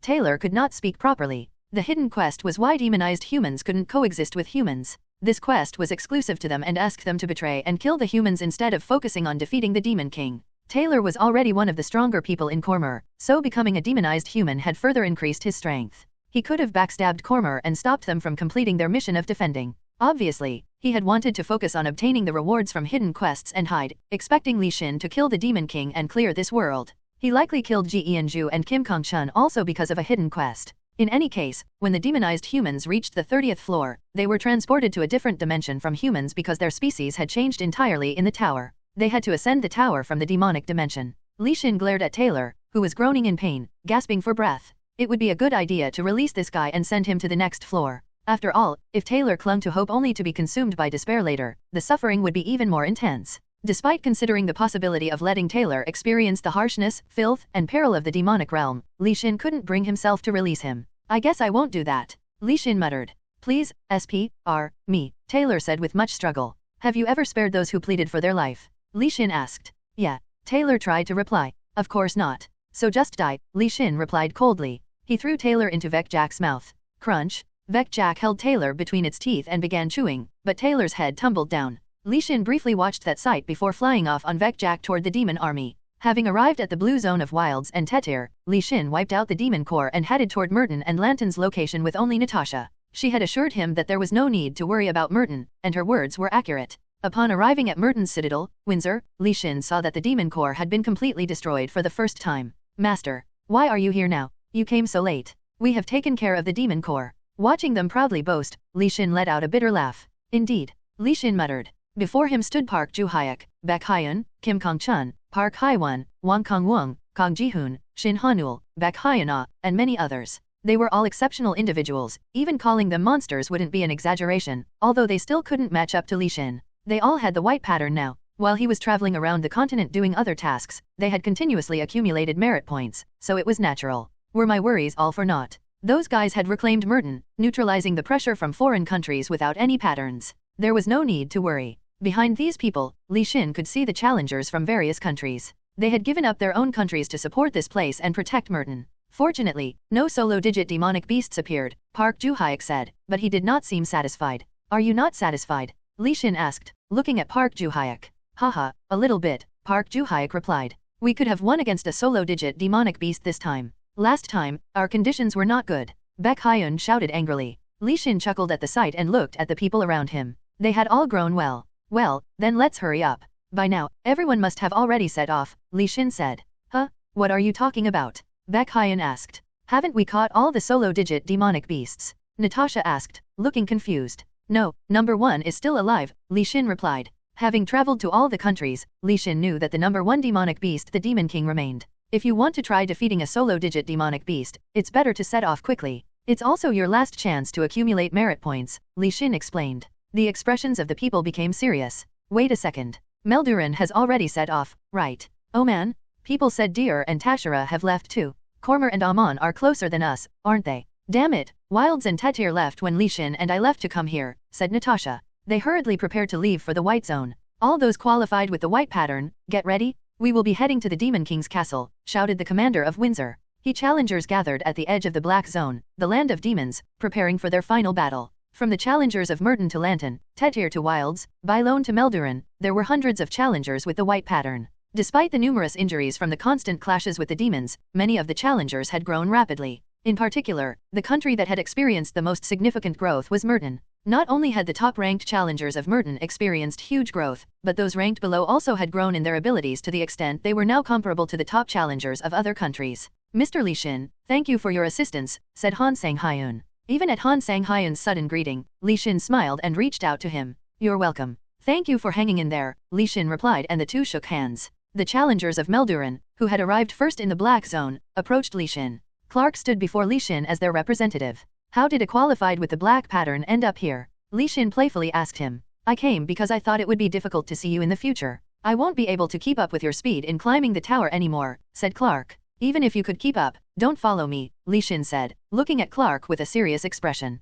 Clark had been trying to read his expression. I have a question, Mr. Li Xin. What exactly are you looking for? Clark asked Li Xin as if he had seen something amiss about Li Xin. I still don't know who you really are, how you escaped from the first floor, and why someone who used to be the boss suddenly became a challenger. With each word, everyone started to turn their focus to Li Xin because they all had the same thoughts as Clark. I don't think you make your moves solely for the sake of Korea's revival. Then, what exactly are you looking for? What are you reaching for that is beyond what I can even see? Clark asked. This whole time, Clark's tone remained calm and composed. Yet, one could feel the palpable emotions underlying his words. Li Xin remained silent. He almost allowed himself to reveal his convictions, momentarily swayed by the emotions emanating from Clark and those around. However, he could not speak. To be more exact, he must not speak. Besides the fact that the gods were looking, implicating others in this fight to bring the gods down was something that should not happen. Li Xin might receive indirect help from them, but he did not want them to be directly involved in this fight. Even if they end up helping me, they should remain unaware of my intentions. That was the way to divert misfortune from them. Did Clark also sense what he was thinking? For a moment, bitterness lingered in Clark's gaze and then disappeared. Is it something that you cannot tell us? Then, please just tell me this. Is it something that will help us? I mean, humans. Clark asked Li Xin. In his eyes was a resolve to hear this answer no matter what. I want to avoid making the same mistake twice, Li Xin replied. Sorry. Li Xin asked. That's my answer, Li Xin replied. Li Xin did not respond further, ending with a statement that confused Clark even more. Clark thought that any further questions would be meaningless and closed his mouth. But, just remember that it's not the time for us to fight each other. Li Xin spoke softly before Clark stepped back. These words were not directed only at Clark. Li Xin wanted everyone there to hear these words. A familiar-looking man came forward, covering his face with a fan. I've come to greet you, said Zujun looking at Li Xin. All right, Li Xin replied. Everyone glanced coldly at Bylone's challengers. However, they stood there unaffected, as if they were used to receiving such looks. The person before me said that they could not keep up with you, but I'll catch up soon. Ha ha ha, Zujun said. Li Xin did not say anything. I will cut out the rotten parts of Bylone before I leave to catch up with you. Shouldn't I do at least that much before I meet you, Mr. Li Xin, on the upper floors? Zhiyun said and laughed. Do as you please, and thank you for your hard work, Li Xin said. Li Xin reached out his arm and placed his hand on Zhiyun's shoulder. He flinched at the sudden touch but did not shake the hand away. A complex expression appeared on his face. Receiving encouragement like this was an unfamiliar experience for him. Challengers from other countries also approached Li Xin to exchange greetings. After the brief exchanges with everyone, now was the time for Li Xin to enter the White Zone and deal with the Demon King. Let's go, Li Xin said, looking at Vec Jack. The challengers entered the White Zone. At its center stood a massive castle that belonged to the Demon King. Normally, demons should be guarding the entrance, but not a single demon was in sight. The challengers proceeded straight into the castle. It was a vast space, more than spacious even if a crowd of hundreds entered. There were no demons in the lobby. They would need to reach the top of the castle to confront the Demon King. Creak. With a creaking sound of an old latch, a gate opened, revealing the Demon King sitting on a chair, waiting for the challengers.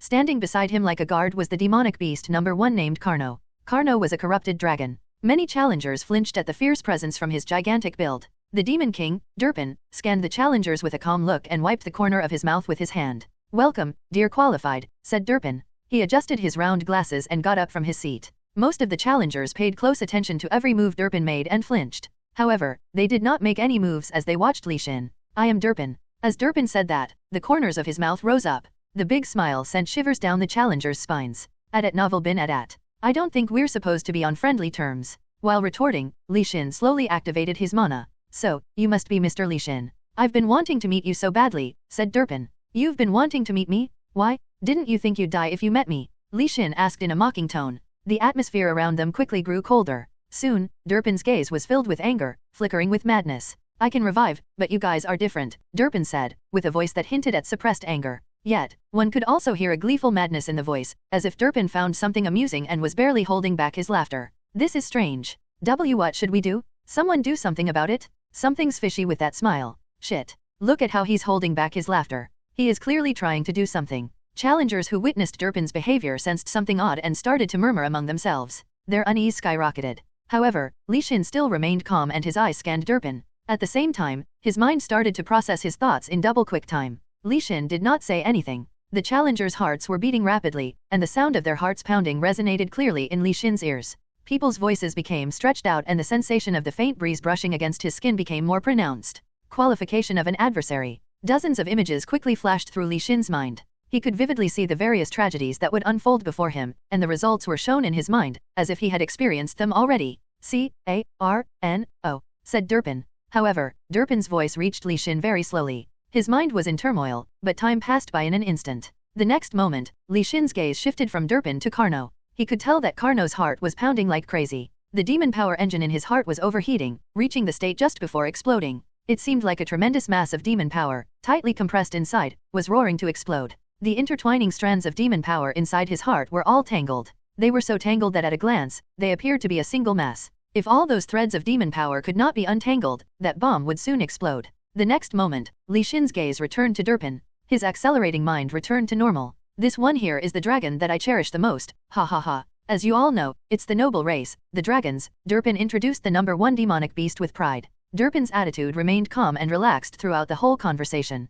There seemed to be no trace of regret about life on his face. Such a demeanor only further unsettled the challengers. Li Xin, he who knows death, what do you see right now? Can you see death in this place? Durpin mocked Li Xin and asked. Yes, that's right, Li Xin replied. Is that so? Then, how many deaths do you see? Dozens? Hundreds? Durpin continued to ask. The challengers' gazes began to waver at the numbers he mentioned, because those numbers clearly represented the deaths of the challengers. However, with a sneer, Li Xin answered the question with one word. 1, Li Xin replied. For the first time, a frown appeared on Durpin's face. Just 1? Durpin asked. Yes, Durpin, it's just you, Li Xin replied. As he said that, Li Xin clenched his left hand midair and pulled downward. Kurg. Durpin gasped. Durpin, who was a little distance away, was drawn toward Li Xin's left palm as if being magnetically pulled. With his neck grasped, Durpin gnashed his teeth and glared at Li Xin. Everyone will die here, said Durpin. Do you trust the heart of a dragon? It's such a pitiful imitation, Li Xin said in a mocking tone. The next moment, Li Xin's black mana extended toward Carno. The black mana that infiltrated the heart of demon power, squeezed the heart tightly and pierced through one of the intricately interwoven flows. Snap? What just happened? Durpin asked Li Xin with a puzzled look. Durpin could not understand this phenomenon. Right after then, Carno was collapsing. The heart that had been beating madly inside him came to a sudden stop, as if Carno had consumed all its energy and had nothing left. There's a cause behind every effect. If you find the cause, the effect will naturally follow, Li Xin tried to explain. However, even with Li Xin's explanation, Durpin still could not understand. To be more exact, he did not even want to know because he would die very soon. I lost, said Durpin. It's good that you acknowledged your loss that fast, Li Xin replied. After saying that, a gust of wind blade flowed from Li Xin's fingertips and slit Durpin's throat. Thud. Durpin's head fell off. At the same time, the Demon King's castle started to shake and the world began to change. All the challengers with white patterns left Isosha. On the 30th floor, there was a pub called the Tune of the Drunkard. In the lobby alone, there were hundreds of creatures of different species drinking and chatting. Wow, this is great. This is the reason why everyone come all the way here to drink, even though it's expensive. Hell no, what are you saying? Their drink is just ordinary. They manage things well here, so those show-offs can't flaunt their strength. That's why this place is expensive, you know. Hey, the taste of alcohol changes depending on the atmosphere. Since they manage the place well, the drinks taste like this. Yeah, that's right. You actually know what you're talking about. One had a long snout, sharp teeth, and thick skin, resembling an alligator. He belonged to the dill race. Another had a large head and mouth, and long protruding teeth, resembling a hippo, the hippo race. Yet another had sharp eyes, a short snout, and soft fur, resembling a wolf. He belonged to the meringue race. Creatures of different races gathered together at a table, conversing amiably.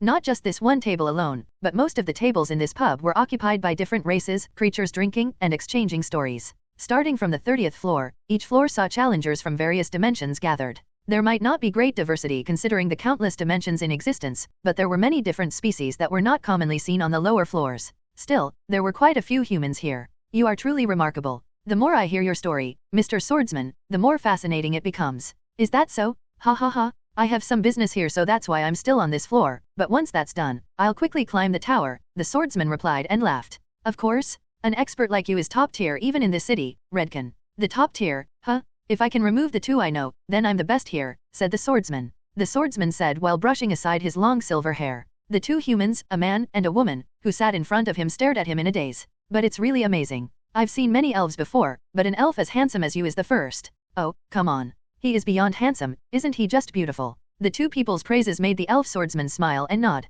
But who are the two individuals you mentioned just now? Who are they exactly, that you could not defeat, Mr. Swordsman? Yeah, I'm curious to know that too. How powerful are they? One of them is a heartless individual born with the bloodline of a dragon. And the other is... The elf swordsman paused for a second and trailed off. He shook his head, looking at the two people in front of him. You guys probably would not know because you are not from Earth, but his name is Li Xin. Have you heard about his name? The elf swordsman asked. I think I've heard of him before from the Earthlings. Oh, I have? I know that he is quite famous among Earthlings. People say that he is quite strong. No. At her words, the elf swordsman smirked. Did you just say he was quite strong? If he is just quite strong, then everyone here must be a bunch of fools and idiots, said the elf swordsman laughing at the woman in front of him. Huh? Is he really that strong? The woman asked. Yeah, well, there's no need to worry about that weird guy, because he is a mutant among humans. Well, but he's the one I've been waiting for, though, the elf swordsman replied. Why? Why are you waiting for that person? We have a secret that you guys would never know about. Well, when that guy comes, I'll at least introduce you guys to him, said the elf swordsman. Wow, really? Are you sure? We get to talk to someone strong like... Bang! Suddenly, there came a loud noise. The noisy pub fell silent in an instant as a nearby table exploded and burst into pieces. A man wearing a red robe caused the table to explode with his magic, stood up and then walked to where the elf swordsman was. All eyes immediately turned to them. The elf swordsman remained seated, furrowing his eyebrows and glaring at the man.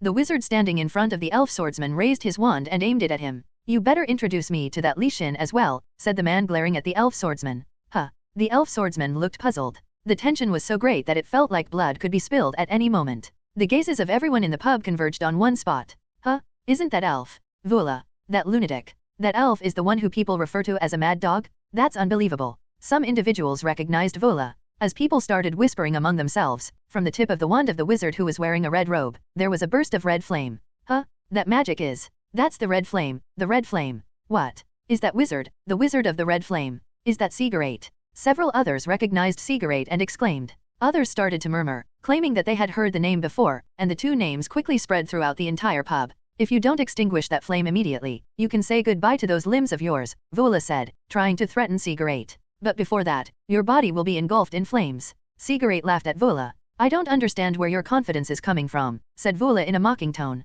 There were rumors about you being a companion of Li Xin, but shall we test how remarkable you really are? Cigarette smirked. Huh? Everyone has plans until they get beaten up. We'll see how things turn out, said Vola. Vola's pupils started to turn red, and his sword moved like a flash of light, and in response, Cigarette's red flame shot forth. Clang! Whoosh! However, before Vola's sword strike could fully land, it was blocked by another sword, and Cigarette's flame split in half and disappeared. Both Vola and Cigarette furrowed their eyebrows at the same time. A giant had unexpectedly stepped in between them. And you are. Cigarette recognized the figure who blocked his path and trailed off. The figure had a thick, long tail with muscular arms and long pupils. The surface of his skin was covered in thick scales. The tune of the drunkard forbids any further disturbances. If you want to fight, go outside and fight. Tisk, are you Jack? Vola asked. Vola withdrew his sword with an annoyed look and put it back around his waist. Yes, and if you cause any more trouble here, you'll have to face me, said Jack, glaring at Vola. Well, that's not a bad idea. Cigarette pushed away the sword that was pointing at him with his wand and spoke. Foolish bravado is a fast track to an early grave. It becomes a lot more different starting from the 30th floor, Jack said with a mocking tone, looking at the two. You're funny. Do you think you're the strongest one here? Vola asked Jack. No, that would be an overestimation. However, I can defeat those who consider themselves big hots just based on the little bit of fame they have gained, Jack replied. Ugh, you little. Cigarette scowled and glared at Jack. Tisk. I have no intention of dealing with you, so take that brat with you or drive him away yourself, said Vola, waving his hand dismissively as if he was uninterested, signaling them to go away. Tisk. Seeing his reaction, Cigarette clicked his tongue and returned to his seat. Jack glanced at Cigarette and Vola before vanishing into the background. At such a sight, sighs of disappointment came out from several tables in the pub, because the opportunity for quite an entertaining spectacle seemed to have vanished with Vola taking a step back. That Vola guy was referred to as a mad dog and all, but I guess it was just a baseless rumor, wasn't it? Yeah, once you get to know him, there's nothing special about him. Tisk, I figured that out a while ago. Among those who suddenly gain fame as mad dogs or whatever, there isn't a single decent one. At novel bin at. Did you see that earlier? He swung his sword first, but then when Jack extended his sword, it just got blocked. How poor must his swordsmanship be? If you look closely, even his appearance is nothing more than a bomb. Eek. Mr. Swordsman. Hearing the murmurs from the surroundings, Vola smashed his own table this time. Alcohol and food scattered around the table. Ugh, these bastards! How much do I have to keep this in? Vola shouted in anger. Those who had been whispering about Vola flinched and fell silent for a moment. However, not long later, some individuals started muttering again. Tisk, now he is trying to pretend to be a mad dog again? No one is going to be fooled by that. Yeah, you're right. He could not do anything to Jack earlier and just fled, so how dare he act all high and mighty now? Kukukuk. Isn't that brat panicking because his showboating isn't working anymore? Crowd psychology was susceptible to incitement. Although these few individuals did not intend to, the words of those few, combined with the recent event, caused most of the challengers present to start mocking and pointing at Vola. Ha ha ha. I guess I've been behaving too nice lately, focusing on developing my character, said Vola. As Vola said that, his expression became distorted abruptly. As if the mask that concealed his true expression had shattered, his face transformed just like a demon. No, please keep it together, Mr. Swordsman. Yes, please restrain yourself. It would be a big problem if you continue on like this. Vola's companions knew his temperament to some extent, so they desperately tried to calm him down. However, with their power alone, they could not stop Vola, who had reached his tipping point. Let me show you what your beloved mad dog is capable of. I'll kill you all, Vola said, glaring at the ones who were mocking him earlier. Vola drew his sword and an ominous aura began to emanate from his blade. Some sensed the danger and their faces became pale, but it wasn't the same for most. They continued to laugh at Vola because they knew that Jack would stop Vola. Wave-cutting SW Vola tried to cast his spell, but he was interrupted. Stop. Jack intervened. Bong! A thunderous voice filled the pub and the large central table shattered into pieces. The laughter of the challengers ceased in an instant. Any further disturbance will result in expulsion from this place, said Jack with a threatening voice. However, his gaze turned toward everyone else, not Vola. Why are you doing this to us? It was that guy who drew his sword first. Yeah, that's right. It wasn't us who caused the disturbance. It was him. However, Jack, who was standing in place, swung his sword in the air. In the next moment, the table of those who had raised their objections split in half. If you have any complaints about my judgment, come at me, or else get out of here right now, Jack said with a serious expression. They had no idea what had just happened. They only thought that if the sword had been pointing at them, they would already be dead. I'll leave. Move quickly. Jack shouted. Stop pushing, I'm going to leave. Don't forget to pay for the drinks. Jack shouted again. Hastily gathering their belongings, they rushed out of the pub and left one of their money pockets behind. Are there any more people who are dissatisfied with me? Jack asked, glaring at the remaining patrons in the pub. No one dared answer his question. The atmosphere in the pub has become a bit dull. Drink up. I'll give everyone a free beer, Jack said. Wow, yes, this is Jack we love. His generosity matches his skills. The grim atmosphere skyrocketed into life in an instant, because for the bargoers, a free drink was way better than finding free points on the street. Amidst the noisy chatter, Vula sat down as if all the energy had drained out of him. The broken table was quickly replaced by the staff. Do you know anything about that guy named Jack? Vula asked. Well, surely if you are here, you must know who Jack is, otherwise, that's kind of suspicious, isn't it? That's right. Jack even has followers now. Is that so? Tell me more about him. Vula crossed his arms and asked as if this topic was interesting. Well, as you all know, Jack is from the Dill tribe, naturally endowed with strength, stamina, and superior vision. But he's like a mutant. A mutant, Vula clarified. Yes, ordinarily, the Dill tribe lacks agility and isn't skilled at mana control, but he has exceptional agility and almost wizard-level mana control. In other words, he's exceptionally talented, said Vula. Ha ha ha, and as you know, Mr. Vula, he's not a challenger but a resident. He was born and raised on the 30th floor here. Yes, I am aware of that, Vula replied. Besides, that was why Vula could not understand him even more. How could Jack become so strong without the help of the tower? If he had not clashed swords with Jack, Vula would have doubted his power. I think I had enough for the day. The excitement has already died down, Vula said, sounding disappointed. All right sir, start packing up. Vula's group left the pub. The group led by Cigarette, who had secretly been watching Vula and his group, slowly got up from their seats. In fact, 2 more individuals were observing these 2 groups, Jack and the owner of this pub. They were monitoring what was happening in the pub from the upper floor and were having a conversation. Why did you let Vula go so easily? The owner asked, looking at Jack. Well, as you know, if we have a fight, this shop will suffer damage, Jack replied. The shop will suffer damage, the owner clarified. The owner tilted his head and then exclaimed as he clapped his hands. Well, although he is quite famous, he's still a rookie who recently reached the 30th floor. So, killing him won't bring fame, and we'll just end up damaging the furniture in the shop for no reason. It will be more of a loss for us I guess, the owner muttered. When Jack heard that, he shook his head in response to his words. No, it's not just that. The shop would have collapsed, Jack replied. What? You think the shop would have collapsed even if you fought him? The owner asked. Honestly, I can't guarantee it. Although it was for a short second, I saw something hidden within him. If what I saw was right, I would not be able to defeat him easily, said Jack. It was rare for Jack to speak this way. The owner looked at him with an impressed expression and pondered for a moment. So I guess he was more impressive than I thought. Maybe, I'll have to change my plan, the owner muttered. Your plan? Jack asked. Oh, ha ha ha, I was just thinking it might be interesting to hire him for our shop, said the owner and he laughed. I don't think he will accept that, Jack replied. Jack turned his head and looked out the window. He could see that familiar figures were coming out of the shop and heading somewhere. As Vula left the tune of the drunkard, he sent his companions off to their homes. Remember not to cause any trouble, all right? Don't worry, I won't do that, Vula replied, trying to reassure them. After his companions left, Vula headed to a deserted alley in the city. Come out. Vula called out. At Vula's call, Cigarette revealed himself from behind the wall. Is secretly following people your hobby? Vula asked Cigarette in a mocking tone. Well, I did not hear your answer to my question earlier, Cigarette replied. What are you talking about? Vula asked. Well, I said I also want to meet Li Xin, said Cigarette. Vula smirked. And you think you have the qualifications to meet him? Vula asked Cigarette in a mocking tone. Well, won't I gain that qualification if I defeat you? Cigarette said confidently, looking at Vula.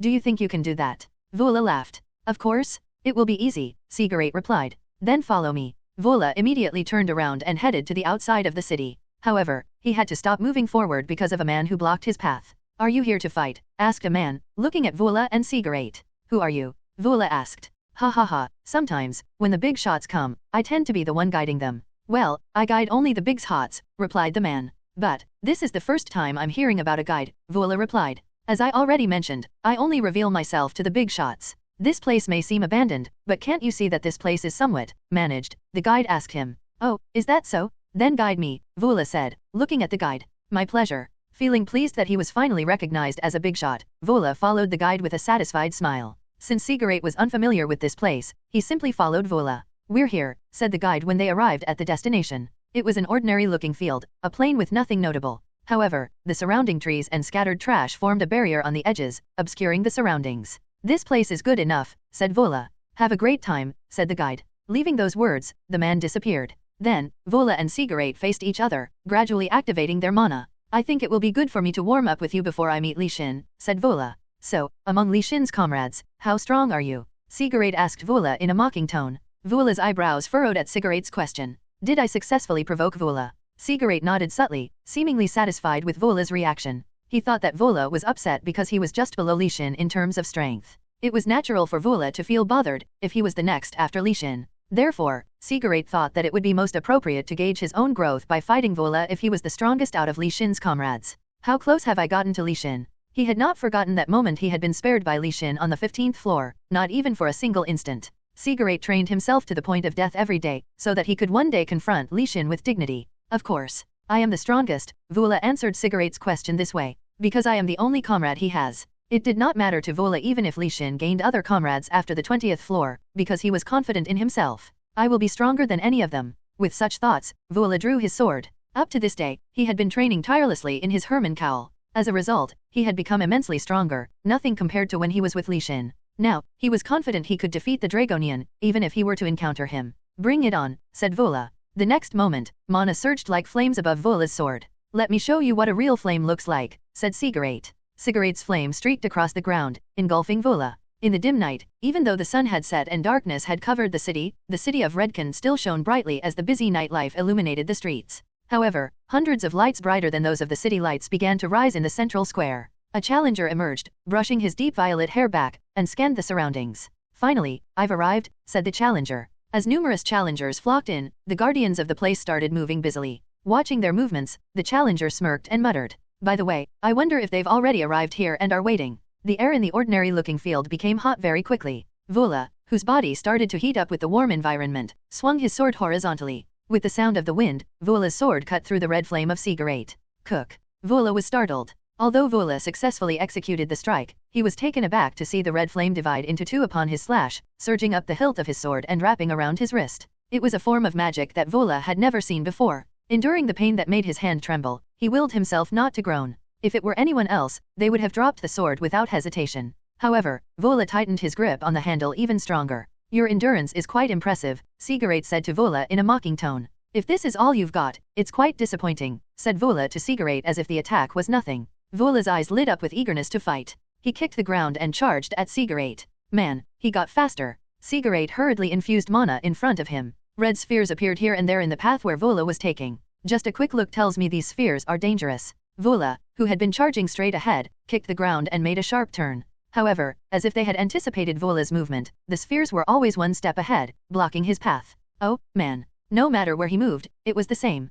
If he forcibly shoved his way through, he might end up getting trapped by those spheres, which could further disrupt his movements. The veins at Vula's temples bulged out. Rather than being on the receiving end of attacks, unable to get close, Vula thought it would be better to engage in a head-on clash. Vula, who had only been trying to avoid the spheres, glared straight at Cigarette. Sensing something wrong, Cigarette's eyebrows furrowed. What is he trying to do? The next moment, Vula ran straight toward the spheres. As the spheres collided with him, they unleashed the red flame contained within. Oh shit. With each of the spheres bursting, flames surged and engulfed Vula. Nevertheless, Vula, seemingly unperturbed, charged at Cigarette at an even greater speed. Just die, Vula shouted at Cigarette. Fierce mana surged as Vula's sword pointed at Cigarette. At the same time, the red flame that had been clinging onto Vula's body writhed, as if it intended to swallow his opponent whole. Suddenly, their eagerness to kill each other died down in an instant. To an observer, the situation would seem perplexing, but in that brief moment, they had understood each other, as if they had read each other's minds. It took 0.3 seconds for them to glance at each other, another 0.3 seconds to exchange their thoughts and 0.4 seconds to take action. A grand total of 1 second was all they needed.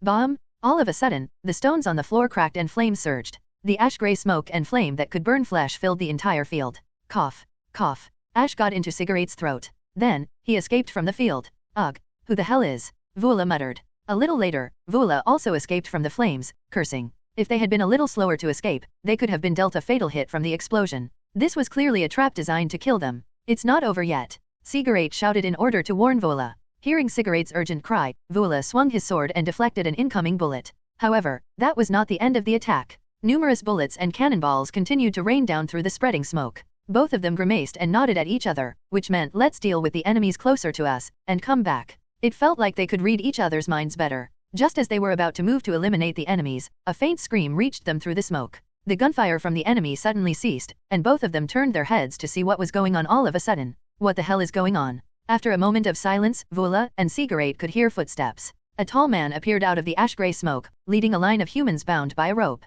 Jack! Vula exclaimed, his face filled with surprise. His slightly disheveled clothes and hair indicated that there had been a battle. There were bloodstains on his sword, and those who were led by him had swollen faces, as if they had been beaten. These are the ones who attacked you just now, said Jack. Just how strong he became was apparent as he effortlessly pulled the rope that bound nearly 10 people with one hand and thrust them forward. Why are you helping us? Cigarette asked. I was enjoying your fight, and they were bothering me, so I just captured them, Jack replied. So you were watching us fight? Cigarette asked. Did you come all the way here to just watch us fight? Vola could not believe him. Yeah, because it looked fun, Jack replied. Vola and Cigarette looked at him, bewildered. However, they could not say anything to him because Jack had helped them. What about the pub? Vola asked. There are many others besides me to take care of the place, Jack replied. What if there were troublemakers? Vola asked again. If guys like that come, they'll contact me. Well, there probably aren't many of those anyways, Jack replied. Yeah right, Vola replied. Vola grabbed a man by his head of yellow hair and lifted him up. The man looked at Vola with a bruised face.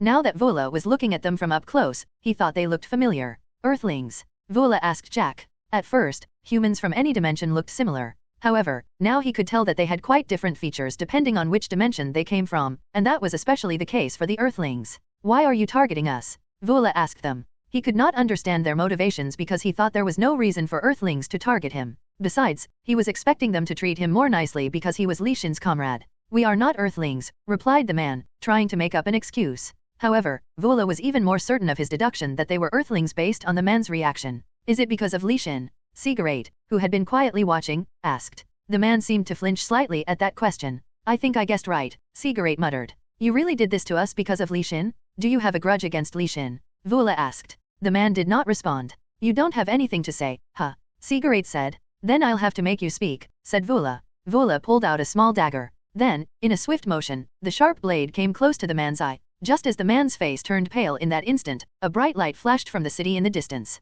Did more challengers arrive? Jack muttered as he looked toward the light. Whenever new challengers arrived, his responsibilities increased, so he had to be mindful of that. I think quite a few guys have arrived this time. What's with the light? Jack muttered, looking at the number of lights that flashed from far ahead. At novel bin at. There are so many of them this time. Vola and Cigarette's expression stiffened for a moment. Vola stood up, letting go of the man's hair and looked toward the city. Then he checked his messages. Hashtag Li Xin, where are you? Vola's eyes flew wide open and he checked the message he received over and over again before sending a reply. Seeing Vola's reaction, Cigarette knew his guess was correct. Will you be going to the city? Jack asked Vola. Yeah, the guy I've been waiting for is here now, Vola replied. What do you want to do with these guys? Jack asked Vola. Oh right. Do you mind coming with us but bringing these guys along? Vola asked Jack. Then, what about compensation? Jack asked Vola. I'll take care of that. How much do you need? Cigarette asked Jack. 10,000 points, Jack replied. Without hesitation, Cigarette handed over the points. You're quite generous, aren't you?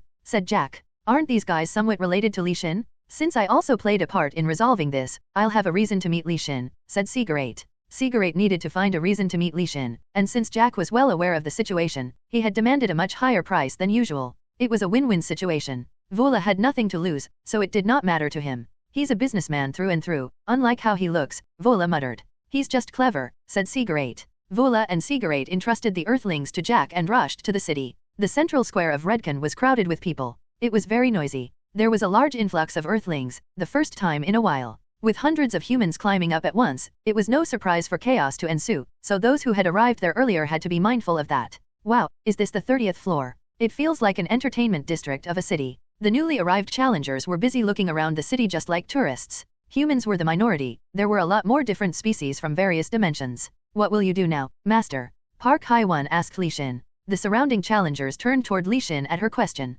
First, I'll have to meet the administrator, Li Xin replied. The next moment, Park Hai-1 opened the community and checked the time remaining to the start of the stage. There were about 2 days left. They did not have to rush, but they also did not have much time to spare. Should we go with you? Park Hai-1 asked Li Xin. No, you guys should prepare for the next stage during that time, Li Xin replied, looking at the other challengers. When they climbed to the 30th floor, the community was reactivated. Everyone seemed to be frustrated, having been unable to access the community while in Isosha. Now that they had regained access, they were all checking the community. Li Xin also turned on the community and checked the messages that had been accumulated. Oh, I guess he's still on the 30th floor. After reading the messages sent by Vola, Li Xin replied. Not long after, he received Vola's reply. Hashtag Vola, stay there, I'm coming. That one-liner somehow brought joy to Li Xin. He smirked and moved to a quiet place because he had not properly checked the rewards for clearing the previous floor yet. Li Xin knew the layout of the 30th floor very well, because he had stayed here for almost a month in his previous life. A while later, he headed toward the residential zone on the outskirts of the city. This area was known as the Harlem district to the challengers. During the day, there were quite a few residents out and about in that part of the city, but it became very quiet at night. This spot should be good enough. Even if someone happened to pass by this spot of the residential zone, he would be barely noticeable. Li Xin then reactivated his message window to check the notifications again. You have cleared the world that connects from the 21st to the 29th floor. Your achievements will be recorded. You made a legendary achievement? Many gods are paying attention to you. You have achieved 3,535,890 points. You have received 3,535,890 points. The power of the pattern is bestowed upon you, the challenger. Your health point has increased by 54,779. Your mana power has increased by 244,724. Your strength has increased by 252. Your agility has increased by 259. Your intelligence has increased by 436. Your dominance has increased by 359. Your divinity has increased by 8. Your luck has increased by 3. You have acquired the skill, Zombification. Zombification. Zombification. Neither bones nor flesh can be sacrificed. Zombies are dead, but they can exert more power than when they were alive. Hashtag turn corpses into zombies.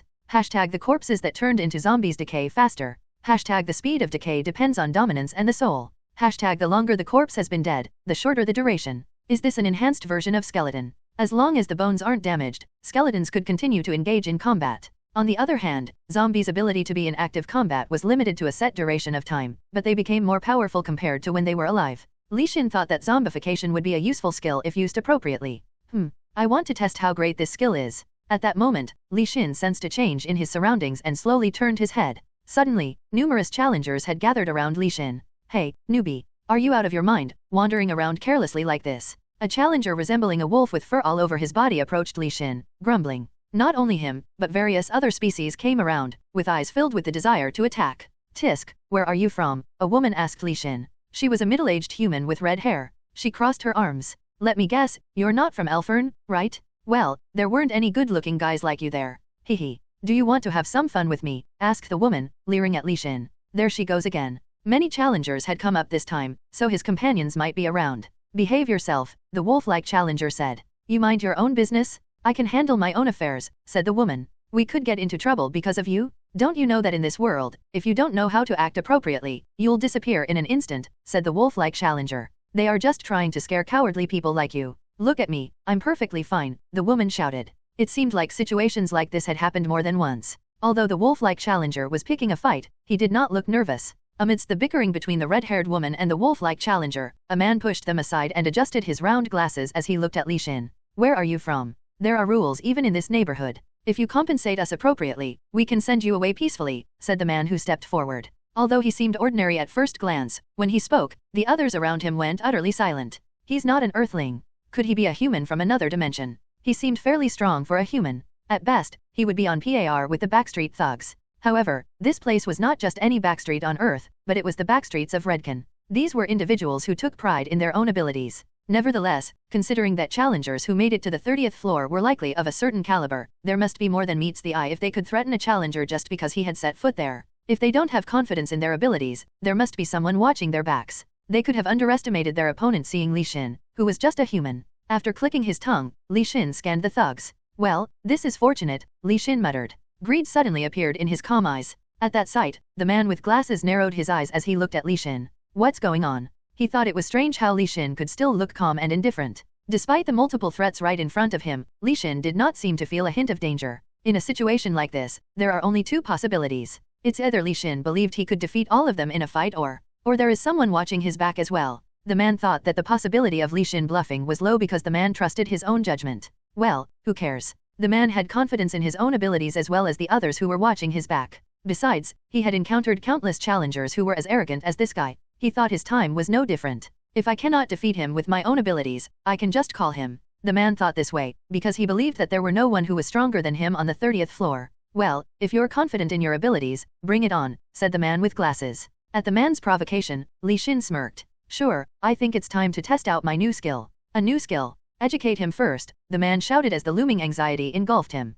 You arrogant brat. This is your end, said the wolf-like challenger. The wolf-like challenger grimaced and approached Li Xin, swinging his arm. His sharp claws seemed sufficient to tear Li Xin apart in an instant. Ugh, the wolf-like challenger gasped. His paw was stopped mid-air by an invisible force. What's going on? What the hell are you doing to me? Let go of this? Let me bewildered. The challenger struggled to get out of the unknown grip, but it was futile. The man with glasses, the leader of this back alley, stared at Li Xin with a stern face. He could tell from Li Xin's expression, aura, and even the tone of voice, that nothing had changed since their first encounter, not even after the fight had begun. Were we that insignificant to this guy even from the beginning? At that moment, Li Xin raised his hand and a surge of energy began to flow above his hand. Blitzgun. Bomb. Pizzicato pizzicato. A golden flash of light shot forward in a straight line. Then, the trail of light disappeared, revealing the figure of the wolf-like challenger in its wake. From his legs to his head, his whole body was charred black. He had dropped to his knees, and then suddenly, with a thud, he collapsed to the floor. The blitzgun not only swept him away, but also caused the building to collapse into a pile of debris.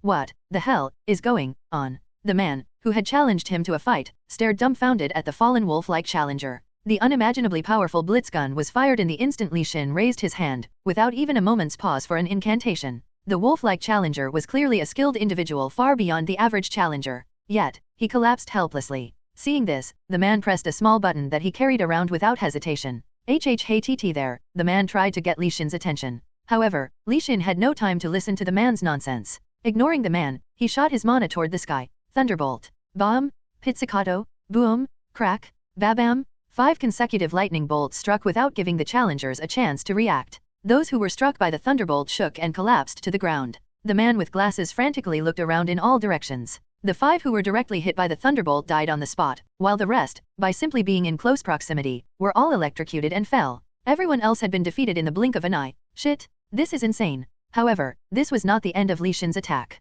Zombification. Li Xin soon unleashed his black mana onto the wolf-like challenger. Terang has been transformed into a zombie. The charred body of Terang, the wolf-like challenger, started to twitch. Heek. The middle-aged woman with red hair, who was electrocuted and lying on the floor, was shocked by the sight, her eyes wide and mouth agape. However, she was not the only one shocked. As the writhing Terang rose from his spot, the remaining challengers who had not lost consciousness crawled back, face down on the ground.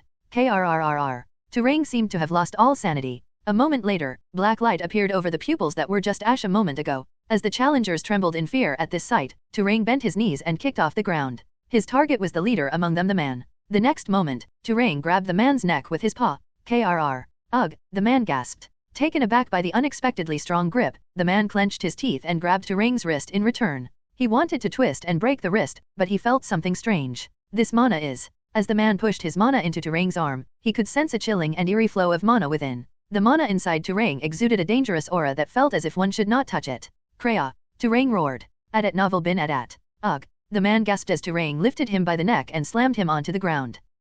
Li Xin, walking slowly near them, used psychokinesis to lift the man up again. The eyes of the trembling man focused on Li Xin, who was the superior one between Terang and his owner. Li Xin asked the man in a mocking tone. I was the superior one. If you spare me, I'll give my life to. The man tried to explain. Without bothering to hear the response, Li Xin choked the man. In fact, he wanted to learn more about the zombification skill using these challengers. However, it was difficult to conduct a detailed analysis of the skill since Li Xin did not know the original abilities of the challengers. Kek. The man groaned. Li Xin released his psychokinetic grip on the man. The man, who had turned pale, gasped for breath and drooled. Then, Li Xin looked up at the others. They were all contemplating when would be the right time to escape from him. So, if we were to fight these guys here, how many of them could we defeat? Li Xin asked the man. 3. Oh no, I could probably defeat up to 4. I think, the man replied. With Li Xin, the man was walking on eggshells. Li Xin nodded and turned the other 4 fallen challengers into zombies and raised them up. At that sight, the man looked at the charred challengers with a desolate expression. The 4 zombies, emitting sinister glares and letting out eerie cries, charged toward him. Kek. The man thought it would be a hard fight. The man responded quite calmly, but he could not withstand the combined attack of the 4 zombies and eventually fell down. Stop, please spare me, the man cried out in terror. The man, whose shoulder was torn apart, screamed in agony as he looked at Li Xin. After hearing the man's cry, Li Xin made the zombies retreat, approached the man and crouched down. Now, let's have a talk. Who is the one having your back, that made you so confident? Li Xin asked the man in a cold voice. The man trembled as if he was panicking. This guy is calculating. The man was trying to evaluate who would be stronger, the one who was watching his back or the wizard in front of him. Li Xin could read his obvious train of thought, just by looking into his eyes. Stop trying to get yourself out of this situation. If you don't answer immediately, I'll just kill you right away, said Li Xin. Jack? Jack will come. Jack is watching my back. All right, that Jack, who is the strongest in Redcan. Jack? Could it be that Jack from the Tune of the Drunkard? Li Xin asked the man to clarify. At the mention of Jack's name, Li Xin's expression, which had been expressionless all along, finally changed. Jack from the Tune of the Drunkard was one of the challengers Li Xin had seen in his previous life. He was a famous challenger even within the tower due to his outstanding abilities. Now that I recall, this must have been the time before he climbed the tower. Tisk, don't even think about running away. If Jack comes, you're done too. If you really want to survive, beg for mercy right now. If you do, I might be able to persuade Jack and spare your life, Li Xin replied. The man's attitude changed in an instant as he saw Li Xin's reaction. He had thought that Li Xin was frightened by the name Jack. I've already called Jack a long time ago, and we have taken pictures of you already. If you stop now and negotiate with us, the man could not finish his sentence. Bring him here, Li Xin said calmly. What? Ha ha, don't try to act cool. You already know what Jack is like, the man replied. Yes I do. So bring him here quickly, before I kill you myself, Li Xin said. The man, who was momentarily startled by Li Xin's calm demeanor, glanced at him. Li Xin's face was a little flushed. What's going on? There seems to be some kind of a change in him though. No matter how strong this wizard in front of him was, the man thought it would be difficult for him to defeat Jack. Moreover, Jack was a natural enemy to wizards, as he was an exceptionally skilled individual. The thought of Jack losing never crossed the man's mind. The man slowly rose to his feet and brushed off the dust from his body. Well then, for now, you're letting us go, said the rest of the challengers. Try to hold on until that guy arrives. Then you guys might be able to survive, Li Xin said. Li Xin started to send the zombies toward the challengers, who finally regained their consciousness. You guys will have to fight hard, Li Xin said with a smirk. Ugh, didn't I tell him to stay here? Where did he go? Vula, who had arrived at the central square to look for Li Xin, furrowed his eyebrows. No matter how much he looked around, he could not find Li Xin anywhere. Ask the challengers who came up with him. Ugh, that's annoying, Vula muttered. The next moment, Vula approached a Korean challenger who was still in the central square. Do you know where Li Xin is? Vula asked the challenger. Huh? I'm sorry, but who are you? Park Hye-won looked warily at the elf who suddenly approached her and asked about her master. I'm Vula, his comrade, Vula replied. Sorry, you're his comrade?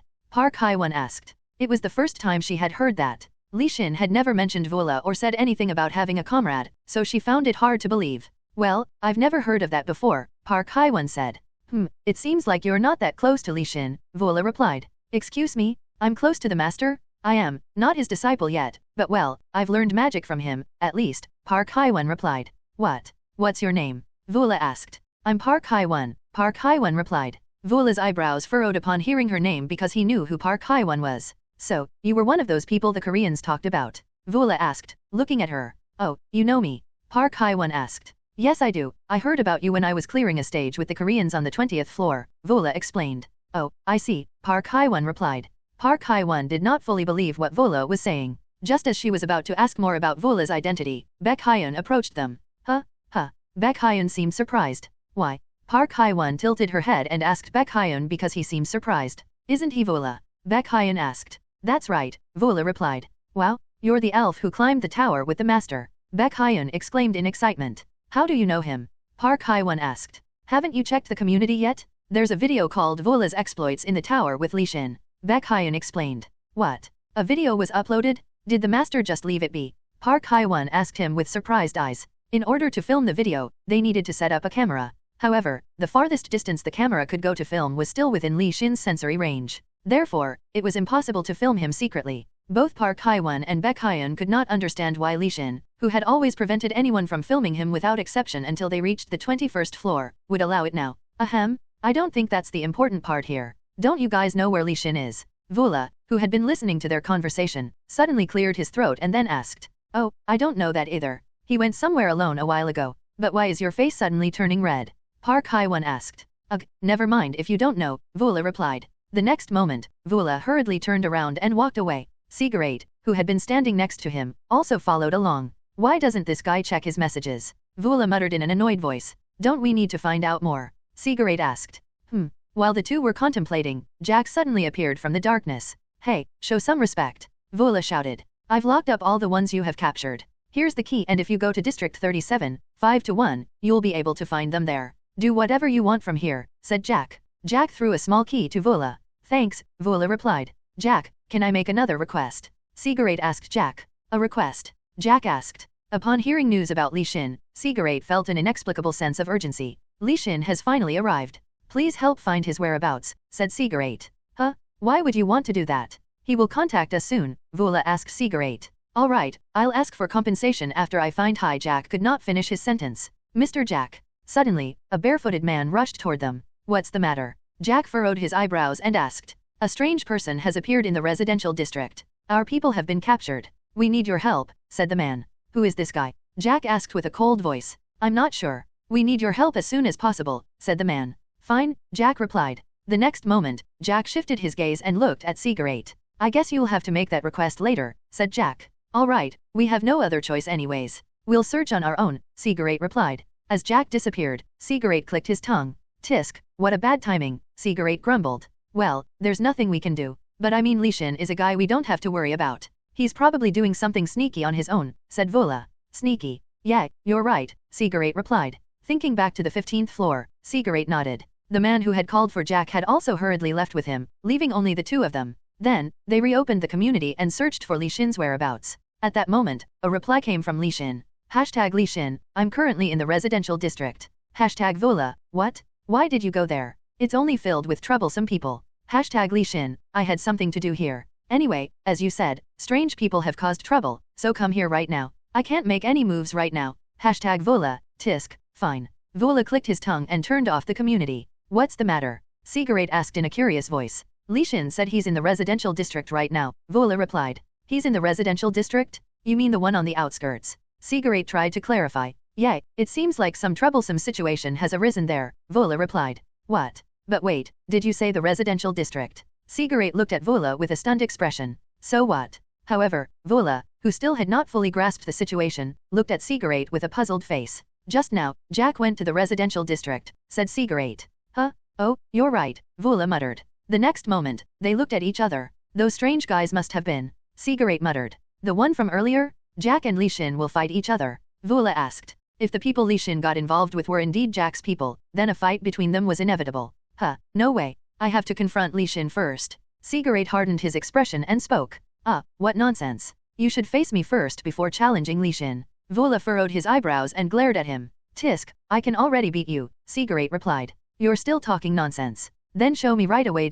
Vola could not finish his sentence. No, we're going to be late. We have to go there right away and stop them from fighting, said Cigarette. Considering Jack's speed, it would not take him long to reach the residential district. If they were late, they might not be able to stop their fight. I don't understand why you want to stop them from fighting. I think it will be quite interesting to watch. Besides, we get to see Li Xin's skills again, said Vola. No, the fight will not be fair if I already know his skills. I want to fight him on equal grounds, that's why, said Cigarette. Vola just chuckled and did not object to his words. Although Cigarette seemed to have his own reasons, Vola thought that Cigarette was mistaken. Li Xin's power, as witnessed on the 20th floor, had reached a level where even if the opponent used the most underhanded means, their victory could not be guaranteed. Now, on the 30th floor, it was unimaginable how much stronger Li Xin had become. Let's just go for now, said Vola. Vola shook his head, looking at Cigarette, who dreamed of having a fierce face-off with Li Xin. As he headed toward the residential district, Jack realized that the person waiting for him there was Li Xin. Tisk. He had heard that the challenger he was about to meet was someone who had recently arrived, a wizard who used Thunderbolt and turned the dead into zombies.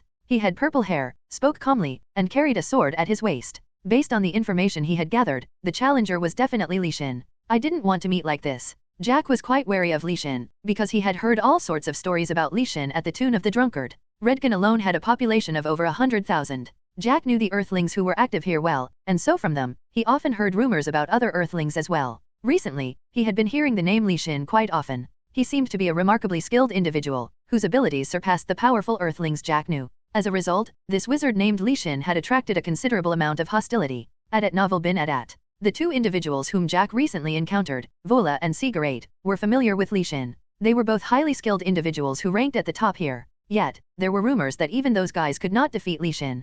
Jack wondered how strong Li Xin would be. Jack's mind was in turmoil because he was not sure if he could defeat Li Xin. But that internal monologue did not last long, because without realizing it, he arrived at the residential district, and Li Xin could be seen from afar. Li Xin's sharp eyes were directed straight at Jack. It was as if he had already sensed Jack's presence even before he had turned the corner of the building. Jack could tell that this fight would be a dangerous one. He was certain that this person Li Xin was more dangerous than anyone he had encountered so far. Jack, with a stern expression, stood in front of Li Xin. Even though he had concealed his appearance, Li Xin's gaze never left him for a moment. You're finally here, Li Xin muttered, fixing his gaze on Jack. However, on the outside, nothing had appeared. Behind Li Xin, the gangsters in the back alley were all lying on the ground, completely beaten and battered as if they had engaged in a fierce fight. Are you Li Xin? Jack asked. Yeah, that's right, Li Xin replied. Li Xin's eyes scanned Jack. It almost felt like Li Xin's sharp eyes were digging into his soul. Although he felt uncomfortable under his gaze, Jack did not avoid it. "You're quite impressive," said Li Xin. "What do you mean I'm quite impressive?"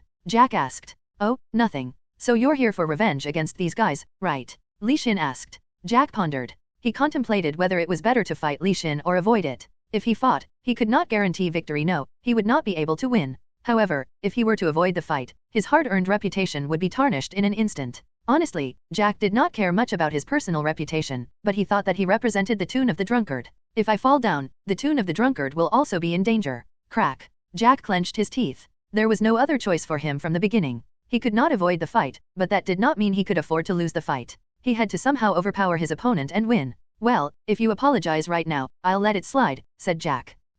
Li Xin did not reply right away, dragging his words. Jack wondered what would come out of Li Xin's mouth. He wanted to know what Li Xin was thinking. Jack started to panic. "You guys picked a fight first, so why should I apologize?" Li Xin said to Jack. "We started it." Jack replied. "Yeah, they came to me out of the blue and asked about me and demanded what I had," said Li Xin. "That's an implicit rule in this place. If you comply with the demands the first time, they tend not to bother you again," Jack explained. "Not for good, but they just tend to? Who made such an absurd rule?" Li Xin asked. "In this world, there are laws," said Jack. "Well, I have no reason to follow those laws," Li Xin replied. "You're mistaken. Rules exist for a reason," Jack said. "You talk too much." Interrupting Jack's words, Li Xin chuckled and spoke. Jack's eyebrows twitched as Li Xin cut him off. Was this guy always so talkative? Li Xin muttered to himself, looking at Jack. At Li Xin's words, Jack's expression was distorted. The expressions of those around him subtly changed as well. "Tisk, I was hoping those guys would come at least." Since Vola and Cigarette knew that he had left for the residential district, Jack hoped they would come here and resolve the situation for him.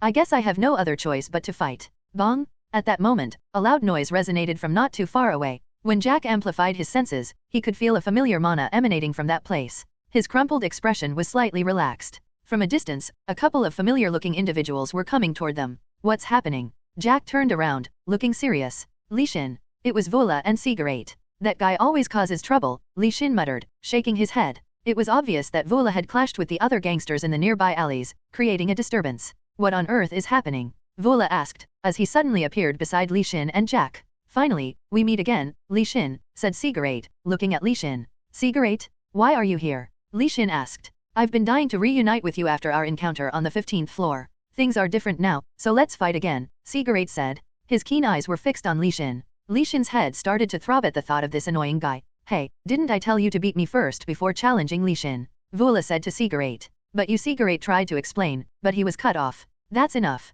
My business with Li Xin is more urgent than anything else. So, you two need to back off," said Jack. Jack's words made the two of them turn their heads around, and they furrowed their eyebrows. "Jack, if you think I'll let it slide just because you showed some kindness earlier, you're mistaken," said Cigarette. "Hey, I'm first to talk to Li Xin, Jack," said Vola. "Tisk, do you think you two can stop me?" Jack provoked the two with his aggressive words. "Ugh, that bastard," Vola muttered. "Before facing Li Xin, I think I should deal with you and warm up a bit," said Cigarette. The atmosphere was tense. It felt like a fight would break out if anyone made a move, but no one dared to act carelessly because they were all mindful of Li Xin. "Why don't we all gather and settle things?" Li Xin suggested. After hearing his words, the rest of them looked at Li Xin with puzzled expressions because they could not understand what he meant. Then, Li Xin turned back toward Jack. "Your master is on his way here right now," Li Xin said. "What?" Jack was startled. Jack amplified his senses, but he could not detect anything. However, soon enough, he could feel several people approaching this place. They were indeed the people from the Tune of the Drunkard.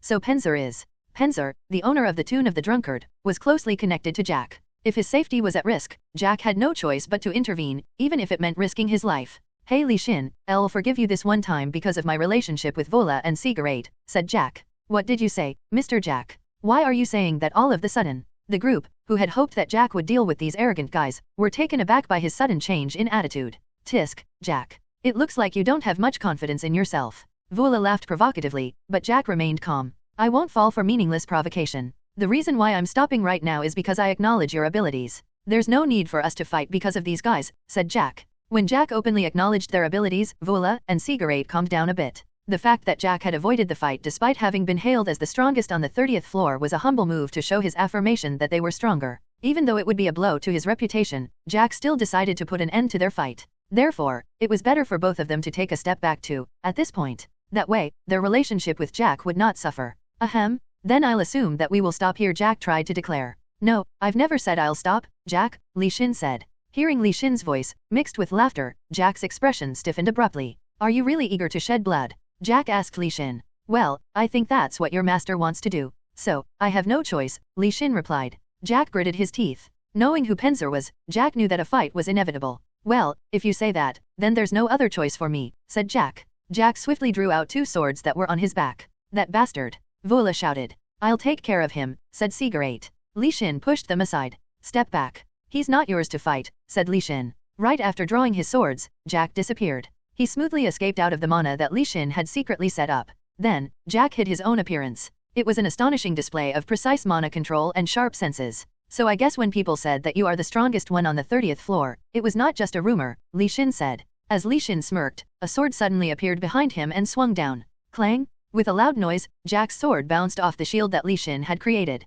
And then the sword swung again, this time toward Li Xin's side. Clang! However, it bounced off once again. Clang! Clang! Clang! The sword strikes were so fast that it was hard for Li Xin to follow with his eyes. He remained composed in his stance, but it was certain that everyone around him, except for Vola and Cigarette, would have been hit by the sword strikes already. In fact, even Vola and Cigarette momentarily entertained the thought that they themselves would have been hurt, showing how powerful Jack was becoming. And then eventually, Li Xin's shield finally shattered. Crack! Bam! It was the first time that Li Xin's shield had been broken just by the sword, without any impressive technique. Jack's abilities are well beyond my expectations. Li Xin thought this way, because Li Xin noticed that with each sword strike that Jack made, he was breaking through Li Xin's shield structure little by little. But there are things that natural talent alone can't handle. Li Xin had been waiting for the precise moment when Jack broke through the shield to launch his secret trap. He thought that Jack would not have anticipated it at all, because what he was trying to do now was completely outside of common sense. Jack's sword, which had pierced the shield, charged forward. Li Xin's gaze momentarily dropped.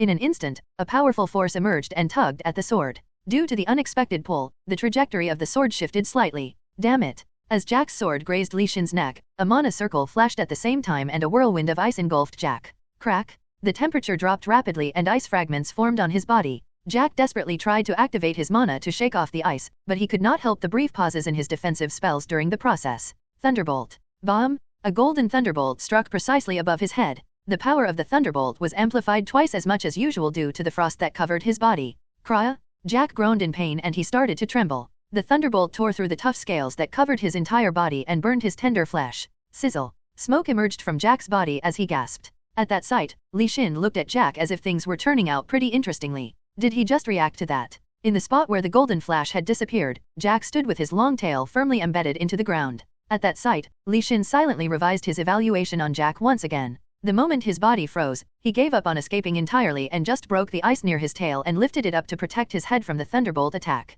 Then, the next moment, enduring the pain, he embedded his tail into the ground to redirect the current. It seemed like Jack had great judgment and mana control that allowed him to temporarily avoid Li Xin's mana. If either of these two aspects were lacking, Jack would not have been able to react in that way. Pizzicato pizzicato. Li Xin's gaze shifted to the ground. The electricity was flowing strongly above the ground. Li Xin, Vola, and Cigarette were fine, but the other challengers who were standing there dumbfounded were writhing in pain, electrocuted by Li Xin's thunderbolt. While Li Xin's gaze briefly lingered on the others, Jack concealed himself once again. Is he finally unleashing his best? Li Xin extended his mana into his surroundings and his expression hardened when he could not sense Jack's presence. Although he had heard a lot about Jack in the past, he still lacked information as he had never personally encountered Jack. I heard that he specialized in the assassination field. Jack's ability had never been properly revealed at the 30th floor. However, now that he faced Jack, Li Xin could tell that it was not that he did not reveal it, it simply had not been necessary. With Jack's level of skill, it made sense. Where are you? Li Xin's senses sharpened to the maximum. When it comes to the wizard's natural enemy, most people would think of an assassin, because assassins could find a momentary gap in the wizard's skill and instantly kill their enemies. That was why the battle between wizards and assassins often depended on whether the wizard could detect the assassin's presence or not. However, within Li Xin's sensory range, there was no trace of Jack's presence. If Li Xin could not even detect it, then it was certain that Jack was using his unique ability. Have there always been this many individuals with unique abilities? Even in his past life, Li Xin had not encountered many individuals with unique abilities. However, he had encountered quite a few of them recently. Li Xin could not tell exactly what Jack's unique ability was, but he could at least tell that it made detecting his presence impossible. However, just because it was a unique ability did not mean it was foolproof. Li Xin was certain that there would be a moment when his presence would be revealed. Wong. Li Xin was right, because it actually happened. He soon felt a silent yet sharp sense of mana close to his neck. It was a dangerous strike that sent shivers down his spine. Think of him as a bad guy. Jack's blade did not reach Li Xin.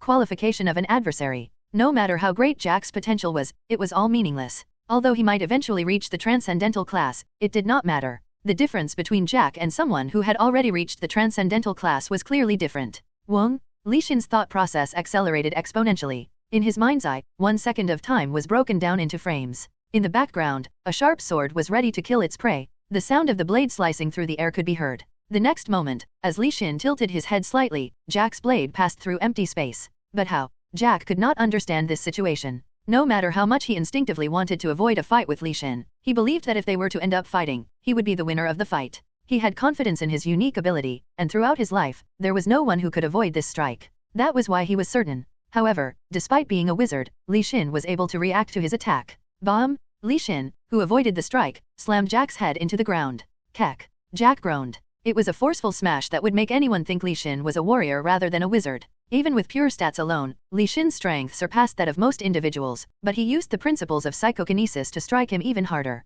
The next moment, with a cracking sound, his nasal bone broke, and a few scales covering his body were destroyed, fell to the ground and bounced away. What just happened? Did Jack lose? The challengers could not believe what they were seeing right in front of their eyes. They could not believe that Jack had lost, and that Li Xin had shown such unbelievable magic. They could not figure out why Jack had lost. It was all beyond their understanding. At that moment, the sound of wheels rolling could be heard, and Penzer revealed himself. Penzer heard about the situation from his subordinates and hurriedly headed to where Jack was. So, Li Xin is here. He thought that Li Xin was a monster that came up from the Tower of Earth. It was said that the other Earthlings were keeping him in check and that he had been fighting hard on the lower levels. But recently, a large number of Earthlings came up and that meant that there was a high probability that Li Xin was also there. Since Cigarette and Vula were also heading this way, it was certain. In that case, the probability of Jack and Li Xin facing off was very high, and this was a scene that Penzer could not afford to miss. If this guy called Li Xin is really that great, he would not be killed that easily. Penzer thought that since Jack would not lose to a guy like Li Xin, this was a chance to find out who Li Xin really was and how skilled he was. He just had to arrive quickly before Jack killed Li Xin. If Li Xin was really that remarkable, it would be a waste to simply kill him. Only if I can control that guy, the tune of the drunkard could grow even bigger. Penzer tried to hide the smile creeping onto his lips as he headed toward where they were. Bong! Suddenly, a fierce lightning bolt struck the place where Jack supposedly was. It was clear that Jack and Li Xin had started to fight. Damn it! Move faster! Penzer shouted. The explosion happening on the battlefield was so loud that even the ground vibrated. However, that was it. When Penzer arrived at the scene, he could not believe what he was seeing. What the hell is going on? Penzer muttered. Not only did Vula and Cigarette stand there perfectly fine, but he presumed to be Li Xin was also standing calmly and looking back at him. Penzer lowered his gaze slightly. There he was, Jack, his head buried into the ground, his clothes completely burnt, as if they had been set on fire. Tell me exactly what you are seeing, Penzer said to the subordinates next to him to confirm if his eyes were still functioning. Mr. Jack has fallen, said the subordinate with a shaky voice. And? Penzer asked again. The enemies are standing perfectly fine, said the subordinate. Penzer could not say anything. Jack had lost against Li Xin. That perfection of a monster, Jack, had completely lost to a mere human. While Penzer was lost in thought, his carriage had arrived in front of Li Xin and the two. Penzer pretended to be nonchalant about the battle as he got off the carriage and took a step forward. My name is Penzer, the owner of the Tune of the Drunkard. Penzer introduced himself. Is introducing yourself to us that important? I guess Jack was not that of a big deal to you, Li Xin said to Penzer in a mocking tone, and Penzer frowned. You've defeated Jack, so you must be the strongest here. If so, how can I do anything else in front of such a person, said Penzer. So, what brings you here? Li Xin asked. You may not believe it, but I just came to bring Jack. I think Jack tried to help those guys because they helped us in the past, so he probably wanted to return the favor. So, let's not make a big deal out of it, said Penzer. Li Xin clicked his tongue when he saw Penzer lying without any hesitation. So, this is what he's like. The next moment, Penzer took out a thick envelope from his pocket and handed it to Li Xin. Since we made a mistake on our side, I'm giving this to you as a gift. I hope this helps smooth things out, said Penzer. Li Xin did not refuse the envelope, and when he took a look inside it, he could see that there were 200,000 points. You're quite generous, Li Xin said. Well, there are times when you just have to use it. If I didn't understand that, I wouldn't have made it this far, said Penzer. Well, thanks. I'll make good use of it, Li Xin replied. And here is my business card. Why don't we have a chat sometime? Penzer took out his business card and handed it to Li Xin. As he accepted it, Li Xin thought about what he should do in the current situation. Li Xin knew that, in the end, Jack would go against this Penzer guy and start to climb the tower. Li Xin did not know exactly what their history was, but since Jack trusted Penzer for now, Li Xin could not simply kill him. Li Xin wanted to send Jack up the tower while maintaining goodwill. Can I ask what kind of relationship you have with Jack? Li Xin asked. Perhaps not expecting such a question, Penzer looked at Li Xin with a slightly surprised expression. Are you curious about Jack? Penzer asked. Yes, a little, Li Xin replied. Jack and I are inseparable. Well, you could almost say we're like family, Penzer explained. Huh? You guys are like family? Li Xin asked. Then, the next moment, a voice of a woman came from behind them. Looking past Penzer's shoulder, Li Xin could see a familiar-looking woman who was smiling brightly and waving at him. Li Xin, Alice shouted with excitement. Is it you, Alice? Li Xin greeted her. As soon as Li Xin reached the 30th floor, he sent a message to Alice as well. There was no response just a little while ago. Li Xin wondered how she was able to come to find him. The next moment, Alice pushed Penzer aside and came closer to him, greeting him with joy. Sorry, I couldn't check your message earlier. I had a lot of things going on, said Alice. How did you know to come here? Li Xin asked Alice. Everyone knows that you've arrived, so I just asked people to find out, Alice replied. After saying that, she suddenly stiffened her expression and turned her head to look at Penzer. Penzer also looked at her, and his face immediately hardened. It seemed like they recognized each other. It's you again, said Penzer. You're quite shameless, aren't you? You did that behind my back and you still offer your business card to Li Xin. Alice said in a cold voice. Tisk, didn't I already say that there was a misunderstanding? Penzer asked. You want me to believe that? Alice replied coldly. She laughed at Penzer and turned back to Li Xin. That guy used to support Earthlings until recently. He's the one who helped those guys who are after you, Alice said. Don't talk nonsense. Why would I mess with someone I haven't even seen? Penzer said. You stop talking nonsense. I know that you were planning on using those guys to trap Li Xin, just like you did to Jack, said Alice. Alice shot Penzer a contemptuous look, as if she knew something about him. Penzer behaved as if he was the one being mistreated by her, but as someone who knew Alice's unique ability, Li Xin had no choice but to believe her words. How do you know about this guy? And what do you mean by trapping Jack? Li Xin asked Alice. To explain it briefly, after arriving here, I was listening out for rumors about you trying to find information, and I heard that the Earthlings were planning to trap you. And while searching for those Earthlings on the 30th floor, I found out that they were all connected to this guy, Alice explained. Those Earthlings were all connected to Penzer. Li Xin furrowed his eyebrows and looked at Penzer. Yeah, that's right. That bastard was secretly supporting those guys. That's how I found out. I also caught a few of those Earthlings in the process, Alice replied. So, the reason they attacked us earlier was because of that. Hearing her words, Cigarette muttered to himself. If those Earthlings considered Vula and Cigarette to be Li Xin's comrades, it was not a surprise that they came after the two. That son of a bitch was playing a trick to trap and restrain Jack. But Jack didn't know about that and always thought of this guy as family and followed him, Alice explained. Stop talking nonsense. If you keep making stuff up like this, I won't let it go so easily, said Penzer. Oh yeah? So what will you do to me? Alice replied. If it had been before, his threat would have been intimidating. With Jack, turning her into a dead body any moment would not be a difficult task. But now, the situation had completely changed. Jack was lying down unconscious from Li Xin's attack, and Li Xin was there to watch her back. She was confident that she would not be harmed no matter what Penzer tried. Wait a second, what is this all about? Jack asked. The sudden voice of Jack made everyone shift their focus to him. Jack, who had been shaking, scratched the floor and clenched his fist, struggling to get up. Jack, you are alive. Penzer quickly approached Jack and tried to support him. Don't touch me. I can get up on my own, Jack replied coldly. Jack frowned and pushed Penzer away as he tried to get up. Then, he looked at Alice. What you said just now wasn't a lie, all right? Say it again, Jack said, glaring at Alice. Jack's eyes were filled with anger. It seemed like he would slit her throat if she said even one word wrong. Jack, do you really think your younger sister is dead? Alice asked. As soon as she finished saying that, Jack glared at her and his fist shot out toward her. However, Li Xin's psychokinesis stopped his hand in midair. Let go of me now, Jack shouted, trembling with anger. Alice was stunned by Jack's reaction. He tried to calm down for a second and then continued to talk.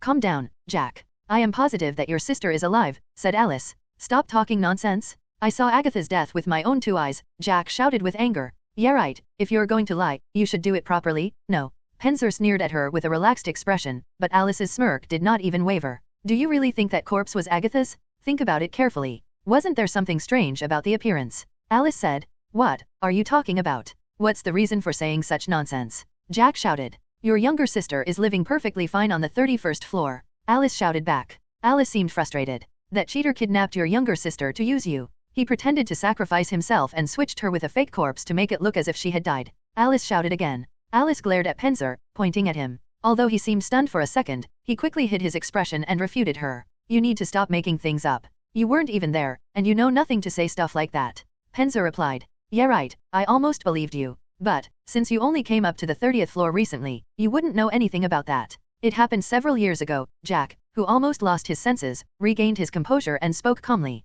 Li Xin watched the situation and organized his thoughts. Alice, is that true? Li Xin asked Alice in a calm voice. Yeah, it's true. You would know, right? My ability allows me to figure out the truth that the other person is hiding, Alice explained. Ha ha ha, are you telling me to believe that you have such an unbelievable ability? Pencer laughed at her because he thought that she was bluffing. He did not know how she found out, but there was no way she had such an outstanding ability. How can you prove it? Li Xin asked Alice. I think I said it earlier, but Jack's younger sister is living on the 31st floor. If we go up to the 31st floor and take a picture of her alive and post it to the community, Jack would be able to hear the news through challengers he trusts. The residents cannot use the community, Alice explained. At Novel bin at. Do you know her location, though? Li Xin asked Alice. Yes I do, so you have to stop that guy from doing anything, Alice replied. As Alice glared at Pencer, Li Xin's mana choked him. Cook. Jack. Pencer gasped and sent a pleading look to Jack asking for help, but he did not move this time. It was certainly not because he was helpless to stop Li Xin. Do you believe in this woman? Jack asked Li Xin. Yeah, I trust her. At least more than that guy, Li Xin replied. His words made Alice blush a little. I cannot just decide to climb the tower based on your words alone, said Jack. You're right, Li Xin agreed. The next moment, Li Xin slammed Pencer into the ground. Coop. When his face was slammed against the ground, blood started to pour out from his mouth. Li Xin felt that the scattered pieces of the puzzle were gradually fitting together. Everything from the reason why Jack started climbing the tower to the conflict between him and Pencer, and even the incident that occurred on the 31st floor all started to make sense for Li Xin. Whether Jack climbed the tower due to the conflict with Pencer or after discovering the presence of his younger sister, when Jack escaped from his clutches, Pencer must have killed his sister. And Jack, who learned about her death after reaching the 31st floor, caused a disturbance. Li Xin wondered if it was the right decision to save Jack's younger sister from here. If he were to save his sister here, Jack might not climb the tower. Unable to hide the displeasure on his face, Li Xin grabbed Pencer by the neck and lifted him up. Tell me the location of his sister. Or else, you'll die, Li Xin said in a cold voice. I don't. No, Pencer did not give him the location. Thud. His head slammed against the ground once again. Then, Li Xin pushed away Pencer, who lost consciousness. Can we save her if we go up to the 31st floor? Li Xin asked Alice. Well, we can save her if those guys don't get the news that we're going up there to save Agatha. Alice explained and glanced around. The gangs of the back alley, who had intimidated Li Xin earlier, looked startled and waved their hands as if trying to tell them they had no intention to do that, but it was meaningless. Swoosh swish, thud thud. With a sharp sound, their heads fell off in an instant. Jack, who had disappeared from his original position, reappeared behind them, holding a sword with blood dripping from it. I was going to kill these bastards anyway, said Jack. Nicely done. I like to keep things tidy before moving on to the next step, Li Xin replied. After saying that, Li Xin chuckled and looked at Vula and Cigarette. Come with me, you two. We will be going straight to the 31st floor, Li Xin said. Li Xin, let's have a fight before we go, Cigarette asked Li Xin, full of eagerness. We have plenty of time to fight. I'll fight you on the 30th floor, so get ready to go up, Li Xin replied. What are you going to do with these guys? Vula asked, looking at Pencer and Jack. Vula thought that Pencer and Jack would be left behind once Li Xin and the group started climbing up the tower. There are many Earthlings among those who came up this time who won't climb the tower right away, Li Xin explained. Can we trust them? Vula asked Li Xin. Yeah, we can trust some of them, Li Xin replied. Li Xin and Jack looked at each other. Jack still seemed confused. I'm still not sure if I'm doing the right thing. Besides, I can't even tell if Agatha is really alive, said Jack. You'll find out if you wait a little more, said Li Xin. That was all he could say. Li Xin did not want to comfort him nor give him hope. I won't say thank you yet. But, if I get to meet Agatha, I'll do everything you say, said Jack. Sure, Li Xin replied. Li Xin's group left, leaving Jack to take care of the rest. 2 days passed, and it was the day when the stage of the 30th floor began. Li Xin purchased some information from the administrator, but there was nothing useful for him. He was simply told to climb the tower, and so he and his group went up to the 30th floor stage. You have entered the 30th floor. Survive for 15 days on Growth Island. All items you had have been taken away. All stats above 100 are reset to 100. Health point and mana point are reset to 20,000. Hunger strikes at regular intervals. Killing creatures will allow you to acquire abilities with a certain probability. As Li Xin entered the stage, he looked around. The place was surrounded by grass and trees. Li Xin was wearing ragged clothes and had no weapons. Whoosh. Among the trees, a group of small saplings started to shake. Come out, Li Xin ordered. At Li Xin's cold voice, the movement of the trembling saplings stopped. However, after a short second, a new challenger in the form of a bird with sharp claws flew toward Li Xin from among the saplings. Tisk, die, the challenger shouted. The attacker's sharp claws flew toward Li Xin as the other challengers approached him. There are definitely more beastmen around, thought Li Xin, recalling how his opponent's feet had transformed into claws. He immediately created a shield in the air, which possessed both softness and strength. Bang! Ugh! The claw failed to do anything, a surprising yet annoying outcome for the challenger. The claws had pierced the shield as if it were soft jelly, but they got stuck, as the shield had instantly solidified. Ice Spear. While the challenger struggled to free their claw from the shield, an ice spear materialized from Li Shin's fingertip and pierced the opponent's side. Since my health point decreased, my speed has also decreased. Using a single thunderbolt would have been easier to defeat the opponent instead of using multiple spells. However, when the stats had reset to 100, his mana power and intelligence had also significantly decreased. Therefore, he had to distribute his mana very well. In the meanwhile, the challenger had broken free of the shield and was trying to escape, so Li Shin grabbed his ankle. If his strength, health points, and agility had been on equal grounds, he would not have to rely solely on his magic. Because I have insufficient mana to start with, there's no need to waste it unnecessarily. Wong. Grabbing his opponent's ankle, Li Shin swung him toward a nearby tree. Then, with a thud, the opponent's body slid down the tree bark. Damn it. I chose the wrong person to attack, muttered the challenger, with blood trickling down his mouth. The challenger glanced at Li Shin and clenched the dirt on the ground. Li Shin looked at the opponent and smirked. What the beastman would do next was obvious. The opponent quickly scattered the dirt in his fist. However, it wasn't as simple an attack as it sounded. He had used the wind to increase the intensity of his attack. Hurriedly raising his arm to protect his eyes, Li Shin looked up. The challenger was desperately flapping his wings, trying to fly away from him. You stupid bastard! You shouldn't have let your guard down until the end? Kahahak. The challenger sneered, thinking he was home free. However, Li Shin did not even feel annoyed. He just laughed at the challenger's antics. Hunger will strike after an hour. Hunger was a critical problem to solve on this stage. Without finding and combining enough food sources, survival for even the next 15 days was impossible. Luckily, the growth island was filled with various plants. Besides, the truly delicious and beneficial plants are hidden in hard-to-reach locations. Li Shin's eyes flashed as he looked at the challenger attempting to escape. Just as the challenger was about to change direction and increase the distance between them, a long branch suddenly extended from a towering tree and caught the challenger. Swoosh! Krahayak! The sudden ambush startled the challenger, so his scream reached far. It's over there. The tree was close to Li Shin and contained ingredients that could alleviate the impending hunger. So, he kicked the ground to move toward it. At novel bin at. Is it this tree? Drosophilus, carnivorous plants that attached themselves to trees at least 30 meters high, captured and consumed flying organisms using their hidden tentacles. Finding them on the outskirts of Growth Island was usually challenging, but thanks to the challenger who had fallen prey to one, it became much easier to locate them.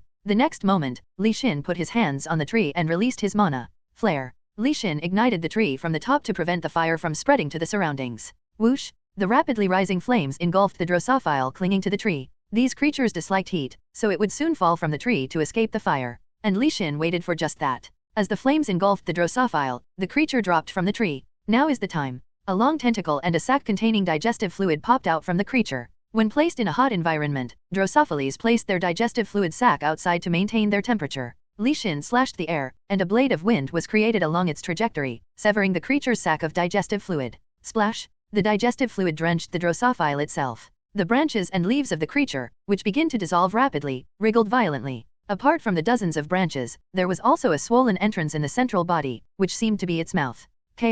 Ugh! Drosophile gasped. When Li Shin looked inside, he noticed that the challenger had lost his feathers and looked dazed. Please help me. The challenger asked Li Shin in pain. The challenger could not move his body easily because the digestive fluid also acted as a paralyzing agent. I'll let you go without much pain, Li Shin muttered. A wind blade materialized on the tip of Li Shin's finger and brushed past the challenger's neck. You have killed the challenger. Your agility has increased by 2. Your mana power has increased by 300. The challenger's corpse collapsed. Li Shin's gaze turned toward the Drosophile, still drenched in its own fluid. I'll have to let him be for now. If Li Shin had a sword, he would have stabbed and killed the creature, but without that and magic, there was no way to kill it. Drosophilus were not the kind of creatures that the first-day challengers could handle. Although it was weakened due to the digestive fluid, killing it would require much mana. This stat reset sure is a pain. However, it was nothing compared to when his memories returned on the first floor. Li Shin. #class, Death Ruler. #status, sealed, unlock level 3, details asterisk. #title, details asterisk. #health point, 20,000/20,000. #mana power, 17150/20300. #strength, 100. #agility, 102. #intelligence, 100. #dominance, 100. #divine power, 23. #luck, 8. #divinity class, 3. #chaos, 2. #skills, details asterisk. Li Shin's strength, agility, intelligence, and dominance had dropped significantly. This stage was very advantageous for those with many special stats compared to those who focused on developing their ordinary stats. But, it won't affect me much since I have the divinity class and chaos. Looking at his stats reminded Li Shin that he was much stronger than others now.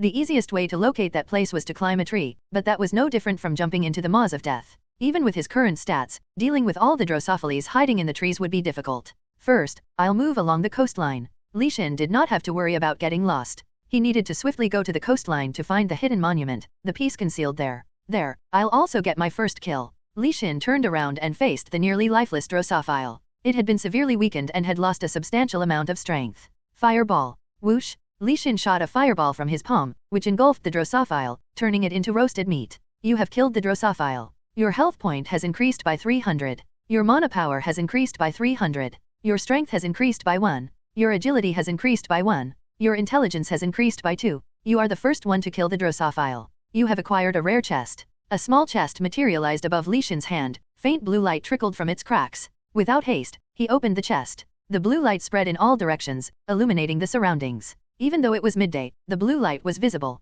These bastards. The blue light emanating from the chest served as a beacon, drawing the attention of those nearby. It indicated that someone had received a reward, which would lead to a competitive frenzy as everyone would try to get their grubby paws on it. Additionally, the light's color indicated the reward's class, allowing onlookers to discern its value at a glance. Despite knowing this, Li Xin had opened the box. In fact, that was why he had targeted the Drosophile as soon as he had seen the first challenger. While he was briefly lost in thought, the light had disappeared, and a new item appeared above it. Portable Regis tent. This is a tent made of Regis leather. Regis, which feeds on plants, emits a scent that repels plants. #plants will not approach the area near the tent. Great. Li Xin could not spend 15 days without sleep, constantly on guard. This meant that he had to find a shelter. Thankfully, he obtained a fairly decent item. The chest often yielded useless items. As a result, many people failed to obtain anything useful and only attracted unnecessary attention. This is probably due to luck. With a luck stat of 8, Li Xin knew it was a rare attribute that was difficult to obtain and even harder to develop. He believed that few on the island had a high luck stat like his. Li Xin immediately cut down some sturdy tree branches and tied the ends of the tent. He then hung the tent over his shoulder. Now I just have to wait for them to come. Li Xin used the dead Drosophile as a chair and sat atop it. Hung. Only the gentle sea breeze blew, and there were no other signs of life. After sitting still for about 5 minutes, Li Xin finally stood up and lifted the Drosophile's tentacles. The Drosophile was even larger than Li Xin and had dozens of branches extending from its body. Also, its skin was a runny, gooey mess after getting digested by its own digestive fluid. By now, the sections of its skin that Li Xin's magic had burned had cooled down. So, bits of its skin gradually fell off. Great, Li Xin muttered with a satisfied look. He grabbed the part of its skin that was coming off and yanked it, peeling it all in one go. It revealed the tender flesh inside the thick branch. The thick skin of Drosophilas hide behind them such soft and delicious flesh, Li Xin muttered, munching on the tender flesh. It contained an adequate amount of moisture and carbohydrates. Just 5 of these Drosophile's branches were enough to satisfy the hunger that would soon come. After devouring 5 branches, Li Xin patted his belly and reposed on the floor. Damn it, if only I weren't full, I could have eaten more to increase my health point, Li Xin muttered and soon closed his eyes to rest. He breathed softly as if he was about to sleep. Then suddenly, he opened his eyes wide and looked around. Wait a second, I need to hide this first, said Li Xin. Muttering to himself as if in soliloquy, Li Xin quickly got up and grabbed the remaining branches of the Drosophile. Swish! Li Xin bent down to pick up the pieces. And milliseconds before he had bent down, a sharpened wooden stem had been flying toward his neck at supersonic speeds. The stem missed him narrowly because he had bent down. What was that? Realizing that something had passed by behind his neck, he looked around with a bewildered expression. While he stared blankly at one spot, another wooden stem flew toward him. Huh! Li Xin was surprised. Crack! Simultaneously, another challenger of a different race, with a mane, emerged from the thickets and intercepted the wooden projectile. However, before Li Xin could even thank him, he swung his sharp claws at Li Xin. Wong! Bam! A large fireball abruptly flew toward them, engulfing them. As the flame disappeared, the challengers hiding around in all directions revealed themselves. Krrrr, these bastards! A lion-like challenger extinguished the flame, growling. Get lost, you idiot, if you don't want to die. The elven challenger responsible for the wooden arrows from before pulled back the bowstring with a contemptuous expression.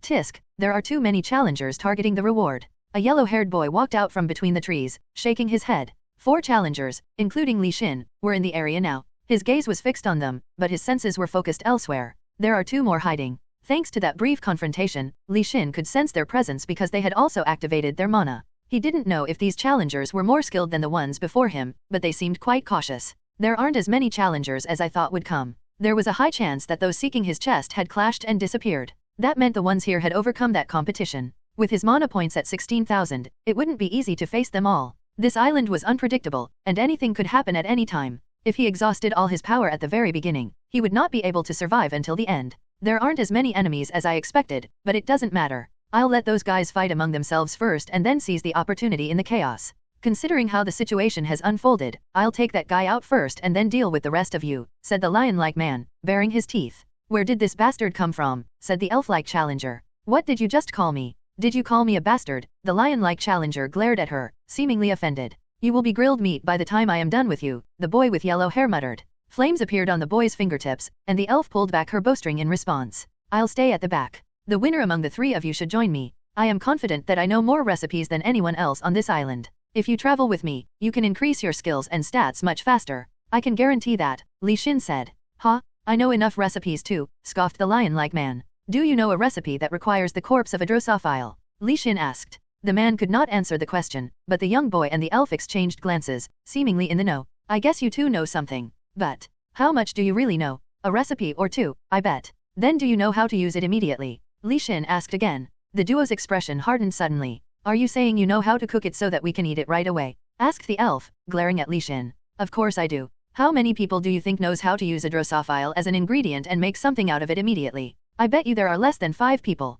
Besides, I even know how to make the Drosophiles dried up peel edible, Li Xin replied. Huh? You really expect me to believe such lies? You don't even know about the paralyzing agent in the peel of Drosophiles, do you? Said the boy, also glaring at Li Xin. The elf seemed to agree with the boy and nodded, and the lion-like challenger looked surprised as if he had just learned about it. Of course I do. Apart from the paralyzing agent, the peel also has nutrients to replenish your health points. Here. Li Xin tried to show them the way. Don't move. Make another move, and you are dead, shouted the lion-like man when Li Xin tried to move to the side. The man seemed ready to employ his grotesquely protruding claws if Li Xin moved any further, so he stood still and pointed at a small sapling with his finger. There, if you crush the leaves of that red seed sapling and mix them with its seeds in a ratio of 3:1, and then add crushed Drosophile peel to the mixture, you can neutralize the paralyzing agent, Li Xin explained the recipe without hesitation. Upon hearing him talk about the recipe, the trio exchanged puzzled looks, confused by how easily Li Xin was sharing a recipe that no one else seemed to know. It seems like you guys are having trouble trusting my words, but you see, I'm just trying to show you that I have a ton of recipes.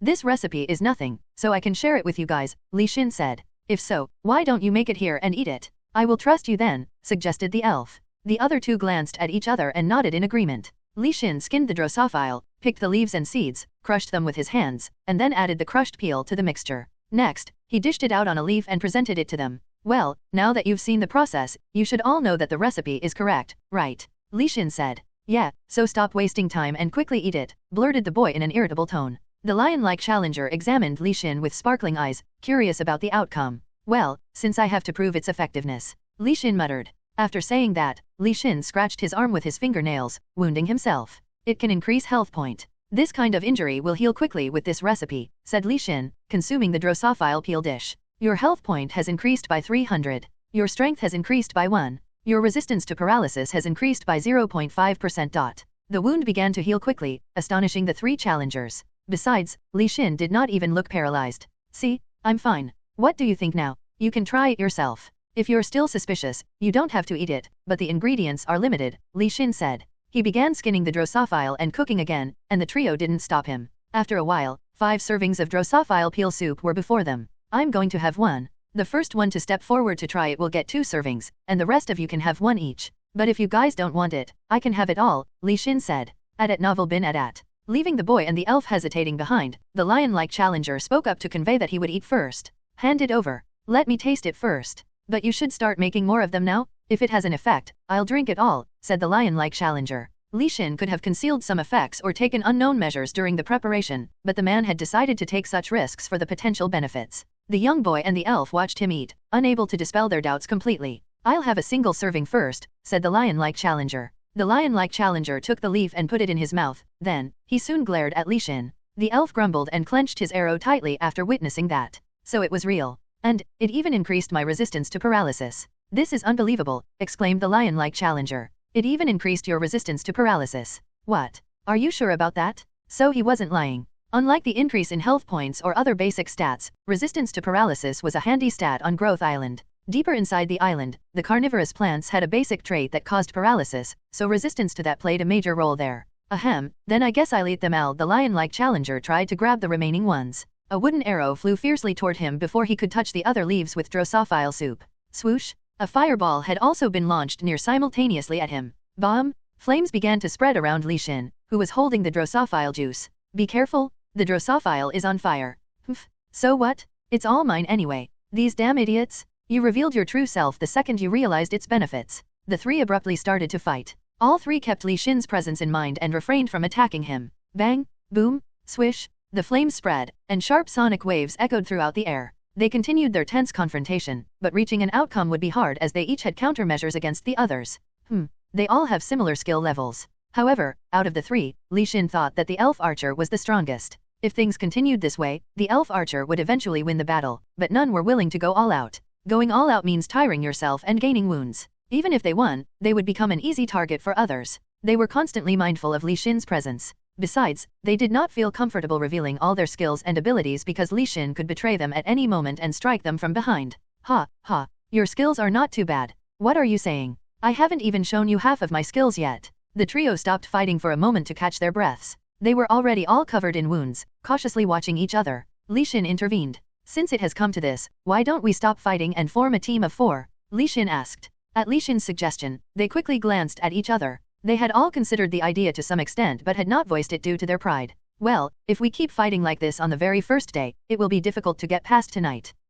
These guys are more capable than I thought. Well, I think it's not a bad idea to pretend to cooperate, extract the recipe, and then regroup with the others. Their eyes met in the air, and they all turned their heads in displeasure, but they no longer intended to fight. All right, let's celebrate our alliance by eating the remaining Drosophile branch, shall we? Li Xin said. The trio's gazes turned toward the Drosophile again. There were still a considerable amount of branches left. Sure, that's not a bad idea. All right, we can take a short break. Actually, on my way here earlier, I saw Terrapla. I think it was hanging on that tree up there. Do you mind getting it for me? Li Xin asked the elf. Huh? Why are you asking me? The elf asked Li Xin. You're an elf, so you're good at climbing trees. I can't climb trees that well. It would be good to have Terrapla because mixing it with the Drosophile branch will enhance the effect, Li Xin explained. Fine. The elf did not look so happy. Having witnessed Li Xin's abilities, she had no choice but to trust his recipe. Enemies once but now allies, they had to cooperate to reap benefits from each other until one of them revealed their true intentions. If anything suspicious happens, I'll leave the group immediately.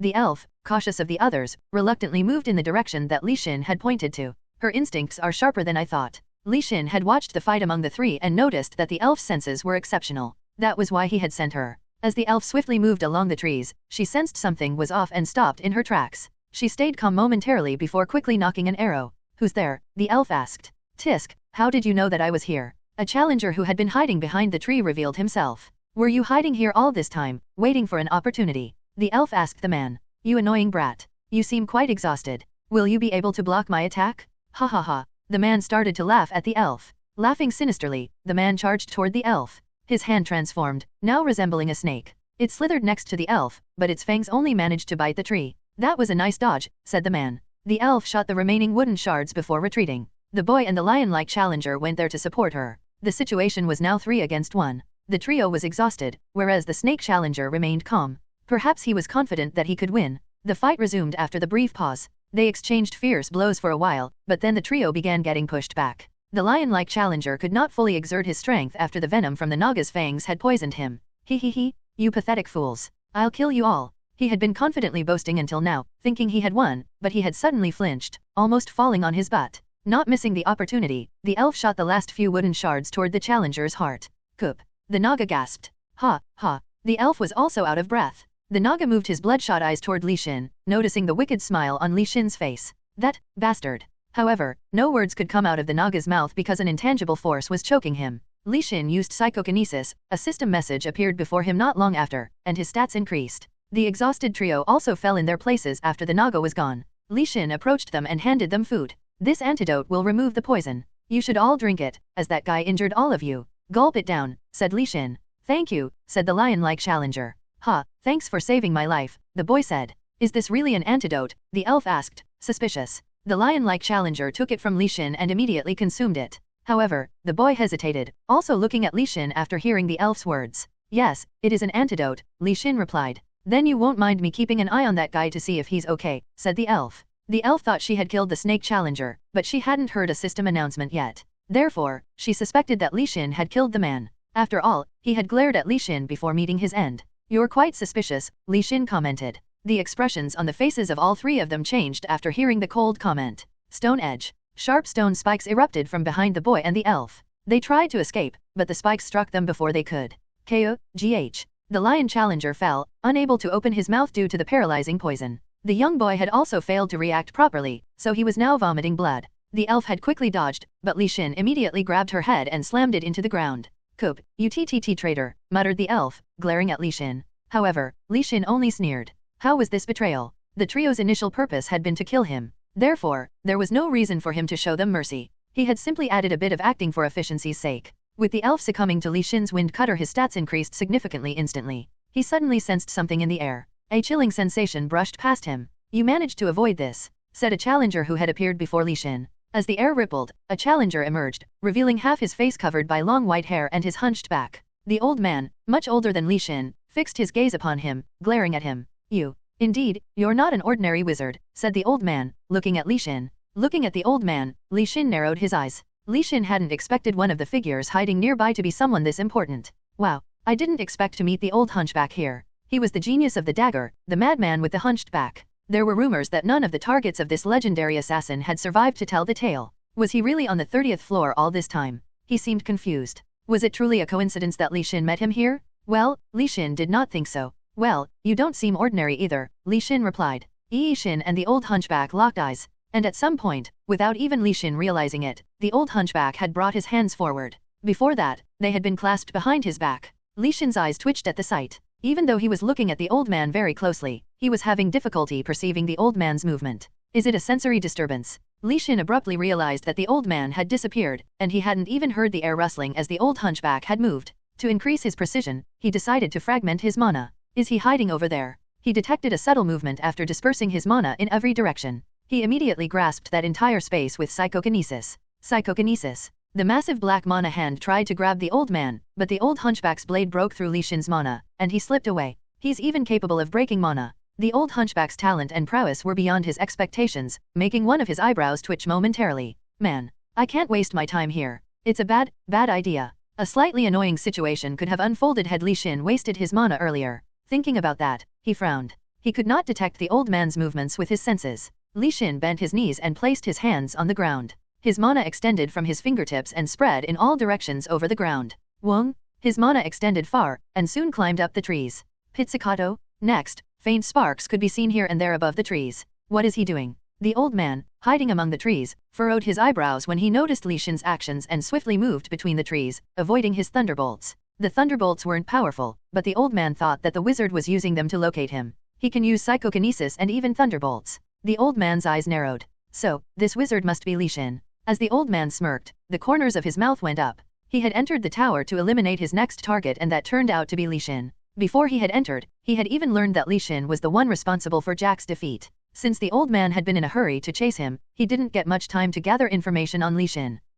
What should I do? The old man pressed his lips tightly. Li Xin's abilities were much more outstanding than he had anticipated. Besides, he could not ignore the fact that he did not have much information on Li Xin. Therefore, the old man was currently unsure of the victor if the two of them fought. He is definitely different from ordinary wizards. The old man pondered whether he should wait for better timing or kill him now before the enemy grew even stronger. Let's wait a little longer for now. The old man organized his thoughts, but as soon as he turned, strange spores poured out from all directions. Then, the faint green particles turned into mist, covering everything around him. The old man anxiously looked around with furrowed eyebrows. The particles had enveloped the entire space, even cutting off his escape route. So, this is what he was aiming for. The old man looked stunned and then turned his attention toward Li Xin's location. If he was right, this mist was undoubtedly the toxic spores of Calatia. Calatia was a plant and parasite that latched onto trees and absorbed sap to survive. It emitted toxic spores to kill the enemies that disturbed it. Looking at the number of toxic spores around, at least hundreds of Calatia plants had been disturbed simultaneously.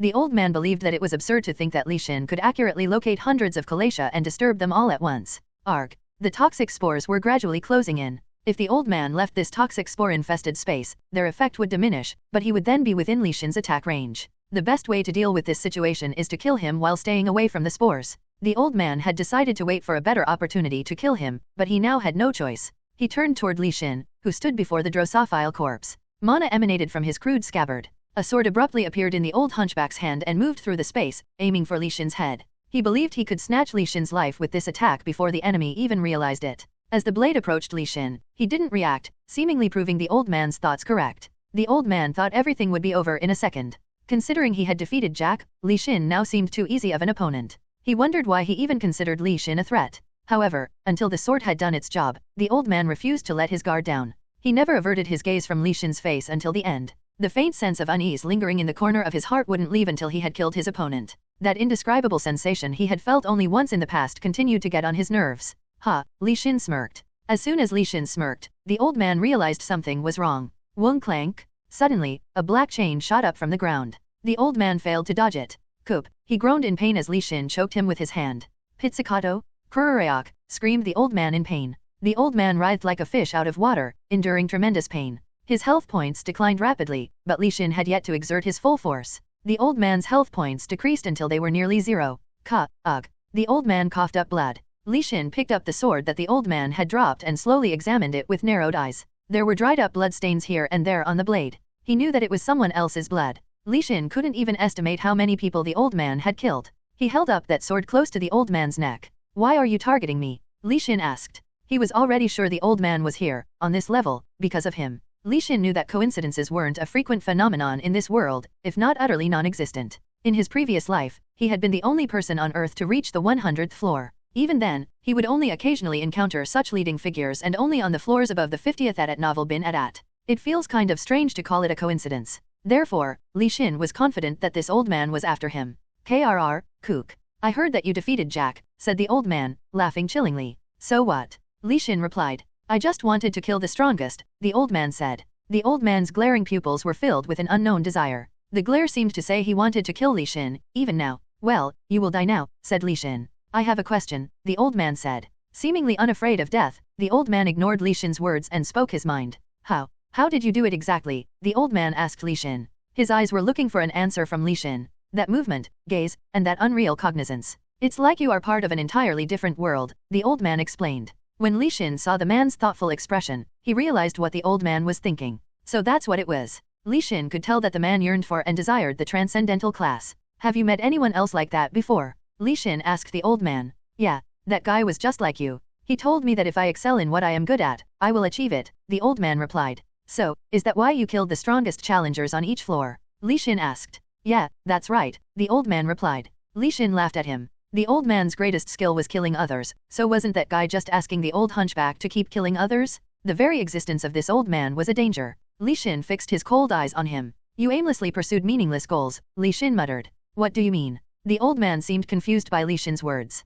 Starting today, your goals will no longer mean anything to you, said Li Xin. Swoosh. The next moment, Li Xin beheaded the old man with his sword, splattering his blood all over the ground. You have taken away Matador's agility. Your agility has increased by 1. Was his name Matador? Li Xin found it strange that he had never heard of the infamous old hunchback's real name. You have killed a challenger. Your strength has increased by 3. Your agility has increased by 5. Your intelligence has increased by 1. Your dominance has increased by 1. Your health points have increased by 700. Your mana points have increased by 300. The increase in his abilities was greater than he had expected, so he burst into laughter. How many challengers' lives had he taken in such a short time for his stats to increase so significantly? Li Xin plunged the bloody sword into the ground and looked into the old man's death. Swoosh! The background rippled, and soon, a village in ruins was revealed. The small village was engulfed in flames, and all its citizens were seemingly dead. Blood, viscera, and corpses were everywhere. In the middle of all this was a half-madman Matador. He was looking at the village entrance, looking at the approaching man. A human. One couldn't tell the difference between him and that man at a glance. Matador held a dagger and charged toward the man in a long black coat. Compared to the future him, this Matador's movements were noticeably inferior, yet still sharp and keen. However, the man easily evaded Matador's attack. He had aimed his dagger at the man, but the weapon failed to even touch him. To be exact, it did not even seem like the man had avoided it. The man had stood still, but the attacks, however, all failed to land on him. Damn it! Die! Just die already! Matador shouted. Matador, relentlessly swinging his dagger, grew exhausted and fell to the ground. There were only 2 emotions in his eyes, astonishment and greed. He wanted to possess this power that had managed to shake his very being. He had failed to defeat the guy, but he felt no despair or fear at the possibility of dying fighting this man. What an intriguing human he is. Is that why you chose this guy? The man's voice was calm and dry. What do you mean, choose? What are you talking about? Just as Matador asked with a puzzled expression, peculiar-looking fluids oozed from Matador, gathering to form a single entity. Did you come to get me? The slime monster asked. Yeah, that's right, the man replied. So, you were the one hunting down the other gods, muttered the slime monster. I'm just trying to capture those who act like gods, answered the man with a chilling smile. Tisk. Do you really think a man like you can kill me? The slime monster laughed at the man. Well, nothing is impossible, the man replied. The slime monster assimilated with the ground as the man unsheathed the sword at his waist. The entire village, which had been burning, transformed into slime and started pulling the man underground. You will disappear within my domain, said the slime monster. How foolish, the man muttered. The man's expression remained unchanged even after half of his body had been pulled underground. He swung his sword downward and hit the ground. Divine realm breaking force. An intangible force spread throughout the space. Almost simultaneously, the slime monster's domain dissipated, reverting the area to its original state. What's going on? My divinity class is. The slime monster started to panic. Ha, you seem flustered, said the man. Then, the man slowly approached the slime monster, standing on the ground pitifully. What did you just do to my divinity class? What have you done? Give it back. It's mine. It belongs to me, shouted the slime monster. Swoosh thud. However, before the slime monster could even finish his words, he was cleaved and collapsed. Anyone watching this scene might find its death pitiful, but the power within the man's swing was beyond one's imagination. Matador looked at the dead slime monster, trembling. It was just a simple slash, yet he felt that he could never replicate such a skill. How did you do that? Teach me too. Matador grabbed the man's leg. The man bent his knees and looked into Matador's eyes. Do what you do best. As long as you keep pursuing it relentlessly, someday you will reach the end of it, said the man calmly. Something I'm good at. Matador started to ponder. Do you want to become like me? Then go mad. Insanity will allow you to achieve this, said the man. The man then looked beyond Matador's shoulder, so Matador also turned his head following that gaze. He saw the corpses littered around, and a sinister smile appeared on his lips. Once again, the background changed. Matador witnessed countless deaths and grew older with time until he faced Li Xin and died. You have witnessed the perfect speck of transcendence. You have awakened the hidden power of the qualification of an adversary. Qualification of an adversary. This is a qualification given to those who can challenge the gods. Hashtag takes a step closer to transcendence class. Hashtag the transcendence class increases if one defeats an opponent with a divinity class of 10 or higher. Hashtag can use divine realm breaking force. Divine realm breaking force. This is a power created by the adversary to resist the power of the gods. Your current transcendence class is too low. Therefore, the power of the divine realm breaking force has been decreased. Hashtag lowers the opponent's divinity class by 5. The divine realm breaking force. Seeing that it could lower others' divinity class, Li Xin found this ability unbelievable. Even at a glance, he could tell that the slime monster was a god at an extraordinary level. Yet, the man completely nullified his divinity class. Li Xin had never witnessed such power, not even in his previous life. If only I had this ability. Could I have inflicted greater damage to the gods I encountered on the 100th floor? As Li Xin reminisced with a regretful expression, he realized that dwelling on the past would change nothing. Biting his lip, he thought of the men Matador had confronted. I thought my skills were growing somewhat quickly. However, looking at that man, Li Xin felt that he was still far from reaching his goal. While he had only come a little closer to the transcendence class, the man had already achieved it. Matador could not perceive any difference between Li Xin and the man with his eyes, but Li Xin was different. Just by witnessing that speck of the past, Li Xin could sense the vast difference between that man and himself. A person who has reached transcendence. Even in his previous life, Li Xin hadn't encountered someone at that level. The man looked human, but was he truly human? Li Xin was curious about that, but all he could do was keep the image of that man in his memory. The next moment, Li Xin turned back and looked behind him. The corpses of the 4 individuals had disappeared. There was no trace of the blood that had once soaked the ground. Also, the bow used by the elf and the robe worn by the Naga were all gone. I need to hurry. After the battle with the old hunchback, Li Xin's mana had decreased by half. The venomous spores that had filled the surroundings gradually dispersed, but he still needed to wait a little longer. Meanwhile, I guess I should cook something with the drosophile. The sound of waves from the coast faintly reached Li Xin through the forest trees. There were 13 days remaining. And before the day was over, Li Xin had to find that location to complete the hidden piece to capture the legendary plant, Mandragora, sleeping in this forest. Li Xin headed straight for the coast. Since he had departed from the outskirts, he wasn't that far away from the coast. The trees blocking the sky gradually disappeared, and before he even realized it, a dark sky appeared. Is it already night?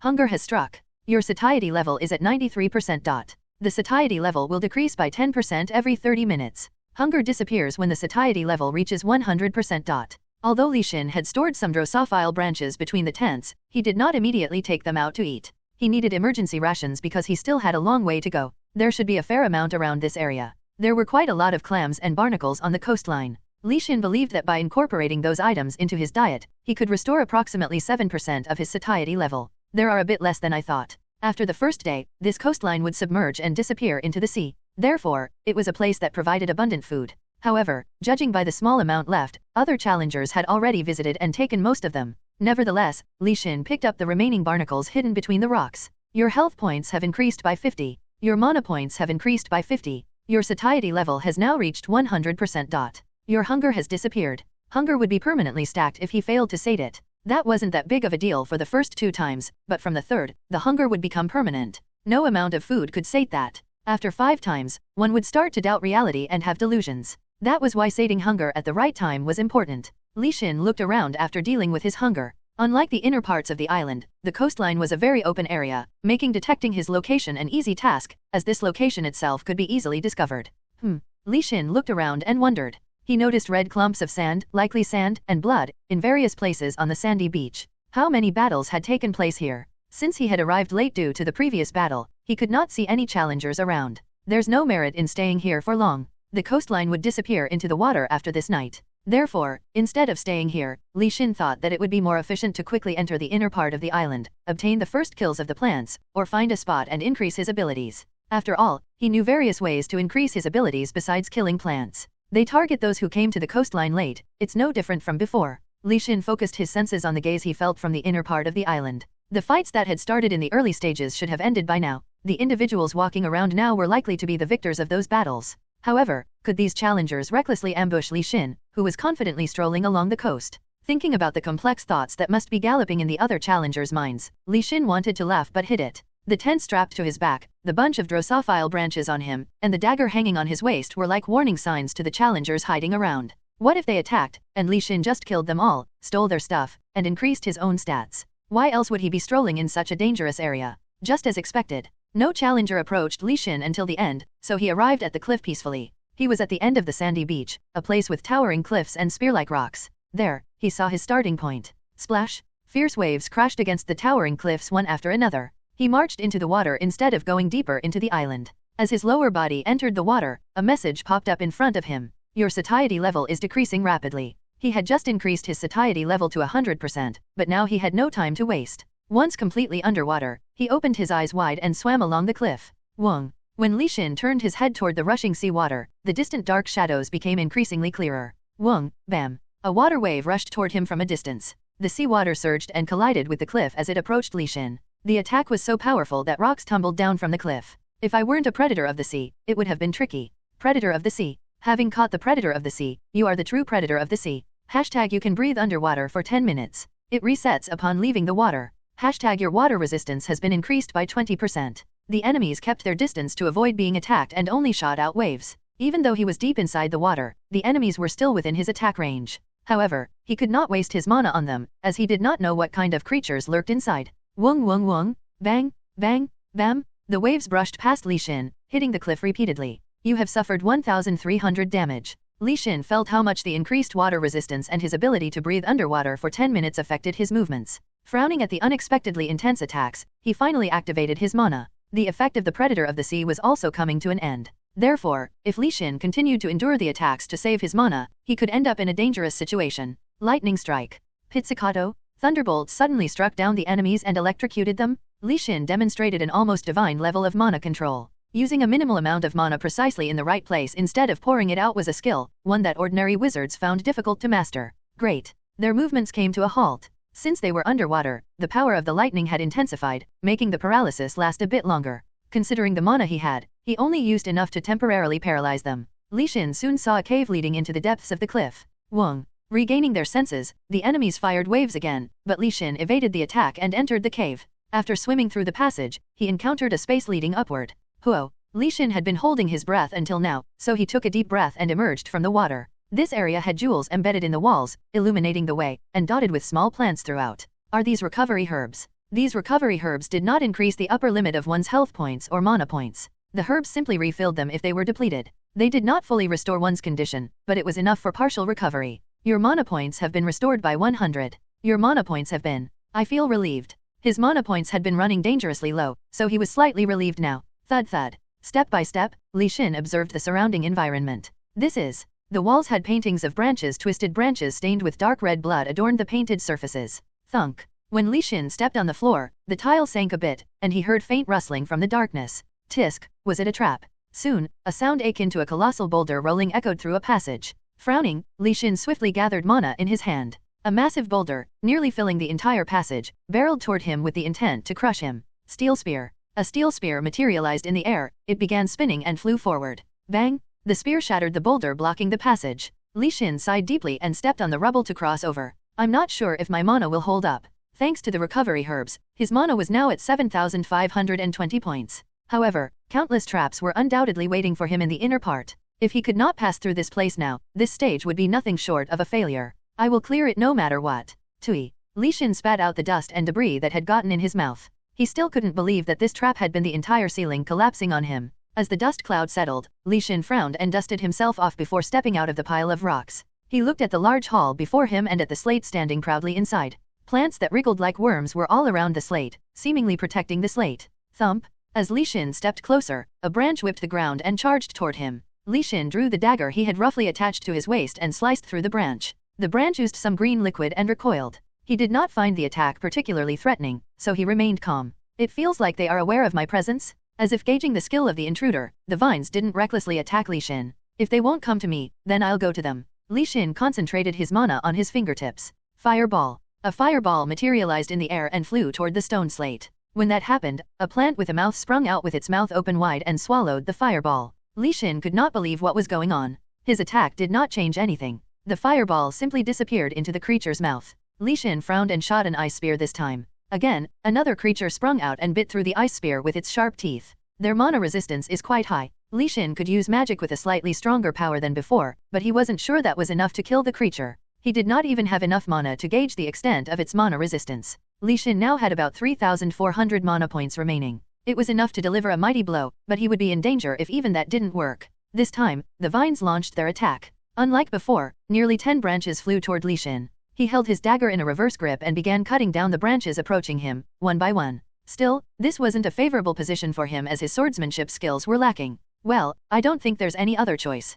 Li Xin's shadow lengthened, and from within it, Worry emerged. Worry's stats have been adjusted. Worry's stats had also decreased to 100 or below. If one were to compare Worry and Li Xin's stats, Li Xin's would be higher, but Worry was an excellent swordsman, much better than his master. Li Xin had to be quick because time was not on his side. He and Worry exchanged a few glances, and Worry received the dagger from Li Xin and rushed toward the stone slate. Swish, swish, swish. Worry's strikes flowed smoothly one after another. He had seemingly grasped the opponent's attack pattern. Still, his shining red eyes continuously examined his enemy's attacks. This is so obvious. Worry laughed at the opponent. Swish, thud. Another thick branch of the plant fell to the ground, writhing. Worry kicked the writhing branch aside and stabbed the heart of the creature surrounding the stone slate. Swoosh, coop, gasped the creature called Evermind. Evermind could control and manipulate various species of plants. After stabbing the creature, Worry received a blow to the ribs from a branch and was pushed back. Well done. Now you may go back inside, Li Xin said with a smile of satisfaction. He then activated his mana, which he didn't have much of after summoning Worry.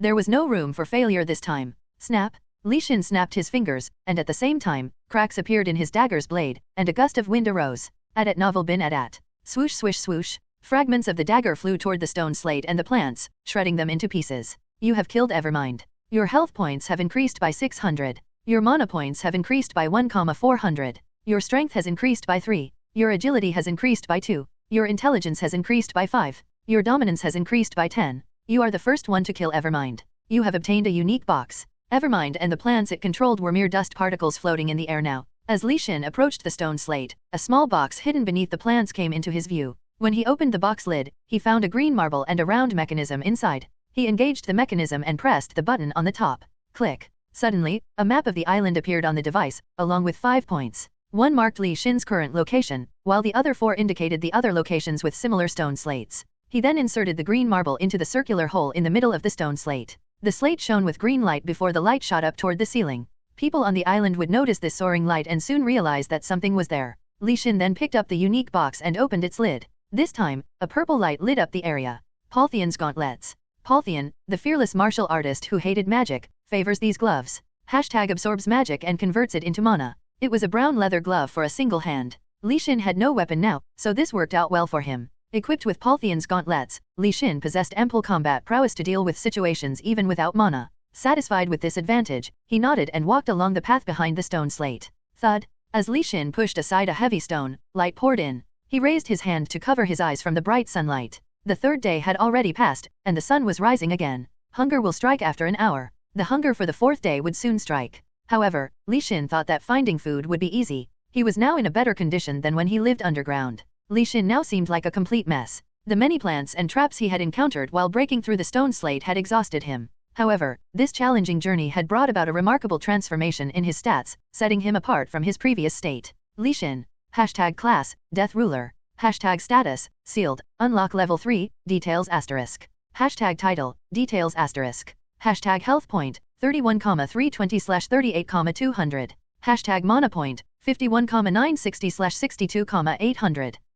#strength, 131. #agility, 125.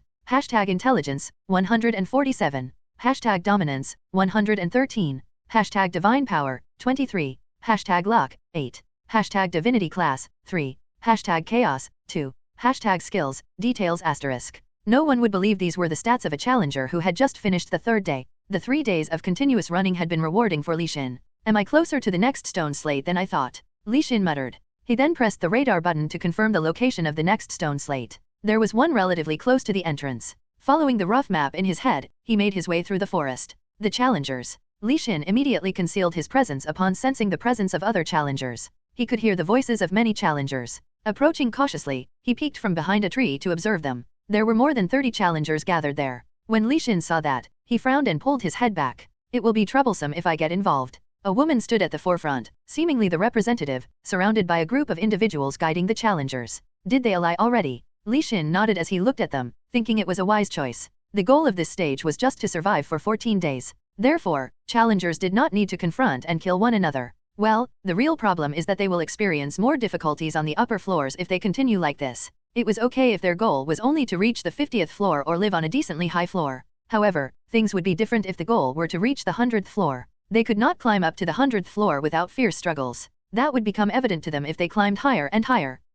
Li Xin was about to avert his gaze from the alliance, but he abruptly narrowed his eyes. He had seen familiar faces there. Why are they there? Among them were Park Hai-wen and Inuokogo. With their skills, they did not need to join such an alliance to survive on the 30th floor. There was a high probability they had been forced to join. The stat reset had made it difficult for the minority to overwhelm the majority. He would have considered helping them if 10 or so days had passed, but it was still only the 4th day. Li Xin felt a slight aversion to facing such a large group. They'll handle it well on their own. Li Xin turned away and went around them, entering the inner part of the island. Crack! He tore off a protruding part of a tree, and sap flowed from there. He brought it close to his mouth and drank it. Li Xin sighed in satisfaction after drinking the sap. Having had no opportunity to replenish his fluids while in the basement, he felt relieved to be able to do so now. He grabbed some surrounding plants, filled his satiety level, and then moved toward the noise coming from deeper inside.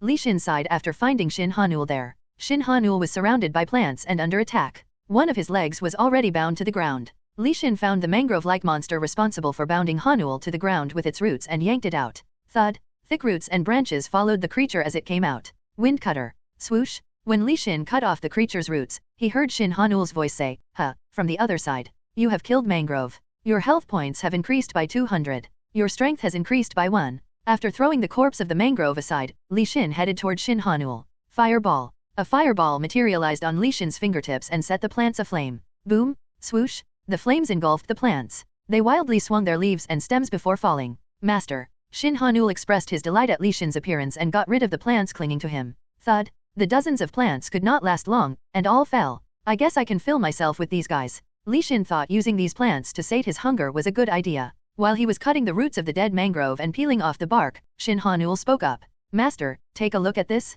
It's a rare box, said Shin Hanul.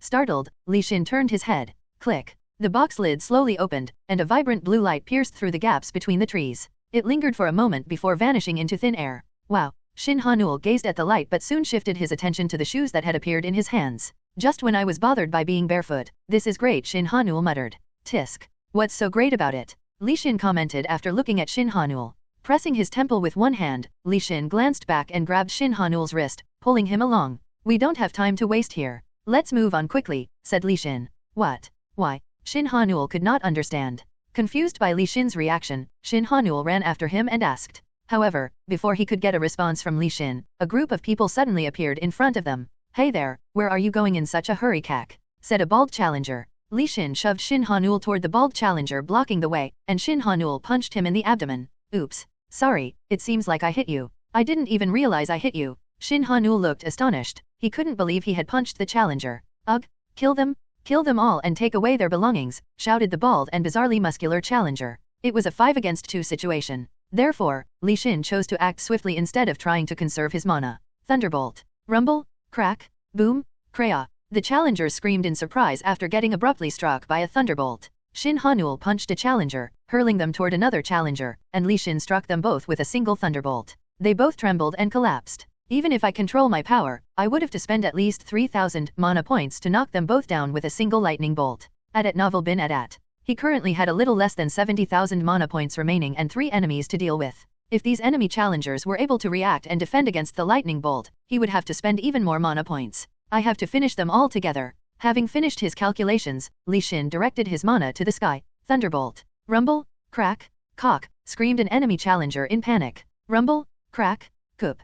Another enemy challenger gasped. Bomb, tisk, do you think I'll fall for the same trick? The challenger, the one Hanul had hit, defended himself from the thunderbolt, and countered it. Tisk. Li Xin clicked his tongue. Just as he was about to use magic again, an arrow flew out from nowhere and lodged itself in the enemy challenger's side. Wung thunk, kraya, screamed the enemy challenger. Seeing this attack, Li Xin's pupils slightly widened. Is this space distortion? The arrow contained deep mysteries of space distortion. The challenger who had reacted to the thunderbolt had failed to evade this arrow. Wung bomb, cock. 2 more arrows flew toward and struck him. He fell to his knees and finally died as the last arrow had pierced his throat. Mr. Li Xin. Natasha ran out of the woods. She was not alone. Master. Park Ju-hyuk shouted. Hanul. Baek Hyuna shouted. Park Ju-hyuk and Baek Hyuna were also with her. Are you all right? Natasha asked. Yeah, thanks, Li Xin replied. Natasha's voice lacked emotion, but Li Xin could feel her sincerity. We need to leave quickly, Natasha said urgently. It's already too late, Li Xin replied.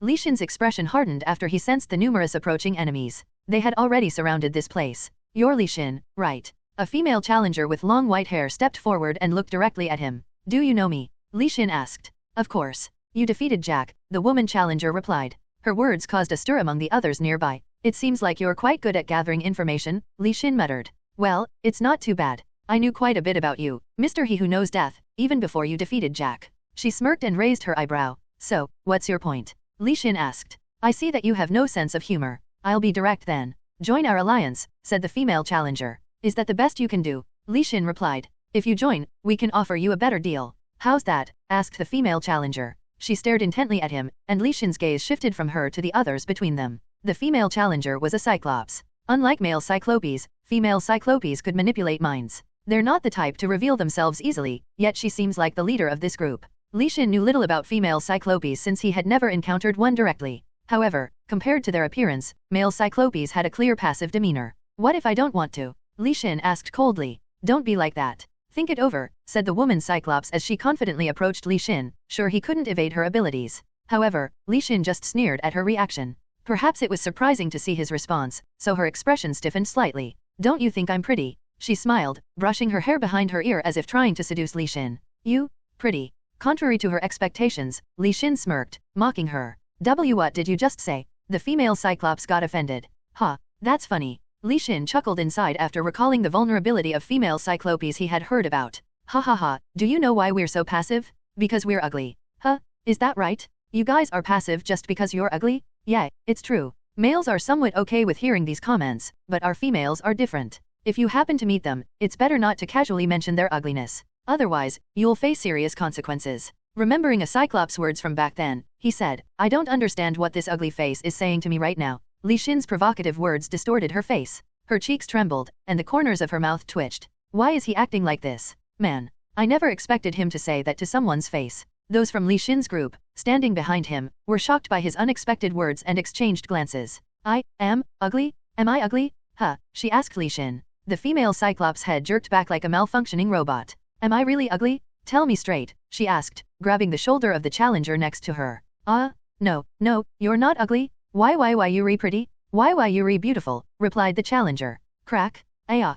With a bone-cracking sound, the challenger screamed and collapsed. She's out of her mind. Li Xin observed her. Even though she was a female cyclops, she was still a cyclops. The stat reset hadn't taken away the skills and abilities unique to cyclopes. Therefore, He could not let his guard down. Prepare for a battle, ordered the female Cyclops. Yes, ma'am. Damn, I knew this would happen, Li Xin muttered. Why did you provoke her then? Shin Hanul looked at Cyclops and shook his head. Although the female Cyclops had seemingly lost her composure, questioning whether she was ugly, it did not last long. She's gradually regaining her composure. She had regained her composure faster than Li Xin expected. After losing her composure, she had wasted a bit of her mana, but that was it. Li Xin was still at a disadvantage. Yeah, everyone here is praising me and saying that I'm pretty, but why do you call me ugly? Her gaze returned to Li Xin. She charged toward Li Xin, but Park Ju-hyuk blocked her way. She grabbed his sword and glared at him. Do you think I'm ugly too? She asked Park Ju-hyuk. Coop. Park Ju-hyuk gasped. Feeling her power through his sword, he groaned. Man, she's so strong. Hunting plants had increased his strength considerably, but it seemed insignificant before her. Park Ju-hyuk could not let his guard down. Wung bang! She lifted her arm holding the sword, abruptly lifting Ju-hyuk in the process and slammed him to the ground. Coop. Park Ju-hyuk gasped. I'm asking you if I'm ugly, shouted the female Cyclops. It seemed like she had lost her mind. She grabbed Ju-hyuk's head, pinned it to the ground, and asked. Yes, you're ugly, you monster, replied Park Ju-hyuk. Bam! Shin Ha-nul had been hiding behind her and tried to launch a surprise punch, but her reaction was lightning fast. Huh? How can she react to this? She had effortlessly and instantly blocked Shin Ha-nul's powerful mana-filled attack. Did you say that I'm ugly? The muscles on her face twisted and contorted as if they were damaged. Her unfocused pupils stared directly at Shin Ha-nul. Just die. Her mouth opened wide, now as wide as Shin Ha-nul's head. Rumble? Ba-ba-bam? However, a golden flash poured from the sky and engulfed the Cyclops. Coop. The female Cyclops gasped. Shin Ha-nul barely managed to escape and groaned. Her wide-open mouth would haunt his dreams forever. I almost died for real. When he looked at her dilated pupils, he felt a genuine sense of fear and death. It was now etched in his mind. Crack. Shin Ha-nul clenched his teeth and stepped back. He then stared at her. Pizzicato? Hot smoke floated up from all over her. Even though she had been struck directly by Li Xin's thunderbolt, she still stood tall, refusing to give in. I didn't expect her to stop that attack. Li Xin clicked his tongue. Male Cyclopes had superior physical abilities, but it was different for females. They did not have the same physical strength as the males. However, they could reduce the power of magic. Actually, our females can be even more dangerous. While we recklessly rely on our physical abilities, they have exceptional resistance to magic and still try to avoid getting hit by spells. Li Xin watched her gasping for breath with interest. Only about half of my power landed, but it definitely hit her. Recalling what the Cyclops had said to him, he had paid attention to his first attack, and although it hadn't landed perfectly, this wasn't a bad situation. She soon regained her composure and looked at Li Xin with fiery eyes. You are arrogant, human, the female Cyclops muttered. You're holding up well, Li Xin replied. Kill him, everyone. If you kill Li Xin, your accomplishment on this stage will be greater than anyone else's, shouted the female Cyclops. The atmosphere among the challengers changed with her shout. In the tower, achievement meant power and ability. She's surprisingly composed, isn't she?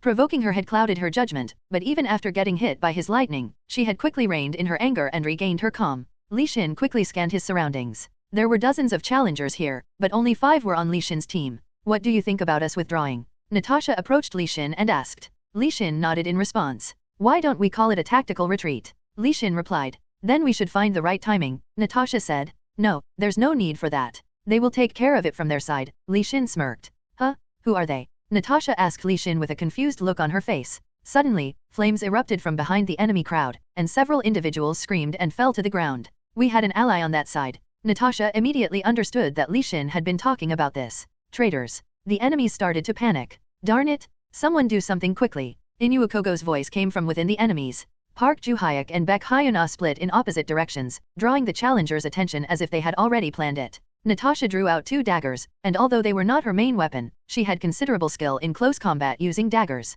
I think it will be better for us to spread out, Li Xin said, looking at Natasha. Understood, Natasha replied. Natasha grasped his intention and started moving. Staying in one place together would make them an easy target. Therefore, they had no choice but to deal with the enemies individually, using the forest terrain and the abundant vegetation around them to their advantage. You, come with me, Li Xin said, looking at Shin Ha-nul. Yes, sir. Shin Ha-nul replied with excitement. Li Xin believed the others could manage this situation well alone, but he did not think this way for Shin Ha-nul. Do you think things will go as you wish? The female Cyclops smirked at Li Xin. Contrary to Li Xin and the group's expectations, the enemy challengers didn't go after Park Ju-hyuk and Baek Hyuna, most still stood in place. In the end, it's game over once we capture the leader, said the female Cyclops. Li Xin, with a determined expression, dashed toward the back. Everyone, go after him, shouted the female Cyclops. She hadn't expected that Li Xin would flee alone. Flustered, she followed him with a bewildered expression. Master. Shin Hanul also found Li Shin's fleeing behavior very strange. Listen carefully. When I give you the signal, slip to the side and keep running. Then join the others, said Li Shin. But what about you, Master? Shin Hanul asked. I'll be fine, so just follow what I say, said Li Shin. Li Shin repeated his instruction before taking out the radar. Click. Beep beep beep beep. According to the screen, he was getting closer to the next slate. Now, Li Shin shouted. Shin Hanul ran off to the side without even looking back. Only 2 of you go after him? The rest need to continue chasing Li Shin, said the female Cyclops. Li Shin and Shin Hanul splitting up boosted her confidence in the assumption that Li Shin felt that he couldn't fight against the alliance. I can see that you're trying to reduce the numbers as much as possible, but it's all useless. However, contrary to her thoughts, a smile crept across Li Shin's face. We're almost there. Li Shin arrived at Loridula Forest, where the average tree height was dozens of meters. Besides, their branches and leaves spread in all directions, covering the forest and blocking all sunlight. Before entering the forest, Li Shin had turned around and smirked at the female Cyclops as if to say, "Can you follow me here? Haha, do you think I am afraid of this?" Li Shin's smirk made her expression harden, and she led the Alliance challengers into the forest. The muddy ground, humid air, and eerie atmosphere made Loridula Forest a place that challengers wanted to avoid entering. Not only was the forest quite large, making it easy to get lost here, but it was also perilous. Thinking it would be fine to enter such an area because they are a big group is surely a mistake. Running while looking at the radar, Li Shin suddenly stomped the ground and jumped backward. Wong crack! A thick black branch descended from the sky, shattered a boulder on the ground, and flew up again. Swoosh bang! The branch darted toward Li Shin and failed again. They are faster than I expected. Li Shin felt like a doll inside a claw machine. He looked up to see what was above him. However, he couldn't see anything, as the large leaves and branches had made this the kingdom of darkness. I can't even imagine how many Loridulas are up there. Li Shin did not need to expand his mana to learn their number, as capturing them wasn't his goal. He's over there. Go after him. Then, the challengers of the alliance rushed toward Li Shin. When Li Shin noticed them, he quickly turned back and began running. Darn it, he's running away again. What if I use my magic to arc? A branch descended from a tree, caught the challengers who tried to cast a spell, and lifted him upward. Krya. The agonized scream of that challenger echoed through the air seconds later. Be careful of the branches everyone, the female Cyclops tried to warn the alliance members. Wong thud. The corpse of the challenger had fallen in front of her, startling her. The corpse looked all dried up and twisted, as if something had drained him of all his liquids. Looking at that bizarre sight, she gritted her teeth and glared at Li Shin with a frown. When she looked up again, another branch descended from the sky. Wong, bomb! As the female Cyclops swung her fist at the branch, it twisted and disappeared as if being sucked back up. Chase him. Right now, she shouted to her people. Her keen eyes were fixed on Li Shin, who was growing distant. Li Shin evaded the Loridula's attacks while moving further inward. He sensed that the number of Loridulas increased as he went deeper. Avoiding them was becoming increasingly difficult even for him. Well, I have a way to avoid them. Li Shin immediately took out the tent and spread it on the ground. Wong bang, bang, bang, the branches descended from above. However, none of the branches came close to the tent. After confirming its effectiveness, Li Shin entered the tent, and the attacks from the Loridulas ceased. Kreia, Arg, help me, no, stop, someone, please save me. The enemy challenger's screams gradually subsided. However, a scream was getting closer to him. The female Cyclops approached Li Shin, now looking disheveled, knocking away Loridula's branches. Li Shin, she cried out. Why are you calling me? Li Shin replied calmly. Annoyed by Li Shin's relaxed appearance, she grabbed a rock from the ground and threw it at him. Bang! However, the rock hit the shield and became rubble. Behind her, 13 challengers also appeared. Man, quite a lot of them survived. Although these challengers did not look great, the fact that they had survived until now in Loridula Forest indicated that they had considerable skill. Kill him right now? No, wait, bring that bastard to me, ordered the female Cyclops. Li Shin noticed that her anger augmented her strength and mind manipulation skills. Her mana also seems more intense. Her mana flow had also become stronger, and he could clearly sense her anger increasing. I will definitely kill you. The female Cyclops glared at Li Shin. Do it if you can, Li Shin mocked her. The branches of Loridulas, in the meanwhile, hadn't stopped slamming down relentlessly. Wong, bang, bang, bang, bang, bang. The incessant attack of the branches was becoming a pain. The challengers trying to protect the female Cyclops frowned in surprise. They had endured great hardships to come this far, but this place was even more violent. Krya. The challengers' screams came one after another. The adhesive force of the sticky branches was so strong that even the slightest contact with them was enough for them to pull the challengers up. Damn it! Why are there so many of them? The female Cyclops felt frustrated. However, the enemy forces were not to be underestimated. As the resistance of their prey grew stronger, the frequency of Loridula's attacks began to decrease. The female Cyclops soon pulled in a branch that had descended. Huea! She shouted and yanked the branch down with force. The veins in her forehead popped up, and the muscles in her right arm swelled as if they were about to burst. She had yanked the branch with so much force that she brought the creature to the ground. Damn, how strong is she? At novel bin at. The lorry doulas embedded themselves in the trees. Also, they held on to each other, not letting go, to support each other. However, the female Cyclops still managed to yank one down. Thinking about this, Li Xin clicked his tongue, slowly left his tent, folded it, and placed it on his back. You seem quite exhausted, so why don't you stop? Contrary to his thoughts, Li Xin mocked her again. The female Cyclops furrowed her eyebrows and tore off the branch of the fallen lorry doula with both hands, then chewed on it with her teeth. You're the first human to make me this angry, she said, glaring at Li Xin. Now, the enemy side only had 7 challengers left, apart from the female Cyclops. They had dealt with most of the lorry doulas here, so their stats had increased significantly, but they had also lost a good chunk of their health and mana points. So, the situation could have been more favorable for them. And the same was true for Li Xin. Ugh, I tried to conserve my mana as much as possible to activate the slate, but Li Xin also had to deal with the lorry doulas, and he still had to face 8 enemy challengers before going to the slate. The female Cyclops' abilities were much greater than he had anticipated. While he was considering whether to scout the nearby area before heading to the slate, he heard some other challengers approaching. Who could they be? Ko? A fierce roar echoed as someone darted toward Li Xin. A challenger soon revealed himself through the bushes. He was massive, covered in blue fur, and had sharp claws.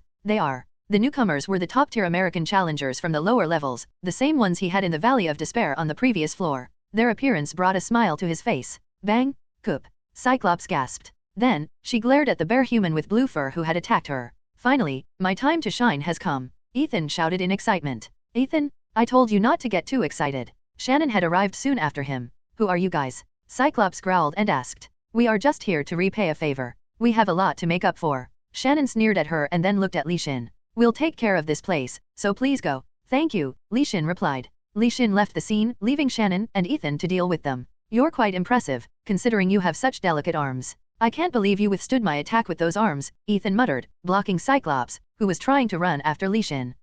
Your words are meaningless. If you choose to help Li Xin, I'll have no choice but to kill you all, the Cyclops replied. I don't have any intention of intimidating a fragile woman. So why don't you quietly step aside? Ethan said. Do I look fragile to you? The Cyclops asked Ethan. You look fragile on the outside, but internally, I don't think so. You're charming, Ethan replied. The female Cyclops trembled slightly at Ethan's unexpected words.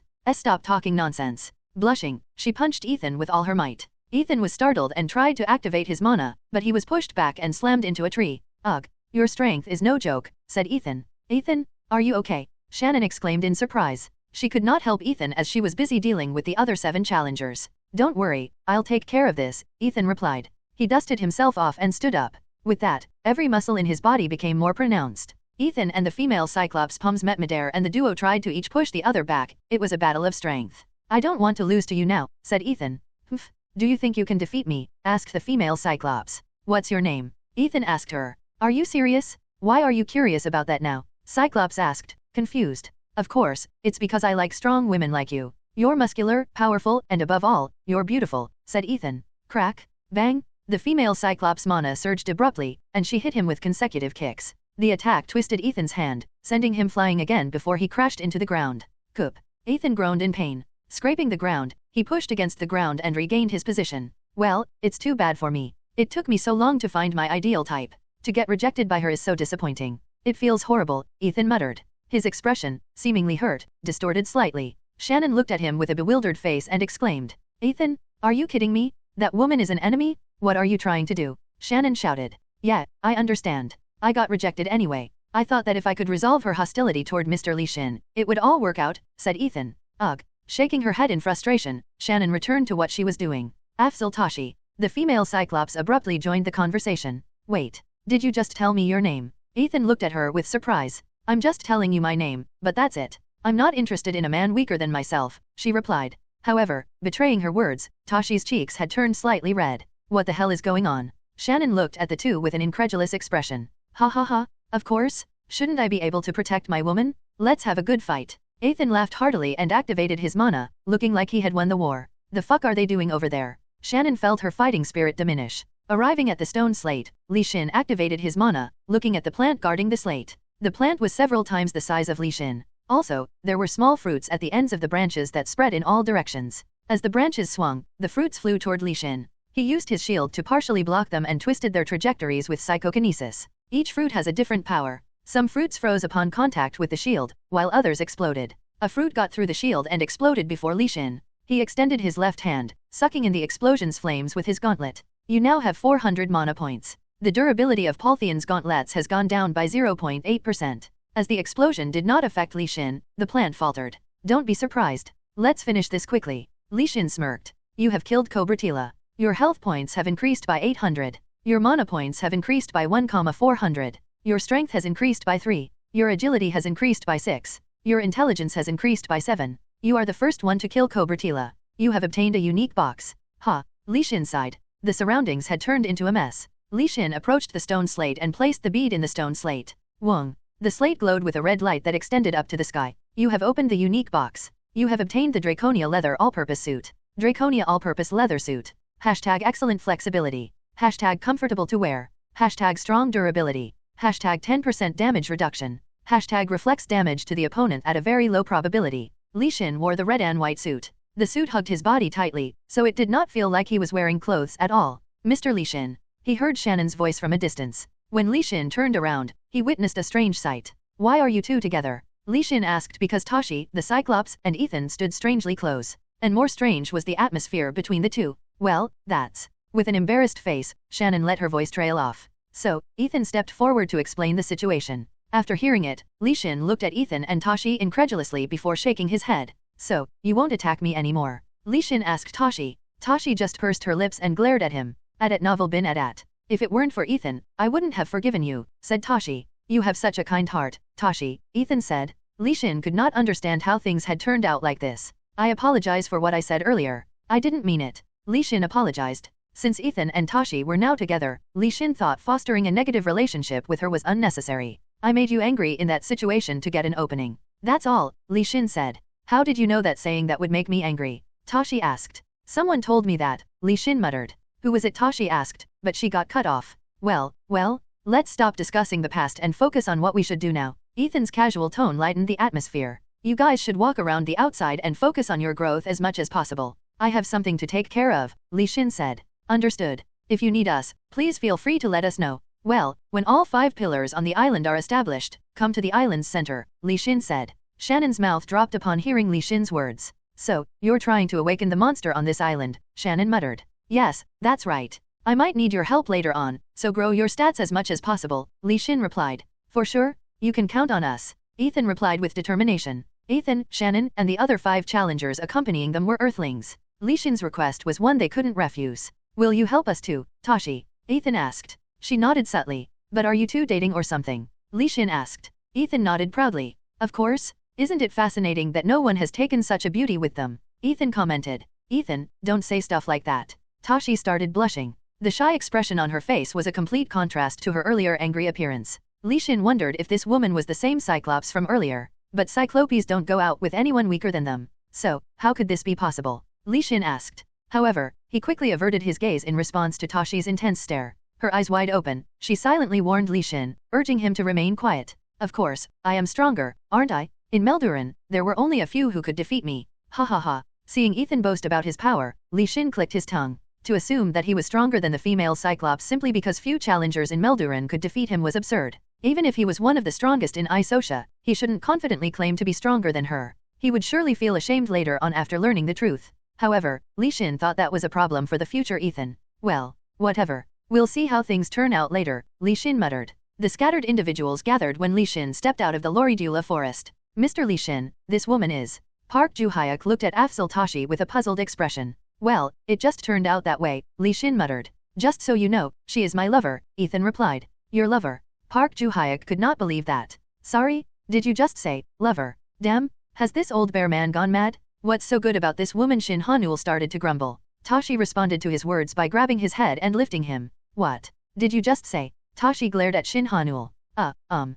No, I mean, Shin Hanul started to panic. Honey, stop it. He's just joking around, don't listen to him, my lovely dear. Ethan tried to calm her down. As Ethan hurriedly tried to calm her down, she tossed Shin Hanul aside as if throwing a sack of potatoes and smiled brightly. I understand, honey, Tashi replied. When did they start changing endearments? A frown unwittingly appeared on Li Xin's face, so he quickly turned away from them. Hunger will strike. Satiety level is at 100%. Satiety level decreases by 13% every 30 minutes. Hunger disappears once the satiety level reaches 100%. The messages appeared simultaneously before everyone, so everyone stared at the empty space before them for a while. Hunger hasn't accumulated for anyone, right? Li Xin asked, looking at the challengers. Most people nodded in response, but only Shin Hanul looked nervous. He then rubbed his stomach. My hunger got stacked twice, Shin Hanul replied. Li Xin and the others looked at Shin Hanul with surprised faces. What have you been doing without filling your satiety until now? Li Xin shouted at Shin Hanul. Well, I went looking for more useful items first, so I was late, Shin Hanul muttered.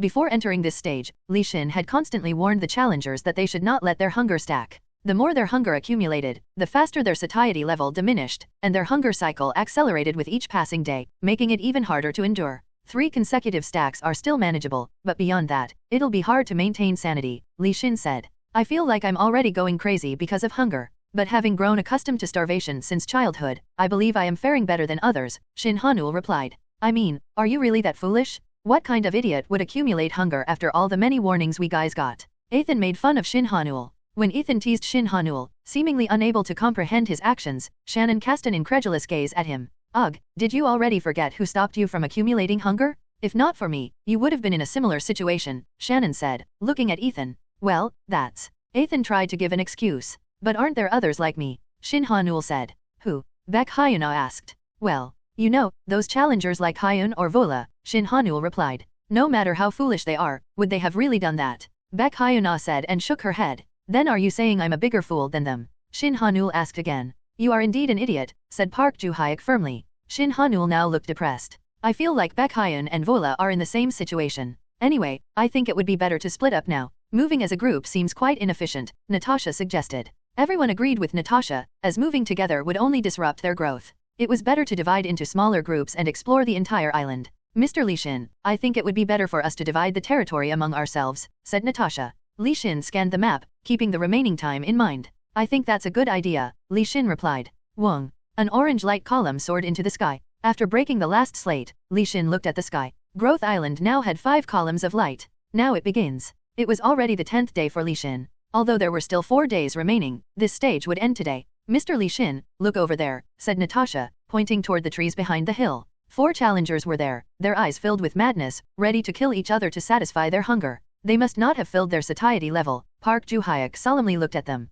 One man severed his opponent's arm and began to chew on it. You. Shannon covered her mouth, gagging at the disgusting sight. I'm so scared, honey, Tashi said with a scared voice. Don't worry, honey. You will never become like that. Ethan reassured her. I feel so reassured because of you, honey, said Tashi. When Tashi buried her face in Ethan's chest and leaned against him, Baek Hyun and Shannon's expressions stiffened, and they looked away, disgusted. Wait here, everyone, Li Xin said. Leaving them behind, he left for the island's center, where a massive abyss existed. Now that all the slates had been activated, the true owner of this island would reveal themselves. Kugugugugugugu. Vibrations that shook the entire island came from the abyss. Crack, thump, bayam. The violent tremors that shook the ground and the sound of walls crashing kept Li Xin on high alert.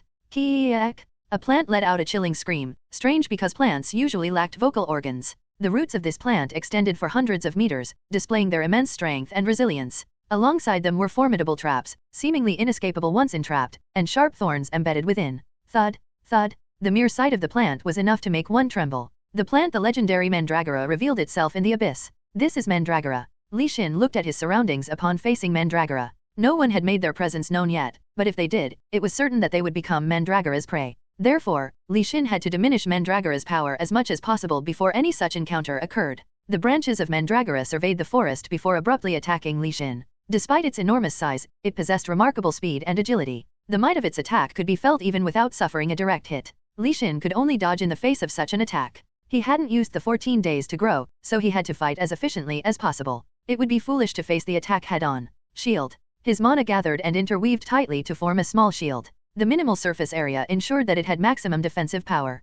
It also decreased the total frictional force to prevent the full impact from penetrating and twisting the branch's trajectory. Bomb! Grrgrgrgrgrg. As the branch scraped the ground and flew forward, Li Xin could not do anything but click his tongue. Tisk, even though I've raised my stats so much, this is still insufficient. Even though the branch had only grazed the shield, it had gotten graded. If the shield had absorbed the attack head-on, the branch would have pierced through, causing severe harm to him. Seeing the branch swing again, Li Xin used his magic first. Stone hammer. A stone hammer broke out from the ground and struck the tip of the branch. Flare burn. A burst of flames followed the hammer. The hammer had peeled a bit of the branch's skin, and the fire used that as an opening to flay the entire bark off. The branch, writhing in pain, struck the ground around it. Thud, thud, thud, thud, thud. That broke the ground, creating rock pieces of all sizes. Li Xin wanted to take advantage of this great opportunity. He gathered the debris and swung again. Stone dagger. The rock pieces floated in the air before turning into sharp blades and flew toward Mandragora. Although the fragments could not penetrate its tough skin, it did not matter.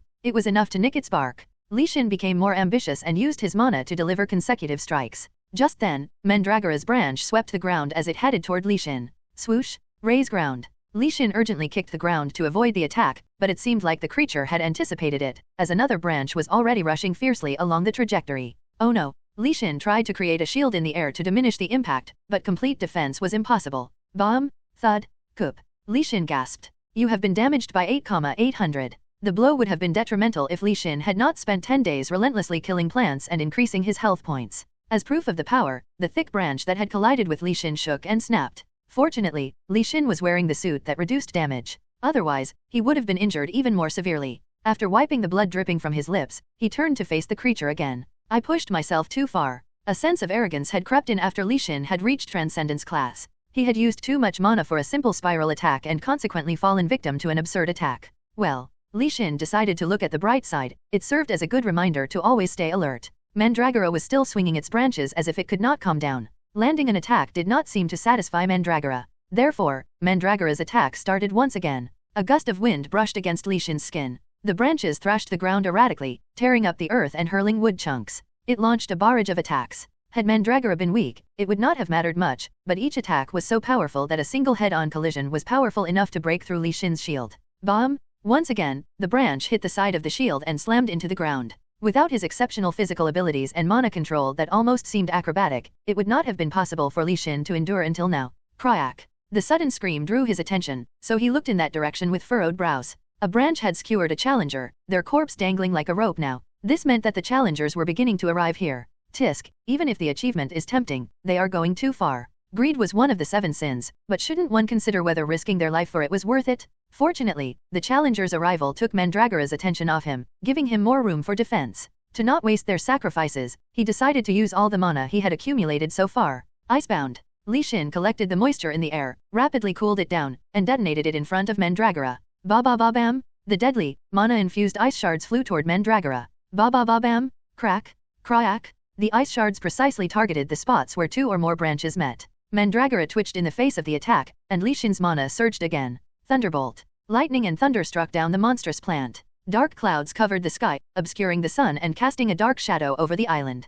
Only the lightning flashes illuminated Mandragora, turning it into the tragic protagonist on the stage. Rumble rumble, crack. The thunderbolt struck its target precisely, stealing from the wildly thrashing branches their lives. The branches fell one after another. Only then did Mandragora seem to feel a sense of urgency. The tips of its branches began to rotate in a spiral, intercepting the thunderbolt. Pizzicato. The electrical currents from the lightning spread through the dozens of entangled branches, but Mandragora spread the branches, buried them in the ground, and neutralized the electricity. Is it an instinctive movement? Mandragora knew how to counter the thunderbolt magic. However, considering Mandragora's intelligence, instinct likely triggered its defensive mechanism rather than rational behavior. After silently observing Mandragora's movements, he turned to look at the other side. A massive, bright red fireball came through the lightning bolts and struck Mandragora, creating an enormous heat wave. Swoosh! The flame spread instantly along the branches. However, Mandragora's bark oozed moisture to stop the fire from prospering.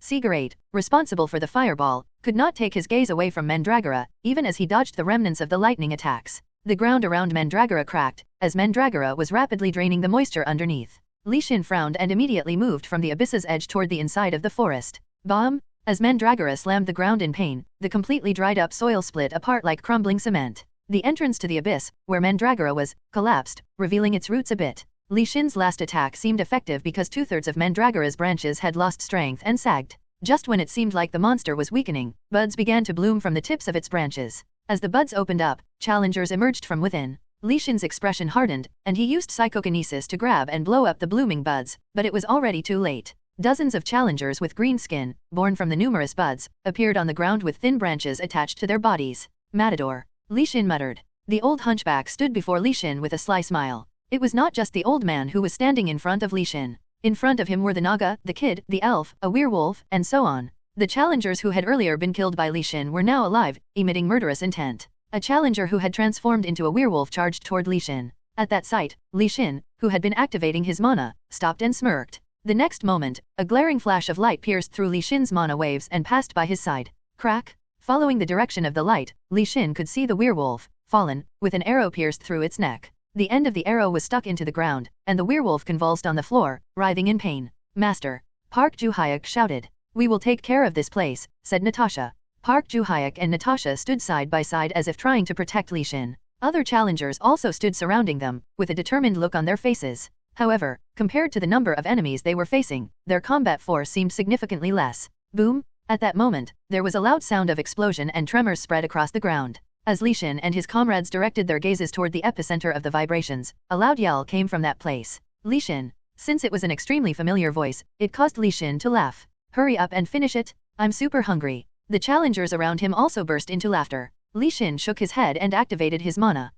I guess Mr. Vola is still the same. However, Li Xin quickly realized that Vola was not in a good condition. That idiot. He accumulated hunger. Clicking his tongue, Li Xin sharpened his senses. Mana started to swirl in all directions and the heat in the surrounding atmosphere intensified. While the battle between challengers and Mandragora's creations raged on fiercely, Li Xin received a long iron bar from Tashi. Where are you going to use this? Tashi asked Li Xin. However, Li Xin did not immediately answer. It was not that he did not understand the underlying question. Why would a wizard ask for an iron bar? Li Xin thought that if she saw it with her own eyes, it would be easier for her to comprehend than if he were to explain with words. Thus, he simply infused mana into the iron bar he was holding. Well, since I don't have enough mana, I have no other choice. The traditional steel-based magic was vastly different from elemental magic in terms of difficulty and the amount of mana consumption, because steel-based magic required one to materialize matter. However, if there was a medium, it became much easier to evoke. The iron bar that Li Xin received was old and rusty. If it were to collide with Mandragora's branches even once, it would break.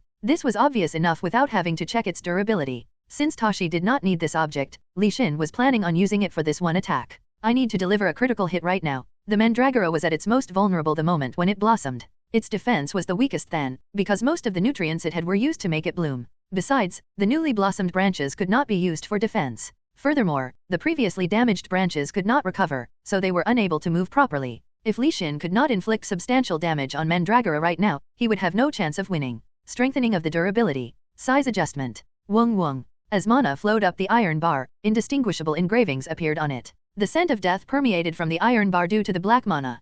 Piercing enhancement. Rotation acceleration. Mana rotated rapidly, making the surrounding wine to swirl and scatter. Die. Li Xin pulled back the iron bar, now a spear plated with steel, in his hand, then thrust it forward with all his strength. Swoosh! The spear cut through the air with a sharp sound, and it accurately hit Mandragora's body. Kiike!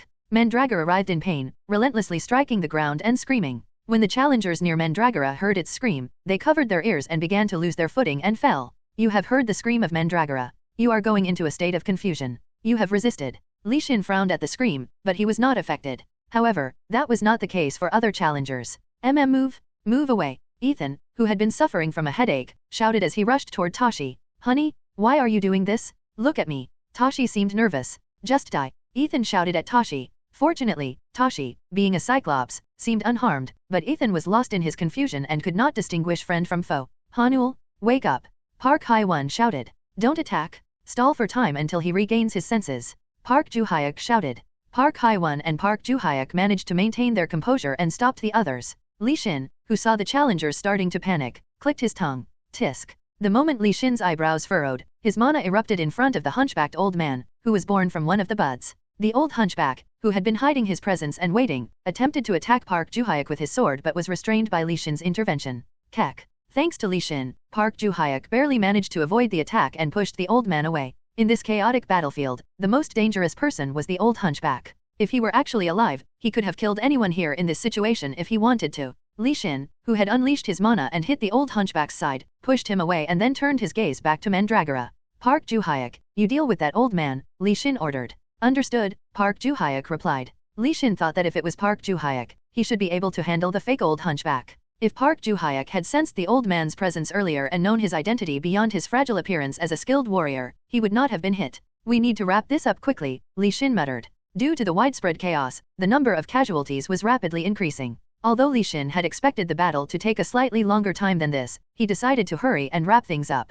At that moment, the surrounding air heated up rapidly. Li Xin looked up at the sky. Above Mandragora, there was a bright red flame that was gradually growing larger. Is that the red flame? There was only one person who could use flame magic of such power. It had to be Cigarette. His flames began to fall from the sky. Just like before, numerous twisted branches extended upward and clashed with the red flame. Bomb! The flames charred the branches black, but they could not penetrate Mandragora's defense. The twisted branches turned into ash and fell limp. Ha ha ha, is that all you've got? Let me show you. Vula laughed at Cigarette. Realizing that Cigarette's magic was ineffective on Mandragora, Vula, who was in an armor all bloodied, infused his mana into his sword. Wave-cutting sword. Swoosh! A fierce wave of mana poured toward Mandragora. Ba-ba-bam! However, just like before, the challengers born from the bud appeared and tried to block the wave-cutting sword. Although the fakes gathered their strength, it was utterly insufficient. The fakes were swept away by the force of the wave-cutting sword and fell into an abyss, while Mandragora's branches became tattered. Ha! Ha! Vula was out of breath. Vula had used all his strength in that blow. He was at his limit. Hey, get your act together and help me. Why are you wasting your strength on him when the master will be the one to kill him anyway? Baek Hyun, who had been dealing with the challengers all alone, shouted. Got it. Vula replied. Vula turned away with an annoyed expression because it felt like he had been scolded. He bit his lips. It felt like he had not been of much help in defeating Mandragora, but Li Xin did not think that way. His momentum has weakened rapidly. It was natural for Mandragora to be in a weakened state since it had been struck by the blows of Cigarette and Vula at its most vulnerable state. Besides, it had been struck by Li Xin as well. Even you won't be able to react properly now. Li Xin smirked and his mana soared up into the sky. Did that creature also realize how dangerous this situation was? The challengers who came out of the flower bud hurriedly rushed back into it. It's too late, Li Xin muttered. Punishment. At the center of the chaotic growth island, a black spear of thunderbolt appeared. The confusion and fear of all those who were hiding themselves all over the island were all converted into the power of the thunderbolt. Bomb! Keek! There was a loud sound of thunder that was enough to deafen the challengers. At the same time, the scream of Mandragora sent people into confusion. Li Xin poured all the mana he had remaining into his final blow. Li Xin gasped for breath and stared sharply at the collapsing body of Mandragora. The entire island began to shake. The plants that had been everywhere quickly withered and died. You have cleared the 30th floor. Your achievements will be recorded. Amazing achievement? Many gods are. Take me to the next floor, Li Xin said. You are moving to the 31st floor. Li Xin arrived on the 31st floor. This place was far away from the city center. Near the foot of the mountains, a muscular man was chopping wood in a small log cabin. Who are you guys? The man tightened his grip on the large axe he was holding, wary of the sudden intruders. We came here to find Agatha, Li Xin replied. Despite the man's reaction, Li Xin spoke bluntly. As soon as the man heard the name Agatha, he swung the axe ferociously. Bam! A shield appeared in the air and blocked the axe, causing a piercing sound and sending a wave of tremors outward. His axe could not penetrate the shield, and the man, surprised and bewildered, stepped back. Get out of here, the man shouted. It was the first time that his axe had been so thoroughly blocked. He could not believe that such a thin barrier could stop his axe, which could cut down thick trees in one go. I won't let you take Agatha, the man shouted. The man, who leaped as high as Li Xin's height, swung down his axe. Steel plate shield. However, once again, the axe, unable to penetrate Li Xin's shield, could not withstand the impact and the handle broke off and flew outward. Thud. The axe was so heavy that the spot on the ground where the axe had fallen sank in. You can't take Agatha with you, the man shouted. This time, the man rushed toward Li Xin with his bare body. Tisk, stop it and get out of the way. Vola drew his sword. Wave-cutting sword. Waves of mana poured over the man. Kraa, the man screamed in pain as he was pushed back, but he did not fall. How can he endure this with his bare body? Vola muttered. Although Vola did not unleash his full strength, his pride was wounded by the fact that the man withstood his attack with his bare body. As Vola gritted his teeth and attempted to step forward again, a girl came out from inside the log cabin and blocked his way. Stop it, the girl shouted. Why are you acting like this all of a sudden? Startled by her reaction, Vola waved his hands. Well, TT, that's because. Vola muttered. We came to find you. It was your brother's request, Li Xin explained calmly. My brother? The girl asked, with a surprised look on her face. Yeah, your brother? Do you know how much I suffered trying to find you on behalf of your brother? Alice said. But my brother is dead, Agatha replied, tilting her head. What did you say? That bastard? He lied to you, saying Jack was dead when he's perfectly alive. That son of a bitch. Li Xin shook his head and then lowered himself to his knees to look Agatha in the eye. Listen carefully, your brother is alive. Jack thought you were dead and lived as a slave under Pensar, Li Xin explained. Don't lie to me like that, Agatha shouted. It's not a lie. Here, I have a video of Jack, Li Xin said. Then, Li Xin took out a projector from his pocket and showed it to her. This is, Agatha muttered. Jack appeared on the projector and started recounting their memories together, one by one. Drip, drip, drip. Agatha's tears fell to the ground. Alice approached her and comforted her. Agatha, can you tell us how you've been living until now? Who is this person, and why are you here? Li Xin asked her. Sniff. Is this really true? Agatha asked. Agatha trembled as if she could not believe it. The gigantic man, who had been protecting her, stood right behind her with a bewildered expression. Alice, Li Xin called out. I got it, Alice replied. Alice immediately turned on the automatic camera and took a picture of Agatha. Then she uploaded it to the community immediately. The community was a resource that was not given to residents who were born and raised in the tower. That was why Agatha could not use the community and they had to go through the trouble of preparing the projector. However, there were challengers around Jack, so all they had to do was pass the message to Jack through those he trusted. It's all done, said Alice. The next moment, Alice uploaded Agatha's picture to the community. But who is this person? He doesn't seem like an ordinary person. Alice asked, looking at the gigantic man. Agatha, who was sniffing, looked at the gigantic man behind her. He's like my brother, hired by Mr. Penzer to protect me. He's so kind and treats me kindly, said Agatha. So, is he a trustworthy person? Alice asked. Yes, of course. Agatha replied. What's your relationship with Penzer? Are you an informant under him? Alice asked. No, I'm not a bad person. The gigantic man shook his head and replied to Alice's question. Is he telling the truth? Li Xin asked. Yes. It seems like he has no connection to Penzer, Alice replied. Alice used her unique ability, Eyes of the Wise Man, to confirm, and it was clear that his words were true. In that case, Penzer must have placed him here just for protection. Li Xin muttered. The next moment, Li Xin approached the gigantic man, who was standing still. What's your name? Li Xin asked. It's Dick, the gigantic man replied. I gave him that name? I named him after seeing him shatter rocks with his bare hands when we first met, Agatha explained. Looking at the large body size, an appearance not significantly different from a human, as well as his powerful strength and resilience, only two races came to Li Xin's mind. He's either a giant or Cyclops. However, he was too small to be a giant and had no eyes on his forehead to be a Cyclops. Li Xin observed him more closely, stroking his chin, and spoke again. Do you remember anything from when you were young? Li Xin asked. No. When I was young, Penzer rescued me, and he told me to protect Agatha, the gigantic man replied. Alice, come here, said Li Xin. Huh? Why? Alice replied. Li Xin called Alice and pointed at Dick. At Novel bin at.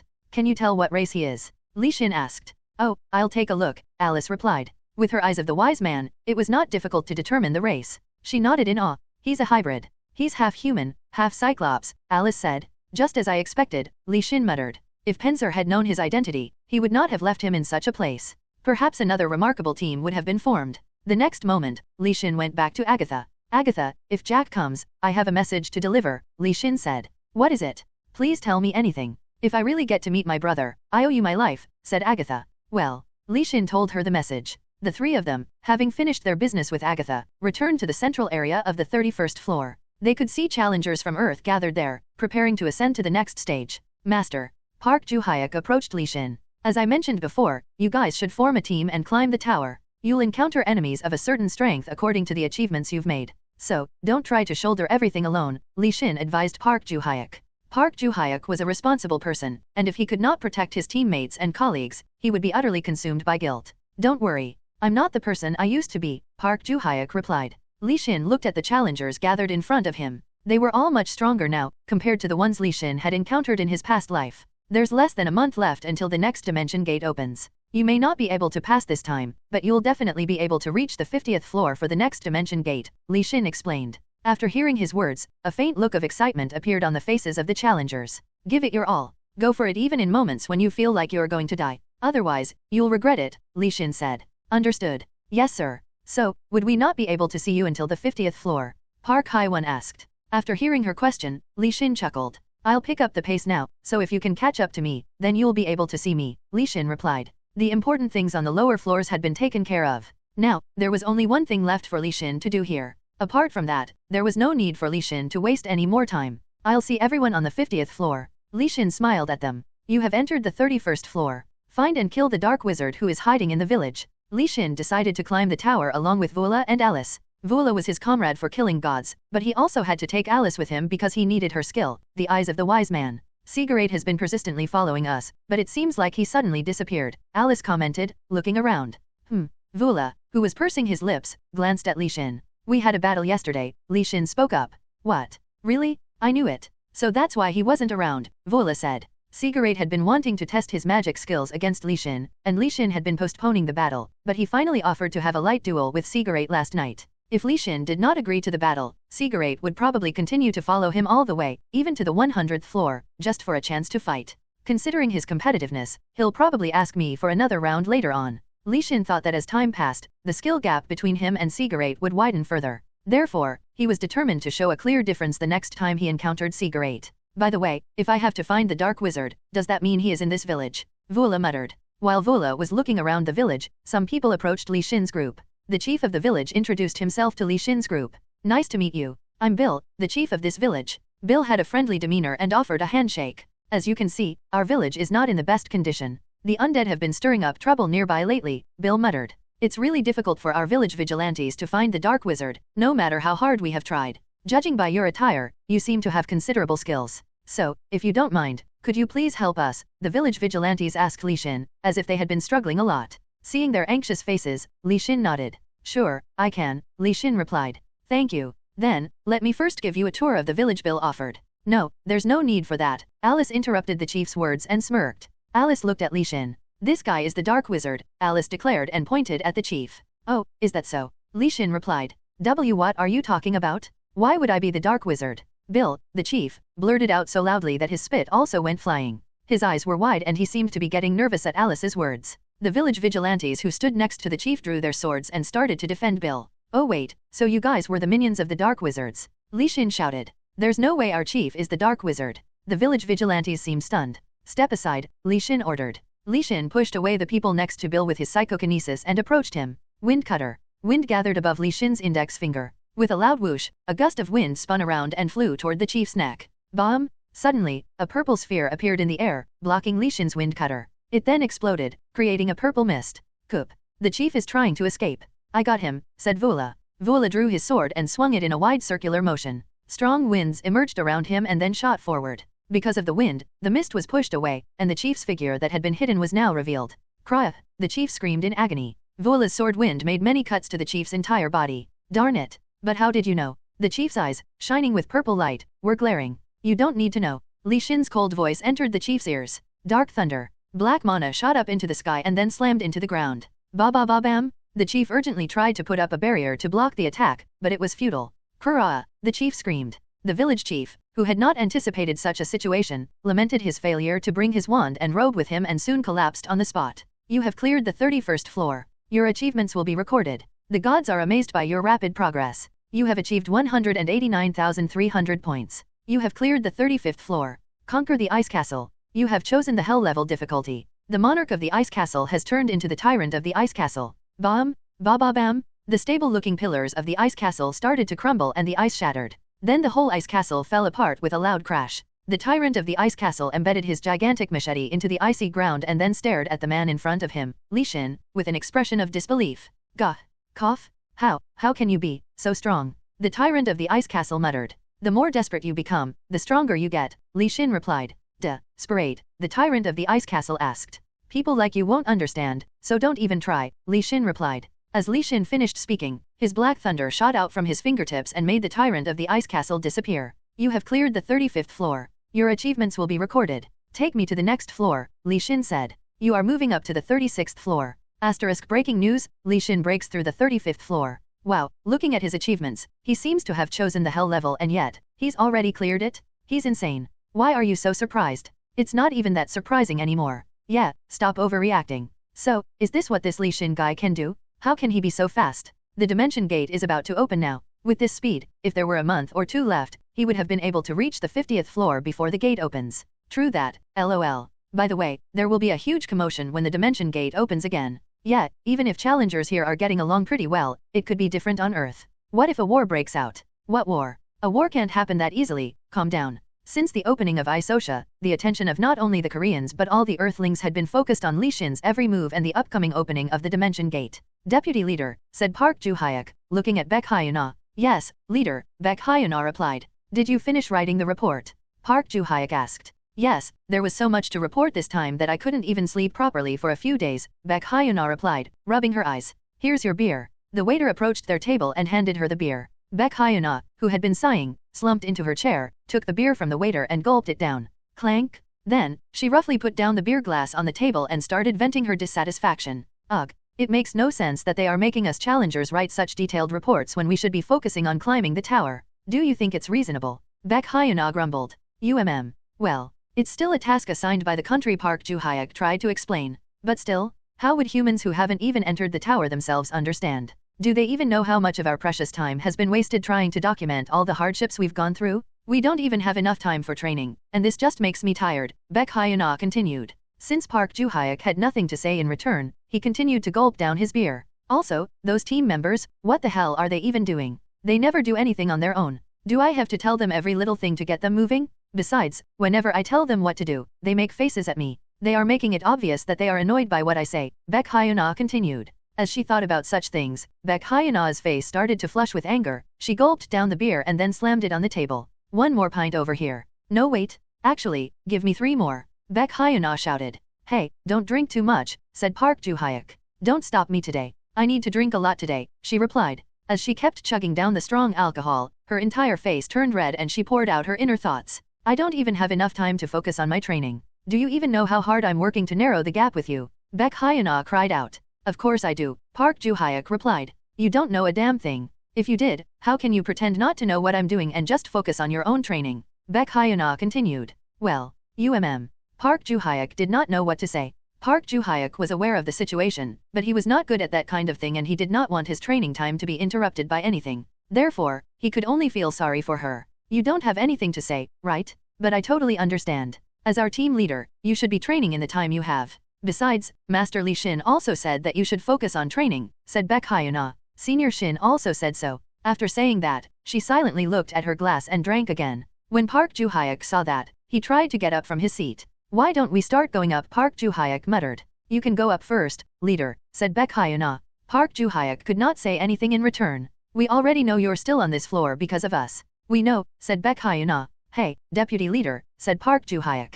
Can I please have more beer? Baek Hyuna shouted. I told you to stop drinking, said Park Ju-hyuk. Although Park Ju-hyuk tried to hold her back, she continued to drink without saying a word. What she said to Park Ju-hyuk just now was what she actually had been wanting to say for a long time. Her previous tantrums all stemmed from this concern. She did not want to become a team member who was an obstacle to the team leader's growth. Since she knew how painful it would be, she trained and worked hard like crazy to not get in the way. However, Master Li Xin was climbing the tower at an incredible speed, and Baek Hyun, Park Hye-won, Kim Kong-chun, Shin Hanul, and others were following him very closely. Unlike these people who were preparing to challenge themselves on the 35th floor, the team leader, Park Ju-hyuk, had only managed to complete the 33rd floor. In fact, the reason behind this was the team members who were lagging behind and struggling to go up faster. Leader, Baek Hyuna called out. Deputy leader. Park Ju-hyuk shouted really loud. His shout drew the attention of others inside the pub. Hey, take your lover's quarrel outside. You guys are too loud. A gigantic drunk person sitting at a nearby table was irritated and started yelling at Park Ju-hyuk. However, when he saw Ju-hyuk ignoring him, he got angry and got up from his seat. This damn bastard. Wait a minute, it's him? Park Ju-hyuk, another person sitting at the same table as the man shouted. Park Ju-hyuk. The man tried to recall who he was. Yeah, remember the challenger who defeated that crazy monster, Heracles, single-handedly. The person sitting at the same table reminded him. Huh? Seriously? Startled by his comrade's words, the gigantic person stopped moving forward and returned to his spot. Is that true that he defeated Heracles on his own? How can that tiny human defeat Heracles? Besides, I think I also heard that Heracles inherited divine blood or something, said the man. I don't know either. But there were plenty of witnesses. If I didn't stop you just now, things would have turned out badly, said his comrade. A while ago, Park Ju-hyuk got into an argument with a challenger named Heracles, and he defeated Heracles on his own. Of course, Park Ju-hyuk was also severely injured, but he won the fight, and the news spread.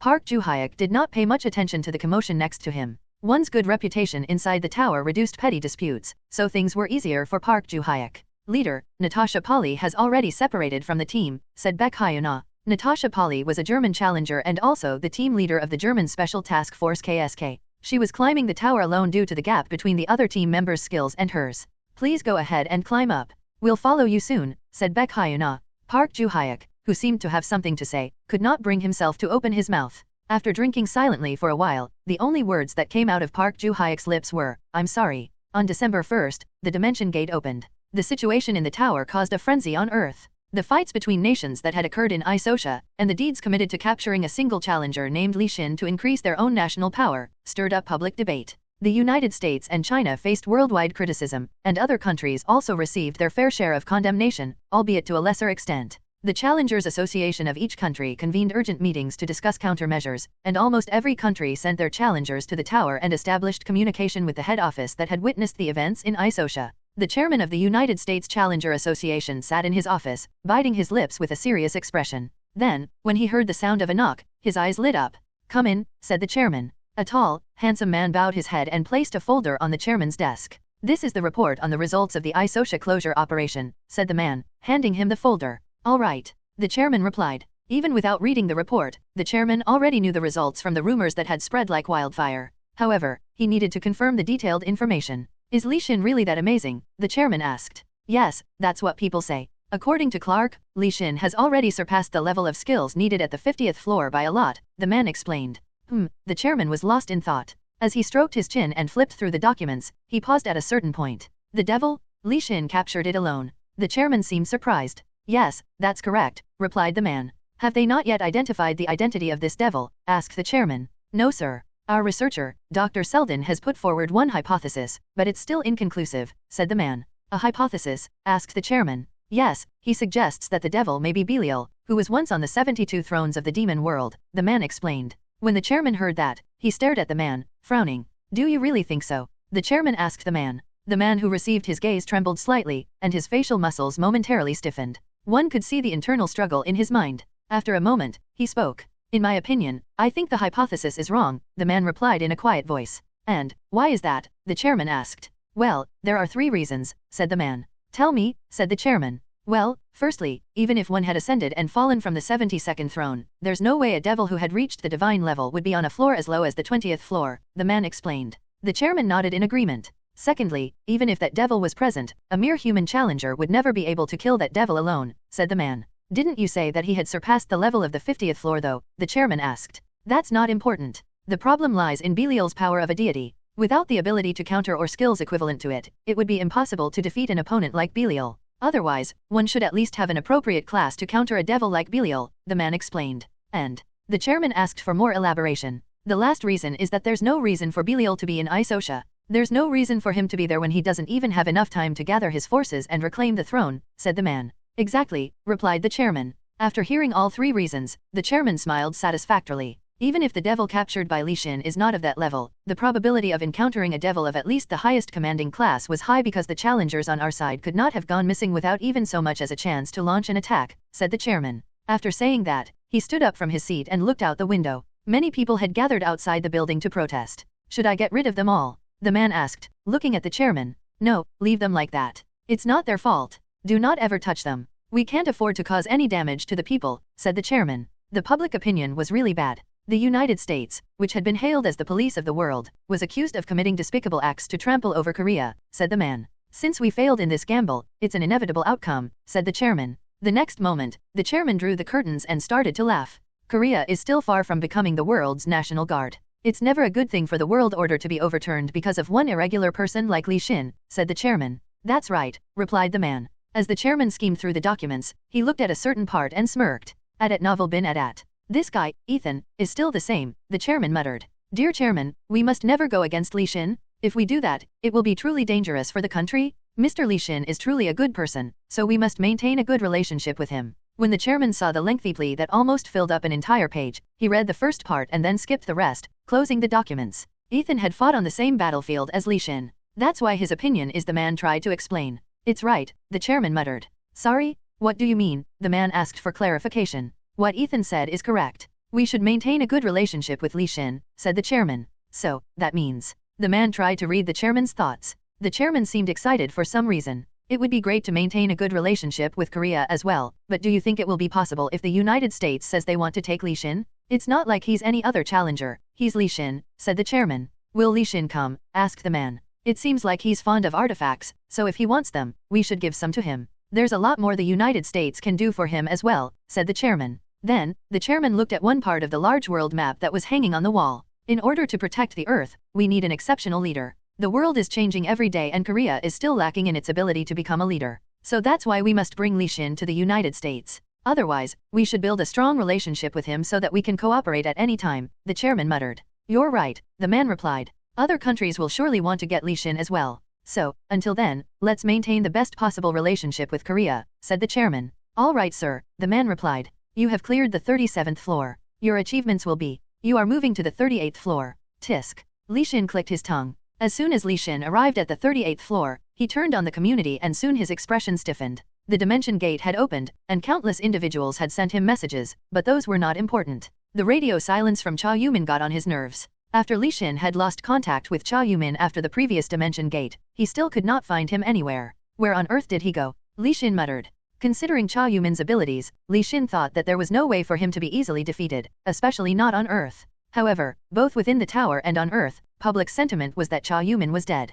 Could he really be dead? Li Xin could not believe that. On the day when Cha Yumin left the first floor, Li Xin did not see death anywhere near him. Granted, back then, Li Xin's ability to predict death was limited and was at a level where he could not predict future deaths yet. That could be the reason why he could not sense his death. Since then, Li Xin had been searching for information on Cha Yumin's whereabouts, but he had not found anything yet. Besides, the challengers who had climbed the tower with him, such as Xin Ji-wen and Baek Kong-woo, could not be reached as well. Still, it was too early to think that he was dead if Li Xin did not see the dead body with his own eyes. Well, at this point, all I can do is to achieve my goal before the next dimension gate. It was something that Li Xin had to do, no matter what. Therefore, he just had to quickly climb the tower. The dimension gate finally closed. There had been a number of intense political fights between countries, and negotiations were always ongoing, but Li Xin's influence had made everything progress rapidly. That was because challengers from various countries, who had more potential to become future rankers compared to even those currently at the upper levels of the tower, had given Li Xin their support. Even the stubborn president of the United States had given in, thanks to the strong influence of one of the most powerful individuals in the world, currently the chairman of the United States Challengers Association. The chairman had also pressured other countries to give in, and as a result, the issue that had stirred the whole world up was quickly stamped out. Jian Jae-yong, the chairman of the Korean Challengers Association, was relieved of the pressure he had been under, due to the damage that had been inflicted on the Korean challengers during the closure of Isosha, and the disappearance of Cha Yumin. Our interaction with Mr. Li Xin ends today, said the deputy chairman of the Challengers Association. Yes, as you know, for nearly 3 years, Korea has been mired in a time of crisis and yet also opportunity. Thanks to a challenger named Li Xin, the reputation of Korea has become even stronger than before, replied the chairman of the Korean Challengers Association. Can we really trust his words though? The deputy chairman asked. We have no choice but to trust him. To be honest, who we trust is not Li Xin, but our colleagues, who trust Li Xin, replied the chairman. The deputy chairman, Shin Hyun-woo, still found it difficult to get a good grasp of Li Xin. He had been a boss of the tower, suddenly became a challenger, and Korean challengers were following him unquestioningly. In fact, even challengers from other countries were following him. Although this situation was not something he could easily understand, he decided to avoid jumping to conclusions until he met Li Xin in person. So far, Li Xin's actions had not harmed Korea in any way. Chairman, Mr. Li Xin said he will definitely come out when the next dimension gate opens. How do you think the situation will change when he shows up? The deputy chairman asked. Jian Jae-yong sipped his coffee. When the next dimension gate opens, not only Li Xin, but also the other challengers who are currently climbing with top-level achievements under their belts will all come out. And when that happens, we will be able to cope with whatever changes that come our way, said Jian Jae-yong. Mr. Li Xin said that there could be a big crisis on the Earth after the next dimension gate, said the deputy chairman. Yes, that's right. He suggested that the people of Earth unite and cooperate. The chairman, Jian Jae-yong, replied in a low voice that was filled with concern. What do you think that big crisis is going to be about, deputy chairman? Would this have something to do with reverse? The deputy master replied. Well, it could be, but I don't think so. He seemed more interested in learning about the reverse from us, the chairman replied. Reverse was a group of insane individuals with the ambition to turn the world upside down. They held distorted beliefs that challengers should become the mainstream society in the world. Although they haven't been revealing themselves much in public, their actions have been becoming bolder and more reckless. And the chairman paused for a second. There's a high probability that Cha Yumin's disappearance has to do with them, the deputy chairman added. We don't even know what changes will come after the next dimension gate. Li Xin only advised us to prepare for that time. That's why we need to be prepared, the chairman replied. Jian Jae-yong grabbed his coffee cup tightly and gritted his teeth. The coffee almost spilled out. After this dimension gate, other countries had no choice but to cooperate with Korea, Jian Jae-yong continued. Yes, that's correct, the deputy chairman replied. We must capture those damn bastards of reverse. Send letters of cooperation to other countries, organize teams of challengers from each country to track down their headquarters and launch an attack, the chairman ordered. All right, sir. The United States, Japan, Germany, France, Turkey, and a few other countries have already expressed their willingness to cooperate, so I will take action immediately, the deputy chairman replied. Good. We must rescue Cha Yumin before the next dimension gate. And through this operation, we must also strengthen our relationships with other countries, the chairman added. You have entered the 49th floor. Defeat the commanding class devil residing in the third realm. The desolate land was cracked due to the dry climate, and there was dust swirling around all across the land. The dark red sky stretched to the edge of the horizon. Amidst it all, a red moon, with a large eye, illuminated the ground. What's that? It's so eerie, Alice said, looking at the red moon in the sky. It's Cecil Ravager, Li Xin answered. Huh? Cecil Ravager? What's that? Alice asked. It's a blind destroyer. That's how we referred to it, Li Xin replied. Looking up at the sky, Li Xin furrowed his eyebrows at the strong moonlight and then looked down at the ground again. It's just a peculiar-looking moon, isn't it? I don't understand what you're saying, Vula commented. Don't worry about it. It's literally a blind one, Li Xin said. Cecil Ravager was a moon that illuminated the entire demon world with the help of the power of the demon god. Normally, it only lit up the demon world in its blind state, but if something significant enough occurred in the demon world, it would change and start making more moves. These guys won't come into Cecil Ravager's field of vision anyway. Li Xin ignored Vula's words and walked past them. It's been a while since I've come to the demon world. At novel bin at. This stage on the 49th floor was different from the previous stages in that the demon world here was not a created world but an actual dimension. This stage, just before the 50th floor, was where the largest number of challengers died. The condition to clear the stage was not the difficult part, but since the demon world itself had too many unexpected variables, the weakest challengers could clear the stage as much as the unbelievably strong challengers could die here. I'm only in the first realm. Since I have to pass many realms, I'll have to hurry up a bit. Currently, Li Xin's party was summoned to the first realm, the lowest floor of the demon world. To meet the commanding class mentioned in the system message earlier, they had to reach at least the third realm. Moreover, Li Xin's goal for this stage was much higher than that, so he really had to hurry. Ahem. The stuffy air and stale atmosphere were disturbing to Vola and Alice. As Vola and Alice followed Li Xin, they did not stop grumbling, as if they could not adapt to this new environment. This isn't a place where we can stay for long, said Vola. This is the worst dimension I've ever experienced. Alice complained. As they walked, hoping for something to appear quickly, they saw a small village in the distance. There were poorly constructed houses made of rocks. There were several such houses, and a demon was passing by. It's a demon, Vola muttered. Capture it, Vola. Li Xin ordered. Shut up. Do you think I'm your servant or something? Vola got angry. If we miss the demon like this, you'll be responsible for it, said Li Xin. That's not my responsibility, Vola replied with an annoyed voice. SHH. Without hesitation, Li Xin entered the village. Not a single fence was properly established in this place. The demon, who was working hard at digging the ground, froze upon seeing Li Xin and his group. Who are you guys? The demon asked. Why are you digging the ground? Vola asked out of genuine curiosity. When you dig the ground, stones infused with mana appear. We're searching for those, the demon replied. What's so good about those stones? Alice asked. If you sleep on these stones, you'll feel good, the demon replied. Are you serious? Is it really because of that? Alice asked. Alice could not believe that, so after looking at the demon for a while, she turned to Li Xin. Do stones like those really appear if you dig like that? Alice asked Li Xin. Well, if they dig hard enough, one or two might appear, Li Xin replied. So they actually do appear, Alice muttered. But who are you guys? You're not demons, so you guys must be from a different dimension, right? The demon asked. After a lengthy conversation, the demon became wary of Li Xin and his group. We're humans and we're looking for a door to the second realm. Have you ever seen one? Li Xin replied. Humans? I'm seeing humans for the first time in my life. If you're going to the second realm out of idle curiosity, you'll be attacked by others and die immediately, the demon replied. Why are you cursing us? Vola frowned at the demon. I don't even know how weaklings like humans managed to come this far, but go back quietly to where you came from. It's not a place for the weaklings like you guys. Seeing how Vola seemed upset by the demon's words, Alice, who called him from behind, murmured softly. But he seems like a nice guy, doesn't he? He's just telling us to go back because he's worried for our safety, said Alice. Now that I think about it, that's true, Vola replied. These guys don't know anything, Li Xin murmured. Li Xin laughed at their words and approached the demon. Well, then tell us how we can return to the human realm, Li Xin said. Oh, I know how, the demon replied. After saying that, the demon hurriedly went into his house and came back with a few dark leaves. Eat this. I've met humans a few times before, so I know. If you eat this, a path to the human realm will appear, said the demon. The demon confidently offered the leaves as if he were doing them a great favor. However, Alice became increasingly suspicious at his attitude. What are you talking about? Earlier, you said you saw humans for the first time, said Alice. Did I say that? I think I misspoke earlier. Trust me. If you eat this, you can return to the human realm, said the demon. Even though his lie was exposed, the demon changed his stance without a hint of nervousness, confidently offering the leaves. Alice, unable to hide her displeasure at the blatant lie, glared at him. Shut up.